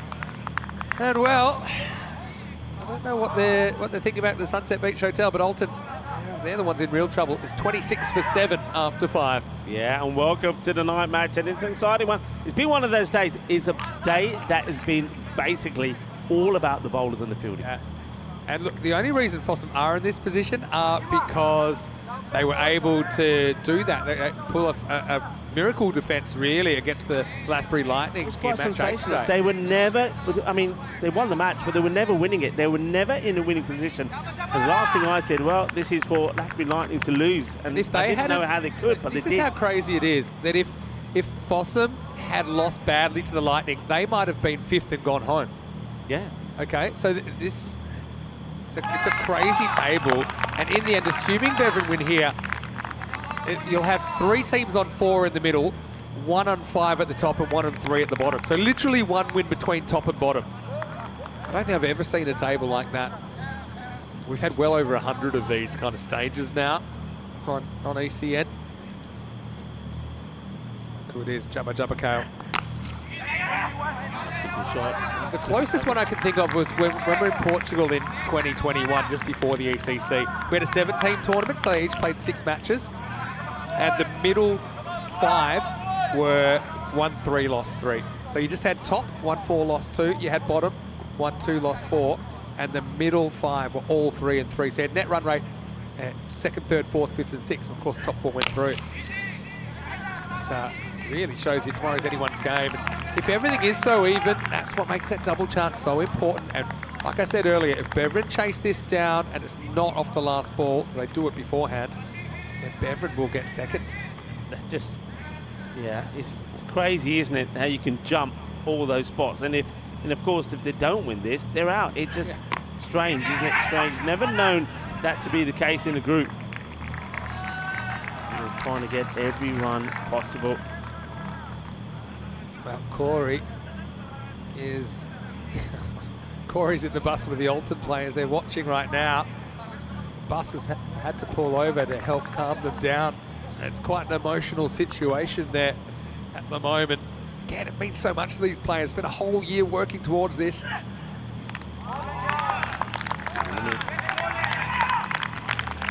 Screen wipers out. What a feel for them though. I mean, in a group that's so close, it's hard to lose anyone. You feel like you just want to start it all over again and say, all right, guys, have another one. We'll give you a small cricket, but this format doesn't allow it with 31 teams this year. No, it certainly doesn't. I mean, it's tough, isn't it? But look, hey, Alton guys, it is not over yet. There's still batters out there, and if you've got a bat in your hand, well, anything can happen. And I still believe, look, I mean, we're coming to the end of the over, so that's another over down. And at the end of 6 overs to score 29 for 7. But just think, if they can, 60 and 70 has won games. Yeah, count the Ducks on that. There's a lot of... And Belgium, the national team anyway, kind of in this exact situation before under lights in the ECC. Tied a game that was in the 80s. Look at that. Isn't Beautiful that shot of the moon. Ah, that is beautiful. One day maybe we'll do ECS, the moon. You know what's Still missing going. on that? The ECN logo. And, well, this has been guided over one man, but not quite to the boundary. Yeah, let's have that moon again. I reckon we need to put the European Cricket Network logo on that moon. That looks stunning. There you go, boys. That's something you need to work on. For Alton, it had to be the worst case scenario of worst case scenarios for them to miss out after getting 3 points yesterday. They even had the rain save them one game to get them an extra point. We don't know what would have happened. They were defending 89 when the rain came off the 10 overs. Well, when you see the sort of defences we've seen, maybe they think that they, that they were robbed. Yeah, I mean, okay, let's talk best case scenarios. And it's not easy because you look at the batters there. They're a combined 5 off 12 at the moment. Yeah. Wait for this ball from Ottman's side. It's that rolling cutter. Might want to think about two, but it's only a thought, just a single. So let's say, you're defending 60s. That's your best case scenario from here. You have to go kind of 10, 10, 10 and a bit. So yeah, 60, 60s, high 60s. Beverin are the kind of team that they could get 60 in like 3 overs, or they could just all hit them up in the air. But they are playing for their tournament life though. Yeah, they're a team. They are like, they're like their kit all over the place. That design is up, down, across, this way, left to right, to the top, to the bottom. And that's the way this group has been. This group resembles that design of that kit very well. Sometimes it's up, sometimes it's down. It's all over the place. This group has been all over the place, and still, we don't know how it's going to finish. Hey, I'm an emotional roller coaster, and I'm completely neutral. I just can't handle these swings. Can't imagine how the players are feeling. Guys is away. It's going to take some stopping, and it's been well done. Standards have just been good. Now we could run it. A better throw would have been gone. Better throw, and it would have been the end. That was under the radar, but yeah, it was a bounce. So I still think he had time to take this, Norm Omand. It was just kind of a test match style deflection, wasn't it? He grabbed it, got up throwing, and look, it's a bat plug, it's a mess really, but Omand couldn't gather it. Yeah, it just wasn't great technique, had to choose one way or the other. I think it's a bat in the boots for his trouble. Probably the first thing that's gone right for Fossum in this 7 overs we've seen so far. Yeah, let's just talk about some of the... when you have a look at the highlights, you'll see the wickets the way they fell. Haven't had a lot of luck. Just see his delivery more on that. It's really well. Okay, trouble. And they're asking the question. They're going to go upstairs here now. He gets the dive in, but my first reaction thinks he's going to be short here. I feel he probably is too. It was quick hands from the bowler, wasn't it? Upman's did really well. Had to decide whether to ping them or to go to the bowler. It's a split-second decision. They don't look that confident, but I think it's going to be an interesting replay. He is gone, I reckon. Yeah. Oh, well, I said something went right for them. It went wrong pretty quickly. And it's going to be Alakel who's run out for 2. And, well, Faltering are feeling a little bit emotional. That's not going to help. It's also the end of the 7th over. The score is 33 for 8. Yeah, more disappointment. And thing is, though, look at Ottman's eye turn and go, and he calls for it. He says, yeah, I'm here.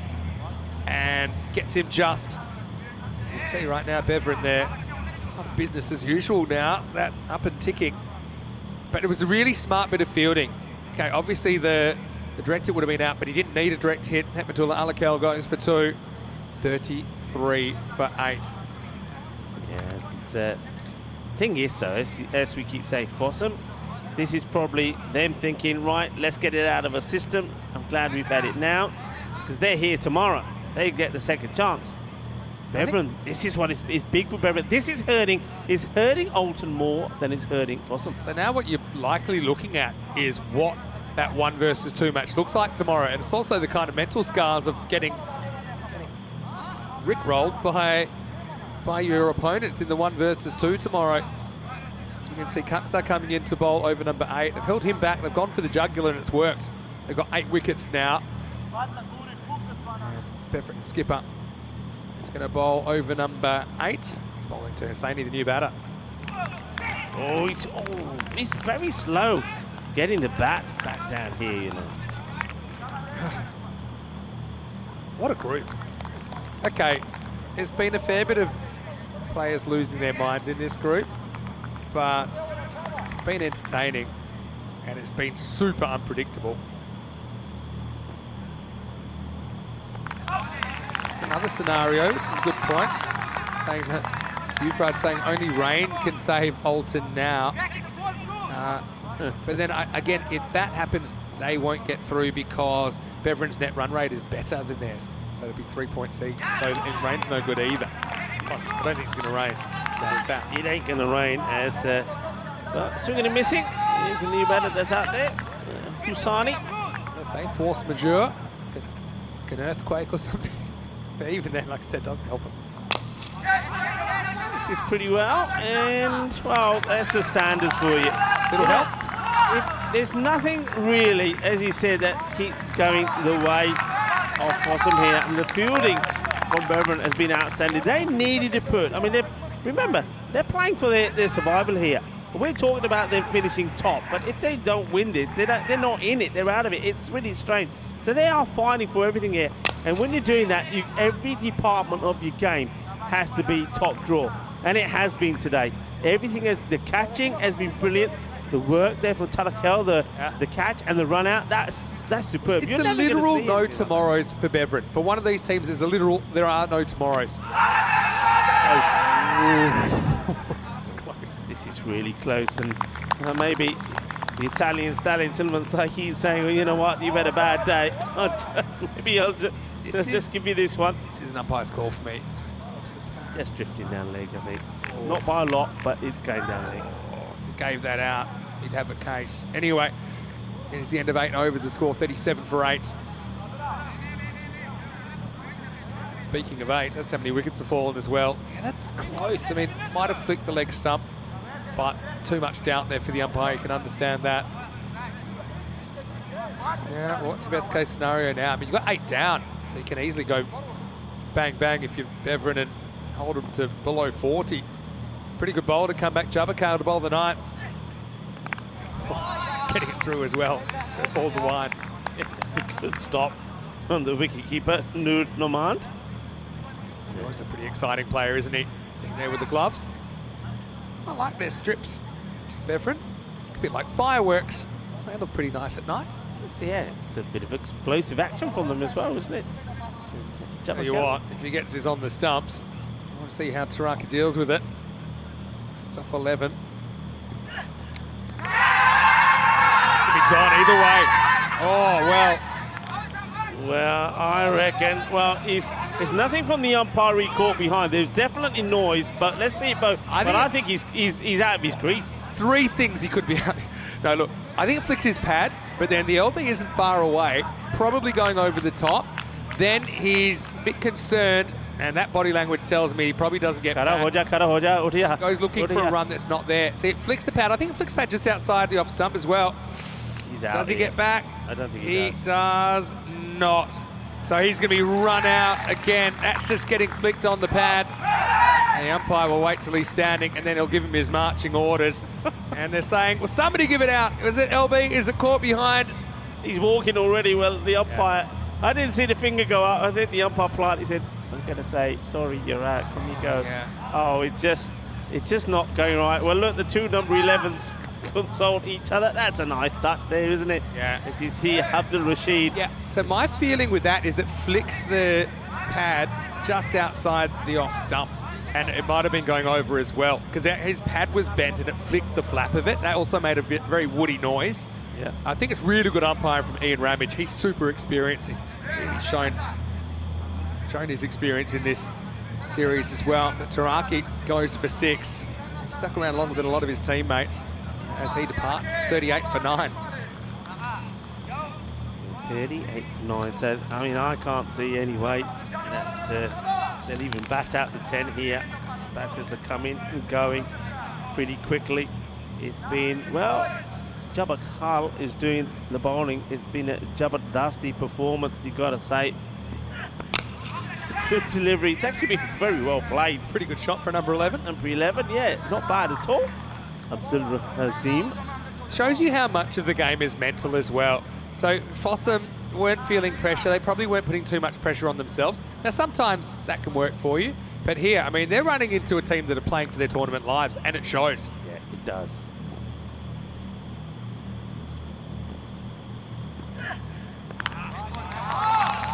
This is going to be such an interesting highlights package to watch back as well with some of these dismissals. The run-outs. How many run-outs have we had? We've had 1, 2, 3 run-outs. 3 run-outs. We've had a single 4 in the innings. We've had 2 6s, and that's it. We've seen an exceptional catch taken at point. We've seen an exceptional quarter bowl, and we've seen a brilliant bit of work from the bowler to do create one of those run-outs. You're looking at the team that's going to top Group C right now, batting at 40 for 9. Still 8 balls left. Yeah, you know, Corey's messaging me as well. He's saying, he's doing the numbers. He's saying it's like 1,000 to 1 shot at last night that you think Alton could be out. Everything would have to go their way. Even margins would have to go their way. It's like a perfect storm. But they're right in the eye of it right now. Oh, great delivery. Well played. Oh, no, more trouble.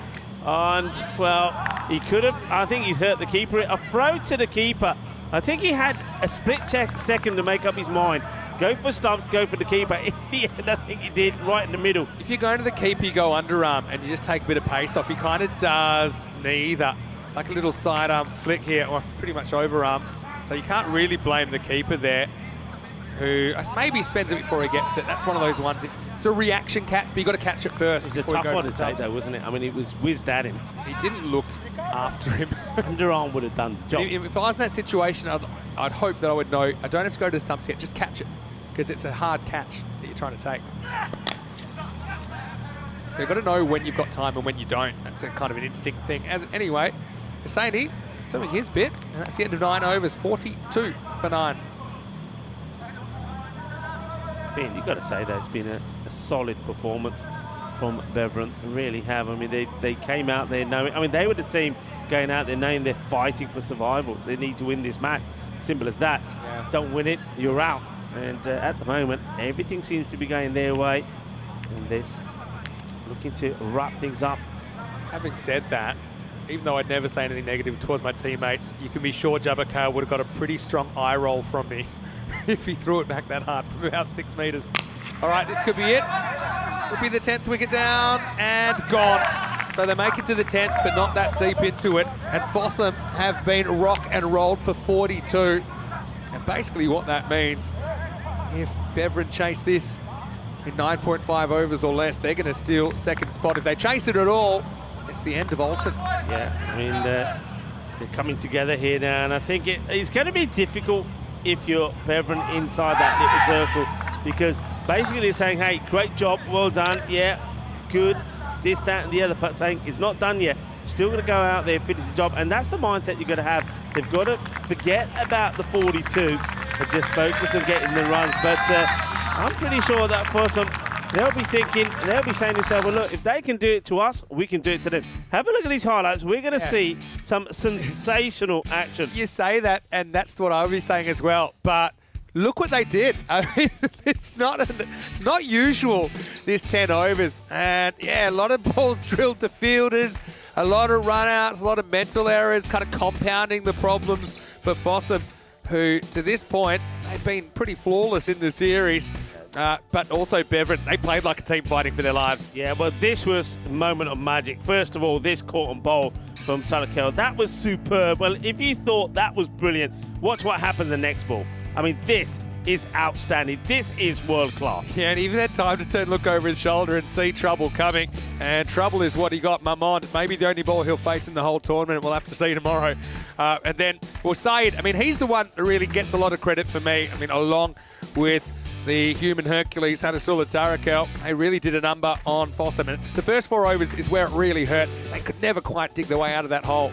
Yeah, you couldn't. And even things like this. And, you know, that's when you know things aren't going your way. When the man who's only got the use of one arm because of injury takes a catch like that. He throw it up the right hand, realises he can't. Yeah, proper one-arm bandage drop from Saber Zakil. I mean, that for me was an incredible shot. There were only 2 sixes in this innings. Don't think we got a 4 in the end. And this is an interesting one. Just flicked the glove, and that was Javed Khan going. So even the players you thought could get them out of a jam, they didn't stick around too long. Even this, you can understand. You go on the hit, you're excited, you want to run, non-striker overcommits. That was out. Again, good decision-making from Beverin. Ultimately, Fossum, they'll want to put this one to bed as soon as possible and just get back to the Sunset Beach Hotel and focus on the positives. This was a funny one as well. He goes looking for a run that's not there. Couldn't quite get back. And Moman, very smart, doesn't throw. And it's Taraki getting a pat on the back. He did stick around a bit longer than some of his teammates. This one was a bit of a keeper killer, but didn't cost them in the end. It's one of the few things that went Fossum's way in this 10 overs. Yeah, absolutely. And then this right at the end with the catch taken. And one thing I'm going to say about this, and you may think it's obvious, but everything about that performance was just top draw. Not just the bowling, the length that the bowlers bowled, the catching was brilliant, the fielding. Look how many times they stopped 4 runs there. Even when it's a low score, they didn't think, don't worry about it. They stopped everything. It's probably close. I mean, we saw Svanholm last week put some great performances in the field, and in the end they didn't make it through. Farmers went through from the group, but that's got to be one of the best performances we've seen in the field. It was complete, wasn't it? Look at these bowling figures. 3 for 5. Saeed was a superstar. Tarakel with 2 for 13. Plus, don't forget that run out off his own bowling. Opmazai with a wicket. Kaksar with a wicket late in the piece. And even Jabakal did take a wicket, but only conceded 8. You know what it was? Beverin were never going to allow Fossum to turn it around. They weren't going to allow that momentum shifter. That's why they were still chasing balls to the boundaries. That's why they were still very, very determined, is the word I would use, to make sure that this is beyond doubt. So when we return, Fossum, they'd have to break all sorts of records if they were to come up with a win here.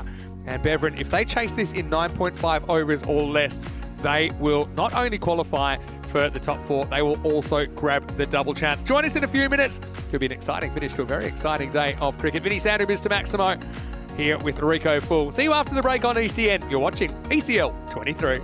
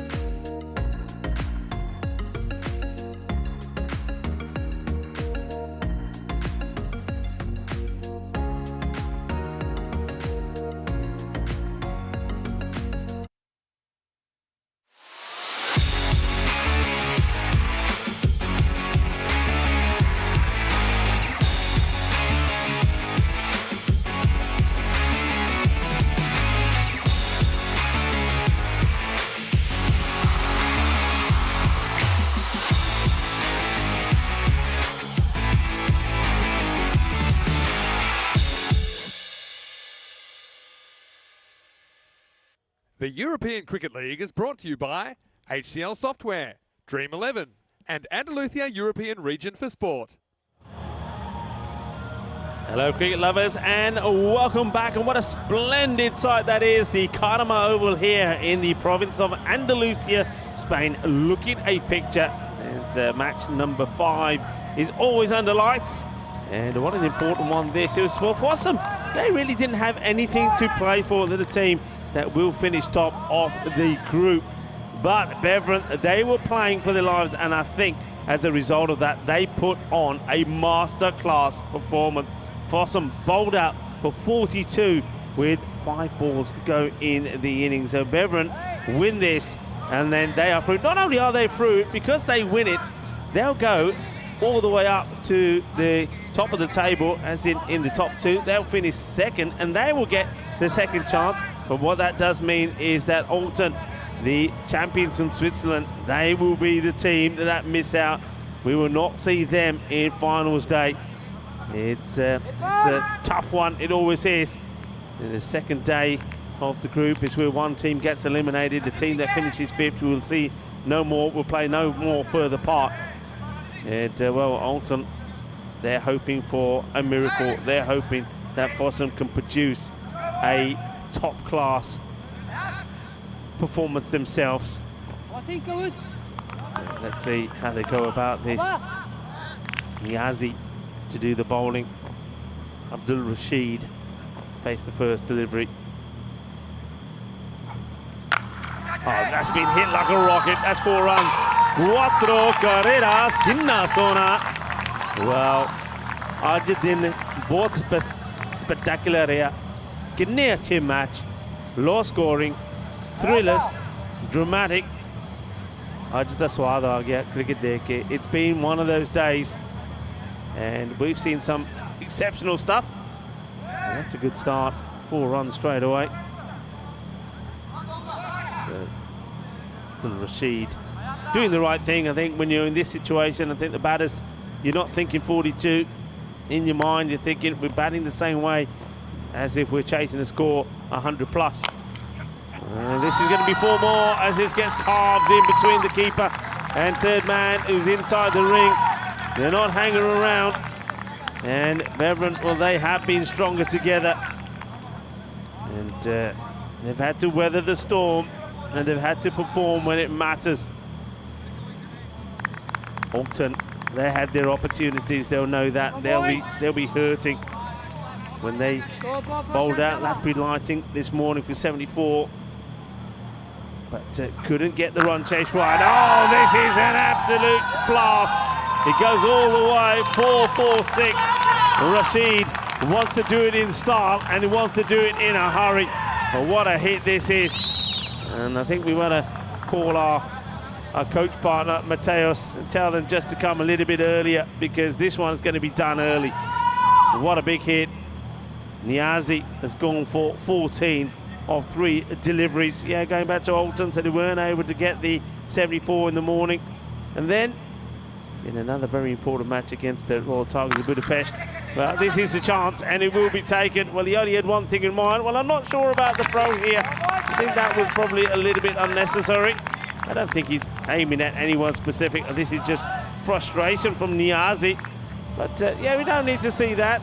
And I think the umpire just having a word. So he goes, 2 4s and a 6. There's the catch, and then there's the throw. Not sure that was any need for that, but the wicket goes down. And, well, Alton, they're probably thinking, okay, that's 1. We only need 9 more.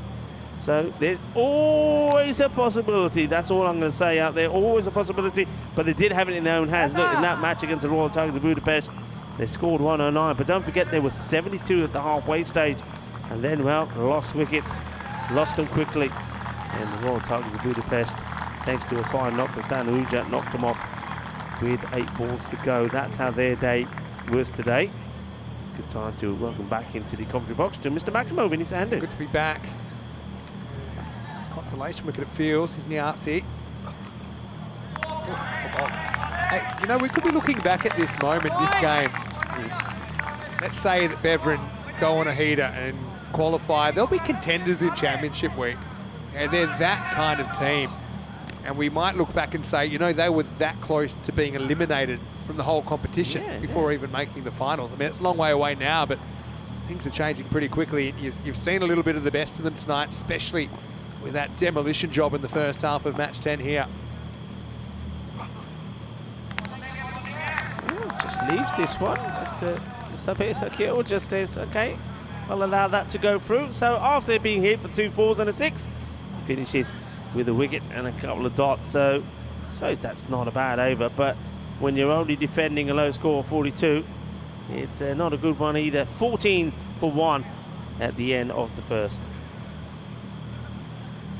49 matches since the golden ball. A few people been asking about what's the golden ball, so just very quickly, the golden ball is when the scores are tied. So if the scores are tied, the team that were batting, they will face 1 ball. So any batter that has not been out faces 1 ball. They need to score 2 runs.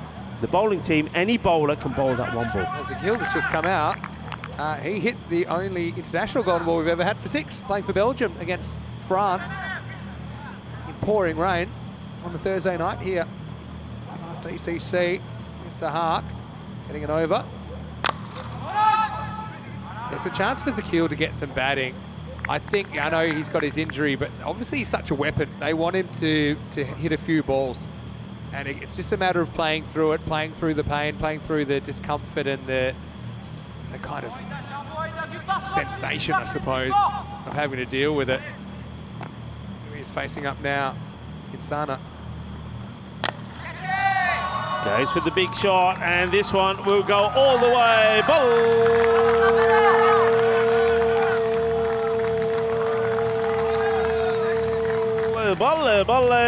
Manos arriba, árbitro, porque eso es 6 carreras. Qué guay, qué genial, qué grande. But it doesn't seem to affect him with the batting, does it? Yeah, I think it does in a way, but he can cover it because he's so good. I'd be careful about the glove punching as well with Samir there. He's swinging like that. No wonder he puts his shoulder out. Yeah, I'm going to say if he has got an issue with his shoulder, I mean, that ain't going to happen. Now he is holding it. See, this is, I know what you're saying, Vinny. Yeah. I know what you're saying. They want him in the side. He's a key player. But if you're not fit, it's not right. I mean, this, I think there's a happy medium. I think there's a happy medium of getting him to bat without swinging that hard. You know, that's probably bordering on medically reckless. But anyway, 22 to win. Slower delivery, just works this one away onto the leg side. We'll take a single. Hello to Sebastian Maynard. Nice to see you in the comment section. Hello to Luke as well, saying sometimes I wish Beveren were a little less aggressive with the willow in hand. Good luck with that. I think they made their choices. Got them this far. They're a team that no one will want to play. Beveren. I think that's pretty clear. Well bowled again from Rahidullah Sahak. He's a key player. Remember, it was him who bowled that amazing last over in that win. Crazy win against Lathbury Lightning. It's crazy. It really was unbelievable. Takes this away. Here comes the throw, and anybody backing it up? Yeah, just crazy stuff, that last game that we saw. You've never seen anything like it. That is also the end of the over. So, we get away nicely.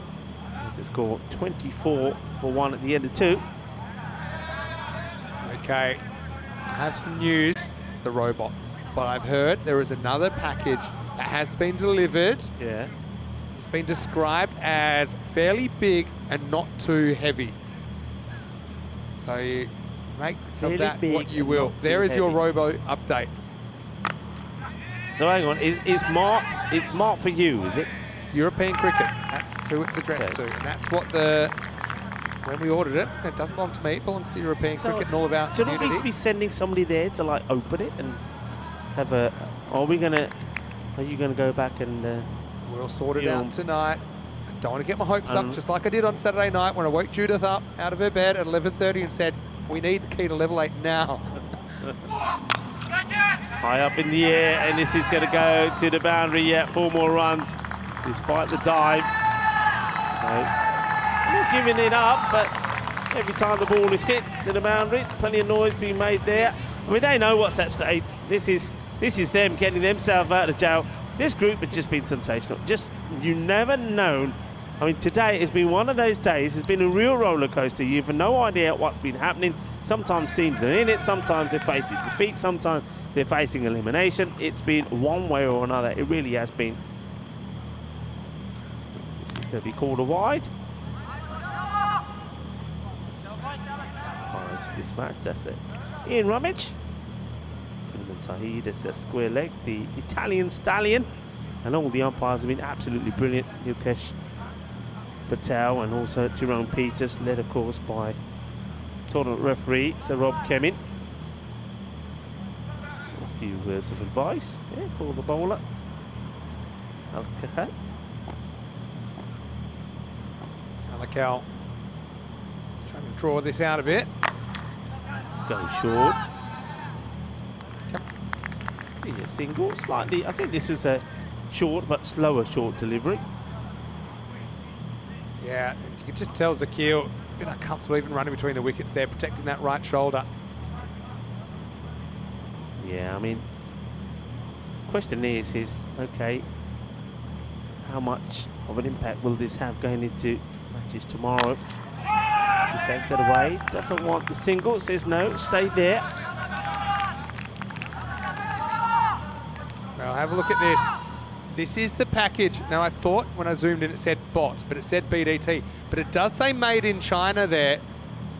That's a live shot of Corey's room. Anyone that can zoom in and get his credit card details as well. I see he's got his wallet open. You don't see that often. I'm excited. The wallet open. I'm excited. Is that our robots? Well, that's why you stick around to the night game. Oh, well, he wants to go big down the ground. It doesn't. It's another dot. So, captain looking to finish things off in style. Hakim Kassar, they're almost there now. See that? 13 required.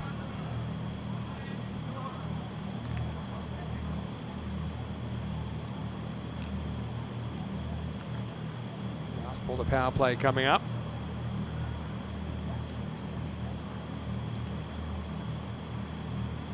But I think that's drifting down.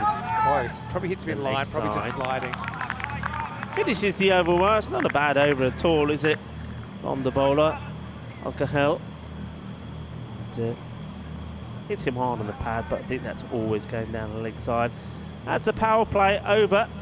And even with not too much power, but a few of those big shots, it finishes 30 for 1 at the end of 3. 14, 9 and 7 in the power play. Yeah, I mean, look, what do you say to someone like Alton here now? I mean, they're a team that's hurting. They're hurting. They're probably back at base now at our hotel partner, Sunset Beach Club. I mean, what do you say to a team like that? Because it's been a real roller coaster day for them. Things haven't gone their way. They were going their way. They thought they got victory against Latbury Lightning, only to find that they weren't able to chase the 75 required. They finished 68 for 8, and then they made a good start against the Tigers, only to be pinned back down, and the 109 wasn't enough for victory. It's a hard day for them, isn't it? Yeah, it sure is. But again, tomorrow's a new day for the 4 teams remaining.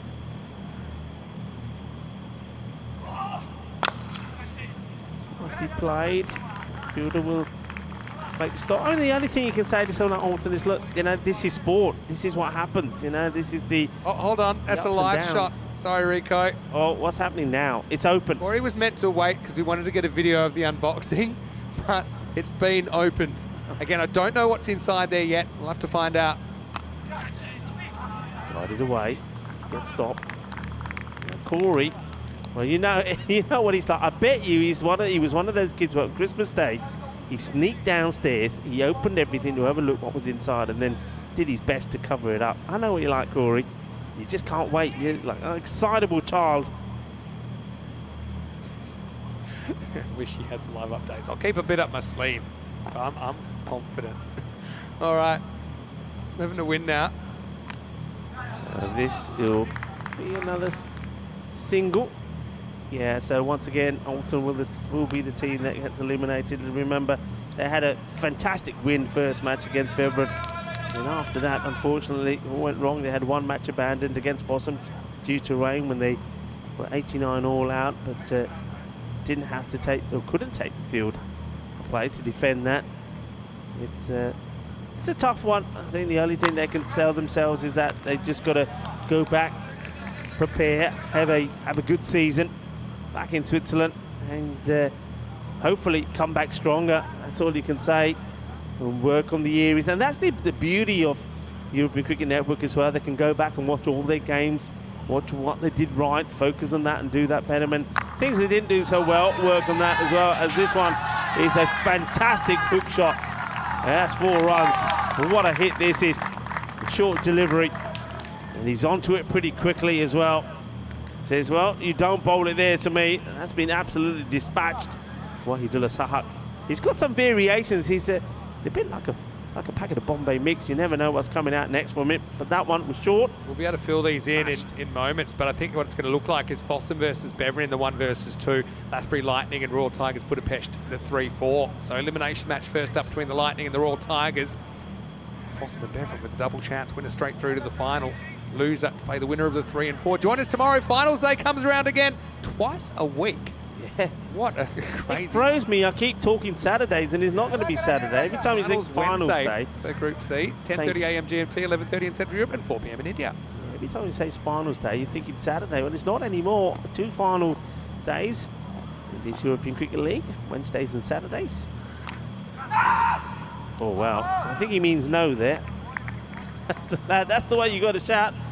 Nice and loud. I suppose you have to get it to be heard over the generators that are sparking up the lights around the ground. Looks a picture, doesn't it? Looks absolutely fantastic. Great atmosphere to play. Probably doesn't look quite as nice when you've only struck 42 off your 10 overs, but still. Taraki, he was brave when he batted. Don't know how long this over will last. That one is going to go to the boundary. That's 4 runs. It gets through the gap all the way along the deck. They are almost there now. And Beveridge, they had to perform. They had to bring their A game to this match, because only a win would have seen them make it through to finals day. And that's exactly what they're doing here, and they're doing it in style. And I think they're putting a little message out there to all the other teams to say, well, we may have only just made it, but watch out. 2 to win then.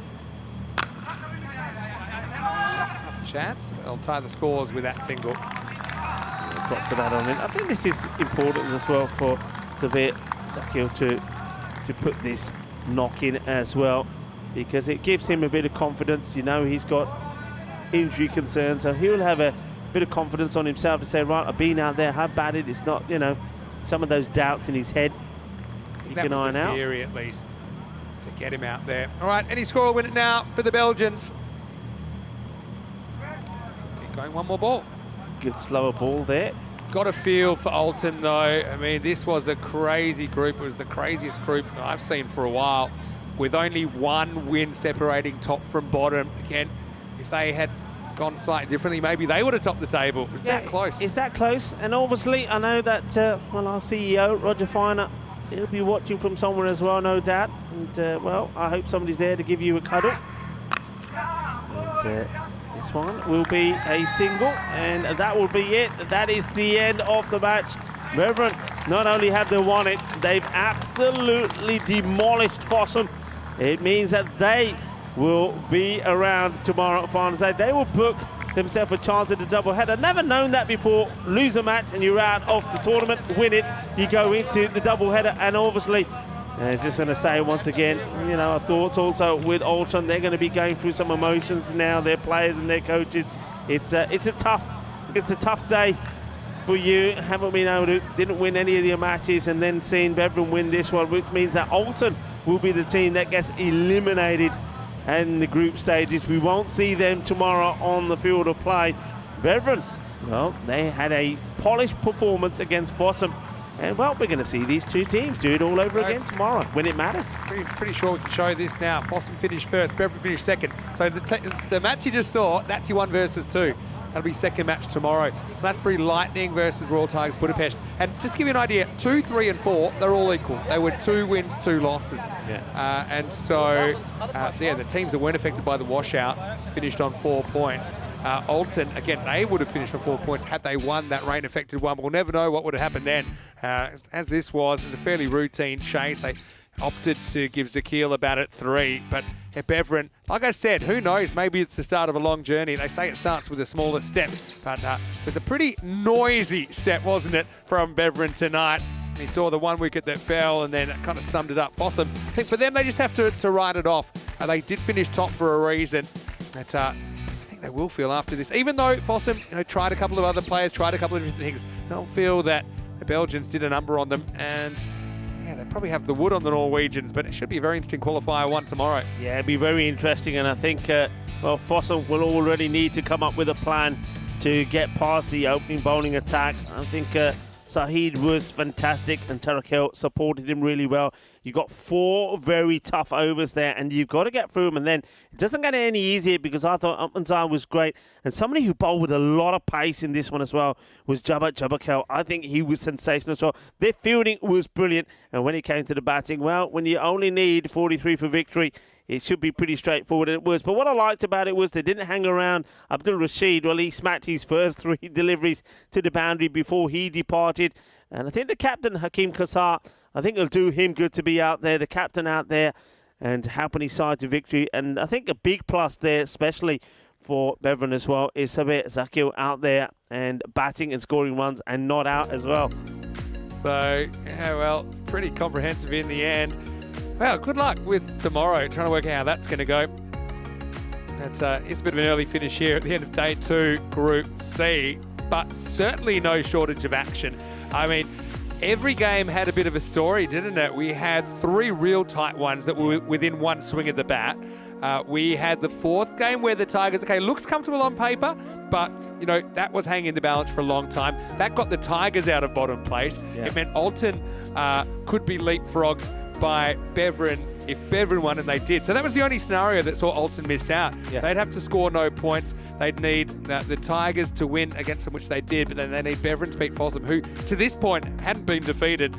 But the Belgians certainly woke up at the right time. Can't wait for Group C finals tomorrow. It should be an absolute banger. Yeah, I mean, look, we've seen enough of the teams now to know. I mean, that first match in the morning, that'd be lightning. I mean, I like what they do, and I don't think, the same way with Beverin, I don't think we've seen the best of them. There's a lot of players in there that haven't really shone yet. With the bat for the most part, just not through a whole innings. I thought maybe, Latin could be another spin option. I feel like the spin's been so effective for them, but I even like some of their bowlers like Packard taking the pace off when they are bowling, even their seam And bowlers. don't forget, you got the pace of Horrocks as well, left arm as well. He's going to be key, but you got to say, I think that the last 2 victories from the Tigers, they're going to be roaring tomorrow. I think they've hit their peak now as well. So maybe we can have one more look at what tomorrow looks like if you want to know what Group C Finals Day looks like. Lathbury Lightning finishing 3rd, taking on Royal Tigers from Hungary in 4th. The loser's out. The winner will play the loser of Fossum and Beverin, who play in Qualifier 1. Of course, the winner of that game straight through to the Group C final. Tomorrow night will be under lights, and we'll find out which team will get to join Hornchurch and Farmers and Packard Care in the Championship week. Yeah, it's been what can I say? It's been a really crazy day of cricket. I don't think I've ever remember a day like this before. I don't remember the excitement of the first 3 games. I've never seen a game where you think it's all going one way until the last 6 deliveries and everything changes. Of course, I'm talking about the victory there from Fossum. Yeah. It was quite amazing. And also, it's a day where it's also a sad day. There's been a lot of good in the day. It's also sad because, look, you never want to see a side lose out, and Alton, well, we've got to feel for them a little bit as well. And look, if the Lightning had just chased that 70 down really quickly, Fossum could actually be out right now. They could be 5th, but instead they're 1st. And that's how close Group C is. Big thank you to all of our crew here, the Blue Crew, Spring Productions as well, all the local helpers, all the crowd that came in today as well. Super big thanks to our friends at Spring Productions as well for their fantastic coverage, to the officials, everyone else, to Corey as well, who right now is opening that unidentified package. So we'll have hopefully a robot update for you tomorrow. We're going to leave you with some highlights today. Big thank you to you as well, Rico. Happy Holi once again to everyone. everyone. Hope you had a colourful day. We certainly did here at the Kartama Oval. From all the team at the ECN and the European cricket family, hope you have a happy and a safe evening. We'll see you right back here tomorrow. Finals day is here again. Get ready for it. It's going to be chaos. See you at Kartama for more Kartamania tomorrow and more European Cricket League. Hasta mañana. Thank you for watching. Adios, mi familia. Hasta mañana.